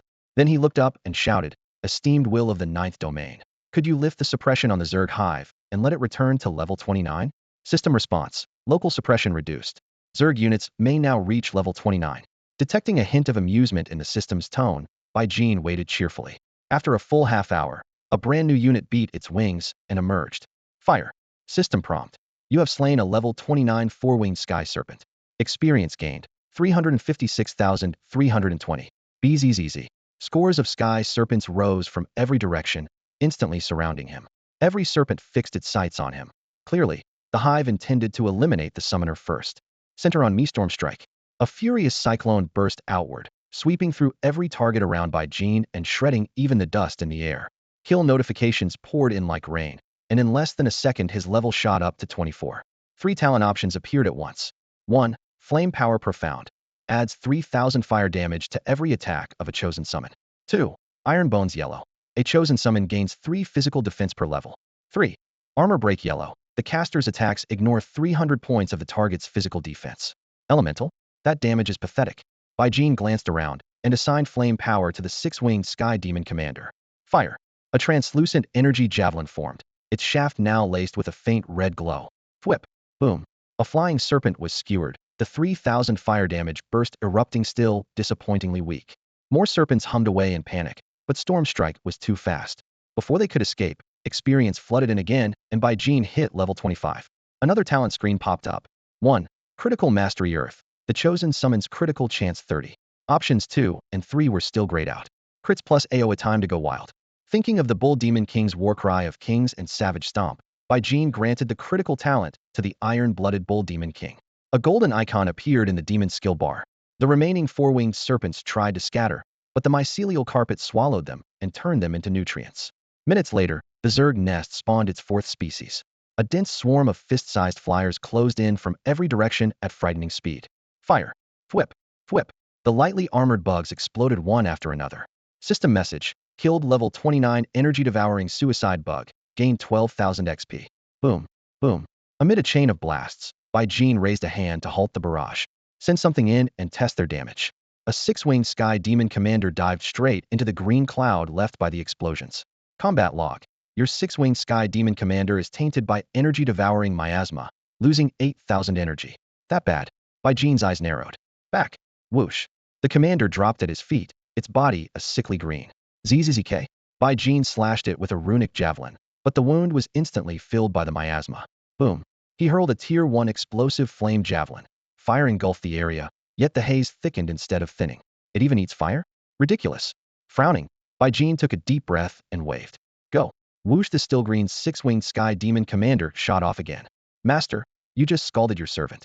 Mei was soft yelp left Bai Jin speechless. The explosive flame javelin he unleashed a moment ago had indeed shaved tens of thousands of HP off the succubus.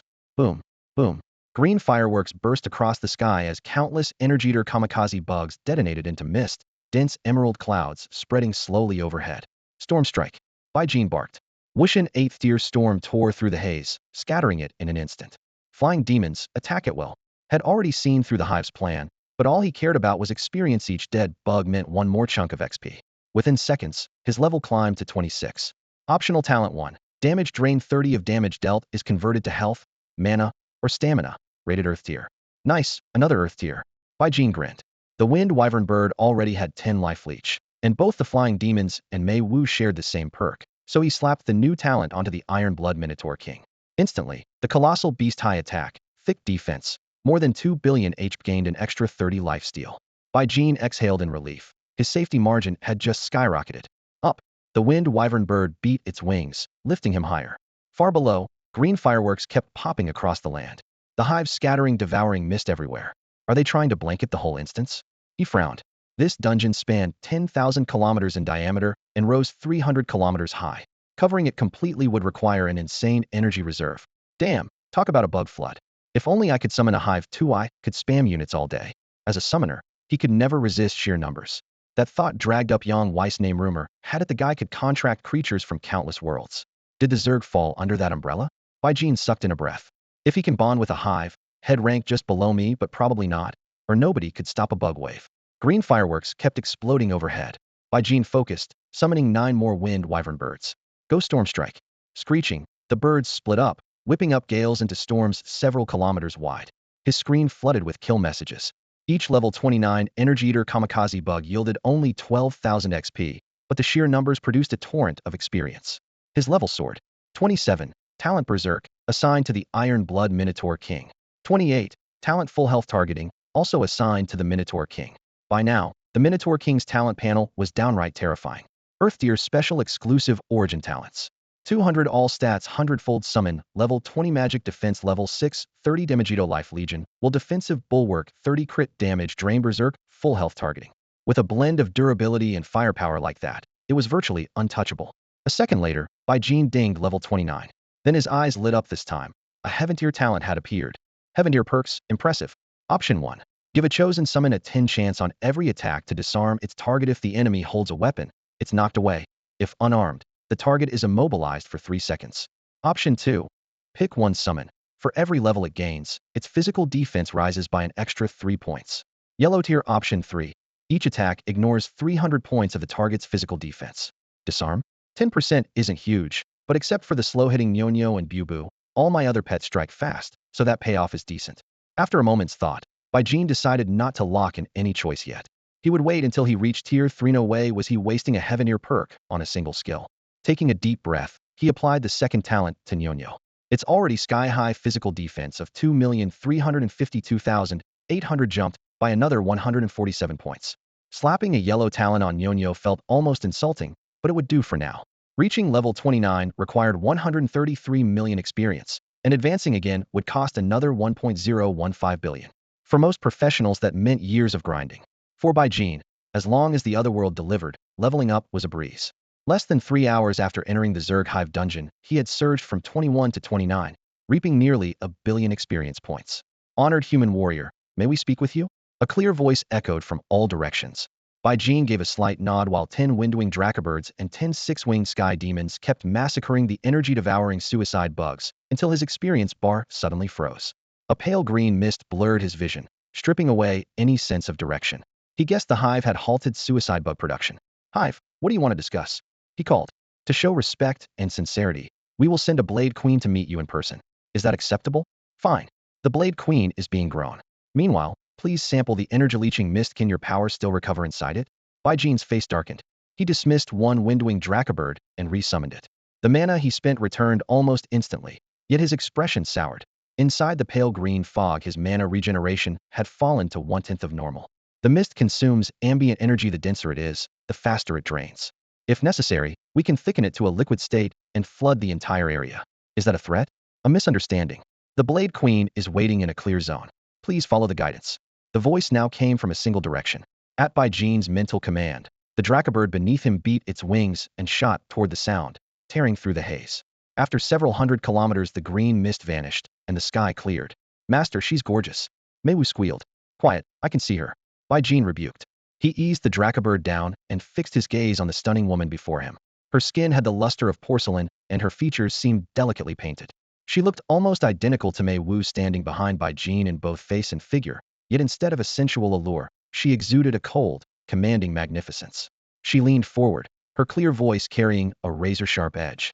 Commander under a Tier 3 brood, Queen of Blades, Selena Bladesong, greeting the distinguished human powerhouse of the 9th domain. The icy timbre sliced straight through the air, jolting Bai Jin to attention. Bai Jin raised his arm slightly, speaking in a level tone. You represent the brood. What do you want to discuss with me? Honored human warrior, please have a seat.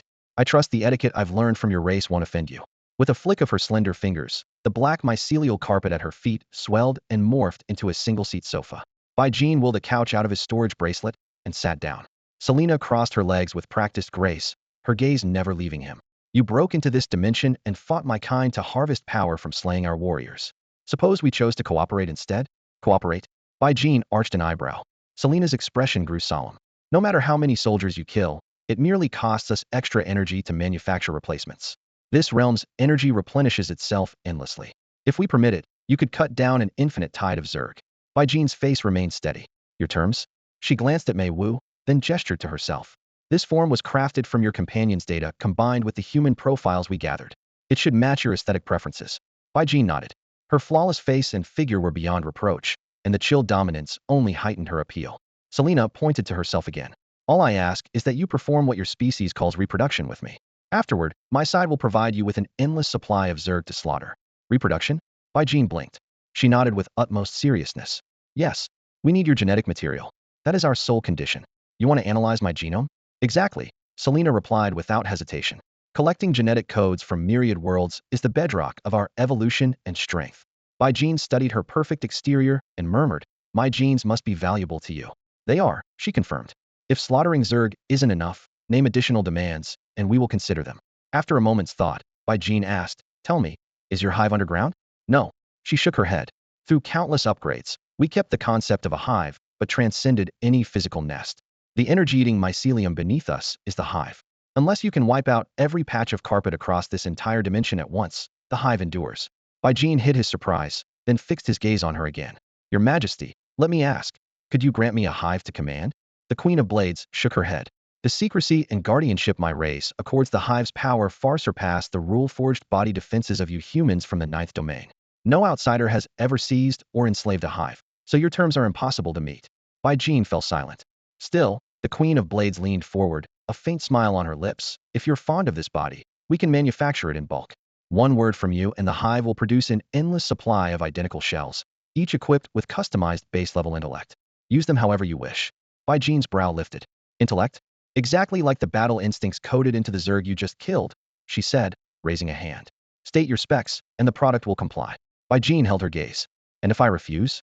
A graceful, frigid curve touched the Queen's mouth. Honored one, after repeated probes we've confirmed the extraordinary rule power within your body. Even the 37,000 combat forms of Tier 3 hive commands cannot harm you effectively. Therefore, we'll resort to our most conservative tactic. She gestured. Gray-black vapor roiled overhead, energy devouring miasma.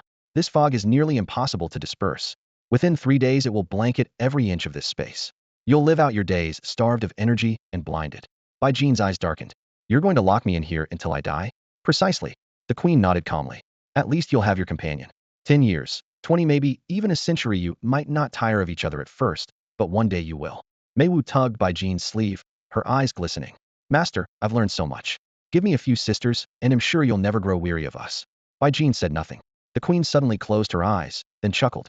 A succubus fivitailed and a shapeshifter. No wonder you're so confident. Bai Jin was startled. Summoned beings lack true life. Ordinary creatures can't discern their origins. Yet the Queen exposed it at a glance. Noting his surprise, she pointed downward. The black mycelium beneath her feet glowed, projecting a hologram of their arrival. Mei Wu shifting forms and catching a bone spike barehanded. You can record everything that clearly? Bai Jin's heart lurched. It's one of our basic abilities, the Queen replied, lifting her gaze. We also wield continuous sonic disruption and other methods, but there's no need for a full demonstration. When you're ready, just speak. Once we obtain your genetic data, we'll self-destruct the hive and let you leave. As a token of sincerity, this body is yours. As her words faded, her figure went slack, as if her soul had been drawn away, though she still breathed and her heart still beat. Bai Jin summoned a wind-winged draconid and soared into the sky with Mei Wu. Great will of the ninth domain. He called inwardly, the hive is cheating. Any chance you can get me out? The reply was cold and terse. You were repeatedly warned of extreme danger before entering the hive. Hell instance. Extraction is impossible. Damn it, Bai Jin muttered, staring at the swirling miasma. Aren't Zerg supposed to be mindless berserkers? Since when are they this rational? How did Sister Xia being clear held difficulty back then? Bai Jin wondered. His gaze dropped to the ground, a 10,000-kilometer carpet of jet-black energy-eating fungus, heaving like an endless sea and pulsing with unsettling power. Even at full strength, he could never erase that vast surface all at once. Was the Blade Queen bluffing? Was the real hive buried below? Bai Jin frowned and swept his eyes across the land. The sheer size of the target left him unsure where to begin. Worse was the queen's offer trading his genetic code for a perfect body. That female form was still Zerg at heart. One misstep, and he'd lose everything. Hold on, he thought. Human tissue is mostly carbohydrates. With the swarm's biotech, the queen's body might not differ much from a real human's. Even so, caution ruled. He would max out his experience bar and reach tier 3 first. Your Majesty, could we negotiate? Jean called. The ground writhed. The fungus rose into a 100-meter turtle statue of a black woman, her features as sharp as the Blade Queen's. Speak, honored one. Could you spawn some Zerg for me to kill? If I give you my genes first, you might double-cross me. The statue fell silent. At length the Blade Queen spoke, sounding almost wistful. Across countless worlds, humans are the least trustworthy species without exception. Swindling, deceit, every crime imaginable, that is what the Hive database records. We calculate your proposal is meant to take the reward first, then seek a loophole. Jean's heart tightened. Are humans really that bad? The Blade Queen nodded coolly. I haven't witnessed it myself, but data doesn't lie. Still, the Hive will grant your request. Energy-leeching suicide bugs will soon appear. Kill them as you please. Good. And spread the energy-draining mist wider, it benefits you too. Jean nodded. Buzz. A shrill chorus of wings rippled across the sky. Countless suicide bugs burst from the fungal mat and raced toward the horizon. With a thought, Jean sent 9 windowing drakes roaring into the swarm, shredding insects into glittering remnants. 3 minutes later his experience bar was full. He drew a softly glowing Tier 2 Perfect Ascension token and took a deep breath. Ascend. Level requirement met. Experience sufficient. Token confirmed. Ascension commencing. The token shattered into streams of light that surged through his meridians, merging with his vast experience to remake flesh, mind, and soul. Blood thundered. Bones were reforged like tempered steel. Each heartbeat rang like a bronze gong. Moments later his eyes opened. System messages unfurled. Ascension successful. You are now Tier 3, Level 0. 1 source skill point gained. Perfect Ascension token detected. Attribute alignment complete. 91 free attribute points awarded. Future levels require 10-fold experience. Each level will grant 10 free attribute points. All ascensions perfected. Life tier, 9th domain human, consummate. As a Tier 3 Warbringer, you must now kill true life forms from other worlds to harvest source energy. You are eligible to join interworld campaigns as a Tier 3 Warbringer. Honored one, you have ascended to a higher plane of life. We have shown our sincerity. Will you accept the trade? The Blade Queen's voice still echoed in his ears, yet Jean acted as though he hadn't heard her. Eyes half closed. He was already immersed in his list of talents. The first talent he needed to lock in was undoubtedly the Heavengrade ability he had drawn at level 29. Still, the second option, summon creature level 20 at Earth grade, was just as dazzling. Selecting it would raise every summon straight to level 50, exactly at Tier 5. Jean weighed the two repeatedly. Staying alive comes first, he decided. Nyo is already at level 50, and the Windwinged Wyvern has its own level 10 buff. Its damage is enough. Heavengrade effects are rare, but I can still solidify the disarm effect after reaching level 40. With the decision made, his attribute panel flared open. Supreme Summoning Origin. 1. Base Summoning Speed 1000, cooldown 90. 2. Base Mana 1000. Mana Regeneration 1000. 3. Summoning skills fixed at 230 summon count. 4. Legion Will. 5. Summoned creature level 20. Talent trait. Each level lets you choose one additional talent effect. Endless upgrade. Absorbs similar talents to grow continuously. Jean raised a first-tier pure soul crystal to his lips, slipped it into his mouth, and felt the icy shard press against his teeth without melting. Notice, your body cannot absorb a first-tier soul crystal. Already hit the limit? He removed the crystal and checked his storage pouch. 345 pieces remained. Han Shui had delivered 100 crystals. He tested one, and later he redeemed another 500 with contribution points. Counting them up, he had swallowed 256 first-tier crystals. So there's a second bottleneck after breaking the attribute cap, he mused. He'll have to ask little sister Lu Ruyan about it later. This dungeon run had been astonishing, rocketing him from level 21 to 30 and netting 87 free attribute points. Feeling a subtle resistance between body and soul, he delayed assigning them. The flesh of a second-tier mystic-grade beast would sustain him a while, so physical stats could wait.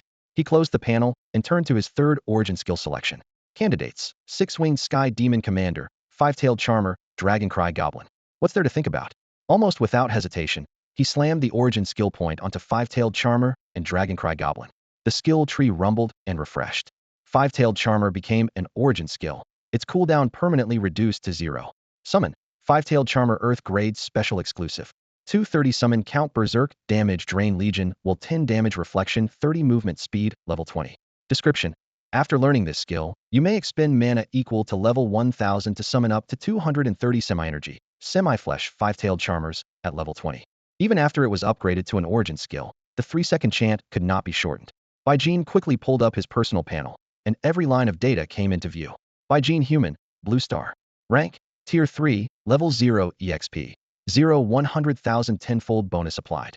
Health, 3,612,900 300,000 3,612,900. Mana, 4,148,900 100,000,000 300,000 4,148,900 100,000,000. Physical attributes. Body strength 129. Power 129. Constitution 129. Agility 129. Health regeneration 129 per second. Soul attributes. Soul strength 499. Spirit 499. Perception 499. Reflex 499. Mana regeneration 5,489 per second. Defensive attributes. Physical defense 3,000. Magic defense 3,000. Charm resistance 100. Temporary offense. Physical attack 1,290. Magic attack 4,990. Formations. 6 profound grade energy gathering arrays. 4 earth grade acceleration arrays. 4 earth grade speed arrays. 6 earth grade springboard arrays. Talents. Supreme Summoner. Temporary talents. Rapid Assault, Endurance, Diamond Body, Vital Surge, Demon Scales, Natural Charmer, Soul Sense, Dragon Bloodline. Origin skills. Summon Iron-Blooded Bull King. Summon Windwing Dragonbird. Summon Five-Tailed Mignon. Skills. Summon Six-Winged Demon Commander. Summon Dragon Roar Goblin. Special gear. Source of mana. Equipment. Jade Mask of Concealment. Energy Focusing Robe. Slowing Golden Staff. Free attribute points. 147. Skill points. 84. Origin skill points, 0. His stats were still dazzling, yet the experience cap had dropped from the millions to a mere 100,000. Clearly, source points were far more valuable than EXP, though the exchange formula remained a mystery. Leaving the panel, he turned to the five-tailed Mei-Nyang at his side after becoming an origin summon. Her resonance with him was stronger than ever. Mei Wu, you've read the Zerg intel Gu Qingzi sent us, Baijin asked in a low voice. Can we take the Blade Queen at her word? Mei Wu replied earnestly, Master, I advise against it. The Hive may seem sincere now, but once they get your genetic data, they could switch sides in an instant. As long as you keep it to yourself, even if we're trapped by the energy-draining fog, we'll eventually find a way to break through. Baijin nodded. I think so too. If the devouring mycelium were truly indestructible, the Zerg would have unified every realm long ago. Windwing Dragonbirds. He raised his hand, and the 9-headed Windwing Dragonbird beat its wings with a shrill cry. In a heartbeat, it unleashed a storm of devastation, bombarding the purple-black carpet below. Huge swaths of fungus were torn apart, yet fresh strands immediately grew to fill the gaps, knitting themselves together before his eyes. At this rate, even deploying all 230 Dragonbirds at once wouldn't protect a 10-kilometer radius. Baijin's brow tightened. Conventional physical and elemental attacks were almost useless, and the carpet shared the mist's bottomless hunger for energy. He circled through the air several times, a sudden idea flashing across his mind. I almost forgot about the Dragon Roar Goblin. Its breath weapon might work. Let's try it. Come on out, Bubu. A low, sinister roar echoed across the sky as the Dragon Roar Goblin made its entrance. You have summoned a longing goblin. Talent feedback floods your body, granting you the temporary traits Ultimate Malevolence and Bloodline Convergence. As the supreme, untainted draconic aura pours into you, the system refuses to stack the low-grade temporary Dragon Bloodline trait. Instead, the existing Ultimate Malevolence is catalyzed by the Dragon Breath and mutates into the far more dangerous innate Draconic Evil. Baijin's lips twitched, and he keenly sensed that Mei Wu was now standing even closer to him. With a quick glance, he noticed the body left behind by the Blade Queen below, a form of flawless curves and sharply defined muscles, an artwork seemingly carved by a master. An odd impulse to take it as a collectible suddenly surfaced, and he shook his head hard. Damn, that evil trait really messes with you. The slightest slip, and your mind runs wild. The summon came with a frightening level boost of 20, pushing the Longing Goblin straight to level 50. Longing Goblin Mystic, Special, Tier 5, Level 0. HP, 38.5 million 38.5 million. Energy, 77 million 77 million. Defense rating, 499. Physical defense, 130,000. Spell defense, 130,000. Physical attack, 290,000. Malevolence intensity, 1,600. Talents, Ultimate Malevolence, Bloodline Convergence, Dragon Bloodline Mystic, 13. Trait, Intimidating Evil. Abilities, Dragon Roar, Dragon Breath, Evil Dragon Bind. Gear, none. It has no Legion Will bonus yet, so its stats feel a bit bare, and the Dragon Bloodline remains at its original tier. Bai Jin studied the panel and quickly grasped the situation. Boo boo. Unleash your dragon breath and clean up the ground, he commanded. Push jet black dragon breath blasted from the goblin's fangs, flooding the area ahead in an instant. SCZZT, SCZZT. The hiss of corrosion erupted, black smoke billowed, and the stubborn, energy-devouring fungal carpet was finally scorched into vapor. Your Excellency, you actually command a goblin imbued with ultimate evil power. A gasp of amazement rose from below. The previously lifeless corpse abruptly sat upright, and the Blade Queen lifted her head to stare at Bai Jin in the air. After closing her eyes for a heartbeat, she opened those dazzling pupils again.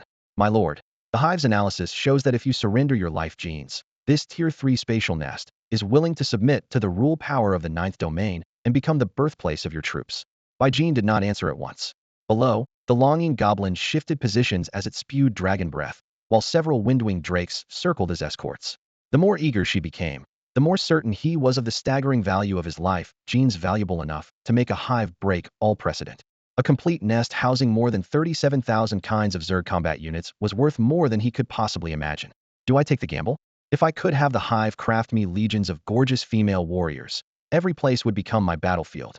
The thought surfaced, and he drew a deep breath, exclaiming inwardly, I'm actually drooling over insects now. This innate draconic evil is even crazier than a divine dragon bloodline. Seeing that he still said nothing, the Blade Queen withdrew from the body once more. At the same time, the jet-black dragon breath left a dead zone hundreds of square meters wide on the ground. The surrounding fungal carpet tried to spread, but invisible chains seemed to bind it, and it failed to push forward. The platform was 10,000 kilometers across, about 78.5 million square kilometers in at the longing goblin's current spray rate. Clearing it was going to take forever. Bai Jin's eyes suddenly gleamed. To hell with hesitation. Since the Hive had stopped spawning, it was time for a full-scale purge. Bubu, unleash your dragon fire. Skywing Drake, storm strike thin the breath. A torrent of midnight dragon fire burst forth and was instantly swept up by the raging gale the Skywing Drake had stirred. Sand and gravel whirled as black mist fused with the cyclone, staining the entire wind wall a smoky gray. The pale black storm then crashed downward like a tidal wave. Everywhere it passed, the ebony energy-eating fungus sizzled as though doused with molten iron, corroding and vaporizing in vast swaths. The cleansing was plain to see. Perfect concentration. Bai Jin exhaled in relief. At last the battlefield was his. The gray-black tempest kept expanding, its fierce winds shredding the lingering haze overhead. On the ground, the female body half swallowed by the fungal carpet regained her senses. She raised her head, her gaze complicated yet reverent. Honored sir, your summons are formidable. The brood has already contacted the progenitor Hive. If you wish, the Hive Mother is prepared to welcome you as a second-class independent commander of our race. Beside Bai Jin, Mew only shrugged, clearly unaware of the offer's weight. The Blade Queen elaborated patiently. Perhaps you don't grasp the ranks. I was bred by a third-class Hive, so am merely a third-class commander. I can wield every force in this Hive, yet my authority is still beneath the Hive itself. I'm only its assigned commander. She gestured to herself, then to the Hive's crumbling carcass, longing in her voice. An independent commander outranks a Hive of equal class. As a second-class independent commander, you would gain a dedicated second-class Hive plus several lesser Hives enough to conquer small worlds alone. I trust our sincerity is clear. Bai Jin nodded. I understand, but am human, from the 9th domain. I have no intention of abandoning it. The Blade Queen paused, then chuckled softly. How is that abandonment? An independent commander acts independently. You could remain stationed in the 9th domain. He still shook his head. Seeing his resolve, she sighed. Very well, honored sir. May I know your name? Bai Jin stayed silent. She smiled. No matter. News of a freshly promoted third-tier summoner won't stay hidden long, even in the 9th domain. Bai Jin stiffened and raised a hand. Investigate all you want, but let me be clear, I'm not Yang Wei. Yang Wei. She arched a brow and waved dismissively. Whether you are or aren't, we have ways to verify. Should you ever accept the post of second-class independent commander, the Blade Queen Selena Renge will gladly serve under your banner. With that, the insectoid fortress began to disintegrate, breaking into countless dark green shards of energy drifting on the wind. A system prompt followed. The insectoid hive has self-dismantled. Hell instance complete. Congratulations, you are the 9th talent in the 9th domain to defeat an authentic hive instance. A special reward will be issued. Scanning skin complete. You have yet to claim all Tier 2 bonus attribute and skill points. Issuing now, 80 free attribute points, 40 skill points. Occupant Bai Jin, your contribution exceeds these rewards. Please state a request. The 9th domain will attempt to meet it. Bai Jin hesitated for only a beat. My Aunt Tang Yun burned out her talent. Can the 9th domain restore it? Searching for information, Tang Yun possessed a heaven-grade talent. The ninth domain currently lacks any item capable of restoring talent of that level, and your contribution is insufficient for such a request. There's nothing in the ninth realm. Do the other dimensions have it? Begin search. The worlds are as numerous as the sands of the Ganges. Perhaps such a relic exists somewhere. A string of data flashed across by Jean's retina, and the vertical mark between his brows tightened. The Valkyrie core hadn't refused to help Annie back, Thintheed, simply been powerless. Can you upgrade my iron-blooded bull demon king skill to the heaven tier? He asked inwardly. The ninth realm currently has no such item, and your contribution is insufficient to make that request, came the icy reply. Then exactly how much are my contribution points worth? Searching data. Your contribution is enough to claim the extra free attribute points and skill points available at tier 3. Then credit them now. System confirmation: you have received 100 free attribute points and 50 skill points. Bai Jin checked his panel. 327 free attribute points, 174 skill points. Devouring tier 2 mystic beasts could still strengthen his body, so he left the points untouched for now. Exit the dungeon. Prompt. The Zerg hive has been fully dismantled. The instance still contains a massive amount of energy. We are dissolving and reclaiming it, and teleportation is temporarily unavailable. Hope you're not planning to dissolve me as well, he joked, then began searching for a safe spot. Meanwhile, at Ninth Realm headquarters, Murong Xiaobing stared at the battle report that popped up on the console, her eyes lighting up. Cowardly as he is, the man gets things done. He cleared the Hive Hell instance within the time limit, faster than I ever did. He's been hiding his abilities well. The smile vanished and her expression grew serious. I thought grooming Yang Wei would be enough to secure the Ninth Realm's future. Now it seems Bai Jin is at least his equal, and much less of a risk, aside from his summons lacking autonomous intelligence. And there's Wang Gang. The fourth Calamity Corps is backing him with everything they've got, and he's a monster in his own right. The scariest one is Wang Hao. He blew up the holy energy crystal during awakening. It only took a second, yet his potential was confirmed to be beyond heaven tier. The Blood War Everywhere Corps really hit the jackpot. How could an ordinary base city, an ordinary high school, an ordinary classroom produce 3 deeply hidden monsters in a row? There has to be something bigger behind this. On the other side of the wasteland, the dismembered bodies of void demons were piled into a low hill. Wow. Sister Lin, Brother Lu Yun, we're rich. Lu Rian squealed, sweeping the battlefield loot into her spatial ring. Yang Lin wiped the dust from the corner of her mouth and smiled faintly. Rian, we stayed at peak condition thanks to you. You'll get an extra share when we get back. Zhuge Luyun nodded with satisfaction. The holy light buff worked perfectly. Trade these corpses for contribution points when we return. You max out on tier 2 soul crystals first. Yang Lin and I will split whatever's left. Lu Rian waved her hands quickly. No need, Brother Lu Yun. You're the main damage dealer. You need the soul stats to widen your combat techniques. Zhuge Luyun, in high spirits, cut her off. I'm the captain, so you'll do as I say. That's final. Under the shattered walls of Kanglan City, flames roared into the sky. Flames the color of blood wrapped around Chung Ba's entire body, and both axes blazed as well. The scorching heat cracked the flagstones beneath his feet. Zhang Fei held up a door's-eyes tower shield, her expression solemn. Bo, should we fall back and take a breather? Chung Ba's eyes burned like torches. Fei, can you still keep going? Zhang Fei nodded firmly. Chung Bo burst out laughing. I've already maxed out on first and second tier life blood crystals, and my total HP has broken the 1 million mark. My talent is supercharged. Even those punks in the Heaveneer class might not be able to touch me. Keep pushing, wipe out every void fiend in this sector. A single third-tier life blood crystal adds 30,000 HP. Swallow 100 of them, and I'll be sitting at almost 4 million. At that point, who in my realm can stop me? I might even punch above my tier without breaking a sweat. He was brimming with confidence, his fighting spirit surging. Zhang Fei nodded gently. Brother Bo, your gift is tied to your HP, and these crystals are the key. We have to hustle and get you those third-tier crystals as soon as possible. Deal. Chung Bo clenched his fist and set the objective again. First we farm more first and second-tier crystals and level up our followers. Once they're strong enough, we won't have to bother with these cannon fodder mobs ourselves. Got it. Zhang Fei answered crisply. The two of them turned and plunged into the next round of clearing. Jia, you sit at the bow. Brother Jian walks the shore hand in hand. We'll grow old in love. How Jian was humming the corny love song he'd rewritten. His voice wasn't loud, but the resonance of his energy shield amplified it so that it carried in every direction. The pale blue barrier hugged his body, flickering as it guarded him without a single gap. The singing drew countless void fiends to peek out. They meant to roar, but couldn't help listening more closely. While they were in this hyper-focus, agile figures slipped from the shadows, blades flashing. A wet thud, and blood sprayed. Every assassin wore a custom mask that, once activated, shimmered with a faint silver glow, blocking the demonic sound. Echoes still rattled their souls and stirred their rage, but with their minds intact their combat power only skyrocketed. As their short blades reaped lives, They stuffed the corpses into storage gear in one fluid motion. How Jian kept singing while void fiends dropped in droves. Inside this demon city that was now his playground, there was no clamor of battle, only a lilting love song intertwined with the dull thumps of bodies hitting the ground. Congratulations, my lord. The First Lady is pregnant with your child. Judging by the yin-yang aura, it should be a girl.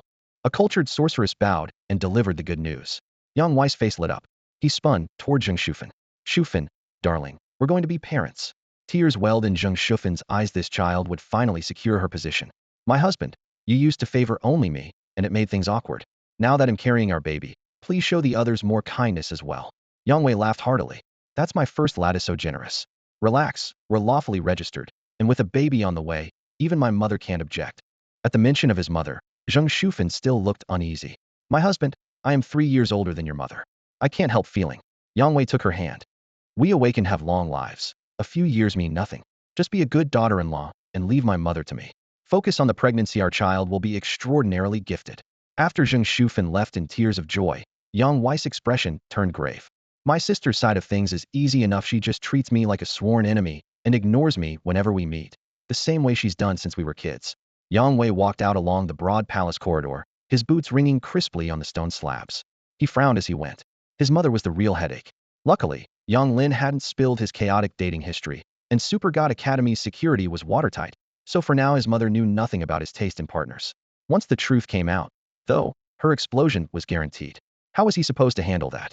As his thoughts churned, he glanced toward the instance area and suddenly caught sight of a familiar figure by Jean. Yang Wei's eyes lit up. Of course. The fix was actually simple. The root of the problem is mom, he muttered, smacking his forehead. He ran the facts through his mind at lightning speed. Had married several older wives. His mother was still young and stunning. She had almost made the Academy's beauty list, and she was a Tier 3 powerhouse with a gentle disposition. Both he and Yang Lin were grown. His mother deserved her own happiness. If she found a younger, all-around outstanding partner, she'd lose any excuse to interfere in his marriage. And across the whole academy, no one fit better than Bai Jin. He recalled the gossip the battle squad leader had shared a few days ago. The rumored sugar baby setup between the Ice Emperor and Bai Jin was pure misunderstanding. Bai Jin had phenomenal talent, handsome looks, and a temperament far better than Yang Wei's. In the clash space, when faced with a succubus lure, Head stayed so calm people almost thought he was born without desire. Even better, Bai Jin valued family. His parents, his aunt, and her husband all practiced strict monogamy, which had deeply influenced him. A man with that mix of character and strength was perfect for mother. With the plan clear, Yang Wei sped up and in a few strides drew alongside Bai Jin, grinning from ear to ear. Brother Bai, long time no see. Bai Jin turned around. Yang Wei laughed aloud. Here at Super God Academy, I treat you as my true brother. I want Haided have got great news. Lady Zheng Shufan is pregnant with my child, and it's a girl. I'm throwing a banquet in a few days, and after thinking it over, you're the only brother I want to invite. Bai Jin dipped his chin, then his expression shifted. Your wife's carrying a girl. Of course. Yang Wei chuckled. What's that look? Don't tell me you prefer sons. That's not right. Bai Jin shook his head again and again, then asked cautiously, Brother Yang Wei, are you about to run an instance to farm monsters? I'm already Tier 2 and fully prepared.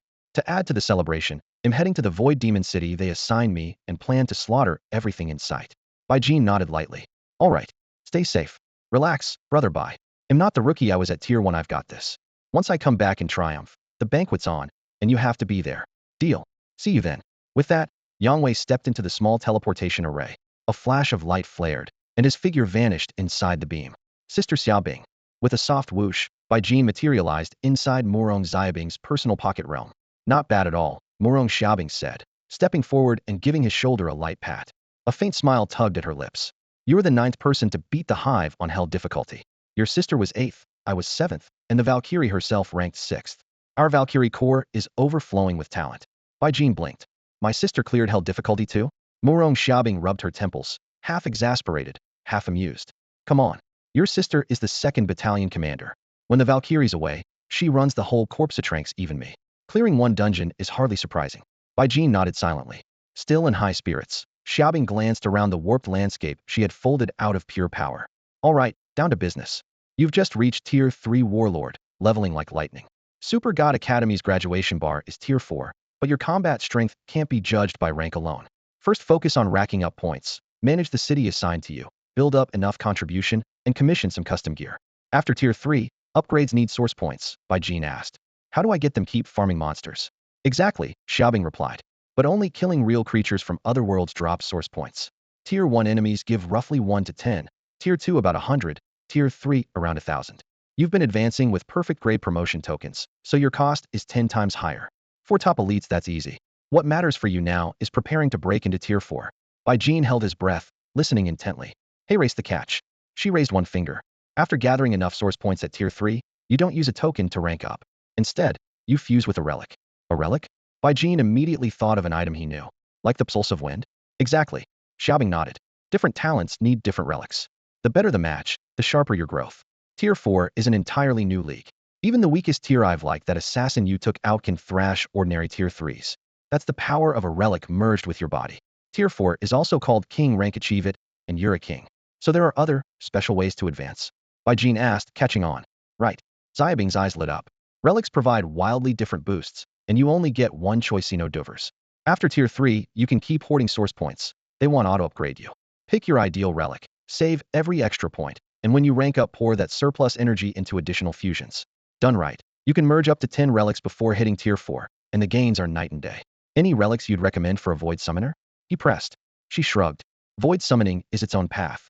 Talents vary too much. You'll have to find your own match. Suddenly, she clapped her hands, tone turning playful. By the way, Jean, I've got some gossip. Remember your high school classmates Wang Hao and Wang Gang? Know them well. A chill ran down Jean's spine. Murong Xiaobing caught Jean's unease, and an odd expression flickered across her face. She lifted a hand to steady him, her voice gentle but firm. No need to be so nervous. I'm simply asking, and he'll share some information with you as well. Jean nodded quickly, drew a deep breath, and let the words pour out. Wang Gang was the sports monitor in our class, a big guy, built like a tank. The day we awakened, he drew a top-tier talent, Jean recalled, his speech picking up speed. He later married our homeroom teacher, Li Ying, but died in a hard-mode instance, and his mother, Zheng Shufan, is Yang Wei's senior wife now.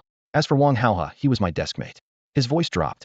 Had seen the sacred energy crystal explode only after 10 students awakened, with Wang Gang the last to finish managed it in a single second. The city's authorities swooped in afterward and took Wang Gang away, making him the scapegoat. Would Wang Hao be dragged into an investigation too? Jean had no idea. Murong Xiaobing gestured to the chair across from her, urging Jean to sit, then poured him a cup of hot tea. Jean, it's not as frightening as you think. She slid the cup toward him. Wang Gang did die in that instance, but he likely carried a latent reincarnation talent and was reborn in Li Ying's womb. Yang Wei set strict conditions. Super God Academy searched for a suitable candidate, and Zheng Shufan fit the bill perfectly. They reached an agreement. She followed Yang Wei willingly. Later, Yang Wei took several more partners, and Zheng Shufan, afraid of losing her standing, introduced Li Ying to him. She paused, then added, the Academy's teleportation array is high-grade and runs multi-layered scans. It detected a dormant, yet powerful soul in Li Ying's belly. Meng Haoren from the 4th Cataclysm Battalion showed up next. Teaching your class was just for show. His true goal was to observe that soul. He has since taken Wang Gang's soul with him, and rumor has it the 4th Cataclysm Battalion is grooming him hard. May become extremely strong. Jean cradled the cup, picturing the ripple of a soul echoing inside Zheng Shufan's mind. Sis Xiaobing. He couldn't help asking, can Mentor Meng Haoren really read that much from a soul's waveform? Murong Xiaobing nodded. He specifically lectured on reincarnation that day. Li Ying remained calm, but Zheng Shufan's emotions churned. That confirmed the soul's identity for Meng Haoren. Even before that, the 9th domain had launched a full investigation into Li Ying and Wang Gang. If the soul had proved innately powerful rather than reincarnated, a rash move from Meng Haoren might have ended a future prodigious. He had to tread very carefully. Jean set the cup down lightly. Then what about Wang Hao? Murong Xiaobing's expression turned grave at the name. After Wang Hao awakened, the sacred energy crystal shattered outright, unprecedented, she said quietly. That very night, Lei Hong's Blood War Battalion stepped in. Wang Hao did his best to hide, but how could a newcomer fool them? The battalion sealed every detail of his talent. All we know is that he's already advanced to Tier 2, and Blood War is now working hard to secure benefits for him. Jean drew a deep breath. He had always believed Wang Hao had taken the blame for him. After all, they'd shared a desk for 3 years and were close friends. Jean had even planned to free Wang Hao once he became strong enough. If Wang Hao was already dead, he wouldn't have hesitated to wipe out everyone involved. Yet Murong Xiaobing's latest remark left him blank for a moment. The sanctity crystal that had been blown to pieces had actually been shattered by Wang Hao himself. Sister Xiaobing, what did you mean by securing benefits? What's really going on? He asked, forcing down his shock. Murong Xiaobing lowered her voice while they walked. The Super Divine Academy currently controls shares in 6 void demon cities. They're meant to train you, the future pillars of the 9th domain. The Blood War 8 Directions Regiment proposed letting Wang Hao challenge you all. If he wins, he gets one of the 6 cities. She counted on her fingers. The Earth rank class 36 people share one city, so Blood War 8 Directions won't touch that. The rest are registered under individual names. Ruyan and Zhuge Luyun belong to our Valkyrie regiment, and Yang Lin is with the Skull Crusher strong backing, so they're off limits. Gao Jia, Wei Jin, Gu Yuntao, Lu Gaochan, and Pang De each represent another regiment, but taking their cities wouldn't be worth much. That leaves 3 solo holdings that make sense. Yours, Hao Jian's, and Yang Wei's. She paused. Hao Jian is under the tenfold sinless, Yang Wei with the Styx Ravens, both fearsome groups. Blood War 8 Directions may not dare challenge them, which means you're the only target left, by Jean. Sister Xiaobing, outsiders think him with the Valkyries too. Doesn't that give me stronger backing than them? Bai Jean raised a brow. Morong Xiaobing smiled knowingly. People say you're my kept pretty boy. Technically that puts you under the Valkyrie banner, but it's not quite the same thing. Bai Jean cleared his throat. That doesn't bother me. You know how strong I am. Tell Blood War 8 Directions to bring it on, I'm not afraid. How would I know how strong you really are? Morong Xiaobing rolled her eyes. You're always hiding your cards like everyone's out to get you. Bai Jean fell silent. He remembered how the Sanctity Crystal's blast had nearly torn his soul apart. The human leadership might not wish him harm, but accidents never sent warnings. Morong Xiaobing chuckled. The think tank figures that even if your high school desk mate Wang Hao has talent above the heaven rank, at second tier he can't beat you, let alone now that you've stepped into tier 3. Bai Jean got straight to the point. When is Wang Hao coming? Once your sister and the others pull out of the Void Demon cities, they'll have Blood War 8 Directions send someone over, she said. You can show your strength then and tear off that kept man label at the same time. Fine, Sister Xiaobing. Bai Jean nodded. Back at the palace, Bai Jean sank into a soft sofa. Mei Wu immediately stepped up and kneaded his shoulders with practiced hands. Morong Xiaobing's claim about Wang Hao's heaven-defying talent kept echoing ridiculous. Was Wang Hao the real protagonist here? Blood War 8 Directions was also instructor Lei Hong's regiment. Bai Jean pondered. When the time comes, they'll signal Wang Hao not to go all out. In the Super Divine Academy's trump card now, there's no need for a heating clash. I just hope his path isn't as extreme as Hao Jian's, or getting along later will be awkward. Putting the matter aside, Bai Jean stopped overthinking. Inside the hall, the charm dancers were quietly studying various subjects, focused and diligent. Ding, ding. His phone suddenly rang. Bai Jean glanced at the screen, and his expression turned slightly strange. Hello, Instructor Lei Hong. What can I do for you? Bai Jean, can we talk face-to-face? Before hanging up, they settled on a meeting Placia Pavilion just outside the instance. Bai Jean frowned. A piece of intel flashed through his mind. Lia, a peak tier 3 half-elf, awakened a few years ago and can absorb life blood crystals and mana crystals to power up rapidly. Yet Instructor Lei Hong is a pre-cataclysm professional, and that generation reportedly can't use such items at all. The moment the call ended, Bai Jean headed for the pavilion. In the dim shade of the trees, he soon spotted Instructor Lei Hong. The man who had once been the imposing, much-admired governor of Fog Sea Bay City now wore an unusually complicated expression. Instructor Lei Hong, please go ahead, Bai Jean said politely. Though he was already tier 3 and could defeat most peers including Lei Hong, his mentor still deserved respect. That etiquette, like the respect he showed his aunt, would remain even if he reached tier 4, tier 5, or 100 or 10,000 tiers higher. Lei Hong looked up, emotions surging in his eyes.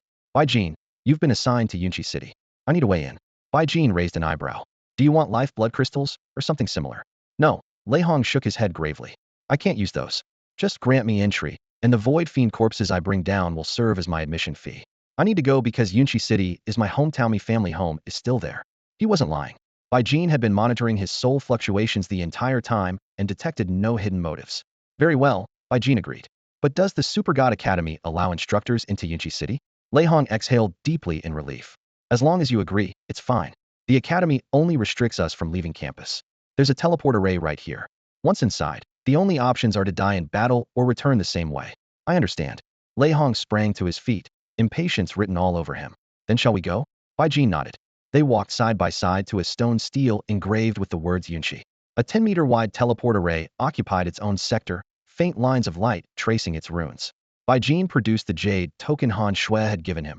A touch of mental power awakened the token. Authorize the person beside me to use the teleport array. The array glimmered in response. Lei Hong nodded repeatedly, gratitude overflowing. Bai Jean, I'll kill as many void fiends as I can and drop the bodies in the public zone. Whenever you have time, go collect them. The public zone? Yes, Lei Hong said. This array leads to a large shared area. I carry the aura of Yunqi's array, so from there I can transfer directly to the city. Finally, he patted his chest. I've left word with the Super God Academy. If I fall in battle, every contribution point I earn during this mission goes to you. Mentor Lei Hong gave one more grateful nod before his figure vanished.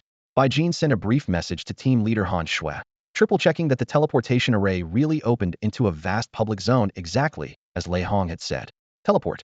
A flash of light swept past. His body dissolved and reappeared in the center of an endless plaza, so wide the horizon itself was out of sight. Camps filled the stone expanse Shifeng Wuxia, Shuizhan Bafeng, the Skull Crushers, the Mingi Ravens and countless smaller outposts besides the famous powerhouses. The Valkyrie encampment dominated the scene, towering and imposing like a great beast at rest. Bai Jin strode toward it without hesitation. Bai Jin, what brings you here? A pleasant female voice called from the gate. Recognizing the speaker, he hurried over.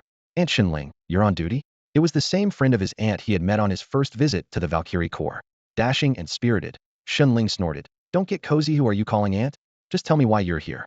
A quick glance told Bai Jin exactly what the place was. Shinling ceases, am only looking around. So this is where void fiend corpses are exchanged for life blood crystals and mana crystals. Her expression brightened. She lifted her chin. That's more like it. Your big sister here is a fourth cycle powerhouse. A void fiend of the same rank can live 3 to 5,000 years, and am not even 100 yet, me lives just starting. Come on, let me show you around. Bai Jin fell and stepped beside her. Shinling kept a proper distance, making no move to take his arm. With Lord Binghuang backing you, you count as family. Backdoor or not, you're a full student of the Super God Academy. Let me give you the tour. They passed layer upon layer of security barriers until they reached a magnificent hall, where a colossal furnace glowed red hot. The flesh and blood furnace was moved here? Bai Jin blurted. Why is it so much bigger than before? Shinling nodded, as if she had already guessed had seen it. You expected every battle group to haul void fiend carcasses to the academy? With so many geniuses gathered there, what if someone tried to wipe them out? Bai Jin had no answer. She laughed aloud. With the contribution points Lord Binghuang gave you, you'll never spend them all. You're swimming in life blood crystals. I'd only embarrass myself by offering you a few. Bai Jin pulled a strange face. Sister Shinling, you don't know? Know what? You don't know how strong I am. Shinling's expression turned priceless. You little brat. Enjoying the rose you've already got, and still eyeing the wildflowers outside, quite the nerve. Aren't you afraid Lord Binghuang will teach you a lesson? Sister Shinling, forget it if you don't know. I didn't mean wait. Why are you taking out your phone? Are you texting Sister Xiaobing? Sister Shinling, you've got it all wrong. Bai Jin, I thought this place was isolated. How did your message even get through? Shinling folded her arms and gave a cold laugh. Scared, are you? You're bold, kid, but today you're out of luck. His Majesty Binghuang will never be made a fool of. Her smile vanished. Her wristcom vibrated, and a new message flashed on the screen. After reading it, she froze. What? His Majesty's phone was stolen? How am I supposed to reply to that? The shock lasted only a moment. She looked back at Bai Jin, her gaze conflicted. Could you really be strong enough to give even His Majesty trouble? Is that why he's letting you? She drew a deep breath and turned away. Bai Jin, noting her shifting expression, spoke up. Sister Shinling, I saw everyone exchanging void fiend corpses for life essence crystals and mana crystals. Is that some kind of control measure? Exactly, Shinling replied. 5 corpses for 1 life essence crystal of the same tier, 10 for a mana crystal. Fixed price, no exceptions. The students the Super God Academy assigns to each city follow the same rate? Right. The 9th domain's top brass set the rule. Nobody gets special treatment. Got it. Thanks for clearing that up, Bai Jin said. They'll be on my way. Shinling opened her mouth, then closed it without speaking. In a blink, Bai Jin appeared in his designated hunting ground Yinchi City. The sky was a crisp blue, the sunlight bright, nothing like the gloom he had expected. Though the city's silhouette remained intact, decay was everywhere: shattered windows, toppled billboards, cracked pavement. A thin black energy barrier sealed the city off from the outside world. The system prompt rang in his ear. Warning, Yunchi City is occupied by void fiends. Inside the barrier, health and mana recovery are suppressed. To leave, return beyond the barrier, then request transfer to the 9th domain public zone. Bai Jin stepped through. The ruined avenue was deserted, wind whistling through broken walls. After more than a decade of abandonment, only silence lingered.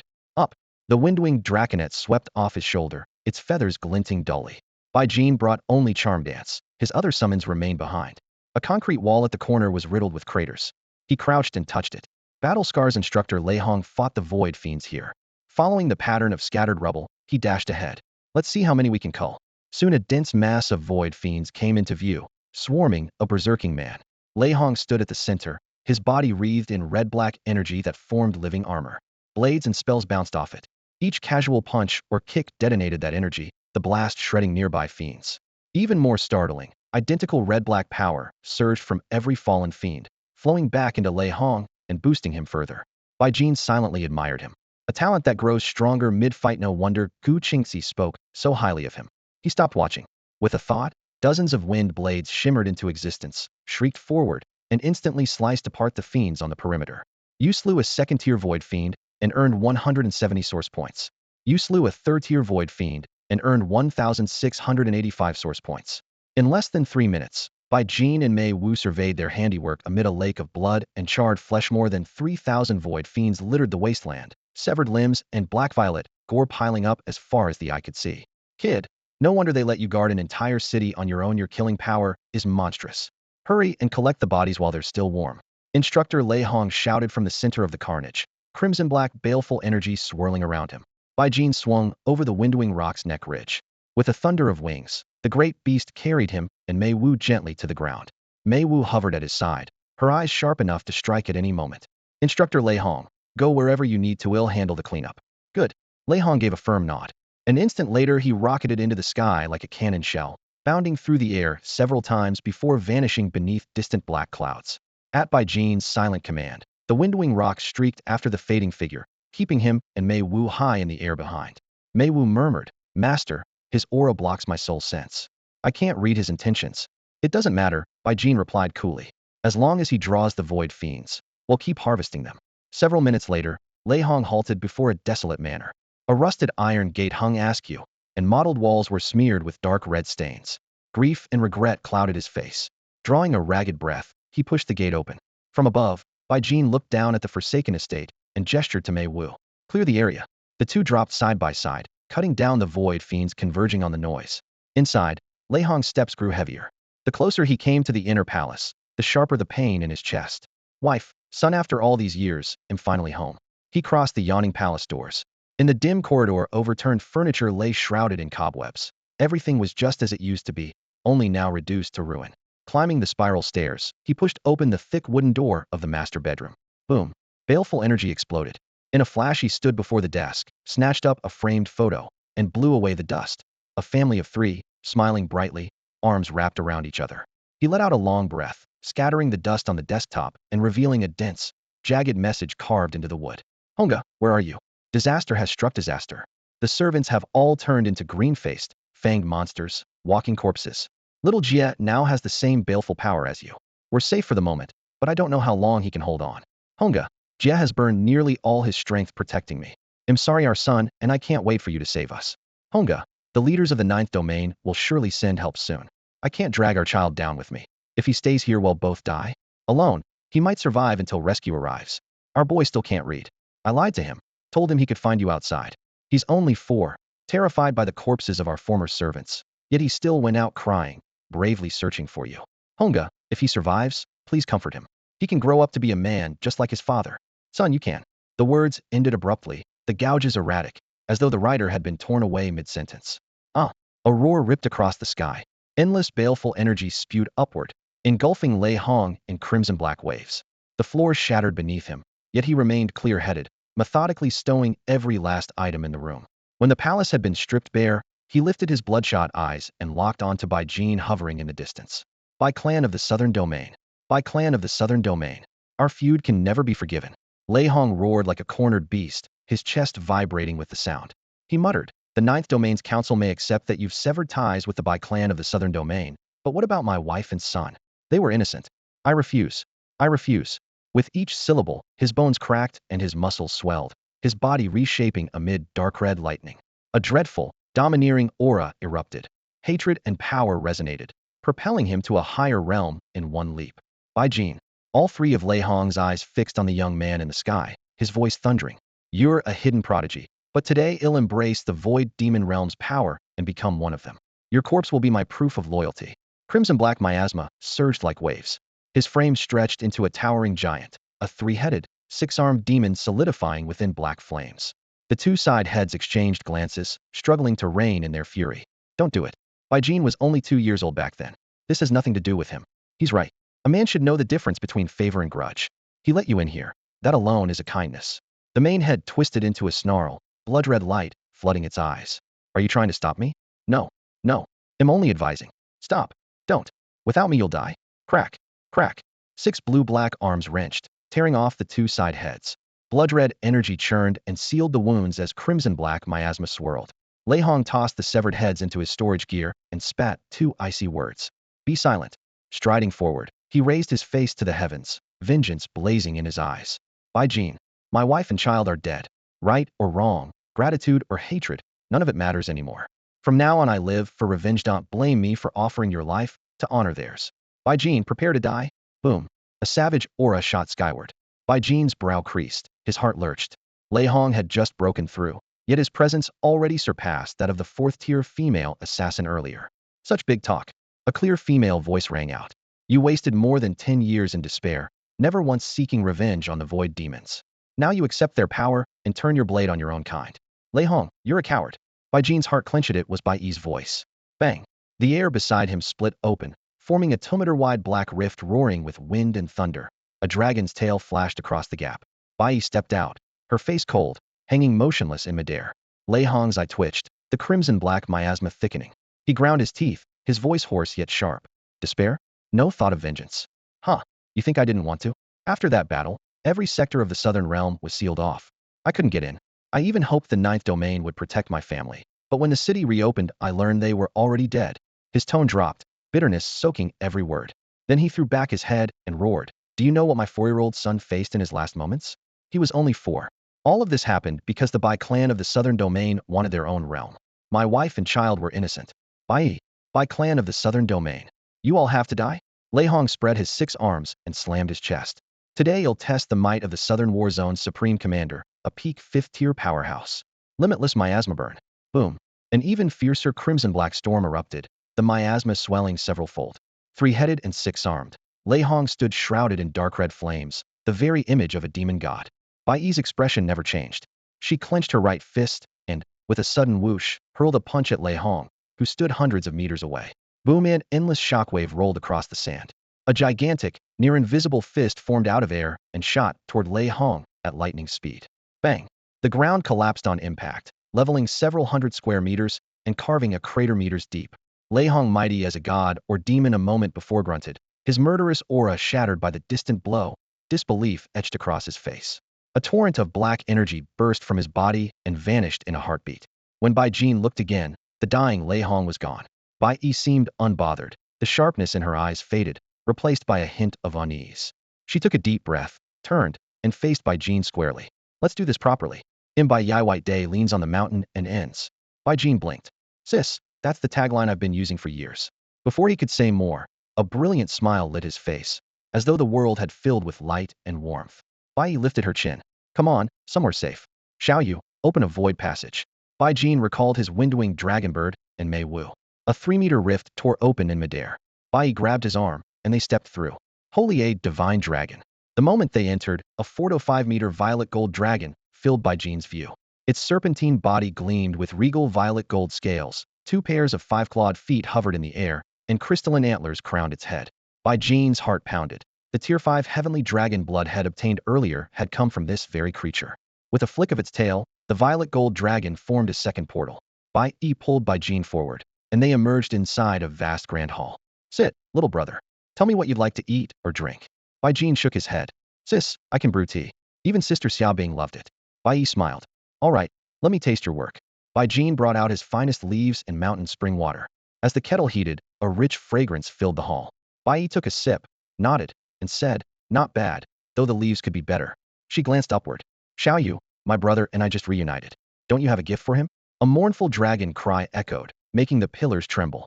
A hand-sized tear opened in the air, and Bai Jin swore he heard a disdainful tui.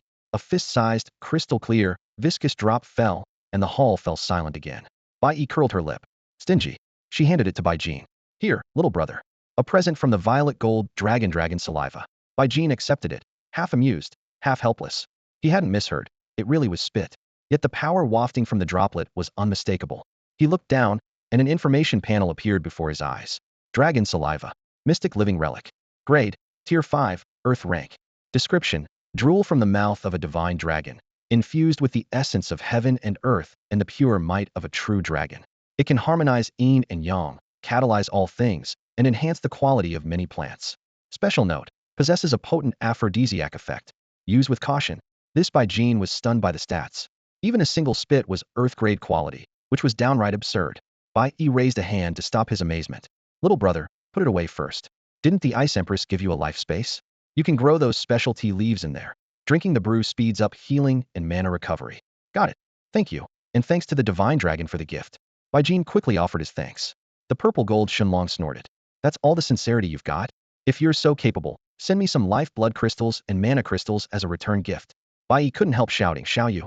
Bai Jin chuckled. All right. He'll exchange a few life blood crystals and mana crystals later so the Divine Dragon can have a taste. The dragon lifted his whiskers. Keep your word. If you dare trick me, you can't afford the consequences, shall you? The dragon's antics instantly eased the earlier awkwardness between the siblings. Bai Jin felt Bai Yi's tension vanish. It was as if they had known each other for years. Sis, Lei Hong is a tutor from the Super God Academy. I'm the one who led him into Yunqi City. Now, Bai Yi smiled and waved it off. So what? I'm the highest authority in the Southern War Zone now. If I don't pursue it, no one will. Bai Jin hurried to refill her cup. Sis, you're amazing, more formidable than Sister Xiaobing. Bai Yi paused, her gaze a little curious. You think the Ice Empress isn't formidable? Bai Jin shook his head at once. Not at all. She's the spatial archmage. Of course she's formidable. I'm talking about style. Sister Xiaobing is gentle, but you're downright domineering. Bai Yi chuckled and cleared her throat. When your cultivation is higher and the Ice Empress is free of the Super God Academy, you'll see another side of her. Bai Jin's heart fluttered. Then he asked, Sis, was that a void demon expert who just took Lei Hong away? Bai Yi nodded. Yes. I'm holding a squad of 5th tiers from the 9th territory at the node entrance, keeping the void demons 4th and 5th tiers in check. Neither side is allowed into those 36 cities. When a 4th tier void aura appeared below, I entered the city to investigate. A powerful 5th tier followed me and finally rescued Lei Hong. Bai Jin thought for a moment. Sis, did you spare Lei Hong on purpose? Bai Yi shook her head. No. I struck with full force. If he survived, that's his own ability. Being rescued makes sense. Void Demon Realm, 9th Territory Expeditionary Unified Command. Lei Hong was led into a towering blackstone hall, a fresh layer of red-black, baleful energy coating his body. There was less of it than before, yet it was far denser. A 5th-tier void demon bowed and reported, Commander, this man was originally 3rd tier in the 9th Territory. In our Yunqi City, he forced his way to 4th tier using void demon realm power. Afterwards, Bai Yi from the 9th Territory Southern War Zone struck him with her full strength, yet he didn't die. I brought him here on my own initiative. Endless black mist churned overhead, and a deep voice rumbled out. He just stepped into 4th tier, hasn't stabilized it. And he could take that woman's full blow? The 5th tier demon nodded. I saw it with my own eyes. Had his power not been extraordinary, he would be dead. You may leave. I will interrogate him. The mist spoke in an even tone. Yes, sir. The hall fell silent, leaving only Lei Hong and the commander formed from swirling darkness. The commander's voice turned icy. Baleful chief forged from the resentment of slain enemies, I believe I know who you are. Do you know Legia? Boom. Lei Hong, who had worn a blank face moments before, suddenly jerked his head up in fright. Legia? Who is he? The black mist overhead churned as a deep voice rolled out. More than 10 years ago, 2 worlds were at war. A 4-year-old child, wreathed in the same blood fiend aura that clings to you, ran across the battlefield crying father. I saw his rare talent and took him in. But before long he could no longer sustain that aura. He had to accept the power of the Void Realm, and in the end, he became one of the Void Fiend clan. Thunk.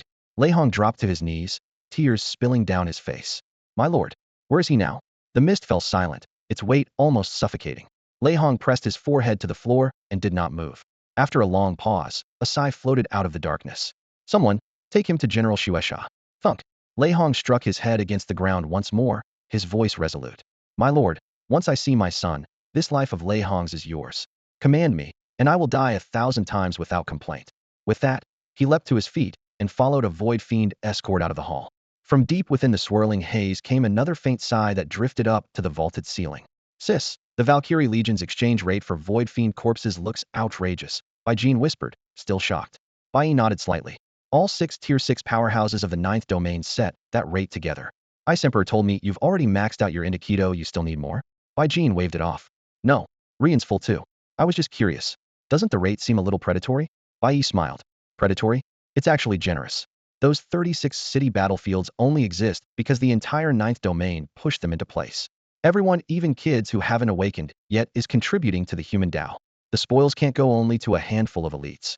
She raised a hand as if measuring something. The extra lifeblood crystals and mana crystals will be saved as rewards for future newcomers. Even someone with average talent will receive a tier 1 lifeblood crystal. Later we'll roll out a contribution system and promotion tokens, and you can trade for crystals. That way the majority, those with ordinary gifts, still have a path to grow stronger, as long as they keep clearing normal and hard instances. Cap Tier 1, and you reach 100,000 life and mana. Cap Tier 2, and it's 600,000. Before long, the ninth domain's Tier 1 and Tier 2 humans will stand among the strongest across countless worlds. Her eyes were unwavering. It's the ninth domain's next century-long plan, the era when everyone is a dragon. Turning to her brother, Bai continued, little brother, being assigned a city is a huge opportunity. You're already Tier 3, so you can fight in other worlds. If you need to, raise your own squad, but you'll have to supply their resources. Yunchi City is the perfect place to start. Bai spoke in a gentle voice. Bai Jin nodded. Sis, if that's the case, why would the Void Demon clan throw their forces in just to get killed? Bai stood among the towering stone pillars of the hall, her expression tightening slightly. Little brother, the Void Demons are itching for us to go in there, even more eager than we are. She swept her hand through the air, and a light screen appeared, showing cities shrouded in black mist. We hunt them, but they're waiting to harvest us. The moment a professional falls, the city's laws lock onto the corpse. You can't even collect the body. Bai Jin frowned. Bai kept explaining. The Void Demons live for battle, death doesn't scare them. What they really fear is that we'll refuse to enter at all. Those cities are occupied by their realm, so their power is boosted inside while ours is suppressed. Once you're in, your health and mana regeneration are both limited. Haven't you noticed? Bai Jin was about to ask more when Bai's communicator buzzed and messages flashed across the screen. She glanced at it, dismissed the light screen, and said, little brother, I need to keep an eye on the high-tier demons. Save my number, but I'm away from the ninth domain most of the time. If anything happens, find the Valkyrie regiment. They can reach me anytime. Got it. Bai Jin added her contact, instinctively tapped to call, and realized she already had his number stored. Sis, stay safe. Bai smiled and patted his shoulder. You too. Don't think absolute substitution and the 100-headed mighty ox make you invincible. There are still high-level foes you can't handle. Bai Jin nodded firmly. Go straight through the hall, and you'll find the Valkyrie regiment's quarters, Bai said, pointing at the main gate. Remember, if you need anything, come to me. Very little in the ninth domain can stump your sister. Sure, I won't be shy. Bai chuckled, tapped the air, and a swirling portal opened. The head of a purple gold dragon thrust through, its golden eyes blazing. Bai Jin, don't disappoint. Mago, kill more void demons. I'm waiting for my gift. Bai seized the dragon's horn. Shall you? Swallowing a laugh, Bai Jin suddenly remembered something. Sis, one more question. Sister Xiaobing says after Tier 3, we should fuse a relic at every level. Any advice? Bai had just stepped into the portal, but paused, and came back out. After a moment of thought, she pointed at the purple gold dragon. I advanced entirely on dragon blood. Your talent is Void Summoner, so I can't be sure what relic suits you best, but dragon blood is universally useful. If you're uncertain, hunt Void Demons for crystals, trade with Xiaoyu for dragon blood, and keep upgrading. Your stats will be excellent. Sis, will dragon blood change my bloodline? Bai Jin asked, eyeing the massive dragon head. The purple gold dragon snorted. Bai Jin, want me bloodline not good enough for you? Bai shoved the dragon back through the portal and brushed off her hands. If you spend enough origin points to refine the dragon blood, you can pick only the powers you want. Bai Jin nodded quickly. Understood, sis. Go handle your business. Bai Jin, the dragon boomed from the portal. Dragon blood costs a mountain of life and mana crystals. Even if you're my partner's brother, it's still a fair trade. Of course, Lord Dragon, I wouldn't dream of shortchanging you. Bai Jin stepped down the broad stairs of the Great Hall and lifted his eyes. Members of the Valkyrie Corps were working at a feverish pace. Corpses of void fiends were hauled to a massive flesh furnace where scarlet flames roared and devoured the bodies. From the furnace mouth, lustrous crystals spat out in an endless stream, and the soldiers boxed them up with practiced, lightning-quick movements. Shenling came toward him, studying him with a curious, almost wary look. Bai Jin, did you and Bai finally recognize each other? Yes. Bai Jin nodded. My sister's busy right now. Were you looking for her? Shenling's mouth twitched. Hardly. I wouldn't dare. After what you just pulled back by the Ice Emperor and the Dragon Emperor, your legs are thicker than tree trunks. How did you get so lucky? Bai Jin spread his hands. My parents died when I was little, and my aunt raised me. You call that luck? And my sister actually goes by Dragon Emperor? That's awesome. Shenling rolled her eyes. Go on, you fox in sheep's clothing. You own all of Yunchi City yet never mentioned it. So I kept thinking you were some fragile newbie. I told you I was strong. You just wouldn't believe me. Bai Jin retreated with a grin. Move it. If you keep standing there, they'll slug you. Shenling made a mock punch. Bai Jin didn't linger. He activated a teleport array and returned to Yunchi City. With the Void Fiend's elite forces held at bay, he had no more scruples. Mumu, 100 level 50 Iron Blood Bull Demon Kings appeared at once. Steel hooves slammed into the ground, sending shockwaves rolling outward. Next came a shrill cry from his mount, a windwing drakebird that beat its wings and climbed into the sky. 9 others of the same species followed, each carrying its own enchantress rider. 10 six-winged flying demon commanders streaked upward as bloodthirsty shadows. As for the scroll that could summon a dragon roar goblin, Jean chose to store it away too sinister, too likely to corrode the mind.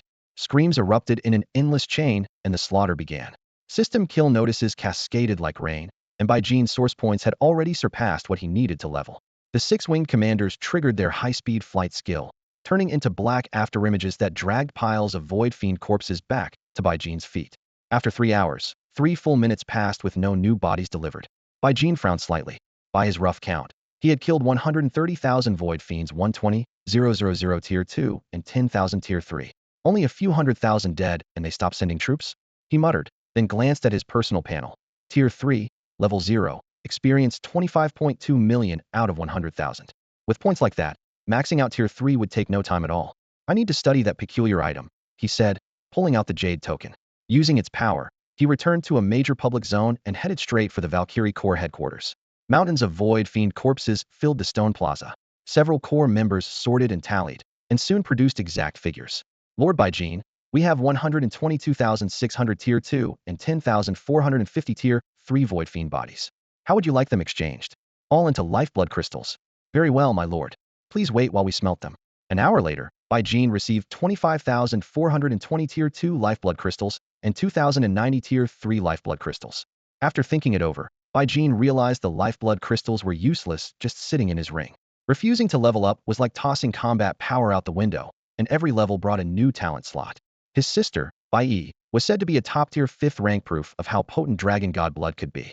After weighing his options, he decided to trade a small batch of crystals with Lord Xiaoyu, test the results, and only then go all in.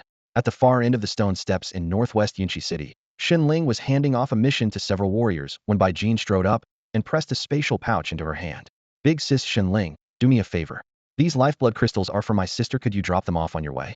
The pouch gaped open, and a torrent of gold-red crystals spilled out, bright enough to leave the 4th rank War King slack-jawed. Okay, got it. But this is insane. You hauled in more than an entire battle regiment. Don't tell me you cleared out every void demon in Yunchi City.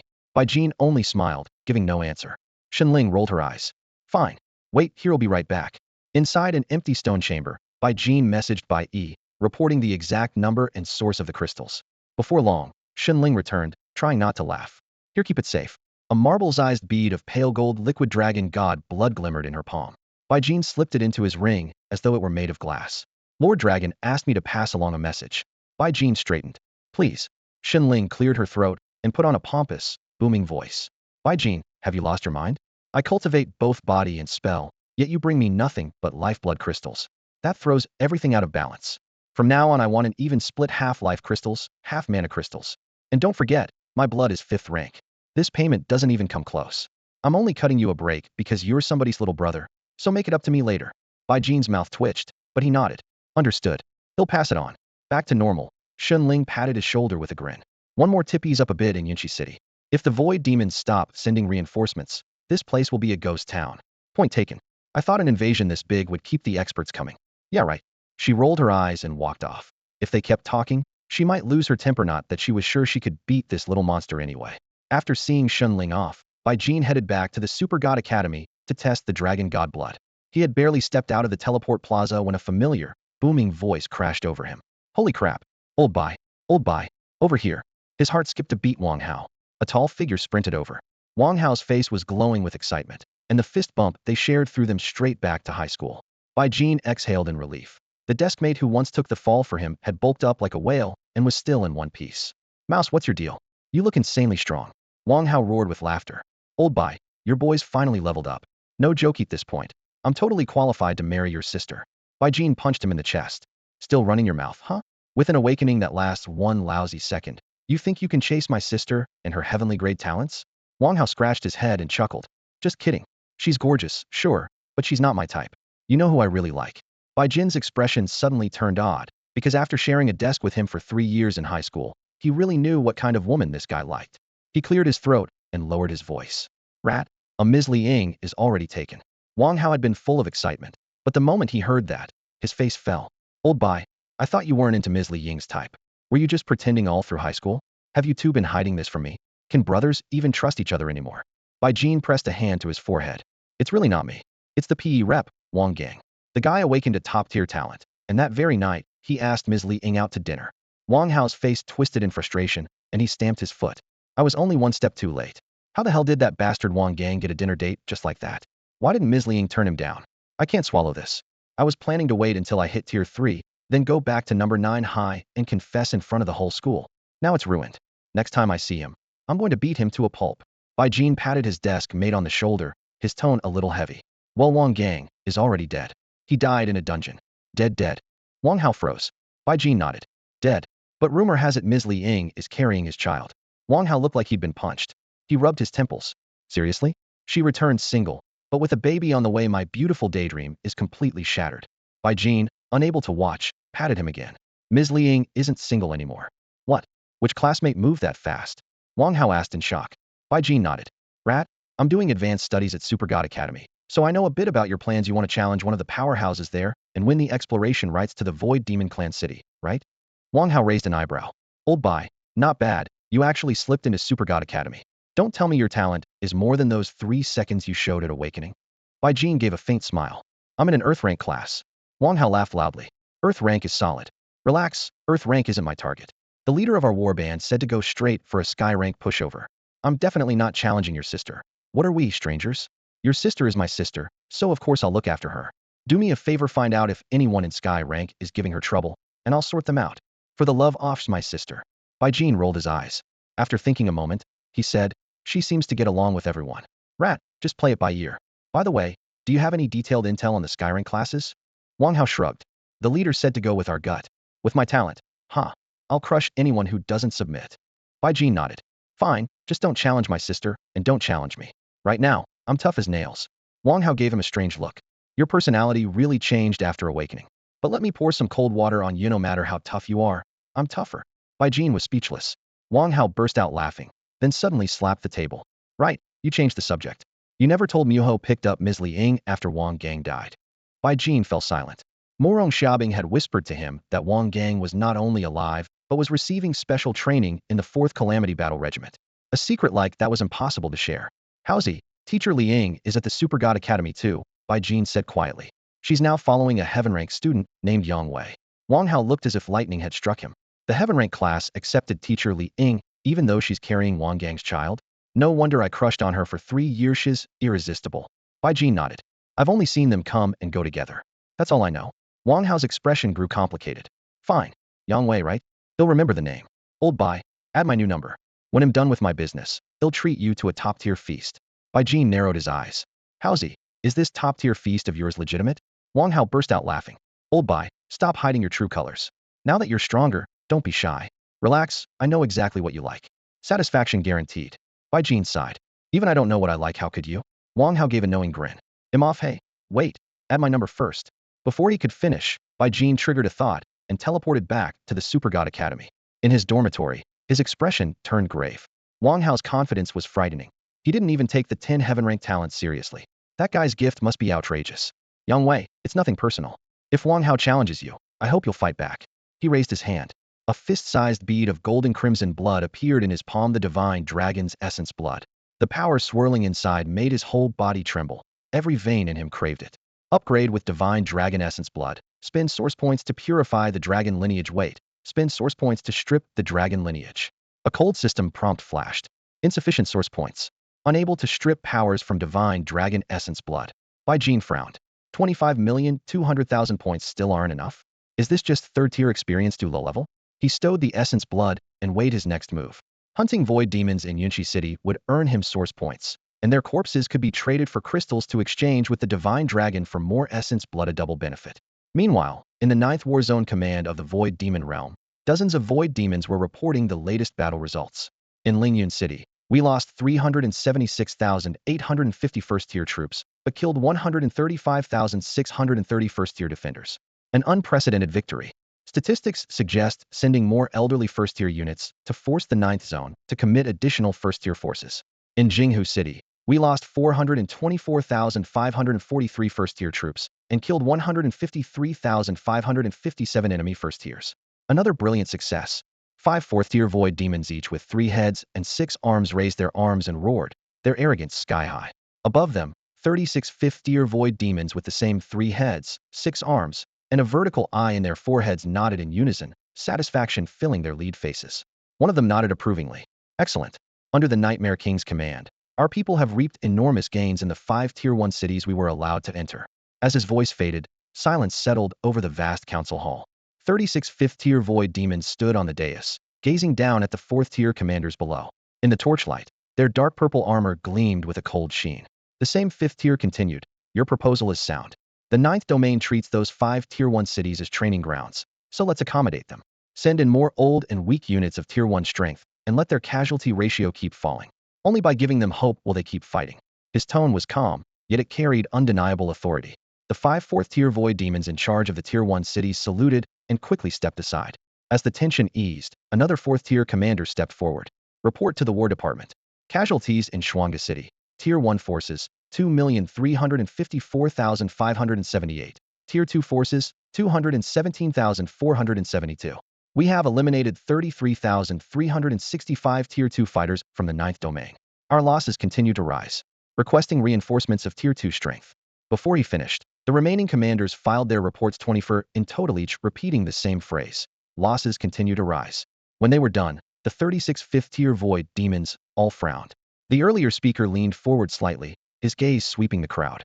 Nuge, what about Qishao City under your command? Named at once, Nuji, 3-headed, 4-armed 4th-tier commander pulled a long face and spoke with difficulty. My lord, Qishao City encountered a monstrous Tier 2 fighter from the 9th domain. Our casualties are countless, while the 9th domain has suffered none. The hall erupted at once. Every void demon turned to stare, and even the 5th-tier lords on the dais showed shock. In a corner, 5 other 4th-tier commanders quietly exhaled. They too had been tormented by the same human. What exactly happened? The 5th-tier lord demanded. According to our intel, the one with the giant ox summoned isn't in Qishao City. Nuge quickly produced a crystal sphere and offered it respectfully. Images rippled across its surface. Amid the broken walls of Qishao City, a human man strolled with his hands clasped behind his back. Dense ranks of void demons surrounded him, hurling blades, energy blasts, and toxic mists, but each strike felled only the demons themselves, splattering blood across the red-stained streets. Area reflection? One 5th-tier muttered. Nuge shook his heads and spoke rapidly. Not reflection. Only a handful of our warriors are wounded at a time. Repeated tests show that staying far enough away avoids the effect, but from that distance we can't hit him. The evidence suggests he transfers any damage he takes to a locked target. Have you tried overwhelming attacks? We have. Several commanders combined their power in a full assault, yet he remained unscathed while we suffered heavy losses. Traps and seals are useless. In the end, he single-handedly drove us in circles through the entire city. The 5th tier pondered briefly, then issued his decision. Keep studying ways to counter him. If you still can't take him down, let him go. A talent like that will soon reach Tier 3 and leave Qishao City on his own. Nuge breathed a sigh of relief and accepted the order. The high-ranking 5th tier swept his gaze across the hall. Our Tier 2 main force is engaged on 6 Tier 3 battlefields hunting the 9th domain's Tier 3 prodigies. We cannot spare them. Adjust your tactics and reduce casualties on the Tier 1 and Tier 2 fronts. Understood. The 25 4th tier commanders answered in unison. All eyes shifted to the 6 commanders responsible for the Tier 3 fronts. One stepped forward, fresh blood still splattered across his breastplate, yet his voice rang with vigor. Report to the War Department. Casualties in Kanglan City. Tier 2 forces, 653,328. Tier 3 forces, 13,633. We have successfully slain 3 Tier 2 prodigies of the 9th domain. Despite the staggering losses, the 36 5th tier void demons on the dais nodded in satisfaction. Good. Keep deploying suitable units. Make sure the 9th domain keeps sending its prodigies into the arena at Kanglan City. Understood. The command hall was dim, the shifting casualty projections casting restless shadows across the walls. Every high-ranking officer turned to the 5 4th tier commanders standing at the front. 5 faces, or rather, 15 were equally tense. The lone 5th tier officer floating above his seat tapped the armrest and spoke in a hard voice. Report. We're ready for the worst. The 5 4th tiers let out the breath they'd been holding. One strode forward. All 3 of his heads bowed at once. Unified command, reporting. Yunchi City, which I oversee, was hit by that summoner who rides the giant bull. He broke straight through the gate. We lost 122,600 2nd-tier troops and 10,450 3rd-tiers. He's far more savage than he was on the 1st-tier battlefield. If our soldiers hadn't evacuated quickly, the entire city would have been wiped out. He looked up, relief still written across his 3 faces. The chief fifth tier's mouth twitched. I told you, if you can't win, fall back. Why do we take losses like these? Was it your incompetence? The three-headed commander shook all his heads. Sir, the fault isn't ours. The enemy was absurdly strong. He flooded the city with near-invincible summons. The combat footage is already in the system, you can see for yourself. Swallowing his anger, the fifth tier nodded and turned to the other four commanders. And the rest of you? They reported in quick succession, similarly heavy losses. Almost no gains, though slightly better than Yunchi City. Moments later, the fifth tier made his decision. Suspend all deployments to the 6 third-tier cities except Kanglan. Well, submit the situation to the Supreme Commander. Yes, sir. The 5 fourth tiers, as if pardoned, withdrew at once. Silence fell. 36 fifth tiers faced one another. On the obsidian throne above them, dense black mist slowly took form. The Nightmare King. Every officer bowed. Commander, one fifth tier began. The war is nothing like our projection. We're fighting under every restriction the ninth domain can impose, and the enemy keeps getting stronger. Casualties will soar. This isn't fair to our people. A colleague answered coldly. Fair? We covet the humans' law-forged bodies, and they grow stronger off our corpses. That's an even trade. The only unfair thing is that those bodies are shipped to the rear, while we on the front line get nothing. We volunteered for the watchdog role to claim our share, didn't we? The complainer fell silent. Another fifth tier spoke up. The ninth domain's southern commander has forbidden us to field fourth or fifth tier forces. That human female treats us like filth. Shall we set a trap and erase her?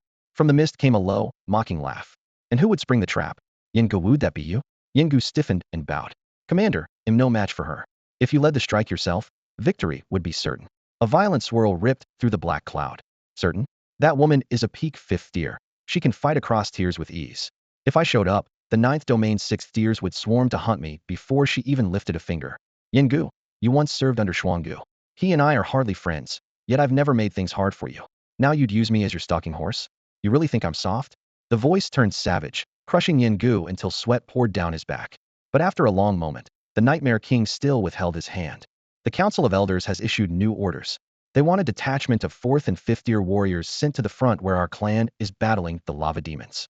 In the throne hall, shadows churned as the Nightmare King's voice rolled like thunder across the vaulted ceiling.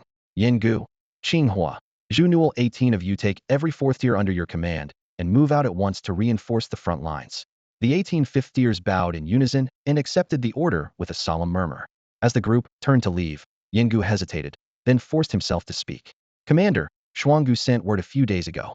He wants me to deliver the 300,000 wives and concubines he left behind to his current position. What are your instructions? Black mist coiled around the high seat as the Nightmare King let out a low, cold laugh. The 5 domains are now all under my rule. Those 300,000 are my subjects. Xuangu wants them? Tell him to trade resources for them. Yengu lowered his head in acknowledgement and stepped back. The Nightmare King continued, voice clipped and harsh. Spread my command. Our soldiers on the front risk their lives and must be rewarded. Escort all 300,000 women who once belonged to Xuangu to the front and distribute them to those who earn merit. Understood. A 5th tier bellowed, striding out with Yengu. The latter clenched his jaw but did not dare hesitate. Once the two were gone, only 17 5th tiers remained, and the oppressive air lightened slightly. My lord, one of them ventured, if you do this, might Xuangu return from the front? Should we prepare an ambush? The Nightmare King waved a missheathed hand. No need. The lava demons are throwing everything they have at the Void Demon realm, and other demon clans are joining the fray. We have already lost several domains. Xuangu cannot disengage. Another 5th tier spoke up. Since the thorn has been removed, may we retain part of the 9th domain's law-formed bodies? The Nightmare King gave no reply. The black mist around him slowly thinned. The 17 5th tiers exchanged glances, understood the signal, and withdrew in silence. Baijin materialized in Murong Xiaobing's world with an urgent shout. Xiaobing, after I wiped out that void demon city you assigned to me, I went back 3 times over the next half-day and didn't see a single void demon. Without them, I can't collect origin points. Murong Xiaobing rolled her eyes. Complaining to me won't help. The moment I leave the 9th domain, every other world zeroes in on me. Talk to your sister. Baijin scratched his head. But when I advanced to tier 3, I was told I could enter other worlds. I don't even know where the entrance is. Murong Xiaobing raised a hand, and a 3-dimensional holographic map floated in the air. At its center blazed a brilliant point of light, with more than 300 smaller points radiating outward, connected by luminous lines. This is our 9th domain, she began, touching the central glow. The main city is the core. She traced a circle over the outer ring of lights. These are the base cities arranged around it. Together, they form our sphere of survival. With another wave, the blank areas between the lights dimmed to a smoky gray. The gray zones between those lights are the other worlds. Baijin gaped. What? The other worlds are right outside the base cities? Morong Xiaobing nodded. In a way, yes, though that's only the surface. Our main forces raid those worlds and seize all kinds of resources including space itself. Using that space, we build new base cities in the gray zones and then establish dungeons. People inside each base city keep breeding and clearing those dungeons, and the cities grow stronger. Once a base city is powerful enough, it can merge into the main city. She dispersed the hologram. Think of each base city as a small, independent world. The main city is the hub that links hundreds of those worlds. Morong Xiaobing explained. Bai Jin nodded. If an entire other realm threw everything it had at one of our base cities, how could we possibly hold them off? He asked in a low voice, his pulse already racing. Morong Xiaobing brushed a strand of hair behind her ear and gave a soft laugh. Strictly speaking, every base city sits inside an alien world. Miss C, the city you grew up in, is just an outpost we opened in the savage beast realm. Building on their turf is the only way we can keep fighting them and drain their energy. The moment she finished, Bai Jin snapped his head up, disbelief written across his face. Sister Xiaobing, are you saying the ninth domain is actually? You guessed right. Morong Xiaobing nodded, her calm voice edged with steel. To those realms, our cities are tumors growing in their bodies. We feed on their strength, and their instinct is to cut the tumor out. Think of a cancer patient centuries ago. Before the disease was fully detected, the body quietly cleared the mutated cells while everything looked normal. Once the tumor became too large to ignore, the world would strike hard. Before that happens, we pull our cities back so we're not wiped out in one blow. The revelation left Bai Jin speechless. He rubbed his temples and finally managed. But in school we were taught the ninth domain was being invaded by countless other worlds. That's exactly what it is, an invasion, Morong Xiaobing said evenly. Every realm covets the ninth domain and wants to engulf the capital. Several powerful worlds have ringed us in. And the worst is the demon Realman expansionist monster that has devoured countless worlds and goes by the name Endless Abyss. We've survived only because our base cities keep siphoning off their resources and sending them home. Without the Abyss pressing us, weaker realms like the Savage Beast realm or the Primordial Elf realm would have been swallowed by us already. Their biggest value now is easing some of the pressure. Bai Jin opened his mouth to ask more, but Morong Xiaobing waved him off. Enough. Skip your sister and go straight to Han Shui. She'll give you the details. Thanks, Sister Xiaobing. Bai Jin clasped his fists in salute and left. After listening to Bai Jin's account, Han Shui thought for a moment before speaking in earnest. Sir, right now the Savage Beast realm loathes you. If you head to the war fortress we built there, the beasts will attack on sight. Feel free to cut loose and kill to your heart's content. She added, just remember to collect every corpse. The fortress has a buyback center that pays extra source points for beast bodies. Bai Jin's heart thudded. You can trade beast carcasses for source points? So, with enough money, couldn't you get an endless supply? In theory, yes, Han Shui admitted. In practice, it's brutally hard for most professionals to earn source points. With your strength, though, you might breeze past the quotas. Once you reach the fortress, you'll see the gap for yourself. War Fortress, Bai Jin murmured. Right, Han Shui said. They're forward bases we've forced into other realms.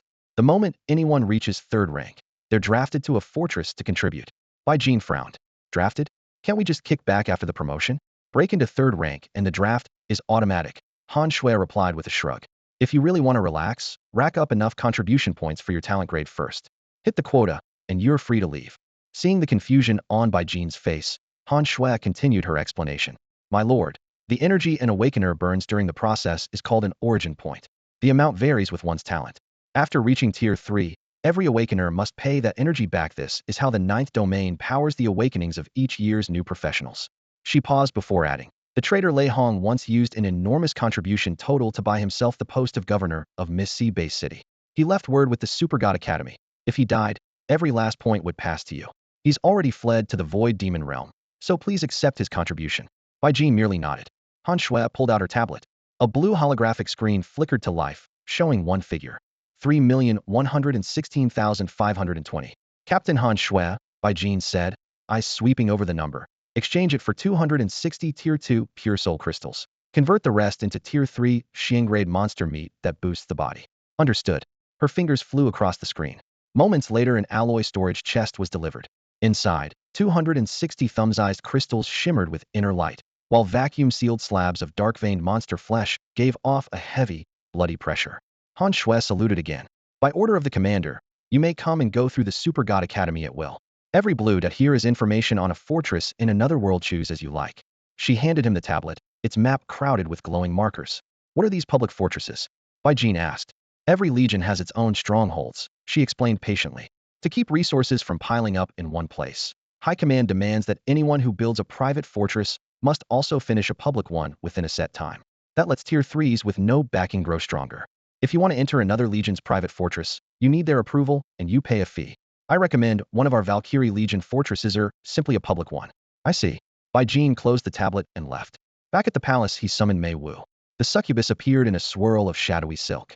He passed her the tablet, and together they studied the map. After a moment, her slender finger tapped a region.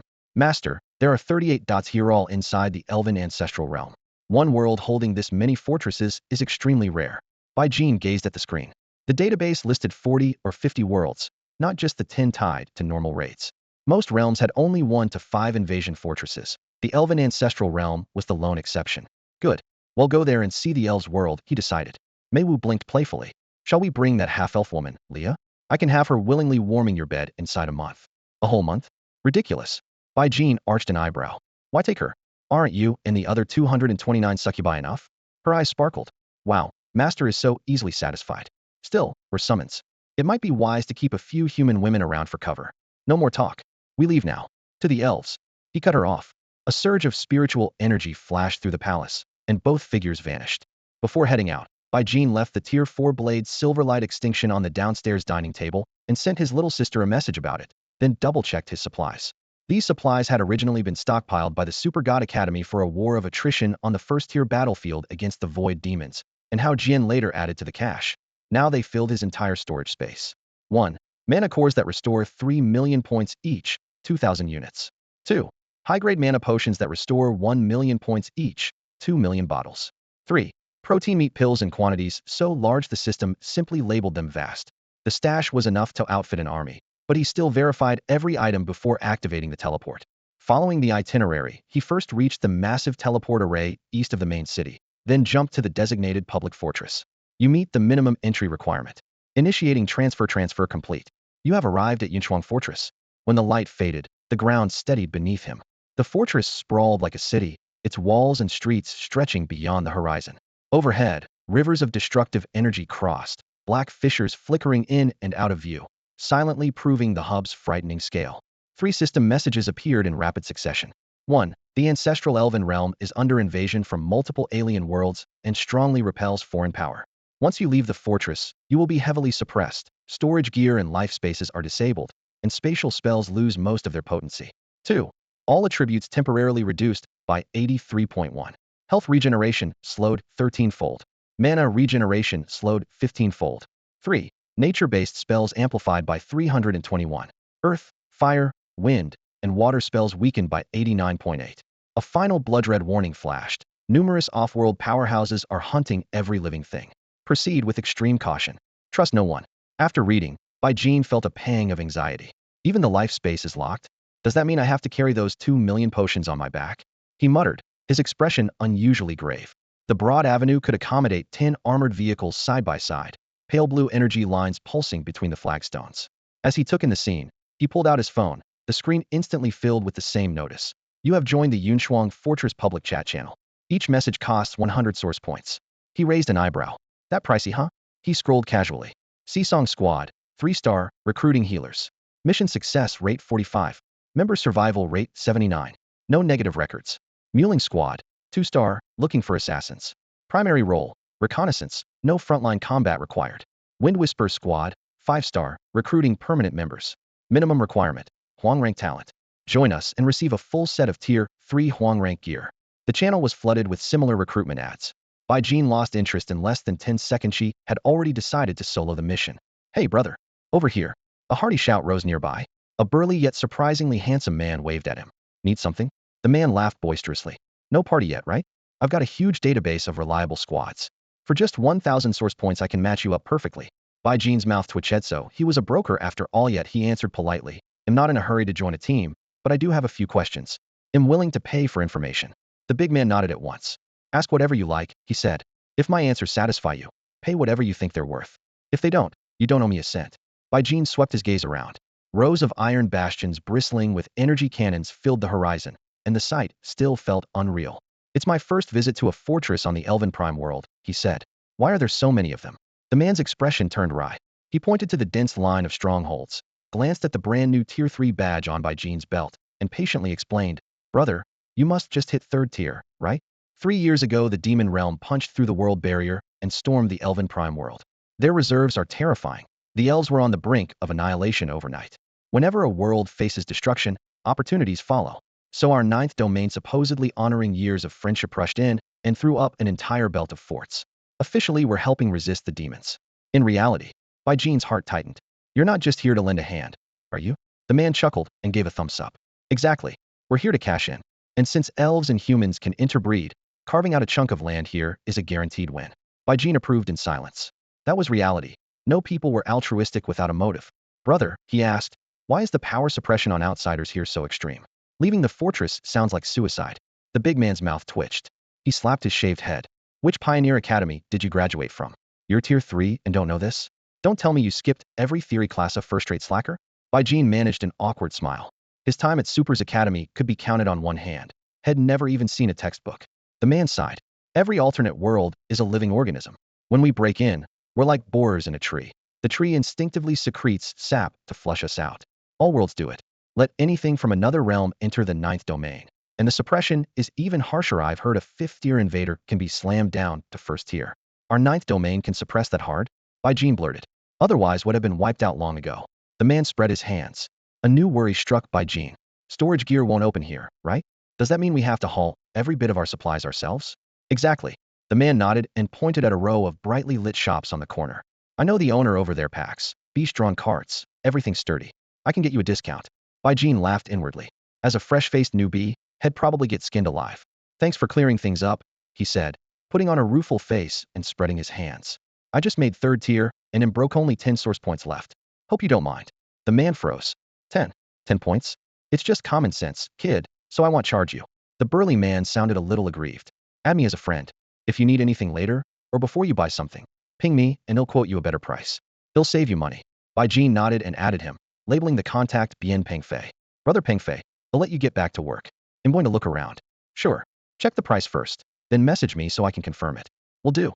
Leaving the teleport pad, he stepped onto a dusty flagstone street. Third-tier professionals jogged past in groups, each heading for their own target. Jean looked around. The district was divided into gear, potions, pleasure, taverns, and services. Signs hung high, and touts hollered from every direction. He was set for gear and potions. The low-grade meat essence pills had stockpiled would last ages. The jobs and services held little appeal for a solo player like him. So he headed straight for the pleasure district. At the entrance, a shop called Irresistible Charms flaunted its name in gilded letters. Outside, a line nearly 100 meters long snaked back and forth, men and women alike, including berserkers in tusked shoulder armor and elementalists with staves. Hey you, get in line. Are you blind? Just passing through. Relax. After a few impatient shouts, Jean raised a hand in apology and slipped around the crowd, wondering what could make so many third tiers queue so obediently. He opened his comms and messaged Bien Pengfei. Easy, little brother, came the reply. Irresistible Charms charges 10,000 origin points an hour. Their star is a rare succubus from the demon realm. Even I can't get a discount there. If you're short on cash, get in line and sell your spot when you're near the front. Quick profit. Jean pulled a face. A one- or two-tailed succubus could fetch that price. His own five-tailed sisters, Mei and Wu, were truly rare and bound to him. No way he'd hire them out. Shaking off the thought, he walked deeper into the district. A black lacquer sign caught his eye, Void Demon Pavilion, painted with a blue-faced, fanged demon. A knight in full armor lifted the curtain and went inside. Seriously? Someone's brave enough to go in there? He muttered. He kept moving. The wind picked up, and the street widened into a plaza lined with elf-themed venues. Fire Elf Dance Hall, Water Elf Bathhouse, Nature Elf Lounge, Song of the Wind Elves. This was ancestral elf territory. Even though the fortress belonged to the ninth domain, operating so openly was reckless. If the elves found out, trouble would follow. Frowning, Jean tried to figure out how these businesses survived. At the far end he stopped. A vast building loomed before him, Elf Emporium. Unlike the others, it had no touts, black doors, and shuttered windows, lending it an air of mystery. Jean strode inside. He wasn't here to buy an elf. He only wanted to see what life was like for Tier 3 combat professionals. The vast hall was lined with rows of alloy cages that gleamed with a cold light, each one holding an exceptionally attractive elf. Female elves were generally flat-chested but slender and delicately featured, while the males were tall, elegant, and strikingly handsome.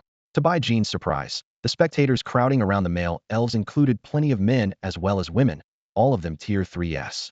There were no sales clerks in sight, yet every cage door carried a price tag. A basic Tier 1 elf cost only 10,000 origin points, while the most expensive male Tier 3 elf was listed at 250,000. Anyone who wanted to purchase simply removed the tag, and staff would appear at once to handle the transaction. Not far away, an excited female Tier 3 plucked a tag marked 69,000 origin points from the bars that cage held a Tier 2 male elf.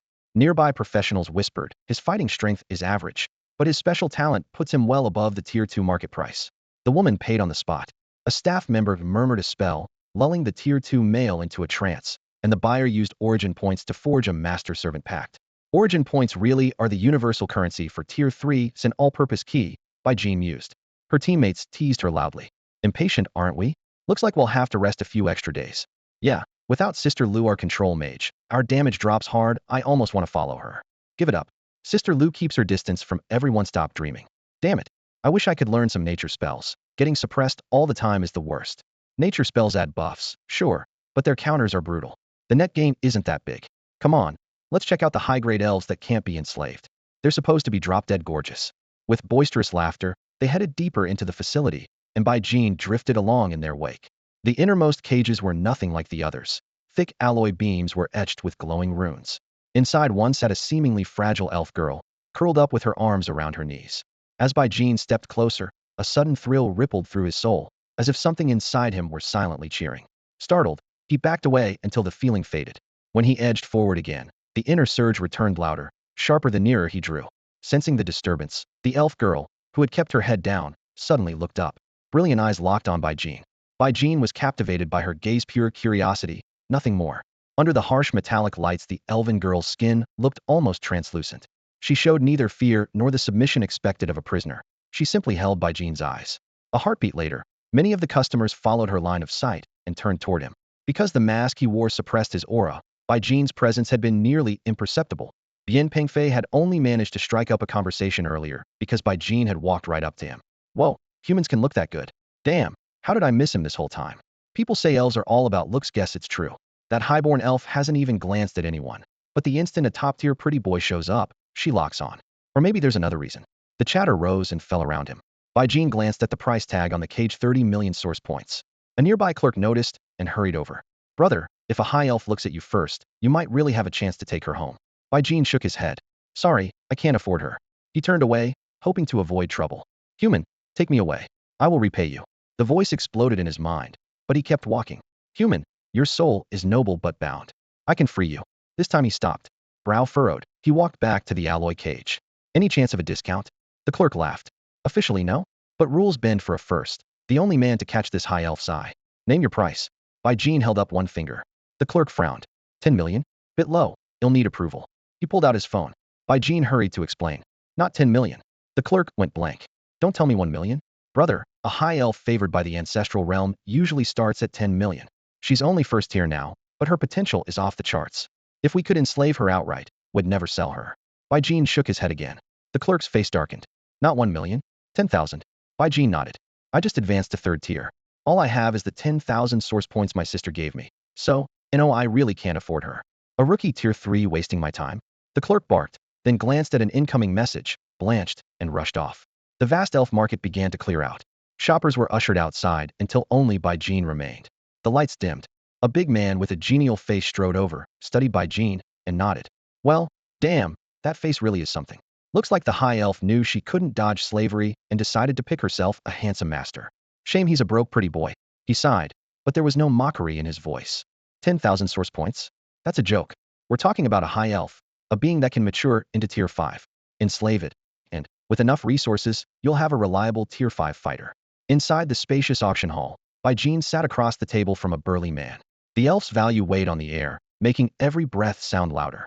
The man's gaze stayed on Bai Jin's face, a youthful countenance behind a transparent mask that hid identity and blocked divination, fitting his skin like a second layer. The man's voice was low, tinged with mockery. Brother, that mask isn't ordinary. Even if you're broke, your backer isn't. Why not ask your family elders to pay for this high elf? Bai Jin focused his soul sense on the man, yet felt no emotional ripple. He grew wary. The stranger was strong. The auction house had been cleared, leaving only the two of them clearly prearranged. Bai Jin decided to pull a fast one. He sighed and shook his head. Forget it. My parents died early. Everything falls on my sister, and she's strict. She'd never let me buy something this pricey. The man snorted, full of ridicule. You're already tier 3 and still hiding behind your sister? A man should decide for himself. Fine, he'll decide today, buy it on installments. How's that? Installments? Bai Jin's eyes brightened. The man nodded. Right, but you'll sign a contract. Default, or any accident, we go after your sister for the debt. Deal? Bai Jin pulled a pained face. Well, the man's brow furrowed. Why so wishy-washy? It's a high elf. Even if you never hunt monsters, open a high-end club and you'll rake in cash daily. Paying us back will be easy. Bai Jin gritted his teeth. All right, he'll do installments. The man smiled in satisfaction and shouted, bring a contract under the 9th domain statutes. Strands of light gathered above the table, forming a faintly glowing contract. The man began writing. Down payment, 10,000 source points. The balance. Bai Jin quickly raised a hand. Wait, big brother. 10,000 is all I have. I haven't even bought a backpack yet. Spend it, and I can't afford the teleport back to the capital. The man froze. You want 0 down. Bai Jin nodded hard. Look, the elf's listed at 30 million, right? Market 50 million. We split the extra 20 million 9 titanity for me. 10 for you. Sound good? The man's face cracked. Then he burst out laughing. You little fox, trying to fleece us for a fortune. And your sister won't skin you when you pocket the money? A flicker of anger crossed Bai Jin's eyes. I'm tier 3 now. She can't control me forever. The man nodded approvingly. That's the spirit. 0 down, 50 million over 30 installments. Miss a payment, and we reclaim the elf plus a fortune in a million penalty. If the elf dies or can't be retrieved, you owe 50 million plus 10 million interest, joint liability with your sister. He tacked on several more clauses. Bai Jin lowered his head, reading line by line, then nodded. Good. Sign it. The man slid the contract over. Bai Jin didn't sign at once. He fixed his eyes on the man. The man laughed and gestured for him to continue. System prompt. Wei Dongfeng offers to transfer 18 million source points to you. Accept? Once the source points were transferred, Bai Jin focused his mind and signed the contract. The parchment glowed softly. One rune after another came alight. The burly man nodded in satisfaction. All right, the deal is sealed. The high elf is yours. Bai Jin answered with a brief acknowledgement and strode toward the nearby rune cage. At the man's gesture, a worker disengaged the seals, and the heavy iron gate rumbled open. The elven girl, who had been crouching in a corner, rose at the sound, kept her head slightly lowered, and walked lightly to Bai Jin's side. Want to try binding her with a contract? The burly man asked, lifting an eyebrow. Bai Jin shook his head. No, I like her as she is. I don't want her turned into a slave. I'll simply take her with me. The man didn't object. Arms folded, he watched the two figures disappear down the street. Once Bai Jin had rounded the corner, several shadows dropped soundlessly beside the burly man. Their leader, a sharp-eyed man in night gear, muttered, Old Wei, is that contract airtight? I'd hate to lose both a high elf and a mountain of source points. Wei Dongfeng chuckled. Relax. I added a special clause. The kid's name is Bai Jin. If he could sign it all, it means his sister really can cover 50 million source points. He might skip the payment, but his sister can't. Another man clicked his tongue. A high elf favored by the world snatched for 30 million. That's a steal. Even 50 million wouldn't be a loss. Should we tail the kid, just in case? Someone suggested. Wei Dongfeng waved it off. No, we're businessmen. Fair trade, nothing more. The boy's background is deep, best not to meddle. What if the original owner of that special elf keeps watching us? Someone asked nervously. Wei Dongfeng laughed. Not our problem. Don't let Bai Jin's youthful look fool you, brimming with confidence. So he deliberately squeezed an extra 18 million source points out of us? The man in black raised an eyebrow. So what? The contract is recognized by the 9th domain. If he refuses to pay, his sister still has to honor it, Wei Dongfeng said with a shrug. A stocky man nodded. Exactly. Whether his sister's 4th tier or 5th tier, if they break the terms, we'll take our certified contract to the Valkyrie Corps and get what's owed. At the far end of the street, Bai Jin handed the elf girl a broad hood cloak. Put this on. Thank you, she whispered, her voice as light as wind. The deep hood hid her pointed ears and delicate face, and no passerby cast a second glance. They walked on to bustling Gear Street, its shop signs glowing over displays of backpacks and beast-drawn wagons. Bai Jin bought quickly. A sturdy four-wheeled coach 10 meters long, 5 wide, and 4 high, nearly a mobile cottage, several large, high-grade packs, water barrels, flint, spices, and every other camping essential. Mana crystals, meat essence pills, and other precious supplies disappeared into the bags as well. When everything was stowed, he sent a silent command. The mechanical Horsean alloy frame, etched with spirit rune squivered, then surged forward along the street. A trickle of mana along its engraved lines was all it needed to obey perfectly, making it one of the most reliable means of travel. The elf girl remained silent, and Bai Jin asked no questions. Staring at the barrier ahead, Bai Jin extended his senses into the summoning space. All 230 Iron Blood Bowl demons inside were in peak condition. The exit corridor resembled a silver-gray canyon stretching across the sky, more than 500 meters wide. Third-tier convoys were steadily rolling out of the fortress toward the ancestral elven realm. Whenever a convoy crossed the junction, he probed its soul waves and allowed himself a faint, cold smile. After scanning a dozen teams, he was certain, no matter which world they came from, every race was suppressed in exactly the same way the instant they set foot on elven soil. Move, he ordered. The massive wagon thundered into the zone where the two realms intertwined and crossed fully into elven territory. Prompt. You have entered the ancestral elven realm. Follow the road ahead to reach any of 268 leaf worlds. Prompt. Realm suppression active. All attributes temporarily reduced by 83.1. Health regeneration reduced 13-fold. Mana regeneration reduced 15-fold. Prompt. Flight is comprehensively restricted. The higher your Bodis topmost point, the stronger the suppression. Jean drew a deep breath and opened his status window. The plunge and attributes hit him like a bucket of ice water. Jean Human, Blue Star.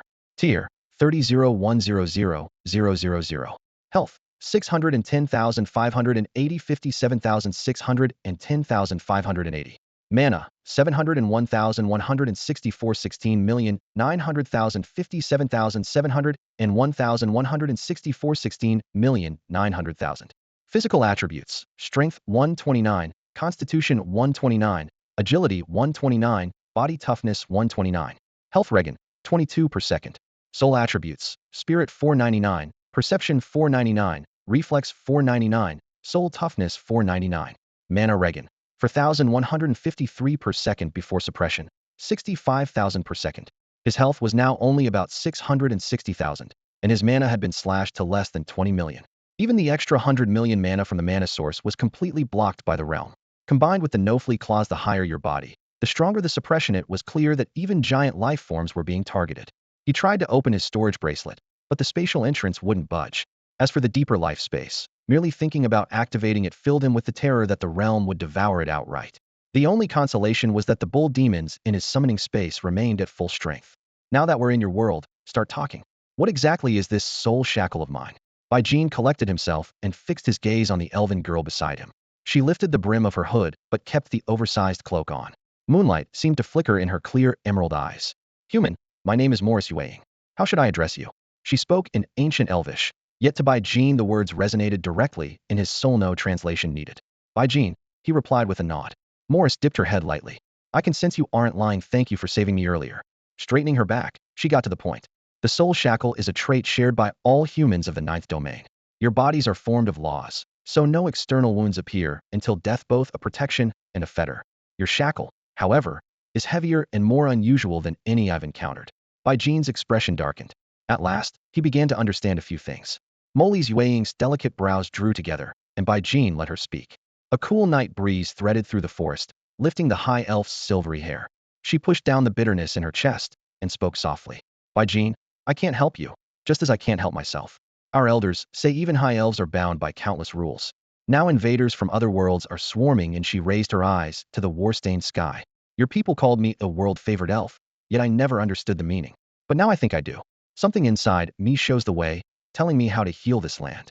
Maybe that is what you mean by world-favored. Silence fell over the forest. Jean nodded, voice flat. I didn't save you to hear words that don't profit me. If there's no gain, they'll send you back. The elf smiled, bright as lilies under the moon. You won't. I can feel you bear no malice toward me or my kin. A faint, cryptic smile touched Jean's lips. Her naive certainty amused him. She had no idea how near she was to death. A quiet thrill stirred in his soul, the same thrill had felt when he once found a rare skill book. He narrowed his eyes, studying the first-tier high elf. If he killed her, maybe she'd drop a skill book called Summon High Elf. But he already had Maignan. Summoning a handful of frail, flat-chested elf girls would be pointless. Better to keep his skills few and refined. At that thought, the usually composed elf paled. She hugged her arms around herself. Human, you can't kill me. If I die by your hand, the elven ancestral realm will loathe you, and the whole world will suppress you. Jean laughed lightly. So what? They'll just go back to the ninth domain. Tell the ancestral realm to come find me if they dare. Molly's Yueying finally exhaled, muttering inwardly that people of the ninth domain were impossible to deal with. She drew a steady breath and said, Honored benefactor, you and yours barged into our world claiming aid, yet you came for profit. The mass abduction of my people proves it. Still, I sense you have little interest in elves themselves. Perhaps you want some other reward. As a world-favored being, I receive rich boons for completing the world's tasks. If you help me, they'll share half of whatever I earn. Her sincerity made Jean's eyes gleam. He had probed her soul from the start, and found no deceit. This girl's thoughts were as clear as melted snow. Too pure or simply pure, he mused. Gu Qingxi's mind was unreadable, but this elf was almost translucent. He nodded. Deal. One condition: let me kill more evil beings, demons if possible. Molly's Yueying's eyes shone, excitement nearly blazing. Slaying the invaders is exactly what my people wish. If that's your price, all the better. Bai Jin willed a rift to open, and a seductive violet silhouette spun from the void. Mei Wu stepped out. The elf girl's pupils widened, her breath catching. Such a flawless human female. Bai Jin, I finally understand why you're no longer interested in us elves. Molly's Yueying stood facing him, trading looks with Bai Jin's loyal, quick-witted summon Mei Wu. Mei Wu raised a hand and, without the slightest courtesy, removed the elf girl's oversized cloak, examining it under the lights. She frowned slightly, apparently pleased yet dissatisfied. The girl's skin and features were flawless, but certain curves were clearly lacking. Master, they'll have her properly trained for you in no time, Mei Wu said with a suggestive smile. What? Absolutely not. Bai Jin, you can't let her do that. Molly's wing flared up like a cat, whose tail had been stepped on. Bai Jin's face hardened, and he shot Mei Wu a warning glare. Don't overstep. This is the elves' ancestral realm, their territory. Don't make trouble for me. Mei Wu stuck out her tongue and obediently withdrew behind him. Molly's wing let out a quiet breath of relief. This woman carried no normal life aura, yet her presence could still unsettle her to the core. Moments ago, Molly's had nearly lost control. Taking a deep breath, the elf girl looked at Bai Jin with solemn eyes. Honored Bai Jin, I know you harbor no ill intent toward me, and am grateful. But your summon is far too dangerous. Please keep her in check, or I. Bai Jin nodded to show he understood. She emphasized once more, Bai Jin, am only a little over 600 years old. That may seem ancient to humans of the ninth domain, but among Moonshadow elves am barely grown no different from a human child of a few years. So please. Adventurers filed out of the fortress in a constant stream, most of them traveling in groups aboard various horse-drawn wagons. Because the rules of the elven ancestral realm differ from those of the ninth domain, only these primitive mechanical wagons function here. Bai Jin quietly inspected Maiwa's attributes. As expected, every stat had dropped by exactly 83.1%. At level 50, she now retained only 16.9% of her former power. Five-tailed enchantress, Scarlet Romance Mei Wu. Earth rank, special human form. Level, Tier 5, Level 0. HP, 27.0, 4,062.19, 2,027.04 million. Energy, 29.74, 4,029.744 million. Defense, 84. Physical attack, 274,000, 6,219,200. Special charm power, 1,760. After such severe suppression, Mei Wu at level 50 was weaker than she had been at level 20, and even the defenses fueled by Bai Jin's mana had shrunk sharply. Fortunately, her special charm power was unchanged, leaving her irresistibly enchanting. The elf girl kept stealing glances at her. Each time, Mei Wu responded with a knowing smile, forcing Molly's wing to avert her eyes. Molly's wing, what exactly are the vein of this ancestral realm and the 268 worlds within leaves? Bai Jin asked, pointing ahead. A wooden passage more than 10,000 meters wide stretched before them, resembling the vascular system of a colossal tree. Bai Jin, just call me Molly's, she replied, following his gesture. This road is our vein. Energy flows along it and spreads out to each leaf. Most elves live on separate leaves. Bai Jin felt a chill run through him. A vein? Leaves? Does that mean your entire world? The elf girl nodded. In a sense, our ancestral realm is a single, colossal tree, the world tree growing in the endless void. World tree. Bai Jin murmured the words, a shock running through him. Molly's nodded again, her tone firm. Compared with other realms, ours is saturated with life energy. If it's ever devoured, the invaders will gain enormous benefits. Bai Jin fell silent. He recalled Murong Xiaobing's remark. To the spatial emperor, the elven ancestral realm was a feeble world. Domain 9 spared it only to lure stronger outsiders. If the realm was truly as valuable as Molly's claimed, why would Domain 9 ever let it go? He voiced his doubt. Molly's, does your race serve the world tree? Molly's nodded without hesitation. We've met countless beings from other worlds and heard many theories. The view held by the humans of Domain 9 is the most startling. Bai Jin's curiosity rose. And what's their verdict on you? Our elders say Domain 9's leaders believe the elves are simply tools created by the world tree, tasked with tending each leaf and every vein. Molly's replied with a wistful sigh. Bai Jin gave a dry laugh. That matched humanity's utilitarian logic. What's your own view? In the beginning, all high elves belonged to the natural faction, safeguarding the world's essence, Molly said softly. But as contact with other realms grew, some clans chose different paths. Their power now rivals ours, and they fight us for control of the realm. A thought flashed through Bai Jin's mind, and the mechanical carriage screeched to a halt. Molly's, which leaf world is closest? Are there monsters inside? Molly's closed her eyes to sense, then stared at him oddly. By Jean, did you know from the start someone was lying in ambush? He nodded. You never approach strangers, yet you made an exception for me. That was too strange. Maybe the people who caught you planned for this very moment. So I don't need to lead you out, Molly said earnestly. You'll handle them Heaton, right? By Jean laughed and patted Maiwa's small hand. Keep Molly safe. He'll deal with these mutts. He kicked the carriage door open and leaped to the ground. Dust billowed as a dozen carriages converged from every direction, wheels thundering.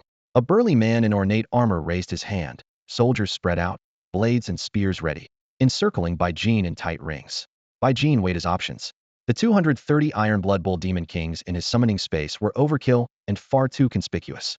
Instead, he called forth his weakest unit, a six-winged aerial demon commander.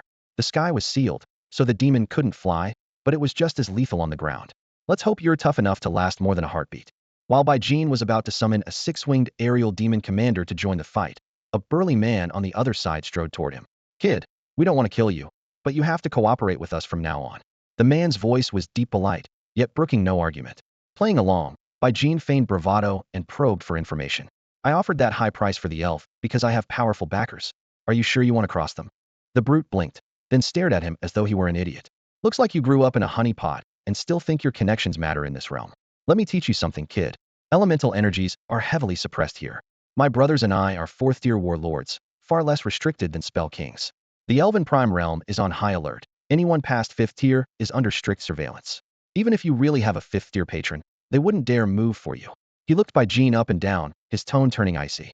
So do us a favor and behave, since you managed to catch that special high-grade elf's eye. Otherwise, with a face as pretty as yours, some of the lads might not be able to restrain themselves. By Jean quietly sensed the man's soul fluctuations. He couldn't read his thoughts, but he could tell the man really was fourth tier and telling the truth. Remembering Xia Bing's warning, he was now almost certain he could act freely in this world. With that in mind, he nodded as if aggrieved. Fine, I'll cooperate. But if any of you so much as touch a hair on my head, I'll kill myself. The big man burst out laughing. Relax. Do as you're told, and we won't lay a finger on you. Once the job's done, you'll get a cut of the spoils. Now move. The convoy's rolling out. By Jean climbed back into his carriage, and a dozen large wagons surrounded it at once. Outside, metal horseshoes struck the flagstones with showers of sparks as the convoy thundered forward. Mei Wu slipped to his side and murmured, Master, why not just kill them now? By Jean shot her a glare. Stop thinking only of bloodshed. These people are obviously chasing a major opportunity they've planned for a long time. If we strike too early, we might not get the choicest bite. Her starry eyes lit up. Master, such foresight. If we let them succeed, and then take everything from them, the rewards will all be ours. By Jean turned to the elven girl. What exactly are they planning? The elf sat hugging her knees in the corner of the seat, and shook her head softly. I don't know. After they caught me, they asked nothing, just tried to enslave me. But I'm protected by what you call the world's blessing, so I can't be forcibly bound. That's why they took me to the auction. I was saved only when you appeared, benefactor. By Jean calculated silently. Anything that could make a cadre of fourth-tier warlords plot for so long must be enormous. The convoy sped on. Even with the mechanical horse's engines screaming, it was still far slower than a teleport array, and By Jean soon grew bored. Fortunately, Mei Wu noticed his boredom at once and began performing a classical dance unrivaled under the heavens. Inside an oversized, luxurious carriage, four burly men sat facing one another. The man by the window spoke first, his voice low and dripping with greed. Big bro, that kid spends money like water. Why don't we take every last source point he has, strip him of his supplies, and make him obey? Before he finished, the muscular man beside him snapped back, words tumbling out fast. Easy. In a whole year, he's the only one who's caught that elf's attention. Anyone who can lay down 30 million source points is no small fry. If he claims there's a fifth-tier powerhouse backing him, I'd buy it. Since he's cooperating, there's no need for pointless trouble. The third battle king nodded lightly. Right. If he proves reliable, we might even recruit him. Laturway haven't laid a hand on him yet. The muscular man suddenly laughed and shot a teasing look across the table. Longa, don't tell me you're into that pretty face of his. He bought the elf, so his tastes are perfectly normal.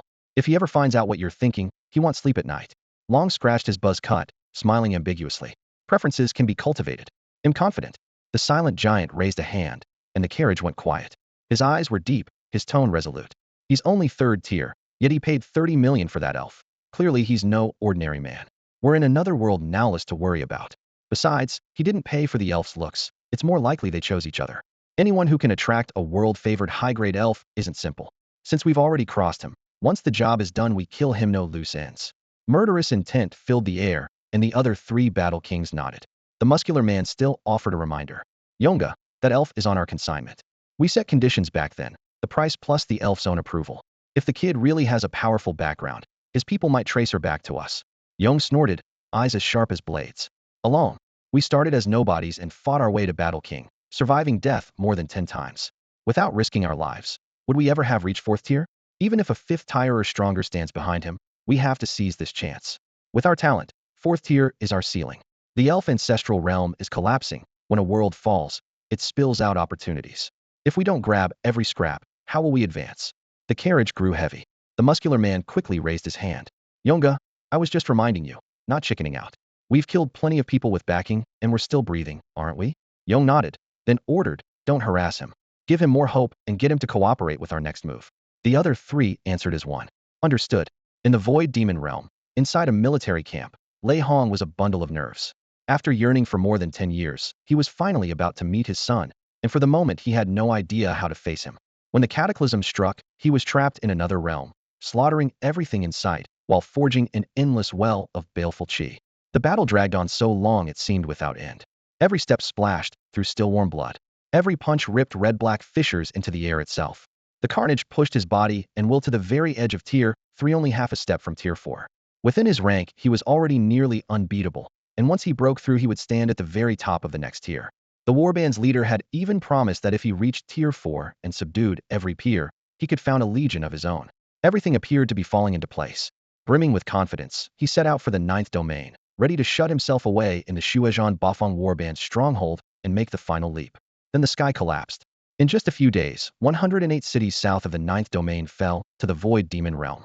Dark violet rifts tore the land into lifeless wasteland. Demonic energy seeped in, and an entire swath of territory had to be abandoned. From that moment on, the road home was gone. Shuezhan Bafang was dragged into an interrealm war. 2 legion commanders were lost, and even the Tier 6 war emperor who led the band was gravely wounded. Time after time, Lei Hong hurled himself at the barrier between worlds, trying to tear it open by brute force, yet he could not make it ripple. In despair, he spent all his war merits to buy the governorship of a base city. To outsiders he still looked successful, but inside he felt only emptiness. His one lingering hope was that ordinary people in the corrupted lands might still be alive. Only the day before yesterday, when he returned to Cloudress City after more than 10 years, did he learn what had become of his wife and child. His wife had carved crooked lines into a desk, recording how they had clung to life through fear and hunger. The deaths of strangers were just statistics, but the torment his family endured ripped his heart apart. At 4, his son had been proud of his father, yet forced to awaken his bloodline early to shield his mother. When the world ended, the boy sobbed as he swung tiny, blood-stained arms to drive away monsters, treading over reeking corpses in search of the strongest dad. Sir, the Bloodfiend General is inside, waiting for you. The escort's shout jolted Lei Hong from his churning memories. Good, thank you. He drew a deep breath and roused his baleful qi. Red-black mist coiled over his skin like a suit of battle smoke. With one sweep, he lifted the tent flap, and the stench of blood and hot metal rushed out. At the center stood a 3-headed, 6-armed figure, every fist clenched, joints cracking. His face was grim, 6 bloodshot eyes blazing. The instant their gazes met, the same red-black aura flared around the other man, pulsing in perfect unison with Lei Hong's resonance possible only between those who shared a bloodline. Jia Lei Hong's lips twitched, his voice ragged. The 3-headed, 6-armed bloodfiend General Lei Jia tightened all 6 fists. Anxiety, resentment, and fury crumbled at that single call. A surge of memory broke the dam. His mother's gentle words, his father's towering back. The mouth on his central head opened with difficulty, voice quivering. Dad, you finally came. With a thud, father and son collided in a fierce embrace. Tears spilled from Lei Hong's dark eyes, dripping onto his son's scarred shoulder plates. Sobbing, the 3-headed, 6-armed Lei Jia whispered, Dad, what took you so long? Lei Hong gently patted his son's back. Son, I'm here. Everything will be fine. Tears burst from all 3 of Lei Jia's heads and 6 eyes, crimson streaks running down his dark blue cheeks. When the storm finally passed, father and son sat in silence on opposite sides of the shattered stone dais. Lei Hong studied the figure before him, a son who now looked every bit a pure blood void demon. Azure skin, jutting tusks, 3 heads and 6 arms, each heartbeat echoing like a muffled drum. He despised this monstrous form, yet he knew Lei Jia had been driven to it, and the Bai clan of the southern domain was to blame. The thought cut his heart like a knife.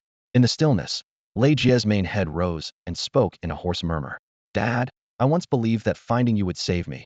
that Mom was still waiting for us to rescue her. Later the commander pulled me out. I begged him, time after time, to take me back for Mom, but even he was powerless. Every day I hoped you and Mom would appear and lead me out of this world of monsters, but all I met was disappointment and fear. One day I realized I could accept these tusks and this blue face. I began to resent you for not saving us, so I threw myself into growing stronger. Rank 1, Rank 2, Rank 3. This year I finally reached Rank 4, and the commander named me Bloodshade General. Even moments before I saw you, I still hated you for not using your Bloodshade power to rescue us. Lei Hong clenched his fists until his knuckles whitened. Jier, I tried everything to break into Yunchi City back then, but the place was sealed by the power of the world itself. The Ninth Realm raised an unprecedented barrier to block the void demons. I was only 3rd rank. Even 5th or 6th rank experts couldn't shake that shield. All I could do was pray that you and your mother stayed alive. The day before yesterday, the barrier loosened. I slipped inside, found your mother's words carved into her desk, and learned what you both endured. Hot tears streamed from his eyes again. All 3 of Lei Jie's heads roared in unison. I know what happened now. The Bai clan of the Southern Domain must die, and so must the leaders of the Ninth Realm.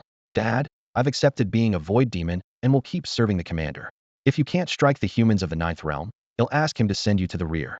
Lei Hong stared at his son, then suddenly threw back his head and laughed. Pointing to the wounds on his shoulders still wrapped in red-black miasma, he said, "Son, do you know where these 2 heads came from?" Lei Jie shook his heads. With a swift motion, Lei Hong drew 2 blood-stained heads from his storage gear and tossed them onto the dais. The day before yesterday, I succumbed to demonization in Yunchi City and grew 3 heads and 6 arms like you. A survivor of the Bai clan happened to be there. I meant to kill him, but these 2 heads tried to stop me, so I twisted them off myself.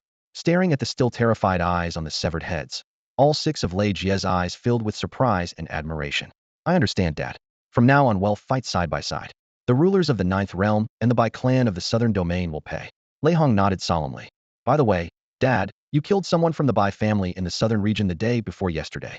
Did you keep the body? I want to whip it to vent my anger. Lei Hong's mouth twitched at the request. He nodded hard, then shook his head, his expression complicated. Seeing this, Lei Jie frowned, confusion clouding his eyes. Son, you can't judge his strength by his rank alone, Lei Hong said, recalling the scene. I thought it would be easy, but then his sister showed up. His sister? Lei Jie paused, then raised an indifferent brow. Dad, you're 4th tier now. Don't tell me you can't handle 2 humans who are at most 3rd tier. I know those 36 fortress cities only allow up to 3rd tier inside. Lei Hong was silent for a moment, then spoke 2 names. His name was Bai Jin. His sister is Bai Yi. Bai Yi. Lei Jie's fingertips trembled. The name sounded familiar. In the next instant his eyes widened as if lightning struck him. Dad, you don't mean it's her? Lei Hong gave a firm nod. Yes. She's the highest authority in the southern war zone of the Ninth Domain, the Dragon Emperor, 5th tier supreme. A sharp hiss escaped Lei Jie, as though had grown 3 heads that all sucked in air at once. Her? She's also from the Bai family? I thought it was just the same surname. If she's that powerful, how can we ever take revenge? If we run into her, she could swat us dead with a flick of her hand. Lei Jie's gloom tightened Lei Hong's chest. He remembered his own crushing defeat right after he advanced to 4th tier had been brimming with killing intent, yet he couldn't block even a casual punch she threw from afar. Lei Hong slapped his son's shoulder hard, his voice low but firm. Don't lose heart, Jie. Those 2 are too strong for us, but the Bai family has more than just them. From what I know, there's still a father Anson pair alive. Lei Jie's eyes lit up at once. Dad, then we'll kill that pair to avenge Mom. Lei Hong's mouth twitched again, and he lowered his voice. That father is Bai Changqing, a 5th tier beast emperor. Lei Jie froze and muttered. Why is everyone in the Southern Bai family a monstrously strong freak? Lei Hong clapped his shoulder once more, eyes blazing. Son, I lost all drive for more than 10 years after what happened back then. Now, with you beside me, my fighting spirit is burning again. I've reached 4th tier. Stepping into 5th tier is no pipe dream. When that day comes, they'll take on Bai Changqing, and his son Bai Hai will be yours. Lei Jie nodded hard, then asked cautiously, Bai Changqing's son is Bai Hai. He's normal, right? Normal, Lei Hong said without hesitation. Just an Earth-grade beast talent. Compared with those siblings, he's trash. Our blood fiend ability is almost unbeatable at the same tier. When the chance comes, you'll cut him down. Battle fire blazed in Lei Jie's eyes. Dad, once we unlock the Void Demon Clan's 3-headed 6-armed form, our power will soar. We'll lose our former invulnerability, but the commander says we can refine partial laws from the corpses of those Ninth Domain professionals. If our current form gains a law-forged body, we'll crush the Ninth Domain human race. Lei Hong nodded, resolve hard as steel. It's worth it. To channel power from the Void Demon realm, I abandoned my old law body. I can be wounded now, but my talent is no longer shackled. Maybe we can reach 6th tier, the level that only heaven-grade talents in the Ninth Domain dare dream of, and even higher. 6th tier. Lei Jie drew a cold breath. That would put us on the same level as the commander. Do I have a chance too? Lei Hong's eyes shone, his voice echoing from deep in his chest. Of course. My son is not inferior to any One is destined for the throne of an emperor. You slay a level 29 void fiend and pocket 768,000 experience points. Sword sheathed behind his back, Wang Hao strolled down a blood-soaked cobblestone street. Wherever he passed, the last few void fiends scattered, diving into shattered walls and broken archways. Pathetic, he scoffed. Aren't void fiends supposed to be born fighters? Why are they so scared of dying? Chasing the stragglers simply wasn't worth his time. At the city center, he produced a promotion token that glowed eerie blue. High-grade energy flooded his body, and right there inside a stronghold that technically still belonged to the void fiend forced a breakthrough to tier 3. The power spike was instant. Every shift in his gifts rang crystal clear in his mind. Damn, I'm getting so strong it's unfair. He laughed, clenching a fist as muscle and ether thrummed in harmony. A quick resource check told him he still needed 100,000 source points to solidify tier 3. If he kept farming tier 2 void fiends, he'd have to kill at least 1,000 more. With the cowards scattering, that was far too slow. Forget it. Time to hit the warband fortress, better mobs over there. Decision made. He stepped out of the city and activated a teleport beacon. Several flashes of light later he arrived at the private fortress of the Blood for All warband. Inside the council hall he was shown straight to the chief, a refined, scholarly man whose calm gaze masked the crushing presence of a tier 6 war emperor. Even with his own ridiculous talent, Wang Hao offered the respect the man deserved. Boss, I'm tier 3 now. How about I drop by Godslayer Academy and win us a city? The war emperor laughed. Fine by me. Just don't overdo it, your talent hits too hard, and we can't afford casualties. Those students are the 9th domain's treasures. Their backers are powerful, and we'll need them later. Wang Hao nodded, then recounted his earlier run-in with Bai Jin. The war emperor inclined his head. I know Bai Jin. You two were desk mates all through high school, practically brothers. Little secret. During Awakening, he pretended his gift was ordinary, but he's Heaven Plus as well. The Valkyrie warband poured resources into him. At the academy, he's probably the strongest student, tougher than Yang Wei. Wang Hao winced. Old Bai always bragged that he was hard as steel and flying high. I thought he was just talking big, turns out he meant it. The war emperor chuckled. Your gift counters most troublemakers, but Bai Jin can redirect damage. You might not suppress him, so leave him be. Relax, I never planned to fight old Bai or his sister, Wang Hao swore. Good. You'll meet 10 other heaven-grade prodigies at the academy. Use the chance to make friends. Wang Hao nodded again, then hesitated. Boss, old Bai said Yang Wei collected my high school teacher Li Ying. I want to challenge that guy and win her back. The war emperor's mouth twitched, but he finally nodded. If you think you can, go ahead. But Li Ying's situation is complicated, let me explain. He proceeded to reveal everything he knew about Wang Gang's reincarnation. When he finished, Wang Hao felt numb. So Wang Gang's hidden talent is literally sacrifice teammates, gain unlimited power? If I win teacher Li Ying back, what happens to Wang Gang? This is a mess. The 6th rank warrior burst into hearty laughter that echoed off the fortress walls. How? You're destined for greatness, so stop worrying about trifles. If it sits right with you, even winning Wang Gang's mother, Zheng Shufan, away from Yang Wei is nothing but a small favor. Wang Hao frowned, yet still cupped his fists respectfully. Boss, won't that tarnish my reputation? The 6th rank threw back his head again, his aura sweeping through the hall like a gale. How? Remember, powerful people set the rules.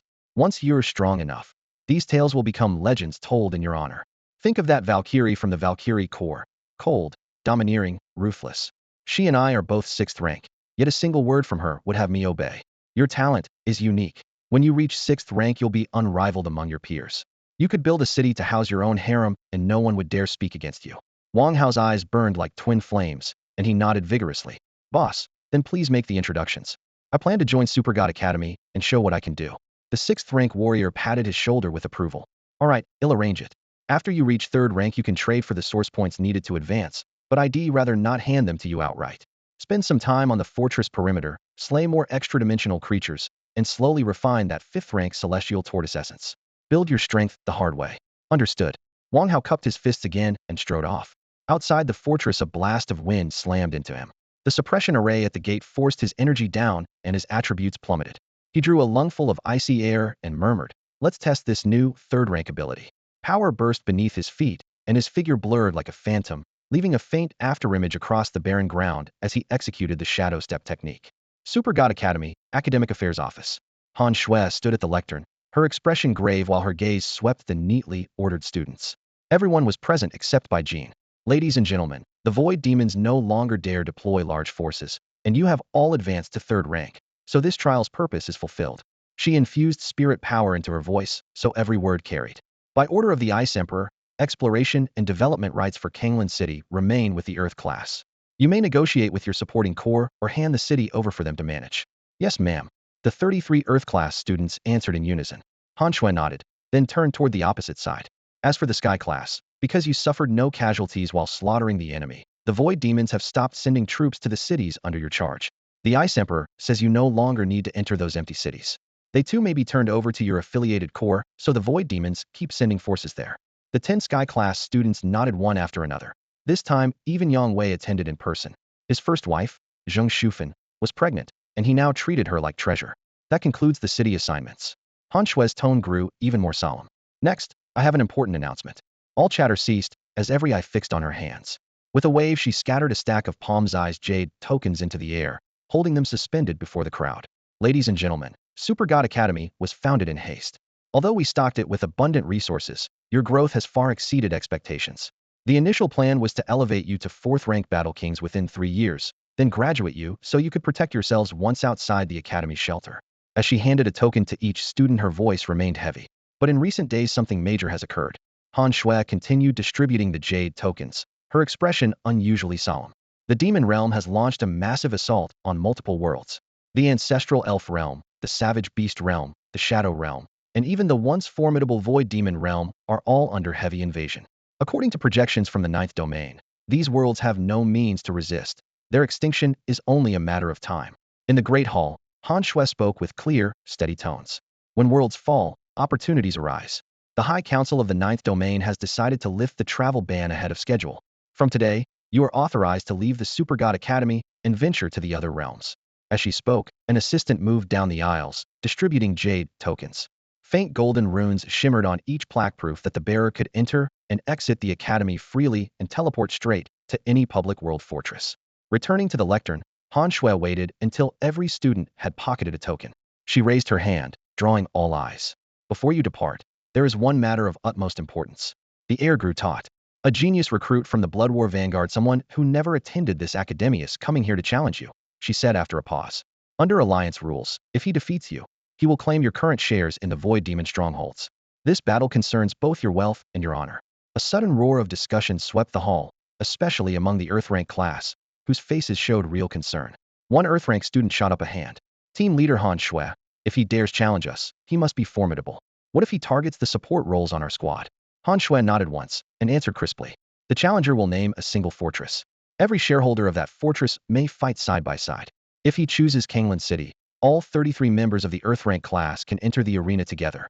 All 33 Earth rank students exhaled in relief. Good, no heaven rank prodigy can face 33 of us at once. Exactly. Maybe hell avoid us altogether. Let's just sit back and watch.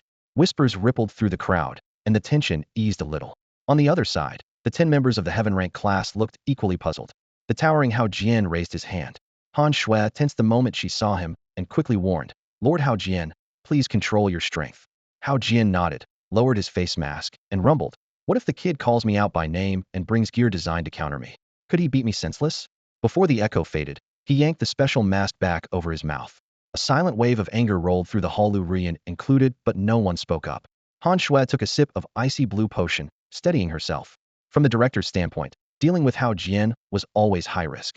Yes, he could communicate by writing, and yes, his potential was boundless, but letting this continue forever wasn't viable. She lowered her voice. Lord Hao Jian, rest assured, if he challenges you, your shadow squad may fight alongside you. Hao Jian nodded in satisfaction. Han Shui's gaze swept the room once more. Apart from Lord Hao Jian, no one else may summon their personal squads, she confirmed. The challenge letter is explicit: the opponent will fight alone. Everyone nodded in agreement. All right, the match is this afternoon. Go rest for now. We'll fight inside the combat sphere built by the Super God Academy. The outcome will decide control of a city and its unique resources. You can use any potions or gear you want. Everything is permitted except single-use weapons of mass destruction.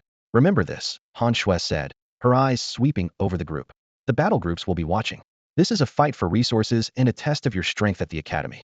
Hold nothing back, and don't hesitate to kill if you must. This is the final showdown. They were already used to bloody skirmishes with the void demons, so they only nodded. In the 9th region, just 36 demon cities still produced life blood crystals and mana crystals. Losing a share would hurt any faction badly. When the meeting ended, the Earth rank and Heaven rank classes regrouped and moved into full combat readiness. Earth rank class, Lu Rian squad.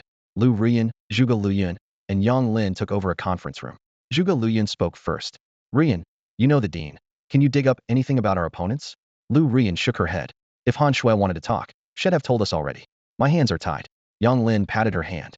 We're balanced in offense, defense, and support. Even if that challenger appears, they'll probably avoid us. The real worry is running into someone with Hao Jian's weird powers, Zhuge Liuyan muttered. You never know when you'll get blindsided. Lu Rian chuckled. If the challenger comes solo, they'll likely pick one target. Hao Jian's shadow squad is the biggest, so they'll probably go for my brother or yours. Humph. Mentioning Yang Wei made Yang Lin snort and fall silent. Either way, let's gear up, Zhuge Liuyan concluded. They're probably tier 3 like us. If they have powers like Lu Gaochan, they might even take on all 33 members of the Earth class alone.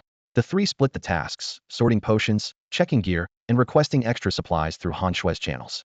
Elsewhere, the other Earth rank squads were just as busy, oiling blades, charging runes, and filling the corridors with the hum of mag cores.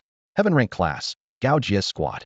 On the other side, Gao Jie, Wei Jin, Gu Yuntao, Lu Gaochan, and Pang De gathered in a narrow tactical room, the air heavy with silence. At last Gu Yuntao spoke. We've got full backing from our battle groups and our own dedicated squads. After this operation we disband. But Han Shui is right, the resources from that city are vital. With a steady flow of life blood crystals and mana crystals, our squads can push health and mana to 3.6 million. That's no joke. Lu Gaochan nodded. Other worlds suppress us hard. Some planes can cut our health and mana to under 10%. A 3.6 million baseline is essential. Everyone nodded. Wei Jin and Pang De stayed silent, while Gao Jie pressed her lips together, looking fragile yet focused. Gu Yuntao laid out the plan. If we're challenged, he'll raise shields first, Lao Lu will unleash everything, Lao Wei will support, and Pang De will finish the job. The others nodded and began their preparations. Time flew by, and by mid-afternoon every student had gathered on the main training plaza after receiving a text alert. In an instant 43 students and several hundred shadow squad members under Hao Jian's command were swept up in a pillar of light and relocated. Moments later they stood in a colossal dueling arena, more than 10 kilometers across and shaped like an ancient Roman Colosseum. High overhead, dozens of black-silver alloy platforms hovered in concentric rings, like steel islands suspended in the sky. Spatial rifts flashed open and shut, depositing new arrivals whose presence sent faint ripples through the air. On those stands were only 5th-tier powerhouses and above the commanders of the 10 great battle regiments, each attending through a projected avatar. Some exchanged polite greetings, others traded icy stares, old grudges and new feuds sparking between them. The 6th tier from Bloodbath on all fronts laughed heartily at everyone he saw, while Wang Hao stood stiffly beside him like part of the scenery. Below, the students seemed sealed off from any awareness of the giants overhead. They waited inside designated zones, lined up according to the 5-city formation. Murong Xiaobing stood at the front edge of a platform, sweeping her eyes over the silent leaders. Though she herself was 6th tier, she could sense beings of even higher rank and kept any former arrogance in check. Her voice rang through the arena. Greetings. My lord was unexpectedly detained, so I am here in her stead. The rules remain unchanged. Victors claim the loser's shares, and all life and death risks are assumed by the fighters. If anyone wishes to withdraw their regiment, say so now. A collective sigh of relief spread among the commanders. Thank goodness the Valkyrie isn't here now, we can relax. When she's around, I have to think 3 times before speaking. Isn't she stationed at the 9th domain? She should have made it. Shut it, old Zhang. Can't you see she skipped this on purpose so we wouldn't be on edge? How did you ever reach 6th tier? You want to fight? I'm simply hiding my brilliance, you fool. Low EQ and still questioning me. After the banter, someone peered down at the arena floor. 5 city teams, but 1 person's missing. Let me count. Bai Jin isn't here, is he? Xiaobing, did you just give him a free pass? The speaker was the 6th tier, known as the Flame Emperor. Murong Xiaobing replied evenly. Flame Emperor, Wang Hao and Bai Jin were classmates and close friends in high school. Bai Jin is currently away from the Super God Academy. If Wang Hao wishes to challenge him, we can arrange a later match. Wang Hao hurriedly waved his hands. Lady Ice Emperor, Bai and I are buddies. Why would I challenge him? I won't even challenge Rian's squad. At that, several 6th tier leaders' faces darkened. Murong Xiaobing continued calmly. The challenge roster was personally approved by Bai Yi, 2nd commander of the Valkyrie Regiment and supreme officer of the Southern Theater. She refuses to summon her brother back. If you have concerns, I can contact Bai Yi right now so we can discuss them face to face. The displeased leaders traded glances, but finally swallowed their irritation. If Bai Yi signed off, then fine. Right. Bai Jin has excelled on the 1st tier battlefield. Giving him a pass this time makes sense. Bai Yi sure has a talented brother. Old Zhang. I guess Bai Jin really does have a doting sister, huh? What's that? Beat it. Hey, young man. If you challenge the Shifeng Wuxia Battle Core and win, it'll throw in a Tier 4 Xiangrade artifact. TSK, cheapskate. Then how about this? Defeat the Jidong Wangting Battle Core, and it'll give you a Tier 4 degrade artifact. Morong Xiaobing lifted an eyebrow. Uninterested in the rest of their bluster, she summoned her power and teleported Wang Hao onto the arena floor. Along the edge of the ring, high-level cultivators formed a half circle, their eyes blazing with heat, greed, and scrutiny. Ladies and gentlemen, Morong Xiaobing cleared her throat. Per my lord's instructions, we'll start with a brief rundown of each student's abilities. Afterward, feel free to trade whatever rare items your battle core have on hand. The assembled big shots nodded and swept sharp gazes across the ranks of students. Morong Xiaobing pointed to a timid, delicate girl Gaojia. Gaojia, currently assigned to the Guifa Alliance Battle Corps. Her innate gift is pure green tea. Every time she advances one tier, she gains one devoted follower. The stronger and more devout the follower, the greater the buff she receives. In return, she supplies a steady stream of emotional value, plunging the follower into soul-level blissless fatigue, dramatically faster mana recovery, and heightened rationality and vigilance against temptation. Stunned silence fell over the crowd. Xiaobing, that's bizarre. Someone ventured a question. What if the follower snaps out of it? Or if she trades him for someone else, does the buff vanish? Morong Xiaobing shrugged. Unknown. So far she has only one follower, Hao Jian, from your own Shifeng Wuxia Corps. You can ask him yourself later. The questioner looked as if he'd swallowed a fly. Hao Jian, tempted by a woman?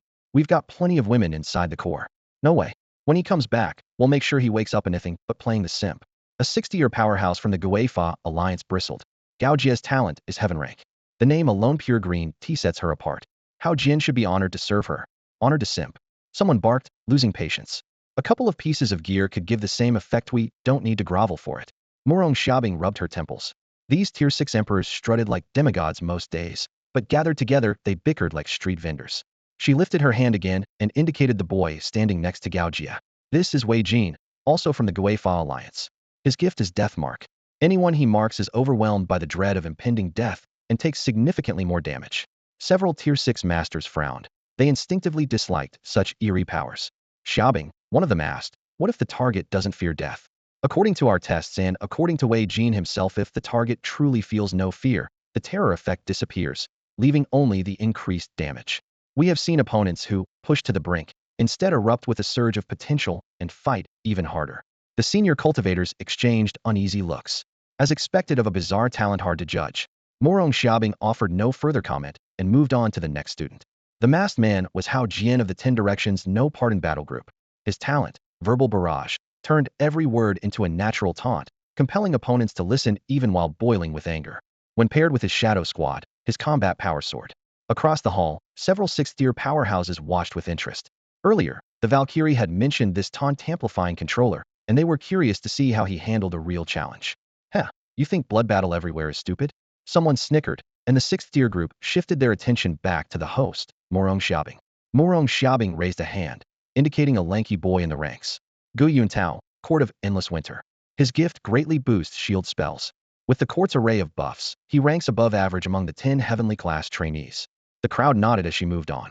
Lu Gaochan, Death Requiem Battle Group. Duplication. Talenti sacrifices health and mana to create clone warriors. In theory, the number of clones equals his soul stat. The more clones, the harder the control, but Death Requiem has a plan for that. Next came the largest figure. Pengda, Cult of the Machine God. His gift raises damage reduction as he takes hits. Lost blood converts into arcane mass, causing rapid gigantification. If he holds at low health, stacked mitigation and natural defenses make him nearly unmovable. She pointed to a striking girl. Yang Lin, Skull Breakers. Universal parry. She can block any melee or spell. Beside her stood a similar-looking boy.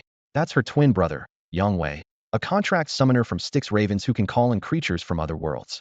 The Valkyrie group had 2 heavenly class members as well. Morong Xiaobing's steady cadence flooded everyone with information. Lu Rian, Holy Light talent support and damage. Zhuge Liuyan, spell amplification, offense and control. She finished introducing all 10 heavenly class students, and the hall buzzed. 6th-tier experts whispered, trading lists and rare items to boost their own protégés.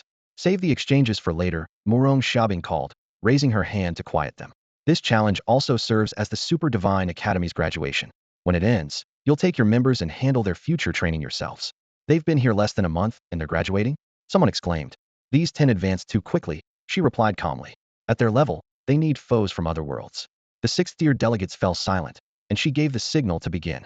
Wang Hao scanned the crowd repeatedly, determined to challenge Yang Wei, the one who intended to steal his teacher, Liang. After the regiment commander broke it down for him, he realized Yang Wei, now Tier 3, could call up an entire roster of third-tier creatures from other realms. Most of them were bound to be support or control types. Yang Wei probably wouldn't lose, but beating him would be anything but easy. Weighing the odds, he abandoned his original plan to challenge teacher Liang. She was strong, sure, but she had already fought several bouts and was carrying Wang Gang's posthumous child. That bothered him more than he cared to admit. I challenge Hao Jian. Wang Hao's shout rang through the enormous arena. Many spectators let out a silent breath, while Hao Jian's face stayed calm. Gao Jia looked down and whispered, "Brother Jian, you'll win." Hao Jian only nodded, strode into the challenge zone, and 300 soldiers in ornate armor marched in behind him. The moment both sides took their places, a translucent barrier surged up and sealed the dueling ground. Wang Hao wore plain cloth and carried no weapon. He simply stood there, eyes cool as the elite warriors closed in, a faint smile tugging at his lips. Then he willed his talent into action. Countless hair-thin energy strands spread out in silence and lashed onto every target inside the shield. Even the omnidirectional barrier Hao Jian had raised in advance couldn't stop the thread that fastened itself to him. High in the viewing boxes, several sixth-tier veterans leaned forward. "Brother Ingzhan, that kid's ability is odd," one of them said, studying the scene. "Those tethers slip past everything you set up for Hao Jian, yet they don't seem to do direct damage. Maybe they only show their bite once the fight really starts?" Ingzhan of the Blood Battle Vanguard laughed.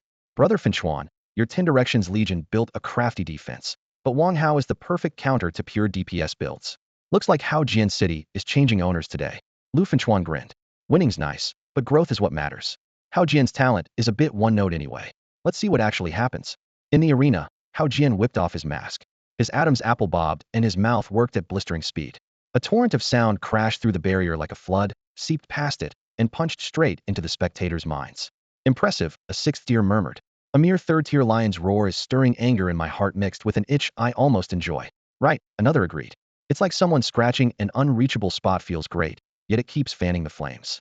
"The physical sound is blocked, but that soul resonance ignores normal defenses," someone noted. "Looks like Finchuan spared no expense."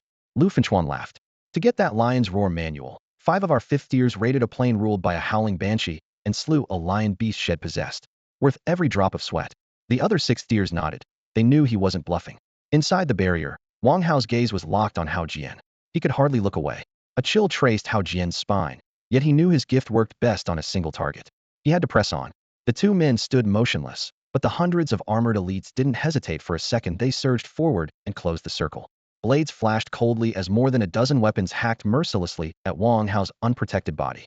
Murong Xiaobing noticed the 6th-tier Ingzhan from the Blood War faction watching leisurely, certain he was about to enjoy the show, so she quietly withdrew the power gathering at her fingertips. Loud thuds rang out as steel slammed into flesh, and the 6th-tier powerhouses overhead stared in disbelief. In the 9th domain, professionals possess lawforged bodies that barely suffer damage against creatures from other worlds, yet when they fight one another, every strike normally draws blood and can sever limbs. After over a dozen blows, however, Wang Hao's clothes were shredded while his skin remained unscathed. Grunts of pain echoed. The elite unit that had attacked him fell back and reformed. No one dared swing again. At the same time, Hao Jian felt stabbing pain rip through his chest, and his health bar plunged by more than 10,000 points. As the blade light faded, Wang Hao's dizziness vanished and his mind cleared. Squinting at Hao Jian, he called, "Come on, Hao Jian, tell your men to keep cutting me." His tone was playful yet firm. Hao Jian's face darkened. Reports from hundreds of soldiers had made everything clear. Those dozen frantic blows had drained the same 10,000+ health from every man under his command. Fortunately, these elites had been handpicked by the merciless 10 Directions battalion and stuffed with lifeblood crystals, pushing each man's hit point cap past 1,000,000. Otherwise, the backlash alone would have destroyed them. Wang Hao's gaze swept the crowd, an icy gleam swirling in his eyes before it melted into a smile. "If you want attack, Hao Jian, I will." With that, he strode toward him. "Hold him!" Hao Jian roared. 4 burly soldiers lunged forward. Grinning, Wang Hao ripped away the tattered remnants of his shirt, revealing a lean, sharply defined torso. "Come on, let's see who's stronger." With a flick of his wrists, he flung all 4 men aside. They hit the ground with strangled groans. The gap in power chilled Hao Jian, and the faint but genuine backlash damage flared again. "Use binding skills and tools," Hao Jian ordered. Hundreds of elites sprang into action, launching vine-like energy chains, sealing runes, and trapclaw artifacts that wrapped Wang Hao layer upon layer. They finally slowed him a little. The vines that should have pinned a target for dozens of breaths lasted only moments before each of his struggles shattered another formation. Hao Jian dared not relax, and ordered uninterrupted casting to pile on more control. Even so, every time Wang Hao broke a restraint, their health bars kept trickling down, slow but steady. Deploy a restoration or rotate through for healing. At his command, 100-meter-wide recovery circle flared to life, and the soldiers began entering in shifts to regain their health. Wang Hao grinned and pulled out a grenade-like device. Boom. With a deafening blast, several binding spells disintegrated into ash. Through the drifting smoke, Wang Hao strode out wearing only a pair of shorts, firelight dancing across the charred welts on his skin. He flexed his limbs as if nothing had happened. Ah, it hurts. The shockwave had barely faded when hundreds of elite soldiers suddenly cried out. Wounded were not Wang Hao, but they themselves. Hao Jian shook uncontrollably, his chest feeling as though it had been struck by a sledgehammer. The agony nearly made him black out. Why am I the one getting hurt? His multi-layered shields were still intact, yet the searing pain broke straight through them, clearly redirected. Step by step, Wang Hao advanced, produced another grenade, and gave it a casual squeeze. Boom. Blood sprayed everywhere. Hao Jian's side suffered again, and Hao Jian in particular. His knees buckled, and two soldiers rushed to keep him upright. Up in the spectator stands, the sixth-tier powerhouses traded uneasy looks. Every binding spell wiped out Ingzhan. Is that damage transference? Is he dumping the harm he receives onto whoever he's locked onto? Someone asked. Ingzhan, bloodstained from countless battles, merely chuckled and gave no answer. Another voice murmured, "It feels more like the absolute substitution used by the domain Lord's divine phoenix." Could it be? All eyes turned to Murong Xiaobing. She shook her head lightly. Absolute substitution is granted only to the Valkyrie Legion. It is never taught outside. The sixth tiers kept analyzing. Look at Wang Hao's face. He's hurting too, just less than Hao Jian. So he's transferring the damage along with part of the pain, forcing selected targets to share it? Exactly, and he can mark a whole crowd at once. In terms of coverage, it's even more outrageous than the Phoenix's absolute substitution. Remember, absolute substitution also nullifies control effects. Wang Hao can't do that. The debate rumbled on. Outwardly calm, Murong Xiaobing sighed to herself. Domain Lord, Divine Phoenix, what on earth have you been through? On the field, Hao Jian was beyond speech, his body limp with pain. Lu Fenchuan, sixth-tier commander of the 10 Directions No Mercy Regiment, sighed helplessly. Xiaobing, this round is ours to lose. Call it off. Murong Xiaobing nodded and, with a thought, teleported Hao Jian and his troops to the stands. This duel goes to Wang Hao of the blood-soaked front. Her voice echoed above the arena. According to the challenge rules, students of Super God Academy may now challenge Wang Hao. If you defeat him, you may seize the Void Fiend Fortress under his name. A stir swept through the audience. Gu Yuntao of the Frost Realm Battalion rose and raised his hand. Principal, if we challenge Wang Hao and lose, will our current holdings be forfeited? No, Murong Xiaobing replied at once. Wang Hao has already claimed his rewards and may not issue further challenges. If you lose, your original share remains untouched. With that assurance, the students' eyes lit up. Principal, Gu Yuntao called out. As a member of the Super God Academy's Heaven Rank class and commander of the Frost Realm Battalion, I challenge Wang Hao of the blood-soaked front. Ready. In the next instant, Gu Yuntao was teleported into the arena. A pale blue shield settled over him. It looked more like a thin jacket than proper armor and was nowhere near as ostentatious as the barrier Hao Jian had used earlier. Wang Hao, you just fought a match. Do you need to rest? Gu Yuntao asked. No need. I'm still at my peak. Wang Hao chuckled, and a faint strand of energy snapped into place, linking them together. Let's go. Gu Yuntao nodded. He flicked a finger, and a blue crystalline javelin wreathed in icy mist rose from the shield's surface. Fly. Whoosh. The spear punched clean through Wang Hao, who didn't even try to dodge. A flood of frigid air instantly sealed him inside a block of ice. Ah! His scream rang across the arena. Gu Yuntao's heart tightened when he glanced at his own health bar, had just lost more than 100,000 points in one burst. Only now did he understand why Hao Jian had shrieked earlier. The shield abruptly expanded into a 3-meter sphere, and Gu Yuntao strode toward his opponent. Huff! Wang Hao exhaled a cloud of white frost, shattered the ice around him by force, and flung a grenade. Boom! Flames erupted, but the blast didn't even ripple the shield. Gu Yuntao's defense was absurdly strong. High in the spectator stands, a cluster of 6th-tier powerhouses nodded. One of them turned to a woman wreathed in chilly mist. Shuanghan, does that shield carry both reflection and freeze effects? The Frost Court warrior simply inclined her head in confirmation. Another veteran murmured, I think I see it now. Wang Hao's ability is damage sharing. He can transfer a portion of any harm and pain he suffers to marked targets. Right. With enough health, he can just trade damage until the other guy drops. How much can he push off? Looks like at least half. Otherwise, he couldn't take hits like that. Remember, he marked hundreds of spectators earlier. All of them just took a slice of the damage. Chats rose and fell, while Ingzhan from the Blood War band lounged nearby, laughing to himself. On the floor, the two fighters closed again in a few steps. Huh. Wang Hao roared, slamming both fists into the shield. The sharp clang of metal rang out, and Gu Yuntao finally noticed the gleaming brass knuckles on Wang Hao's hands for ear gear at the very least. Crash. The freezing force inside the shield erupted once more, locking Wang Hao in ice. At the same time, the constant frost backlash left Gu Yuntao pale as his health bar slid lower. Wang Hao was locked down again, and the freeze wasn't just crowd control, the chill kept chewing through his HP without pause. Gu Yuntao could only watch helplessly as his own health bar kept dropping. Gulfy downed a vial of life elixir in one swig, veins bulging on his forehead, while he frantically hunted for a way to beat Wang Hao. Wang Hao controlled the Void Demon Citadel once owned by the traitor Hao Jian, a roaming treasure trove that continuously produced blood crystals and mana cores. If Gu could capture it, the Frostwinter Court's contribution score would spike, and their famously cold-faced commander might even crack a smile. Fueled by that prospect, Gu redoubled his efforts. He rammed Wang Hao with a pale blue shield, the icy mist on its surface spreading in an instant and freezing Wang Hao solid. Frost coated Wang's skin and joints, even his eyelids locked shut, leaving him unable to move.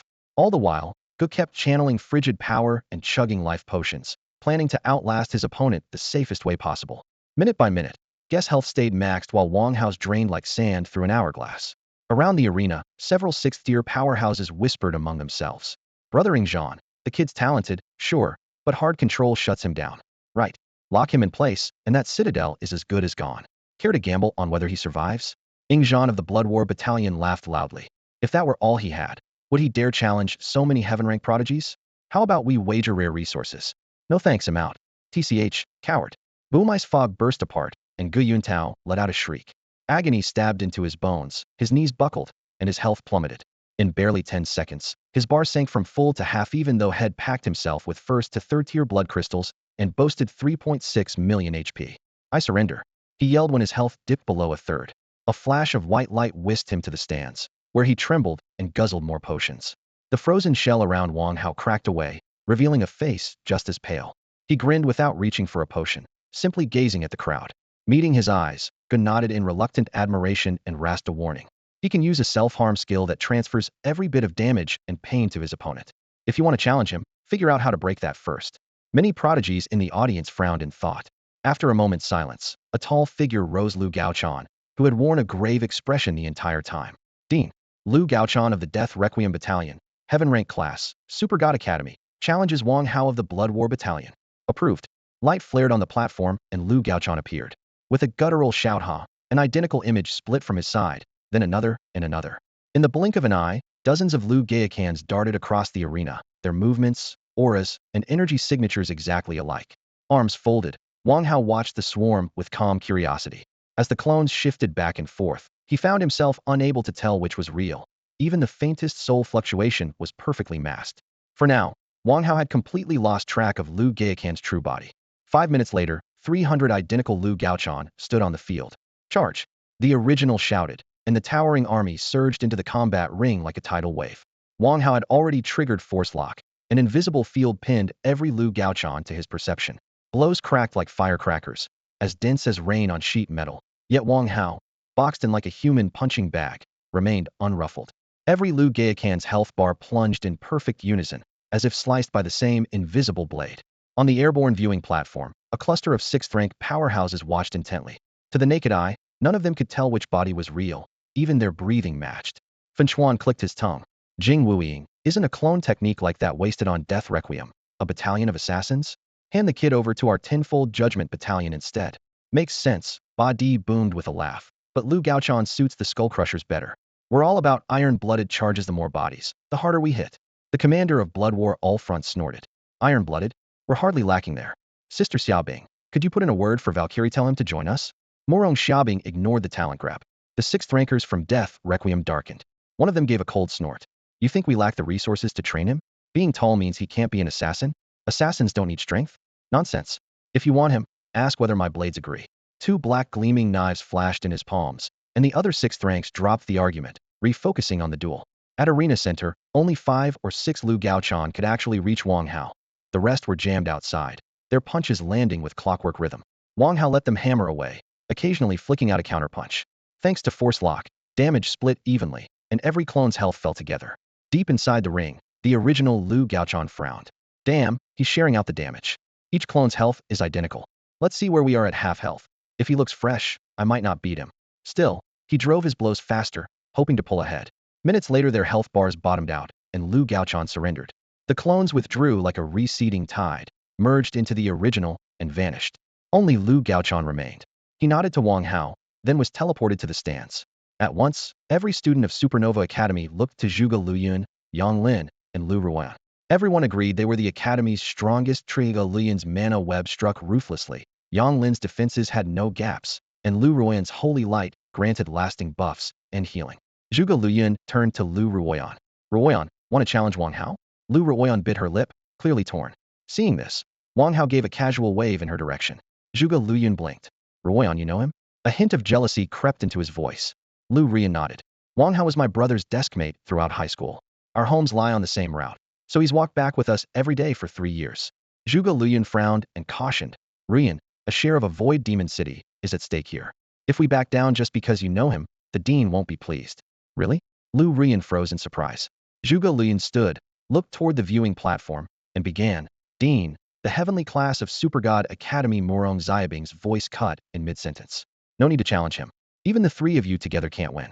The calm, authoritative tone left no room for debate, and Zhuge Luyun sat down, disgruntled. Lu Ruoyan hurriedly asked, Brother Luyun, what happened? He answered gloomily. The dean says the three of us combined still can't beat Wang Hao. The Academy's top attacker, defender, and support still couldn't match him? Lu Ruoyan and Yang Lin traded shocked glances. Under her breath, Lu Ruoyan murmured, what exactly is his talent? Zhuge Luyun shook his head with a bitter smile. When Head first entered Supergod Academy, his high-damage talent had ranked him number 1. Now that most of the heavenly class had reached tier 3, several classmates were on par with him. Hao Jian's mind-snatching taunt worked instantly, and the normally unassuming Lu Gaochuan had just revealed a cloning art that secretly unnerved him even more. Above the arena, the 6th-tier powerhouse Ingzhan of Blood War Battalion laughed loudly. If no one wishes to step up, we'll gladly claim this void demon city for Blood War. His voice boomed through the hall. Before the echo faded, a figure stepped from the stands. Yang Wei. Dean. Yang Wei of the Styx Raven Battalion, Heavenly Class, Supergod Academy, challenges Wang Hao of Blood War Battalion. His tone was passionate, yet steady, ringing across the battleground. Even the ever-solemn 6th-tier veteran from Styx Raven allowed himself a faint smile. Morong Xiaobing nodded, raised a hand, and sent Yang Wei directly into the arena. At the edge of the stands, Lu Ruoyan linked arms with Yang Lin and whispered, Sister Lin, your brother's brave. You don't need to brood over that little mistake. She then leaned closer, voice teasing. Honestly, boys are all alike. My brother keeps all sorts of magazines in his desk, and ever since high school his rooms had a strange smell, based on what we found last time. Yang Lin parted her lips, eyes flickering, and finally sighed. I asked team leader Han Shui. She said that kind of thing doesn't matter to a real powerhouse. Lu Ruoyan murmured in acknowledgement, her expression complicated. On the field of battle, Yang Wei focused his mind, and a swarm of summoned creatures appeared at once. Unlike Bai Jin's void-born summons, all of his creatures were made of flesh, blood, and spirit. On the outermost ring, 10 mutated aurochs stood in a broad arc, 5 meters tall at the shoulder and nearly 10 meters long, their blood-red eyes fixed on Wang Hao. Their aura was not as overwhelming as Bai Jin's void behemoths, yet precisely because they were alive, the pressure they radiated weighed even heavier on the air. Behind them, 10 colossal tigers 3 meters tall and 6 or 7 meters long paced the perimeter, repeatedly turning sideways to size up the short human in the arena, Wang Hao. Farther back, 3 dark green giant tortoises lay motionless, their shells more than 5 meters across, their mass dwarfing both the aurochs and the tigers. Yang Wei vaulted onto one tortoise's back, and a dark emerald barrier rose from the shell to enclose him. When the shield solidified, he finally let out the breath he had been holding. In the shadows cast by these giants, countless darker shapes slipped about. At Yang Wei's silent command, come forth, 6 slug-like aberrations oozed up from the ground. Come forth. Again, 10 four-winged demon captains beat their black wings and hovered overhead. Only after his formation was complete did he meet Wang Hao's gaze. Wang Hao, I don't know how I have offended you, yet you keep glaring at me with that strange look. Could you explain yourself? Yang Wei asked in a low voice. Wang Hao glanced over the summoned creatures and spoke icily. Yang Wei, you used your power to force yourself on my high school teacher Li Ying. Do you know she is carrying the posthumous child of my classmate Wang Gang? Yang Wei's mind went blank, and he froze atop the tortoise. A moment later he snapped back, stammering, what? Ying is. The next second he shook his head violently, his tone turning vicious. Bastard Wang Hao, how dare you slander my woman? Ying is single, our feelings are mutual, and I never coerced her. Besides, several third-tier life mages under my command have examined her, and none detected a pregnancy. On what basis do you spout this nonsense? And who is this Wang Gang? What connection does he have with my second consort? Wang Hao hesitated as well. The life mages didn't detect a child in Liang, but I heard from he stopped short of mentioning Bai Jin.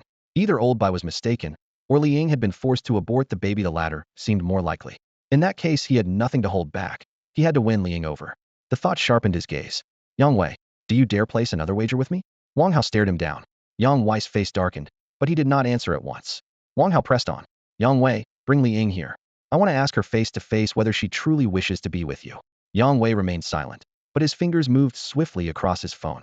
A message was sent and immediately forwarded to Murong Xiaobing. High above in the spectator's box, Murong Xiaobing glanced at the message, her mouth twitching, but she did not refuse. With a thought, Madame Zheng Shufan, who had been resting in Yang Wei's palace, and teacher Liang were teleported to the stands. My lady. The two women bowed respectfully to Murong Xiaobing. She waved them off and directed their attention to the arena below. Zheng Shufan had eyes only for Yang Wei. The heaven-grade prodigy spoiled her, and she was carrying his daughter. Certain they would spend their lives together, she devoted every thought to her man. On the opposite platform, Liang spotted Wang Hao at first glance. She still remembered the uproar when his awakening shattered the sacred energy crystal, and she immediately grasped what was happening now. Sixth-tier powerhouses from every major legion had gathered, dwarfing Murong Xiaobing's status. Below, a full line of Super God Academy students stood in the arena.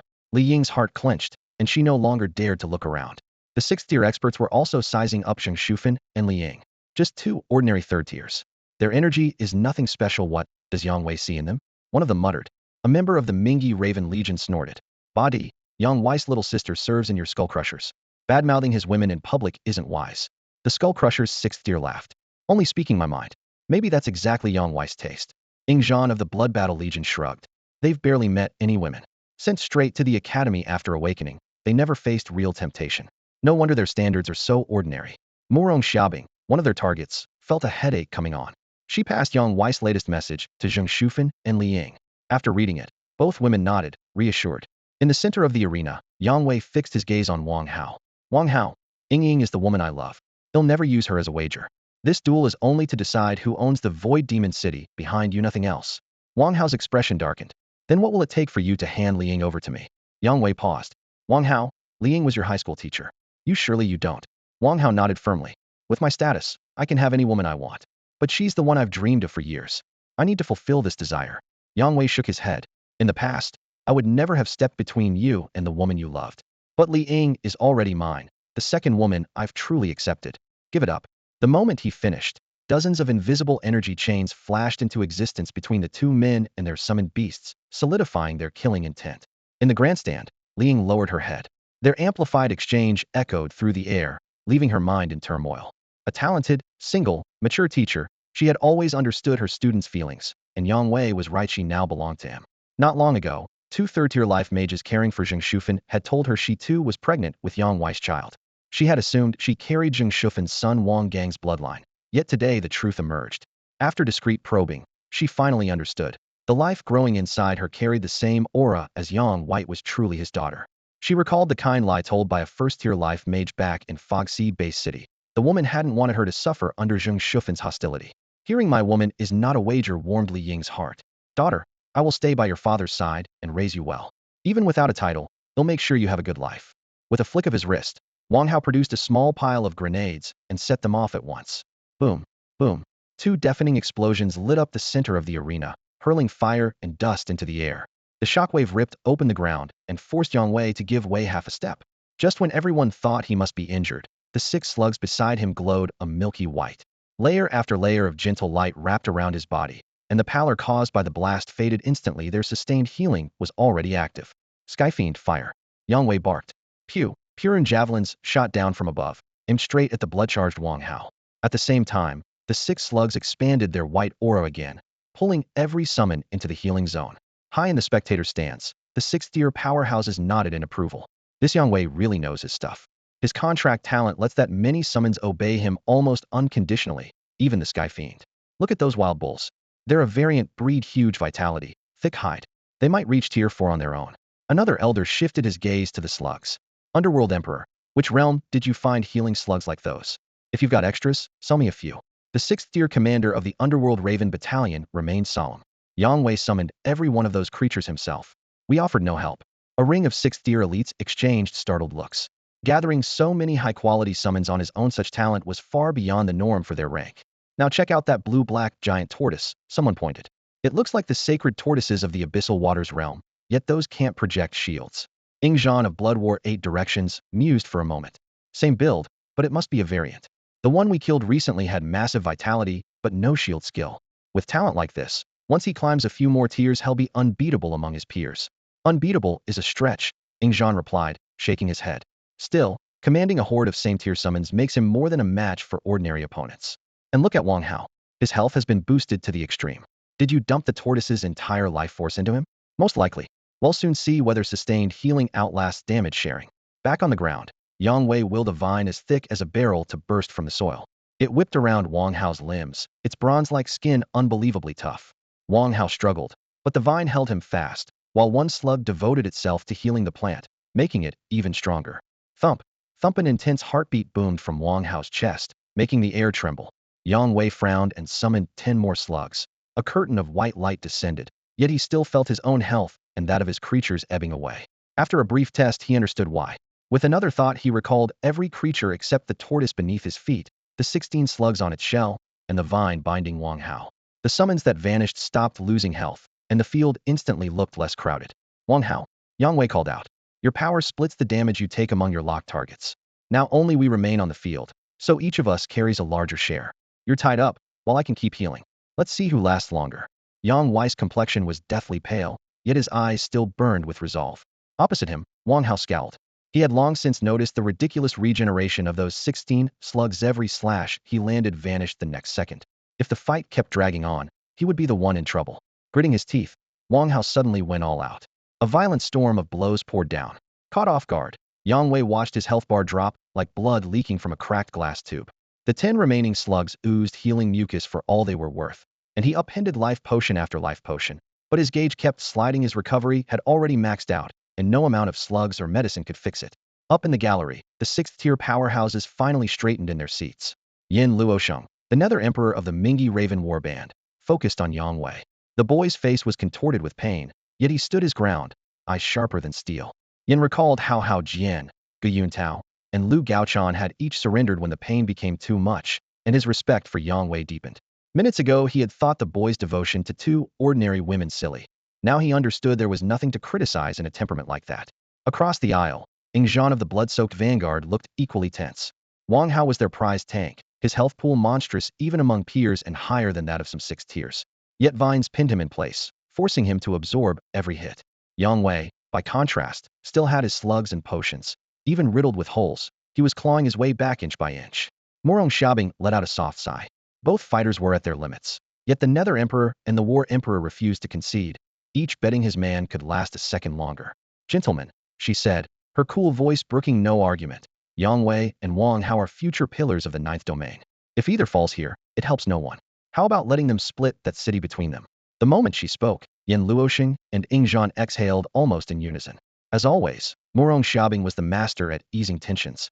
They nodded their agreement. With a flick of her will, Yang Wei was teleported to the stands, and she announced that the city would be divided. Once the 2 core students had stood down, she surveyed the assembled 6th tiers. That concludes the graduation ceremony. Does anyone have other business? Most shook their heads, but Lu Finchuan, the Flame Emperor of the 10 Directions Relentless Warband, stepped forward. Xiaobing, I just watched the fight.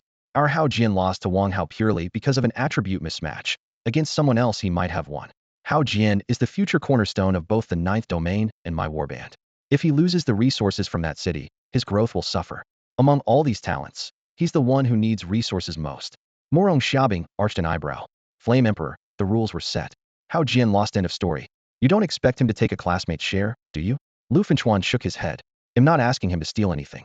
But without a resource node, how can he support his followers? Of the 36 cities, 5 remain open to independence, and 2 are allotted to mid-tier warbands. I propose letting Hao Jian choose one of those as his base. At his suggestion, several 6th-tier leaders exchanged uneasy looks. Morong Xiaobing's expression turned frosty, yet Lu Finchuan, Flame Emperor, and a 6th-tier powerhouse showed no fear of a 5th-tier spatial sovereign. Flame Emperor, this city allocation was the final agreement my master reached with the other leaders. Morong Xiaobing's voice was low and glacial. There are 36 cities. Each of the 10 legions receives 2, while more than 60 billion ordinary professionals in the ninth domain get only 5. That is already extreme imbalance.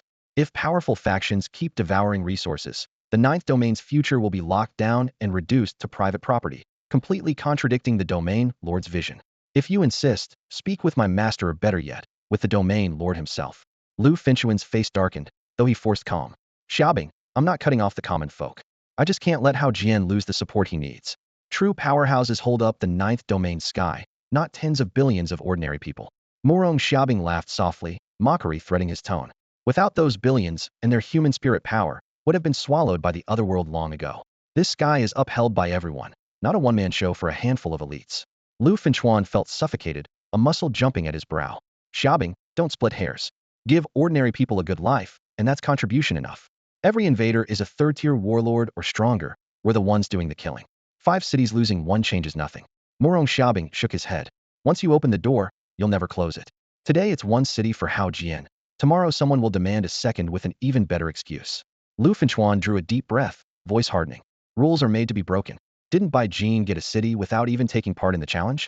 Fine, if anyone asks for a city again, he'll handle it personally. Satisfied? Morong Xiaobing's brows knit. I lack authority to decide.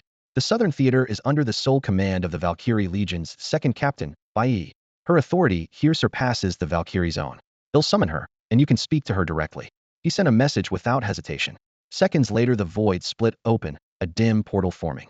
Bai Yi stepped through, expressionless, and stood at his side. Lord Ice Emperor, what is it? Bai Yi's voice was cold. Morong Xiaobing summarized Lu Finchuan's request. Bai Yi turned, gaze boring into the 6th-tier emperor. Since advancing to 5th tier, I haven't fought at full strength. Changing rules is simple, let power decide. She stepped forward, voice icy and domineering. Bai Yi of the Valkyrie Legion challenges the Flame Emperor. Kill me and take a city, be killed by me, or run. The surrounding 6th-tier powerhouses fell silent, choosing to watch from the sidelines.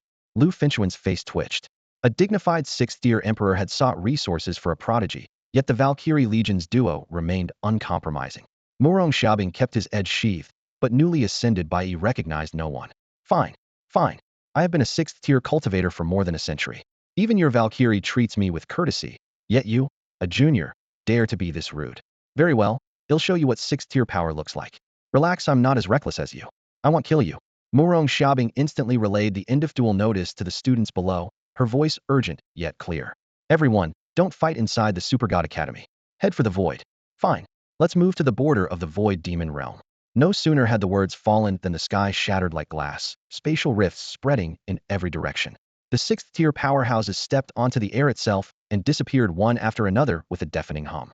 Within moments they gathered beneath the dim sky, where the 9th realm met the void demon realm. Compared with the grim-faced Flame Emperor Lu Finchuan, the other 6th-tier masters looked relaxed, as if waiting for a spectacular show. One even hefted a holocron, its lens trained on the imminent fight to the death. Let's see if a girl who just reached the 5th tier and is already being hailed as the next Valkyrie can overpower the fabric of space itself, someone sneered. Bai Yi couldn't be bothered to answer. She simply focused her mind. With a dragon's roar the void shattered, and a 6 or 7 meter amethyst gold dragon emerged from the rift. Its scales were thicker and its outline sharper than they'd been a few days earlier. Hovering high above, the dragon swept its enormous eyes over the crowd before locking onto the scowling Flame Emperor. No wonder the girl's so fearless, she commands a pure-blood dragon. Someone exclaimed. It's even stronger than her father. Drawing in a breath of searing air, Lu Finchuan said, I am the Flame Emperor, master of fire. I've long wanted to witness the dragon flame of a pure-blooded dragon. Though still arrogant, a hint of caution flashed in his eyes. The dragon's majestic presence made the surrounding fire elementals restless. Boom. Bai Yi swung her fist. A lightning-bright conduit of power slammed into the Flame Emperor's chest. Flames roared around him as he forcibly absorbed the blow. The impact scattered his fire into a shower of blazing feathers, but the flames surged back, reforming his blazing body. If brute force is all you have, you'll never touch me unless you reach Valkyrie level, he scoffed. Murmurs of agreement rippled through the crowd. The Flame Emperor's form swelled, becoming a 100-meter giant of living fire, his flames forging armor and blades of incandescent light. The amethyst gold dragon opened its jaws, unleashing a torrent of purple gold breath that crashed down on the fiery colossus. Thunder rocked the sky as the flames were rapidly corroded and diminished. A chill pricked Lu Finchuan's heart, yet he forced a smile. Impressive breath. A 5th-tier dragon that can erode my 6th-tier flames. If it reaches the 6th tier, I'd have to back off. The onlooking sixth-tier experts exchanged whispers and nodded. How did Bai forge a supreme pact with a dragon like that? In the dragon realm, such a bloodline is dubbed a child of the world. It shouldn't even be here. Maybe it was charmed by her looks? Nonsense. That dragon's still a juvenile and a female at that. Stop projecting your filthy fantasies. A female dragon liking another female isn't impossible. Otherwise, how else did Bai land a pure blood like that? You've got a point. A dragon of this caliber wouldn't sign a supreme pact without a compelling reason. Could it be that reason? Quit beating around the bush, out with it. Morong Xiaobing let out a silent sigh. These tier 6 elites were getting more unreliable by the minute. If my lord weren't away, let's see which of you would dare gossip. The depths of the void shook violently, the air kneaded by an invisible hand. Bai fought side by side with the purple gold dragon, overwhelming their foe with sheer force. Every fist and kick ripped open jagged black seams in midair. The Flame Emperor Lu Fenchuan was no punching bag. He squeezed his palm, and a tidal wave of fire surged forth, coalescing into a colossal flaming fist that crashed down on them. Blistering heat rolled out, warping the sky. Bai burst from the blaze, her pale silver armor gleaming with icy light. She twisted her wrist and punched. Condensed shock waves blew the flames apart. The purple gold dragon was even more brutal. A casual sweep of its tail or swipe of its claw tore open yawning voids. It dove through one, reappeared beside Lu Fenchuan, roared like thunder, and slammed razor talons into the fire giant's chest. The battle dragged on without a winner. Two Tier 5 fighters holding the offensive against a Tier 6 made the watching powerhouses nod in approval and quietly weigh their own answers. At the peak of the clash, Bai suddenly halted, floating motionless. Across from her, Lu Fenchuan's heart sank. Had been holding back to avoid killing this Valkyrie candidate, but the longer the fight lasted, the clearer it became. Without full power, he might never lift his head again. He wasn't easy to kill in fire giant form, yet being suppressed by a Tier 5 before so many Tier 6 onlookers was humiliating. Even going all out, he still couldn't finish her.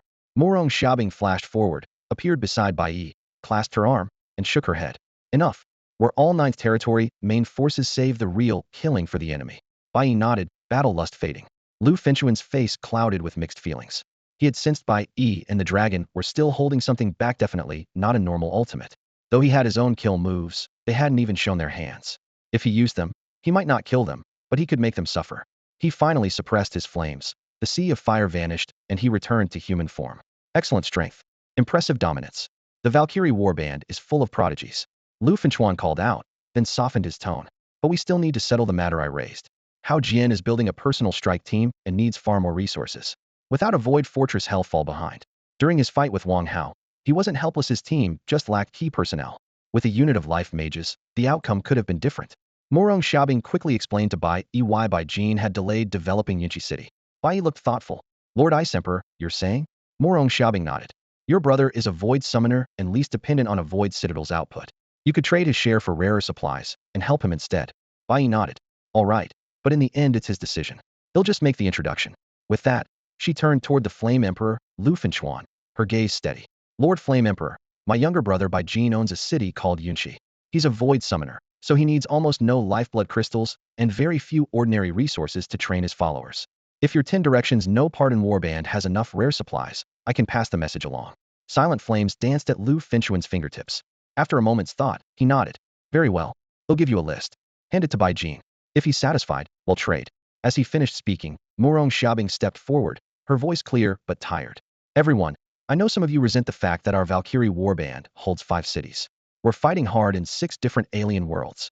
If anyone is willing to take over any one of those fronts, we'll give up a city. How about it? The 6th-tier powerhouses exchanged looks, then smiled ruefully. Xiaobing, it's not that we're unwilling. Our warbands are simply stretched too thin. But if any enemy dares invade the 9th domain itself, we'll throw everything we have at them. The speaker paused, then offered a suggestion. Since we're all here, even if only as avatars, we're still 6th tier. Why don't we join forces and wipe out the Void Demon's base in the 9th domain? Agreed. As it should be. This is exactly why we came to the World Force Convergence Zone. Angry shouts rose in waves.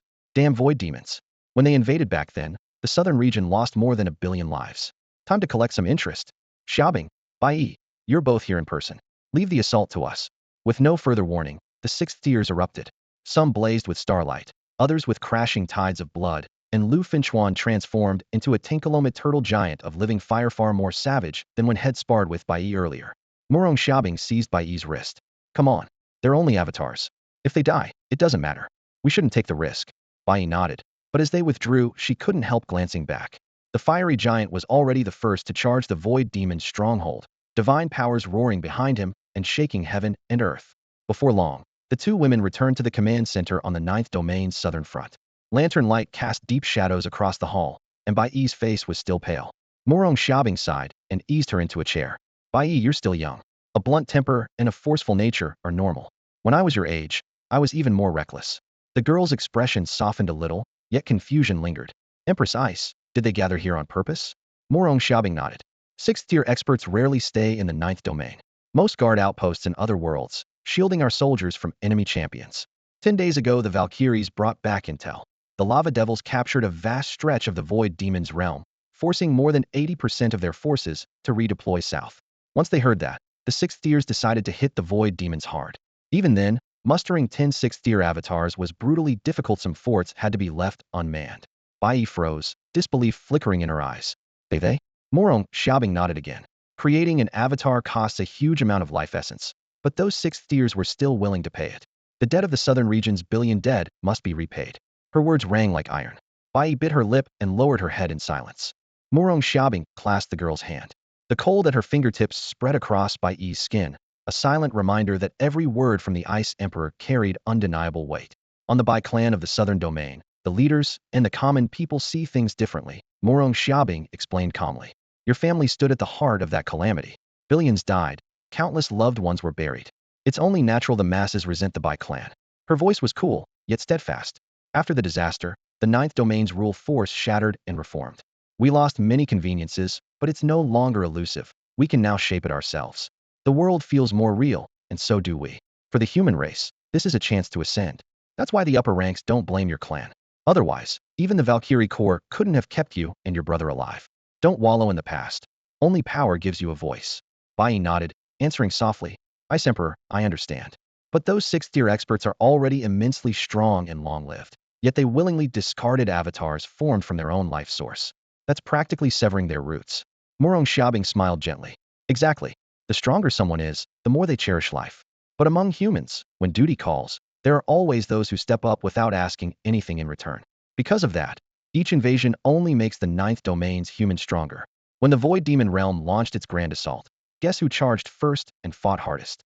The scoundrels on the blacklist of evildoers. Bai Yi's eyes widened. The blacklist?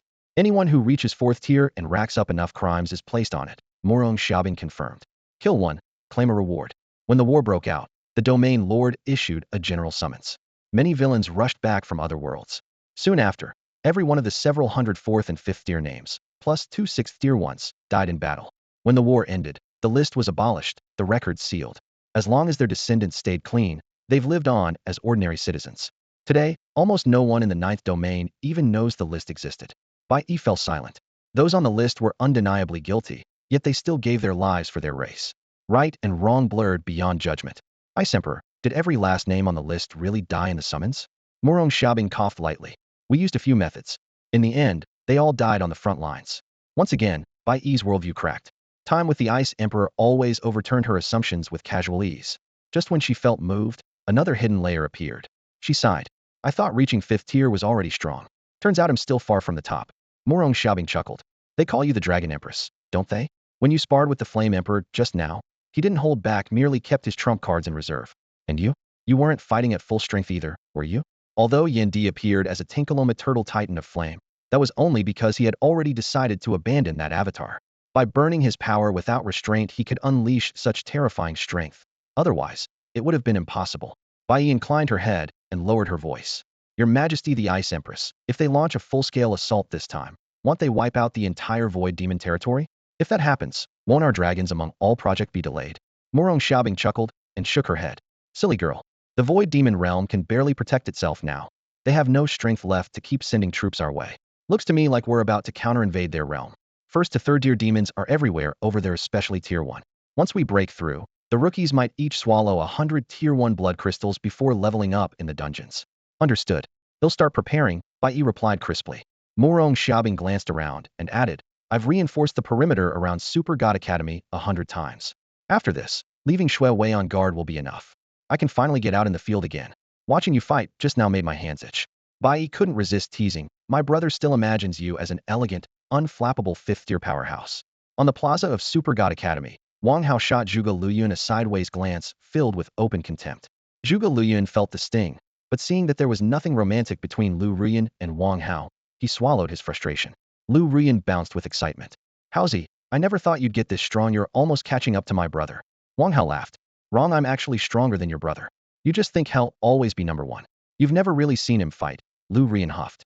Wait till you do, then you'll believe. Wang Hao looked around. Where's old Bai? Off enjoying himself in the main city? No idea. He's probably shut in cultivating again. Lu Ruyan shrugged. If you slack off anymore, you won't be qualified to call my brother your brother. Wang Hao pulled a face. Fine, fine, he'll go grind right now. And tell old Bai the thing I promised him he'll not only do it, he'll deliver the deluxe version. What thing? Lu Ruyan asked curiously. Kids shouldn't pry into adults' secrets, Wang Hao said with a grin. And you don't waste that heaven-class holy light talent. Hurry up and get stronger. Lu Ruyan's eyes sparkled. Then tell me about your talent. Wang Hao thought a moment, then laid it out. You've probably guessed. I can transfer part of the damage and pain I take to any target I designate. Once I lock on, they can't dodge it. Wow. Lu Ruyan cheered. So anyone who hurts you is just hurting themselves. Exactly. Hao Jian, Guyun Tao, Lu Gao Chan, those guys are in agony right now. Wang Hao nodded proudly. Then his expression darkened. Ruyan, what's the deal with Yang Wei? I feel like he's the strongest one among you. Zhuge Luyuan opened his mouth, then spoke the truth. In an unknown fight, he wasn't sure he could withstand Yang Wei. They'd been on the same team before, and he knew some of Yang Wei's trump cards. The man had only summoned a few dozen creatures earlier, but in fact he could call as many battle pets as his soul strength allowed. In other words, Yang Wei hadn't come close to using his full power in that fight.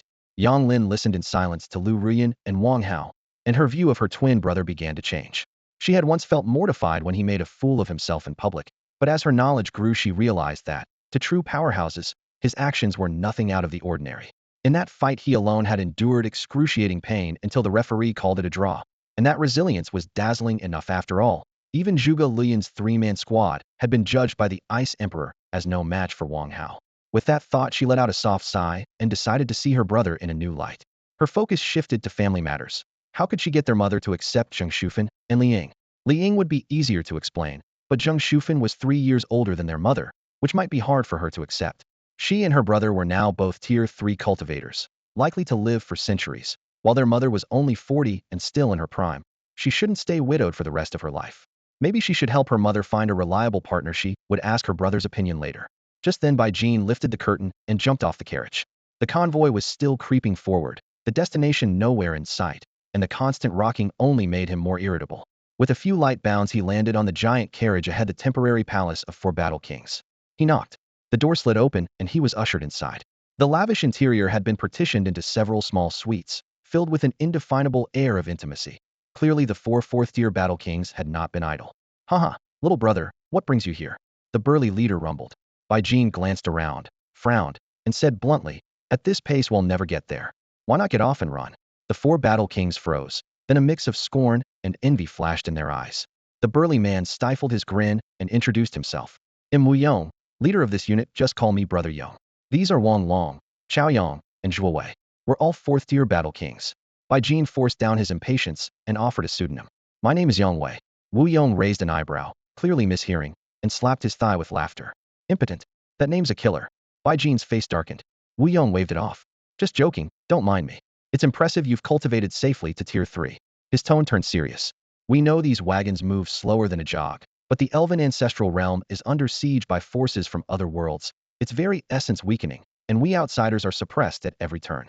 Worse still, any spatial storage item is wiped out the moment it's used, so all our supplies have to stay on these carriages. If we ditch them for speed, and then run out of food or water or hit trouble, we'll be in real danger. Wu Yong finished his explanation patiently. Bai Jin was still puzzled. Brother Yong, couldn't we load ourselves and the supplies onto the mechanical horses and ditch the wagon? Would move a lot faster, right? Wu Yong's face twitched into a half-smile before he let out a long sigh. Kid, a mechanical horse only moves while we keep feeding it power. Its internal reserves are tiny and it can't carry much, so it won't survive a long-range survey. Then Bai Jin pressed on. What if we enslave a few fierce beasts to haul the supplies? Wu Yong shook his head again. In theory that works, but enslaved beasts are just as suppressed in the elven ancestral realm. Worse, they eat and drink a lot. Instead of helping, they'd become dead weight. When you do the math, mechanical horses plus a giant wagon are still the best setup for a long, remote expedition. Even after that explanation, Bai Jin was full of questions. But Brother Yong, grass-eating mounts like horses or bull beasts only need to graze. Couldn't we forage here? Can't we restock in this world? Wu Yong and the other three battle kings shared. Are you serious? Look and stared at him in silence. Awkwardness thickened the air. Bai Jin's scalp prickled under their gaze, and he could only chuckle weakly. Wu Yong exhaled. Kid, this must be your first trip to an alien world. Once you taste the food here, you'll understand. Bai Jin blinked, still confused. Wu Yong laughed and spelled it out. Most third tiers have to learn this the hard way, but it'll save you the trouble. We carry something worlds would kill for, bodies of law. If we eat food from an alien world and digest it, that world's aura sticks to us. The more we eat, the stronger the taint. He paused, suddenly solemn. That aura slowly gnaws away at the law power in our bodies. When it's gone, we lose our original identity and become natives of that world. Bai Jin listened, stunned. So eating alone cost me my law. What about drinking or even breathing? Wu Yong nodded, as if expecting the question. Water leaves a trace too. Breathing is less serious. Our bodies of law can cleanse that. As long as the intake isn't massive or long-term, the taint is slowly purged. The stronger you are, the faster the cleansing. He added a data point. Tests show an ordinary third tier who lives on alien food for a year loses a third of his law power. Back in the 9th domain, it takes another 3 years to purge the taint and regain what was lost. Realization dawned on Bai Jin, and he bowed slightly. Thank you for explaining. I understand now. They'll head back. The veterans exchanged glances and suddenly burst out laughing. Wu Yong teased, Kid, you're a handsome one. None of the third-tier women in the team would turn down some company. It's a long trip. Why not find a bit of fun? Bai Jin's expression hardened, his voice ringing with steel. Tell them I'm only interested in women who are pure body and soul. Anyone else can stay away from me. Back inside his carriage, Mei Wu quickly pulled Bai Jin onto the seat and began kneading his shoulders and pounding his back. Molies, how do you usually travel? Bai Jin raised a hand in an offhand gesture, though his gaze never left the window. The elf girl angled her body, too nervous to look his way. One glance at the woman behind him, and her heart would flutter wildly. We almost never leave the realm of leaves where we live. If we must travel, we ride griffins or wind eagles. They're far faster than a carriage. Bai Jin frowned inwardly. As natives, the elves weren't suppressed here. If anything, they might be boosted. In the 9th territory, a professional's health and mana could refill in 100 seconds, an alarming level of recovery. Yet the elves' ancestral world was under a flight ban, and the higher you went, the harsher the suppression became. Reach a certain altitude and your strength would be stripped to almost nothing. Molies, Bai Jin asked suddenly. When you fight monsters, do you have the griffins and wind eagles pull the target into the sky before killing it? Yes. The elf girl nodded eagerly. Once it's up there, the enemy can't even move a finger. It's easy to finish them off. Bai Jin's brow furrowed deeper. He had absolute substitution and a squad of Neo Mo Wang as bodyguards, so survival was one thing. But if he got dragged into the sky, he'd suffer the same suppression. Storage gear would fail, and resupply would become a problem immediately. If he were locked down, he'd be exhausted to death. Would the winged drake's flight be shut down too? Who knew? The scenery outside had felt fresh at first. Now, the longer he stared, the duller it seemed. The world's many restrictions left him sullen. Though he understood them, without such rules, this realm would have been conquered or destroyed long ago. I've got plenty of Neo Mo Wang. I can build huge crates and have them haul supplies. Then summon 100 main Yang, each with an oversized pack. That's more than enough to keep me alive. The thought brightened his mood a little. Void summoners really did have a huge advantage in logistics. Fortunately, Mei Wu had endless tricks to amuse him, and occasional chats with the elf girl made the days pass comfortably. Though without monsters to kill, he earned no source points at all. A dozen days slipped by before the convoy suddenly slowed. Molisai sat up straighter and whispered, Bai Jin, we're about to enter a realm of leaves. Bai Jin perked up. Good, at last I'll see what it looks like. Grab your things. Get ready to disembark. The shout came from up front. It was the leader, Wu Yong. Bai Jin glanced at the pile of packs, and Mei Wu hurried over to collect them. He nodded and slung only one bag himself, the one holding 500 meat essence pills, 500 mana cores, and 100 vials of mana potion. Mei Wu tightened her straps, a huge pack on her back, a smaller one on each arm, then draped a scarf across her face, showing only her bright, liquid eyes. When they jumped down, Wu Yong was busy assigning duties and arranging the wagons. Along, the convoy's yours to guard. Don't worry, Yonga, nothing will go wrong. They'll send someone in every 3 days with supplies. Leave clear trail markers. Will do. Even before the echo died away, Wu Yong waved at Bai Jin and called out with a laugh. No wonder you've stayed in the wagon for half a month and ignored every woman in the convoy. You've been hiding a first-class companion all along. His eyes gleamed as he spoke. Behind Bai Jin stood Mei Wu, her veil and flawless curves hinting at a mysterious beauty. She had reigned in most of her natural allure. So to outsiders, she was simply a stunning, enigmatic woman. It wasn't only Wu Yong. More than 30 people felt their minds reel the moment they saw her, wicked thoughts bubbling up from deep inside. A few even considered killing Bai Jin and taking the woman for themselves. Bai Jin's face showed nothing, but in his mind those men were already dead. He would let them live only until their usefulness ran out. So delicate a woman, yet she's carrying all those packs. Why not let somebody else do the lifting? Wu Yong pointed to several third-tier fighters behind him. Bai Jin shook his head. Thanks, Yong, but we're fine. Let's get moving. Fine by me. Everyone advance. Wu Yong led the way, brandishing a massive cleaver. Fourth tiers Chao Yang and Zhuo Wei followed. 23rd tiers formed the third echelon, 15 men and 5 women. The 5 women threw Bai Jin's suggestive looks. He ignored them, guiding Mei Wu and Mo Lizzie after the column. After a 10-minute hike, they reached a spectacular sight. A circular portal 5 meters across hovered just above the ground, gentle currents of air flowing in and out in a seamless dance. Beyond the opening lay the entrance to a world within the leaf. This leaf is relatively young, no more than 10,000 years old, Bai Jin murmured. Mo Lizzie nodded. Judging by the size of the gate, closer to 5,000. If nothing interferes, it will keep widening until it matches the main conduit, merge with the vein, and sprout more leaves. At the threshold, Wu Yong halted and barked. Listen up. No one is to engage in intimate contact with any native creature here. Especially you 5 get corrupted and you're on your own. His glare pinned the 5 female third tiers, who quickly nodded. Move. Wu Yong stepped through first, blade ready.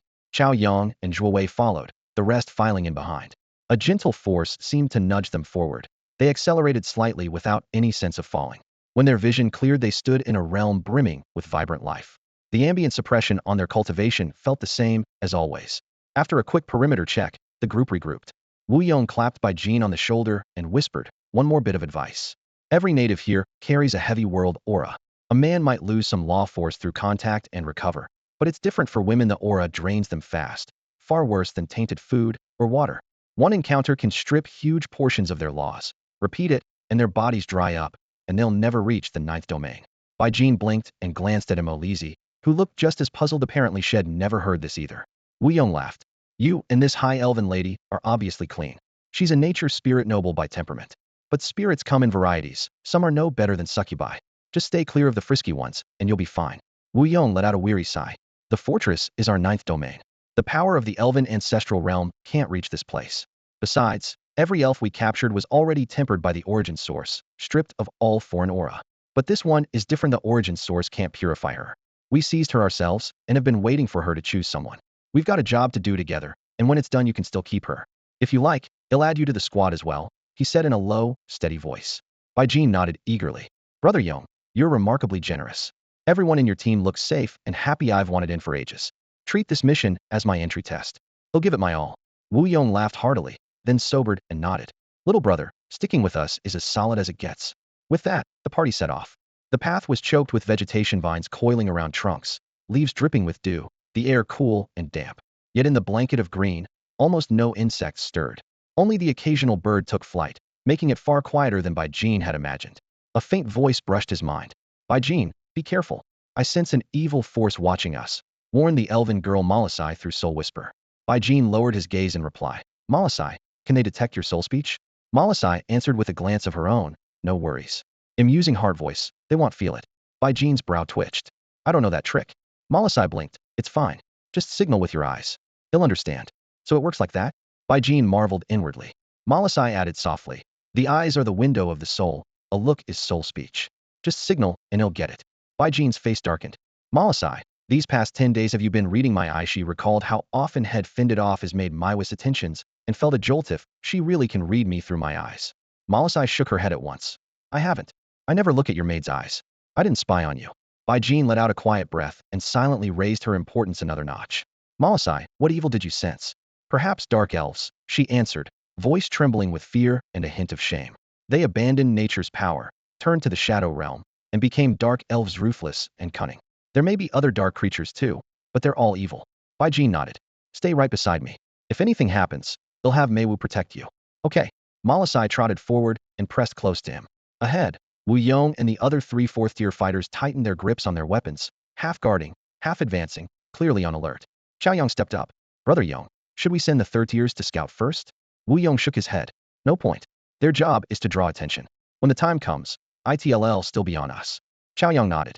Brother Yong, it's not that I'm afraid of dying, but if the Shadow Realm sets up a base here, they'll post a 5th tier to guard it.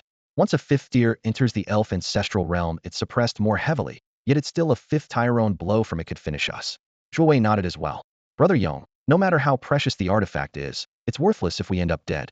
Even the three of us together probably can't stop a Shadow Realm fifth tier. Wu Yong shook his head gently, his voice low. I know the gap between us and a fifth tier. Under normal circumstances we're no match, suppression or not. But the key to breaking the stalemate lies with that special high-grade elf. Chao Yang and Zhuo Wei exchanged confused looks. Brother Yong, that elf might be favored by the ancestral realm, but we can't prove it. Are we really betting our lives on a rumor? Wu Yong snorted. You think I don't value my own life? We've fought side by side since Tier 2, through countless near-death scrapes. Have you ever seen me act recklessly? That silenced the other two. They nodded. Then what's the angle? Chao Yang asked. Wu Yong lowered his voice. Every major power has investigated that high-grade elf, yet nobody rescued her. That means befriending her offers no advantage and could expose the location of our human fortress. But this time she chose Yang Wei herself. If there really is a fifth tier at the Shadow Realm base, we'll send Yang Wei and the elf straight to him. The moment a favored high-grade elf is slain inside the ancestral realm, the realm will go berserk and unleash unprecedented suppression. That's when we strike, kill the Shadow Realm fifth tier, and seize the forming artifact. All three of us could advance to Tier 5. Chao Yang and Zhuo Wei nodded again and said no more. When Wu Yong turned away, they traded another glance and nodded once more. Moments later, streaks of darkness skimmed along the shadows of grass and trees, slipping into the distant gloom. Bai Jin had been walking with the team for a long time without seeing their destination. Unable to hold back, he whispered, Moles, just how big is this world inside the leaf? The elf girl Moles glanced at him and replied telepathically, Bai Jin, according to our bloodline lore, the entrance's size is proportional to the world inside. This one is roughly 500 kilometers in diameter. 500 kilometers? Bai Jin drew in a sharp breath. And that's only one leaf. How many leaves does the entire elf ancestral realm have? Moles shook her head. The lore gives no exact number, only that there are more than anyone can count.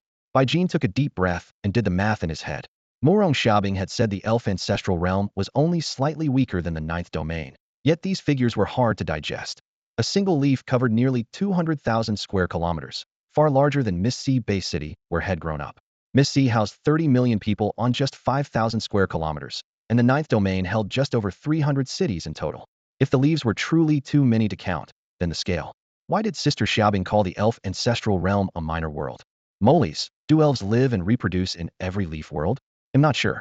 Moles gave a slight shake of her head, her flax-colored hair swaying with the motion. Nothing in our bloodline lore says so definitively.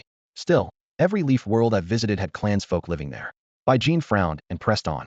Then how do you distinguish ordinary elves from high elves? Moles tapped her forehead. High elves are few, mostly born from intermarriage within the ancient clans. Any newborn who carries innate bloodline knowledge is granted a clan surname. Those are high elves. Ordinary elves lack that knowledge and have far less potential. They're usually tasked with tending the countless leaf worlds. When high elves come of age, they join the Elven Council to draft development plans and relay the Mother Tree's needs. Bai Jin glanced at the damp soil underfoot. By Mother Tree, do you mean the entire Elven Prime realm? Can it oversee everything inside? The Mother Tree has no clear self-awareness, Moles replied, shaking her head again. What we call its needs are deductions made by the Council from its condition. It never gives direct orders. Bai Jin remained skeptical. He remembered how his high school textbooks insisted that dungeons were completely independent and beyond interference, yet he had seen top powerhouses peek into instances and even alter their rules at will. Clearly, those claims only held true for ordinary people. Stop! A curt shout rang out. Wu Yong raised a hand, and the team snapped into combat formation. With Chao Yang and Zhuo Wei flanking him, he strode toward Bai Jin, face grim. Young man, Wu Yong said, voice heavy with threat, you and your elf will scout ahead. Leave your pack with me. You'll get it back when you return. He thrust out a thick palm. Bai Jin's heart sank. So they were turning hostile before seeing any loot. Would this hurt his cut later? He patted his chest and pointed to himself. Wu Yong, do you know who my sister is? Wu Yong sneered. Kid, I don't care.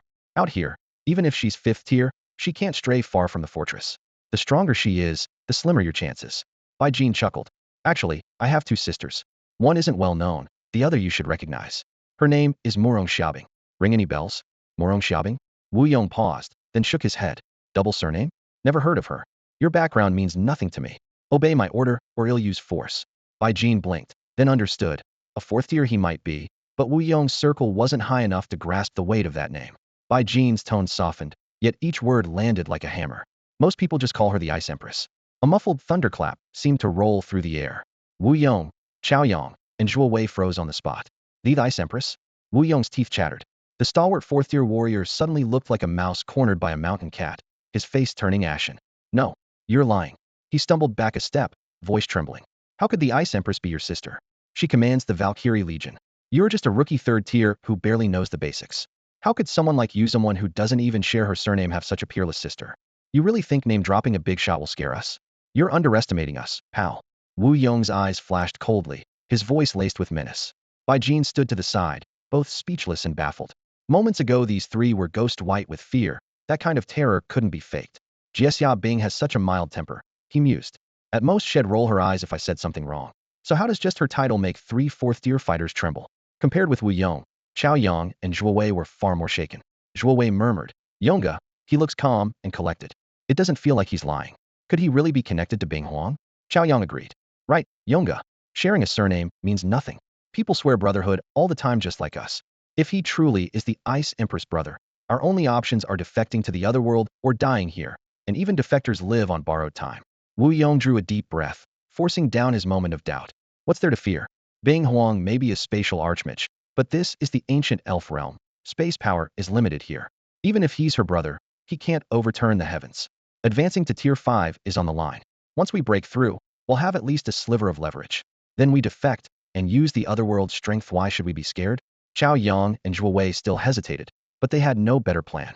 Wu Yong fixed his gaze on Bai Jin. Yang Wei, scout ahead for us. I swear we won't lay a finger on you afterward. Deal? Bai Jin pointed into the distance, frowning. What's out there? 3 fourth tiers won't go, yet you want me to take a first tier elf along?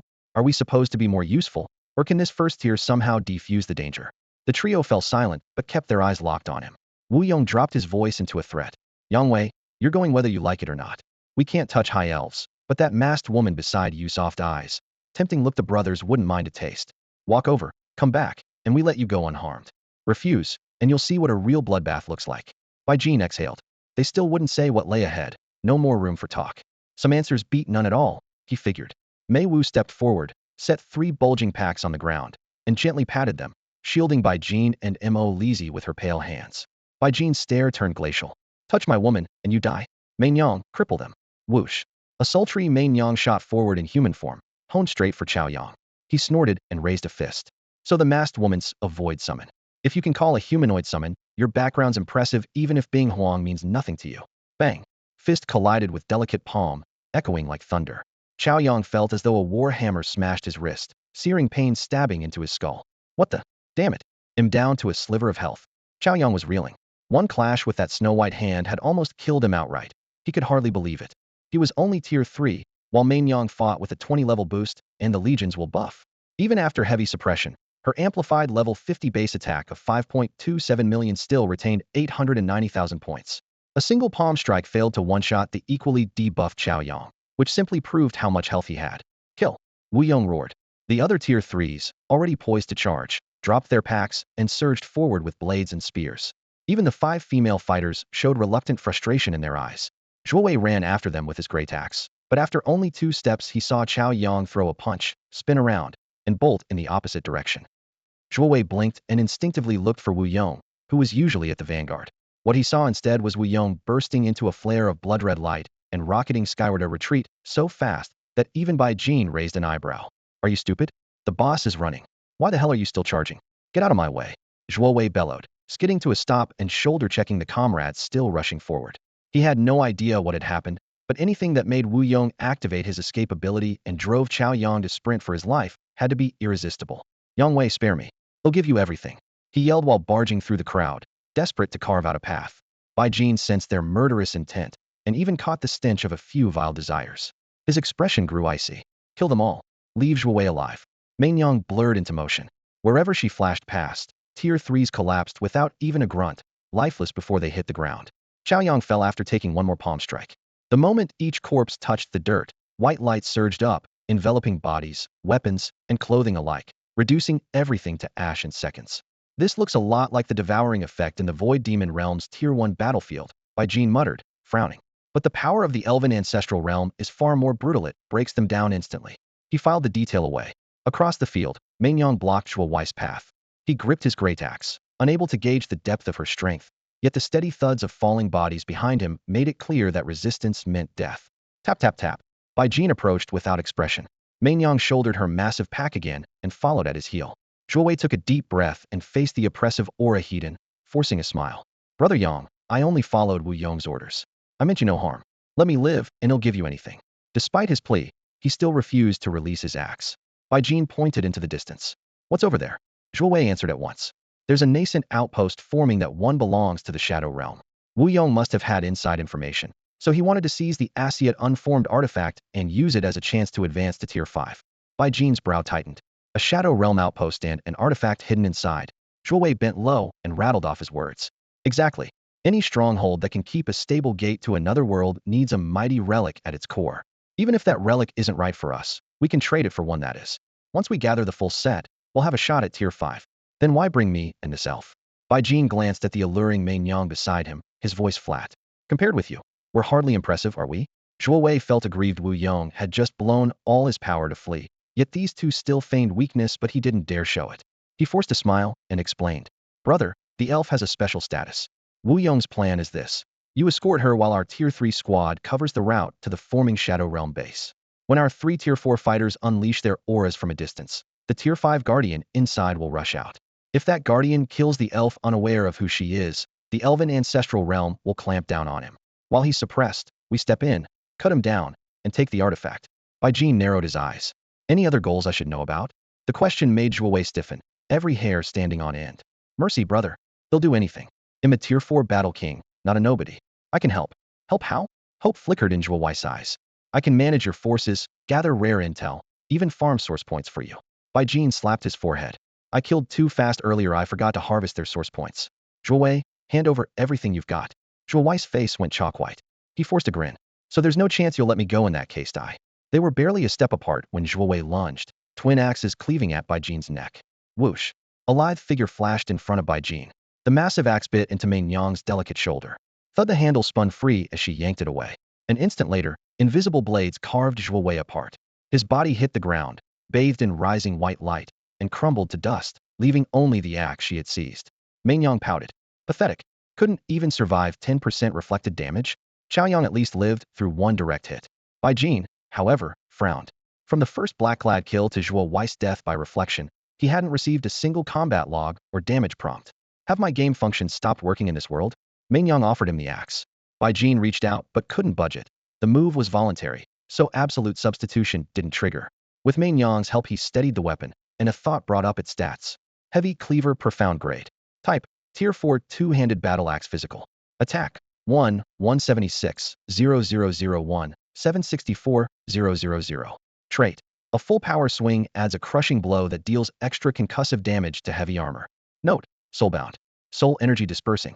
Binding Requirement, 200 Soul. Minimum Wield Requirement, 600 Physique. The weapon stats dwarfed the dagger that Tier 4 assassin once used, but the physical requirement had multiplied several times over. Bai Jin gripped the massive axe, its head wider than his torso, and tried to swing. The blade didn't so much as twitch. He couldn't even lift his wrist. His 131 points in physique were laughable next to the 600 the axe demanded. Meng Yang, you take it. This thing is unbelievably heavy. He growled, shoving the haft toward the demoness beside him. The delicate Meng Yang laid a pale hand on the icy shaft, trembling at the touch, yet still managed to raise it one-handed, the muscles in her arm tightening. Bai Jin's brow furrowed.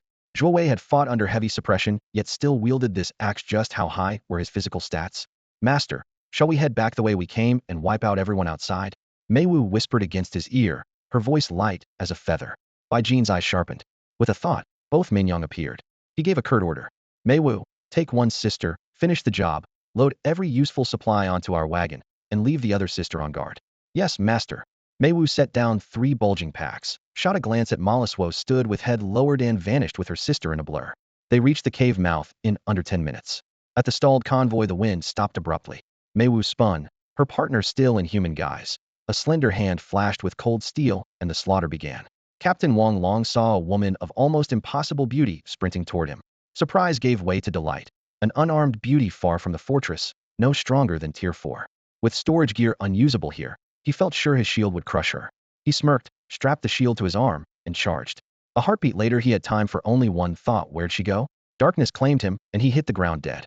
The Meng Yang had taken his weapon before his shield even rose, then tore through the Tier 3 guards who tried to resist. Within seconds, the clearing reeked of blood and fell silent. Mei Wu paced past the dozen carts, tallying supplies. There was too much, so she picked the essentials: ammo, rations, magic crystals, and packed 2 wagons full. That's enough. She patted a sideboard and pressed her palm to the other maniac's forehead. Wu Yong's face appeared in her sister's mind. Watch the cave entrance. If that human shows up, capture him if you can. Otherwise, kill him. Understood. Orders given. Mei Wu slung a backpack stuffed with bottled water over her shoulder and sprinted back to Bai Jin's cave. Her master had been hydrating with high-tier mana potions and wiping himself down for days. She refused to let him rough it any longer. The situation outside was soon reported in full to Bai Jin. In a corner of the cavern, he threaded a thick rope through more than 20 bulging packs. The two Mainyang hefted the little mountain of gear onto their shoulders as if it weighed nothing. Mei Wu linked arms with Bai Jin, occasionally flashing a smile toward Molis, who kept her head down. With long strides, Bai Jin headed in the direction Wu Yong had indicated. If the Shadow Realm outpost truly fielded nothing stronger than Tier 5 combatants, he had nothing to fear. He has a 20 rank bonus, so every creature he summons is level 55th tier and each one is developed to its absolute limit, making them far stronger than a typical 5th tier monster. Mei Wu gave a slight twist of her hips. Above her flawless curves, a jet-black scorpion tail snapped out. A gleam of cold light tore the lunging shadow to pieces in an instant. Killed a 3rd tier shadow assassin from the Shadow Realm. You gained 1,500 source points. The system prompt vanished.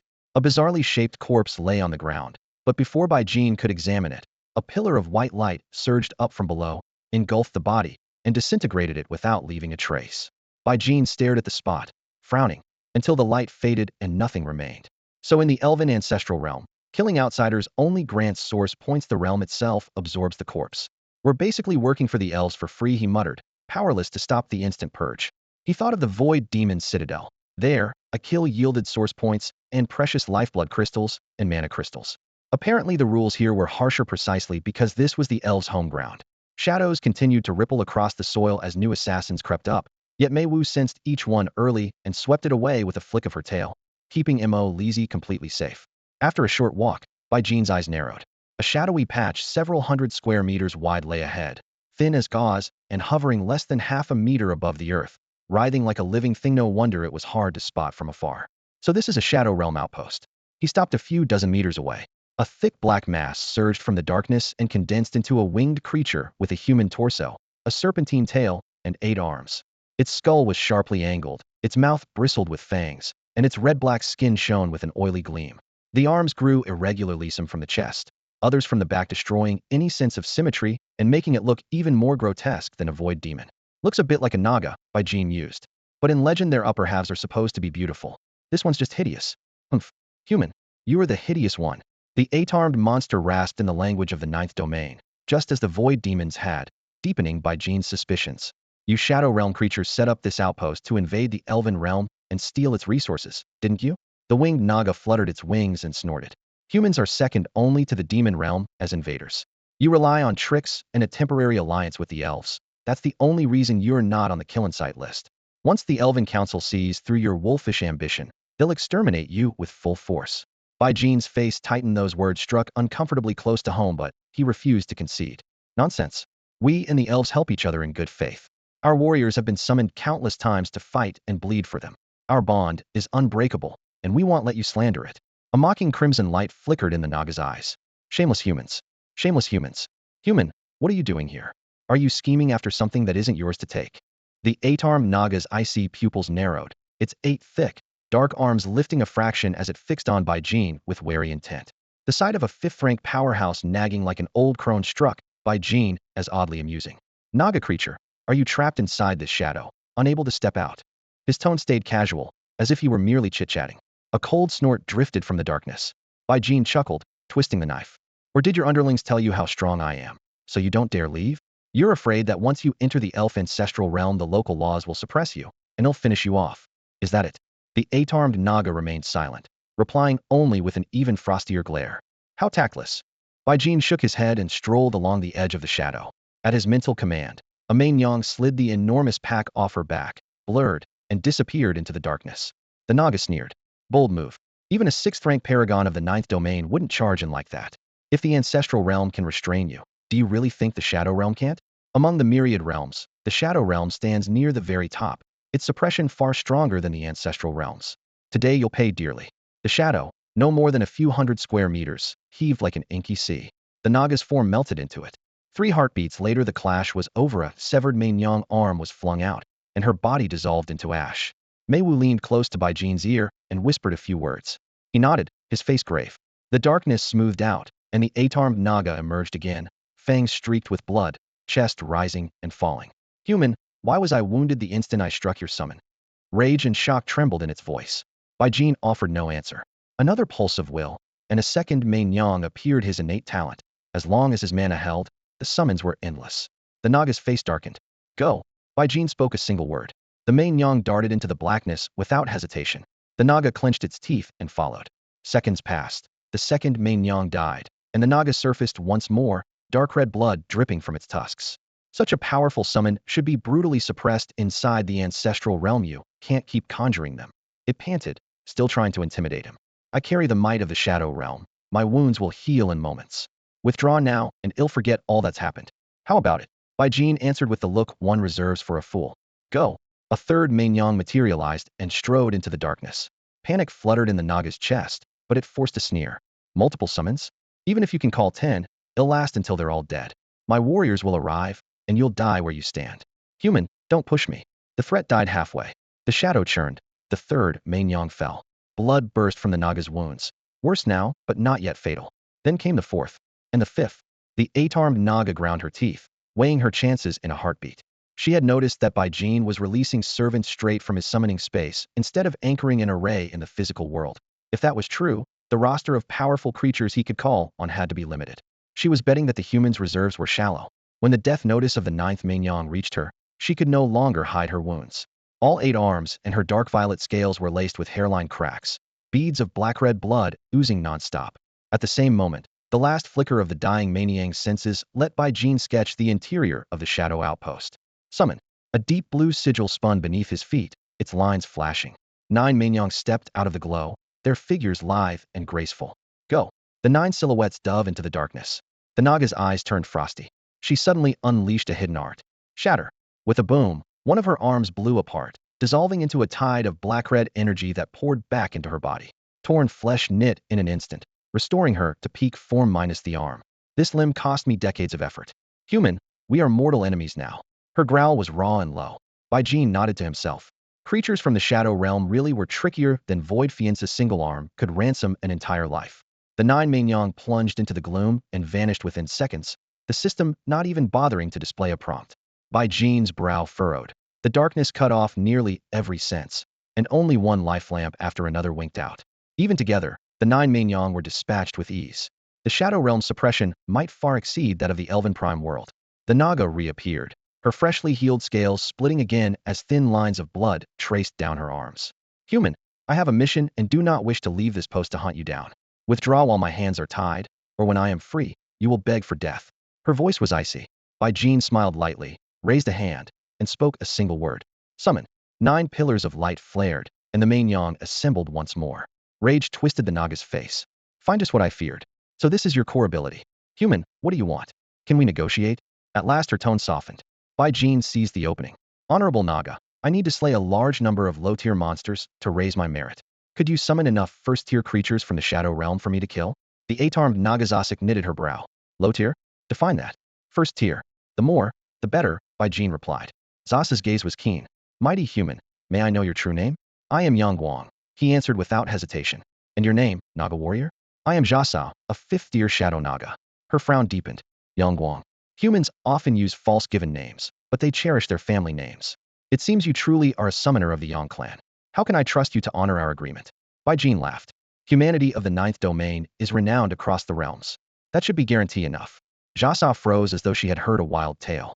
Yang Guang, your people are famous indeed, but that fame comes from strength, not honesty. Humans excel at schemes and are the quickest to break a pact. You must give me a real reason to trust you. Empty words will not suffice. Baijin spoke first. Tell me what I have to do before you'll trust me. The 8-armed Naga remained silent.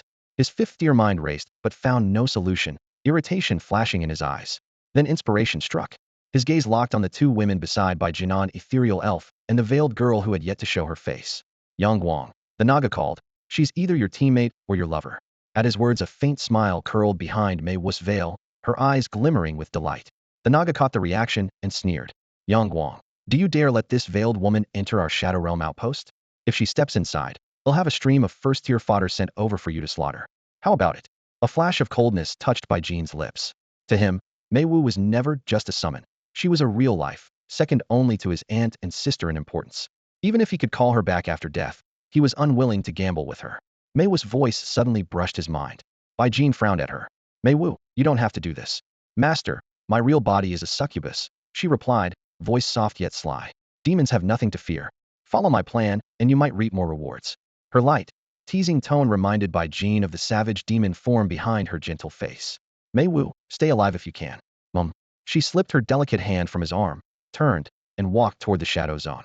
Mainyang followed without a sound. Two graceful figures entered the darkness and were swallowed by the power of shadow. A flicker of doubt crossed the Naga's mind. A human had truly sent his beloved into an outpost under Naga control? Strange, but he could hardly refuse. Here, freed from the elven ancestral realm's suppression and strengthened by shadow, he could easily crush any human-shaped summon. Only their odd rebound damage had forced his earlier compromise. The moment Mei Wu and Mainyang vanished, Bai Jin looked at Zasa, who had yet to merge with the outpost. His voice was calm. I've shown enough sincerity. Your turn. Zasa nodded hard and eased into the darkness. Inside, he glanced around, ignoring the wary women and summons. He was in charge here. Seizing a third-tier subordinate, he growled, report back to the Lord. We need a steady flow of first tiers to keep the numbers high. Stabilize the transit tunnel faster. When it's ready, send more fifth tiers. A ninth domain human expert is here. This is a gift from the heavens, far from any human fortress, the perfect place for a kill. The subordinate bobbed his head frantically, and Zasa hurled him into the surging energy conduit. Rolling black mist swallowed the man whole. Only then did Zasa turn toward Mei Wu, a sinister smile creeping across his lips. Your man tossed you in here. Looks like you're not that important to him after all. Faced with Zasa's remark, Mei Wu gave no reply. Zasa curled her lips, caused no further trouble, and didn't bother to come any closer. Moments later, warped shadows flickered inside the stronghold, hitting the ground and turning into monsters of every imaginable shape. Zasa raised her 8 thick arms and shouted, you take command. Line the tier 1s up and let that human butcher them. No change of plan, send them out to kill the humans outside. Sir, yes sir. A tier 3 squad accepted the order and immediately drove the newly teleported low-level shadow creatures out of the base. The instant the monsters appeared, the 9 charm maidens split up according to Bai Jin's instructions, sealing off a shadow-covered area several hundred square meters wide. They didn't shift into their succubus forms, yet they were still impossibly fast. The tier 1 shadows, suppressed by the elven ancestral realm, shattered at the slightest touch. Each kill yielded barely a dozen source points. Fortunately, the numbers were overwhelming and the maidens were ruthlessly efficient, so points poured into Bai Jin like a spring. He had started with 25.2 million points, plus the 18 million borrowed from Yunshuang Fortress, for a total of 43.2 million. Roughly 50 tier 1 monsters fell every second, bringing in about 600 points per second, decent enough. After an hour he had banked another 2.2 million points. 10 hours later his total reached 65 million. Just as he was secretly pleased, the kill rate suddenly dropped. While he was frowning, the 8-armed Naga Zasa emerged from the shadows. The tier 5 creature apologized, Yang Guang, you've cleared out the tier 1s in the neighboring stretch of the shadow realm. We're fetching them from farther away now, so numbers are down and efficiency will suffer. Please bear with us. Bai Jin merely nodded, and Zasa vanished. Moli's head bowed, tugged lightly at his sleeve and whispered, Bai Yang Guang, I could see it in his eyes.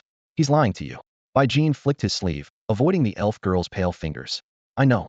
If the rate drops too far, he'll handle it. Tier 1 monsters kept appearing, but output fell to half the former rate. Bai Jin was irritated, yet said nothing. 3 days later the shadow zone was still spewing creatures, but efficiency had sunk to a third of the original.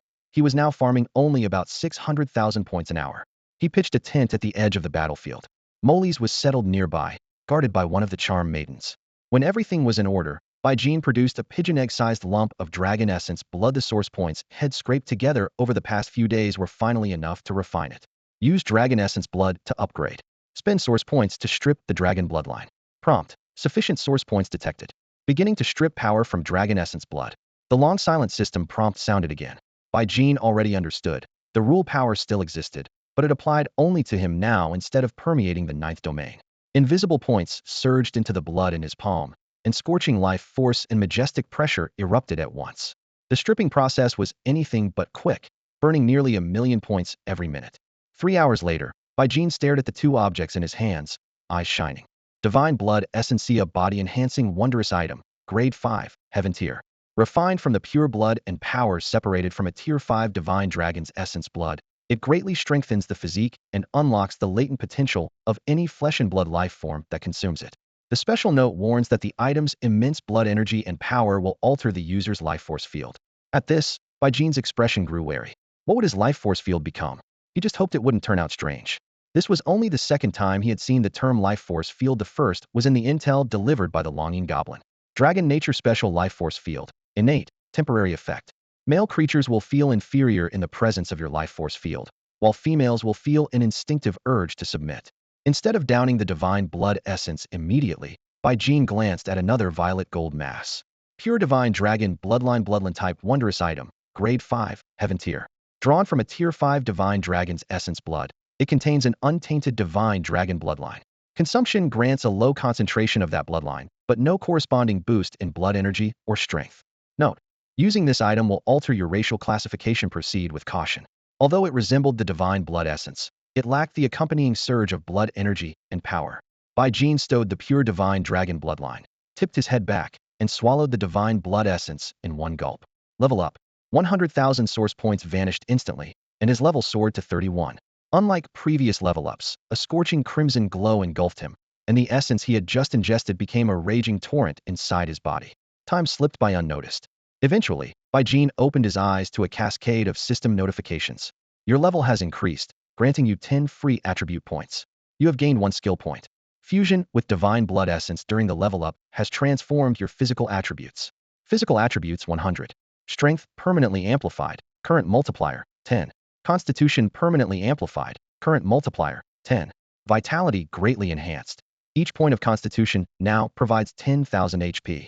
Residual Divine Blood Essence remains in your body, enabling further excavation of your physical potential. He clenched his fists. Muscles bulged, power thundered through his veins, and Baijin felt as though a single punch could rend the heavens. Baijin. Race, human, blue star. Tier 3, level 1. Health 3.355 billion 100,000. Blood pool 28.6 million 3.1 million 28.6 million. Mana 4.15 million 100 million 3.1 million 4.15 million 100 million. Attributes. Physical power 250. Strength 500. Constitution 500. Agility 250. Health Regen 500 per SEC. Soul power 500. Spirit 500. Perception 500. Reaction 500. Mana Regen 500 per SEC. Combat stats. Physical defense 100. Magic defense 100. Charm resistance 100. Temp physical attack 25,000. Magic attack 5,000. Formations. 6 profound grade energy convergence arrays. 4 yellow grade acceleration arrays. 4 yellow grade speed arrays. 6 yellow grade leap arrays. Innate talent, supreme summoning. Temporary talents, rapid charge, tireless endurance, diamond hard flesh, crimson vitality, demonic scales, inborn allure, soul perception, true dragon bloodline. Origin skills: summon Iron Blood Battleox King, summon Windwing Dragonbird, summon Five-Tailed Mainyong. Skills: summon Six-Winged Demon Commander, summon Dragon Roar Goblin. Special artifact: Source of Mana. Equipment: Jade Mask Veil, Energy Gathering Robe, Sluggish Golden Staff. Free attribute points: 337 skill points, 175 origin skill points 0. After throwing a few test punches and kicks, Baijin's face took on a strange look. A tenfold strength boost now let him dish out 25,000 points of physical damage barehanded, 5 times his spell power. Constitution had grown just as wildly, each point now granted 10,000 health instead of 100. The frail mage had morphed into a blood-soaked berserker in an instant, and the contrast secretly delighted him. The elven ancestral realm suppression still pressed down, but the raw stats from this promotion were overwhelming. Remembering how Zhuo Wei had swung that massive two-handed great axe under the same pressure, he finally understood the man's terrifying foundation. He pulled open the tent flap, fixed his eyes on the weapon, drew a deep breath, and tried to lift it. Up. The heavy steel didn't move an inch. Damn, I still can't budge it. He cursed, shaking his hand. Zhuo Wei's original strength must have been way higher than mine even now. Leaving the axe, he focused on 3 newly unlocked talent options. 1. Heaven Grade Disarm. A designated summon's attack has a 10 chance to trigger. If the target holds a weapon, it is knocked away. If unarmed, the target is paralyzed for 3 seconds. 2. Earth Grade Rally. A designated summon's attack has a 3 chance to trigger, granting all summons 8 attack speed. Stacks up to 100 times, lasts 30 seconds, and re-triggers refresh the duration. 3. Yellow Grade Armor Break. Attacks ignore 300 points of physical defense. Earth Grade Rally was the first Ore-type talent he had ever seen. 3% looked low, but with a horde of summons the odds were already ridiculous. The heaven grade slot had to be saved for tier 4. But who should get the earth grade talent? Mainyang. She was strong, but still weaker than the Iron Blood Battleox King. He hesitated. Then he noticed the figure at the bottom of his panel, more than 300 million source points. What the hell? When did my source points hit 300 million? He had been down to 10 million after stripping out the true dragon blood, and now the total had grown 30-fold. He froze. How long was I fusing that dragon blood essence? He drew a deep breath and looked at the Mainyang guarding the elf girl. How long has it been since I entered the tent? Master, 50 days, she answered softly. 50 days. Bai Jin's scalp tingled. He spun toward the shadow zone nearby. The patch of darkness hadn't spread, but its height had climbed past 5 meters. Mei Wu and another Mainyang were still safely hidden within. He exhaled in relief, then glanced at the 8 Mainyang who were hunting first-tier shadow beasts. A quick count showed they were down to 3 or 4 kills per second, far below the earlier 50 per second peak. His brow tightened. A tall silhouette drifted out of the shadow, the 8-armed Naga. She locked eyes with him, her gaze meeting his tense, solemn face. Zasa, that's a dirty trick. Bai Jin's voice was low and steady. Zasa's face was full of bitterness as he waved his hands. Yang Guang, I've tried to meet you and explain, but you were never around. We turned half the region upside down hunting first rankers, and most of our people have been sent even farther out. Relax, once we have enough prisoners, the drop rate will go back to what it was. At Bai Jin's silent command, 9 alluring Mainyang stepped from the surrounding shadows and lined up behind him. Zasa's expression darkened, and he gave a cold laugh. Humans really are faithless and ruthless, too. Looks like you never intended to let your women live. Bai Jin's eyes chilled. One Mainyang moved behind the captive Morris, tapped the back of the high elf's head with a knuckle, and the girl collapsed before she could cry out. Only after confirming she was merely unconscious did Bai Jin look up again, his gaze icy. You broke the deal first. Humans aren't pushovers, Zasa. Trick me, and you die? Zasa threw back his head and laughed as if had heard the world's best joke. Yang Guang, you're a fool. At first our forces here were weak. If you'd kept sending summons, you might have driven us out. But now power is pouring in nonstop. This outpost is fully formed. Inside it, the Shadow Realm can suppress you to less than first rank. Even if you summon endlessly, I can send a few second rankers and wear you down. Remembering how had once been forced to flee in disgrace, Zasa ground his teeth, wishing he could devour Bai Jin alive. Do you know what it cost us to raise this outpost under the Elven Primordial Realm's pressure? 100 times the normal price. I don't care about human females, but I'll order every first and second ranker here to take care of them until they beg for death. Go. Bai Jin wasted no more words. The 9 Mainyang leapt into the wavering shadow region, followed by a far larger contingent that appeared from all directions like a tide. An instant later, hundreds of windowing drakes sprinted across the ground and dove into the darkness. Bai Jin remained outside, monitoring the battle and replacing any fallen summons at once. Inside the shadow outpost lay a black void several times larger than the exterior, easily tens of thousands of square meters. A frigid wind howled overhead. Despite the thin veil covering her face, Mei Wu wore an oddly playful smile as she drove squads of Mainyang, now in their true succubus forms, toward the enemy. Each command unleashed 100 jade green wind blades. Even with their power greatly suppressed, the blades sliced through low-rank shadow creatures, spraying black misty blood in every direction. Mei Wu pointed at Jasa, a 5th-rank shadow warrior, and a storm of wind blades rained upon him. A dim black halo flared in front of him, stopping the barrage, but ripples spread across its surface while Zasa's face grew ever more rigid. Damn it, he snarled. Backed by the full might of the Shadow Realm, he should have crushed any intruder with ease. Yet these succubus-shaped summons gave him no opening, and the moment a windowing drake got close, he suffered wounds out of thin air. Why? Why is this happening? He shouted, fury and panic twisting his features. Why does he have so many summons? Could his talent be a 100-fold summoning ability? Zasa bellowed orders as the shadow creatures charged, but every claw swipe, breath attack, and blade strike was reflected by that uncanny counter-damage effect.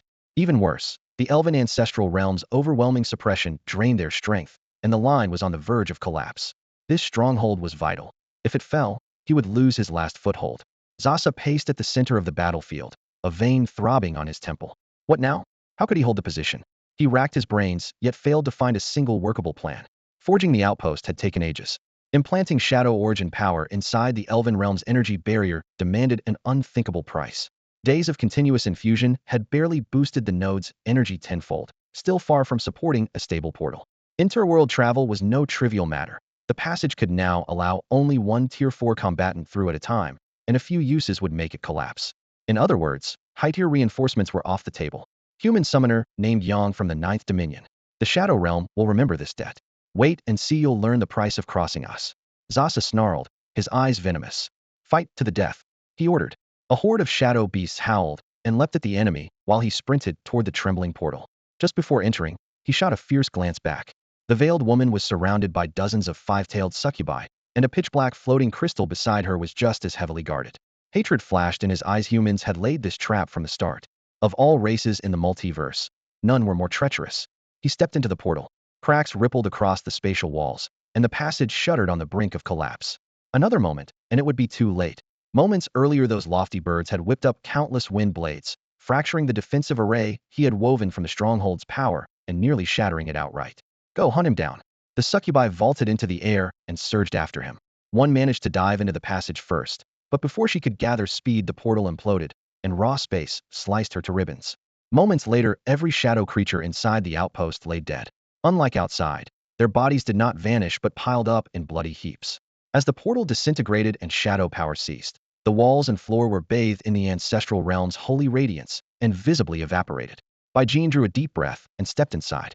The sea of corpses made his heart ache. Storage gear still would not work, so he could not take any of this loot. Worse, he had not earned a single source point during the fight outside. Farming points at Tier 3 is harder than I thought, he mused. He had just reached level 31 and expected the cost for 32 to jump to 200,000 points. It was still 100,000, but scraping that sum together here was far tougher than at home. The local suppression was brutal. One misstep and a native in peak condition could kill him. Fortunately, a Tier 3 player still earned points for killing Tier 1s, so by picking off weaker targets, he could eventually level up. He stepped over the corpses and walked toward the center of the outpost. A head-sized crystal orb floated a meter above the ground, thick black light oozing from it like ink and devouring every ray around it. Jean moved closer and reached out. Instantly, the orb's attributes flooded into his mind. The Shadow Realm Stone is a rule-grade wonder, a tangible manifestation of the realm's laws endowed with boundless potential. Special notice: the rule power within is dissipating rapidly. Use it as soon as possible. Once activated, you will be deeply hated by the Shadow Realm.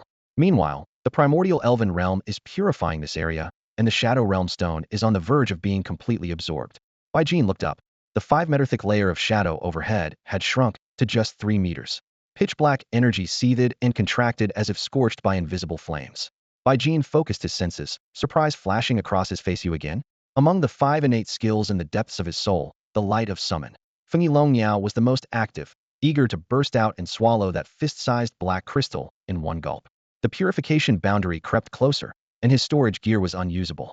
Jean clenched his teeth and decided to use the Shadow Realm Stone to enhance summon Fengyi Longyao. The moment the thought formed, his stored source points poured out like a floodgate thrown open. The black crystal lost all weight, shattering into mist that he inhaled. Above him, the purification suddenly accelerated. It was as if the light of the primal elven realm, robbed of its prey, had redoubled its strength. Jean flattened himself against the ground, minimizing exposure. In just a few breaths, every trace of shadow energy was washed away, and the air turned as clear as the sky after fresh rain. I still got the best of it in the end. He chuckled and sprang to his feet. Fusion began. A system prompt thundered before his eyes. The Shadow Realm Stone's rule power conflicts with the dragon bloodline and the power of wind and summon Fengyi Longyao. Do you wish to strip them? Jean prayed silently. Just don't remove absolute damage. Strip the dragon bloodline and wind power. 2 forces were wrenched free, twisting through his mind like twin serpents. Use source points to purify the dragon bloodline and extract dragon vein power? Extraction impossible. This dragon bloodline is fully formed. Abandon it. Jean decided instantly. Add the dragon bloodline to summon Dragon Wailing Goblin. Add the wind power to summon Five-Tailed Charm Maiden. At his command, each energy mass plunged into its new skill. Golden scales flickered around the Dragon Wailing Goblin, while a pale green whirlwind coiled behind the Five-Tailed Charm Maiden. The system continued. Shadow Realm Stone rule power is entering fusion. Please select an enhancement focus. Jean's eyes lit up. Keep absolute damage. Let everything else evolve freely. He wisely added no further conditions. Skill evolution initiated. Source points are being consumed continuously. Severe shortage predicted. Please replenish immediately to avoid affecting the final result. The warning flashed, and he launched into action. Charm Dance. Jean called. A rosered streak cut through the sky as the Five-Tailed Charm Maiden descended with Marlis in her arms. Take Marlis. We need to reach Domain 9 as fast as possible. The maiden's eyes gleamed. Master, I've gained the power of wind. I'm much faster than before. Shall I carry you on my back or in my arms? Which way slows you down the least? In my succubus form, holding you is optimal. Do it. Before the words had faded, the seemingly perfect woman's figure twisted like silk. In the next instant she stood transformed into a fearsome, yet still seductive demoness. Wings unfurled, curves taut, black and crimson scales catching a cold gleam, her talons touching down with a tremor that shook the ground a full 6 meters tall. Bai Jin, a solid 6-footer, was cradled like a newborn in Mei Wu's succubus arms. The other two Mei Nyang also shifted into their demon forms, scooping up Morris, for bulging packs, and a tier 4 great axe. A whip of wind gathered with a hiss, sheathing Mei Wu's jagged flesh wings in a fine breeze that shut out the howling gale. The entire squad's pace skyrocketed. At the same time, the system panel flashed with new talent data. Summon 5-tailed Mei Nyang Earth Grade Special Exclusive. Effect: 230 Summon Berserk Damage Drain Legion, will 10 Reflect Move Speed 30 Level 20. Note 1. After learning, you may spend level 1000 mana to summon up to 230 half energy, half flesh 5-tailed Mei Nyang, each level 20, within 3 seconds. Note 2. The cast cannot be interrupted by normal means, and the skill cannot be recast once the cap is reached. 5-tailed Mei Nyang Scarlet Romance, Mei Wu Full State. Rank: Earth Grade Special. Form: Succubus. Level: Tier 5, Level 1. HP: 326.4,750.7 million, 326.4 million. Energy: 326.4 million, 326.4 million. Defense: 500.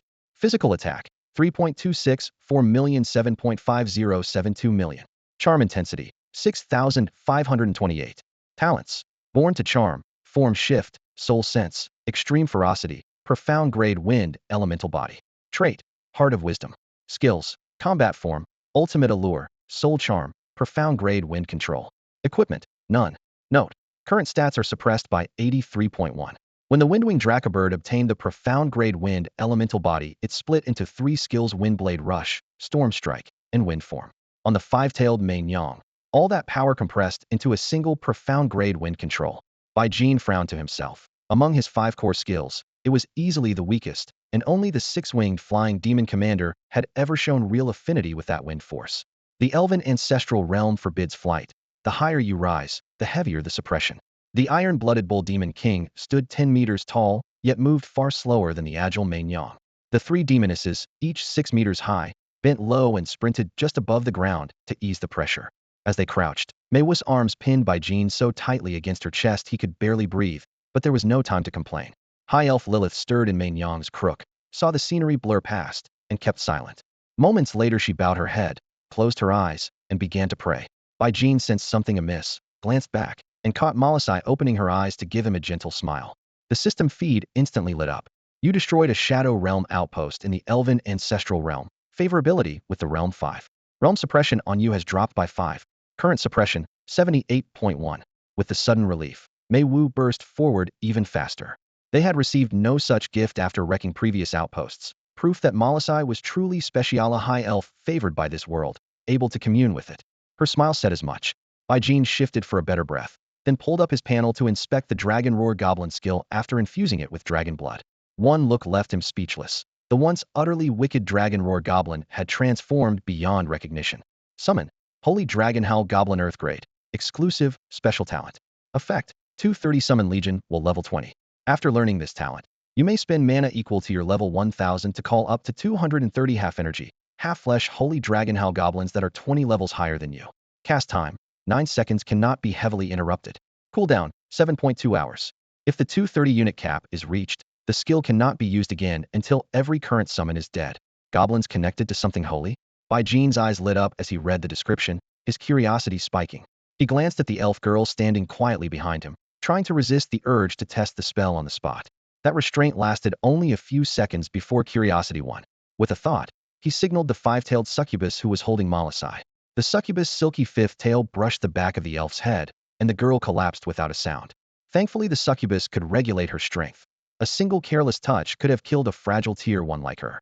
That interruption settled. Bai Jin produced the vial of purified divine dragon bloodline he had set aside earlier and activated it. The essence was instantly absorbed by summon Holy Dragon Howl Goblin. Without another moment's hesitation, he chose the highest setting 230 summon. Dense summoning circles unfolded in midair, forming a luminous ring. This time, the dark, sinister aura was streaked with regal violet gold light, strange yet majestic. All 230 arrays flared almost simultaneously, and 8-meter tall tier 5 goblins strode out one after another, filling the air with a suffocating pressure. Holy Dragon Howl Goblin. Earthgrade Special. Level. Tier 5-1. HP. 526.4,750.7 2,526.4 million. MP. 326.4 million 326.4 million. Armor rating. 500. Physical defense. 2 million. Magic defense. 2 million. Physical attack. 3,632,000 3,753,600. Special Sacred Evil Intensity. 3,264. Talents. Sacred Evil, Bloodline Communion, Divine Dragon Bloodline Heaven Grade 2. Traits. Menacing Malice. Skills. Dragon Howl, Dragon Breath, Dragon's Might, Divine Dragon Bind. Equipment. None. System Notice. You have summoned Holy Dragon Howl Goblins. You receive talent feedback. 1. Temporary Sacred Evil. 2. Temporary Bloodline Communion. 3. Temporary Divine Dragon Bloodline. Sacred Evil Special Life Field Talent Temporary. Base Effect. Your life field radiates a noble, yet corrupted aura. Good aligned beings instinctively regard your actions as righteous and will defend you. Evil aligned beings see you as a paragon of wickedness and will admire and revere you. Special Effect. All female life forms within this field experience an intense longing and impulse to submit. What the hell is this talent trying to do? By Jean's heart lurched. Compared with the earlier dragon nature, innate wickedness, this sacred evil was even more outrageous. The note about females automatically submitting made him shiver. He swore under his breath. There's nothing holy about any of this, it's rotten to the core. After removing the dragon god blood from the Windwing Rock skill, Bai Jin had lost the temporary boon. Now it was back and far stronger. A line of text appeared in his mind. Dragon god bloodline temporary, a diluted trace of the dragon god. 100,000 HP per level, 100,000 mana per level, 10,000 physical defense per level, 10,000 magical defense per level, charm resistance 200. Special note. Your appeal to female skyrockets, as does your interest in them. Special note. While this boon lasts, you can ignore reproductive barriers with nearly every race and produce exceptional offspring. Compared with the original screen, these numbers were absurd. Bai Jin instantly understood why. The first time he had drawn Dragon God Essence, he got only a broken, diluted bloodline. The second essence had yielded a complete, diluted version, so every stat had been upgraded. Extra HP, mana, and defense aren't a big deal right now, but dropping charm resistance from 100 to 200, is that going to bite me? The thought unsettled him. Then his eyes fell on Myward demonic form, lit by the lamplight, was both exotic and irresistible, every inch teasing his senses. How can even a demon like Meiwu possess such strange beauty? What kind of creator could craft a race this perfect? The dual assault of body and mind nearly made him dismiss the summon then and there, but he forced the urge down, couldn't just throw away 230 sacred dragon roar goblins. Once he calmed himself, he opened the summon panel. The skill rating had risen from profound tier to earth tier, and the 230 goblins now lacked only a bit of HP compared with the iron-blooded Minotaur King. In a real fight, the outcome would be hard to predict. A new ability, Dragon's Might, had appeared, and evil dragon shackles had evolved into divine dragon shackles. He wanted to test them on something tough, but nothing nearby was worthy. So with a thought he recalled those goblins' radiant, yet sinister back into the summoning space. How can holiness and pure evil fuse so perfectly? Bai Jin still had no answer. Stranger yet, the Heaven Tier Effect Legion should have pushed health and attack up by 230%, but the panel showed no such spike. He guessed it had to do with the Dragon God bloodline itself being Heaven Tier. After some study he figured it out. His source point was being devoured by Summon, Windwing Rock, which was evolving. With that in mind, he urged Meiwu to move faster. He didn't want the evolution dragging on. Yunshuang Fortress, second floor meeting room of the Elven Market. Around a long alloy conference table, more than a dozen high-ranked professionals reported in turn. Once the minor issues were settled, the leader at the head of the table raised his eyes to the burly man 2 seats to his left. Old Wei, the buyer for that high elf has been overdue for more than a month. You still can't reach him? The man addressed Wei Dongfeng, the 4th-tier fighter who had sold Morisi to Bai Jin for 18 million source points froze. The contract listed the sale price as 50 million, and he had pocketed 20 million of that. Boss, my people have invoked the law contract several times, pressing Bai Jin to pay up, but he hasn't replied. The leader tapped his fingers on the table, calm as ever. The contract's still active. That means he didn't die in the other world. Wei Dongfeng hurried to agree. Exactly, boss. Either he's playing deaf, or he's still stuck over there. We don't have time to monitor every wagon, and I'm not babysitting a tier 3 rookie. The leader snorted. Normally a kid like that wouldn't stay away long. Since the contract's intact, he clearly plans to stiff us on the source points, and keep the high elf for free. He has no idea what a law contract really means. Cold malice flashed in Wei Dongfeng's eyes. The leader nodded slowly. All right, I've read the contract. 0 down payment, 30 installments to repay 50 million source points. If they can't pay when the time comes, they must return the high elf and add a 40 in a million penalty. If the high elf dies or can't be recovered, they must repay 50 million at once plus 10 million in interest, and both the signer and his sister are jointly liable. Take the contract to the capital, have the Valkyrie regiment oversee the arbitration, and well accept any repayment method they choose. Wei Dongfeng jerked his head in agreement. Got it, boss. That high elf is under the protection of the elf ancestral realm, so nobody will dare lay a finger on her. We can decide how we collect. I'm not settling for a measly 10 million interest. I say we take the high elf, starting value 30 million, then tack on the 40 in a million penalty. That's the real profit. The leader nodded again. Fine. It's yours. The Valkyrie office charges 10% of the case value up front. Cover it for now. Well, win this suit, and they'll reimburse you with interest. Leave it to me. Wei Dongfeng sprang to his feet and hurried out. Watching him go, the leader shook his head with mild resignation. Old Weiss good at everything except keeping his greed in check. Pay him a 20% commission as soon as the case is closed. Don't wait until payroll. A manager answered at once. The leader tapped the table to pull everyone back to order. Next item. We're catching more elves every day. I've made a deal with a big shot to open a chain of upscale clubs in the main city of the 9th domain and in every base city and fortress. The management team gasped. Boss, that's huge. Can we trust this partner?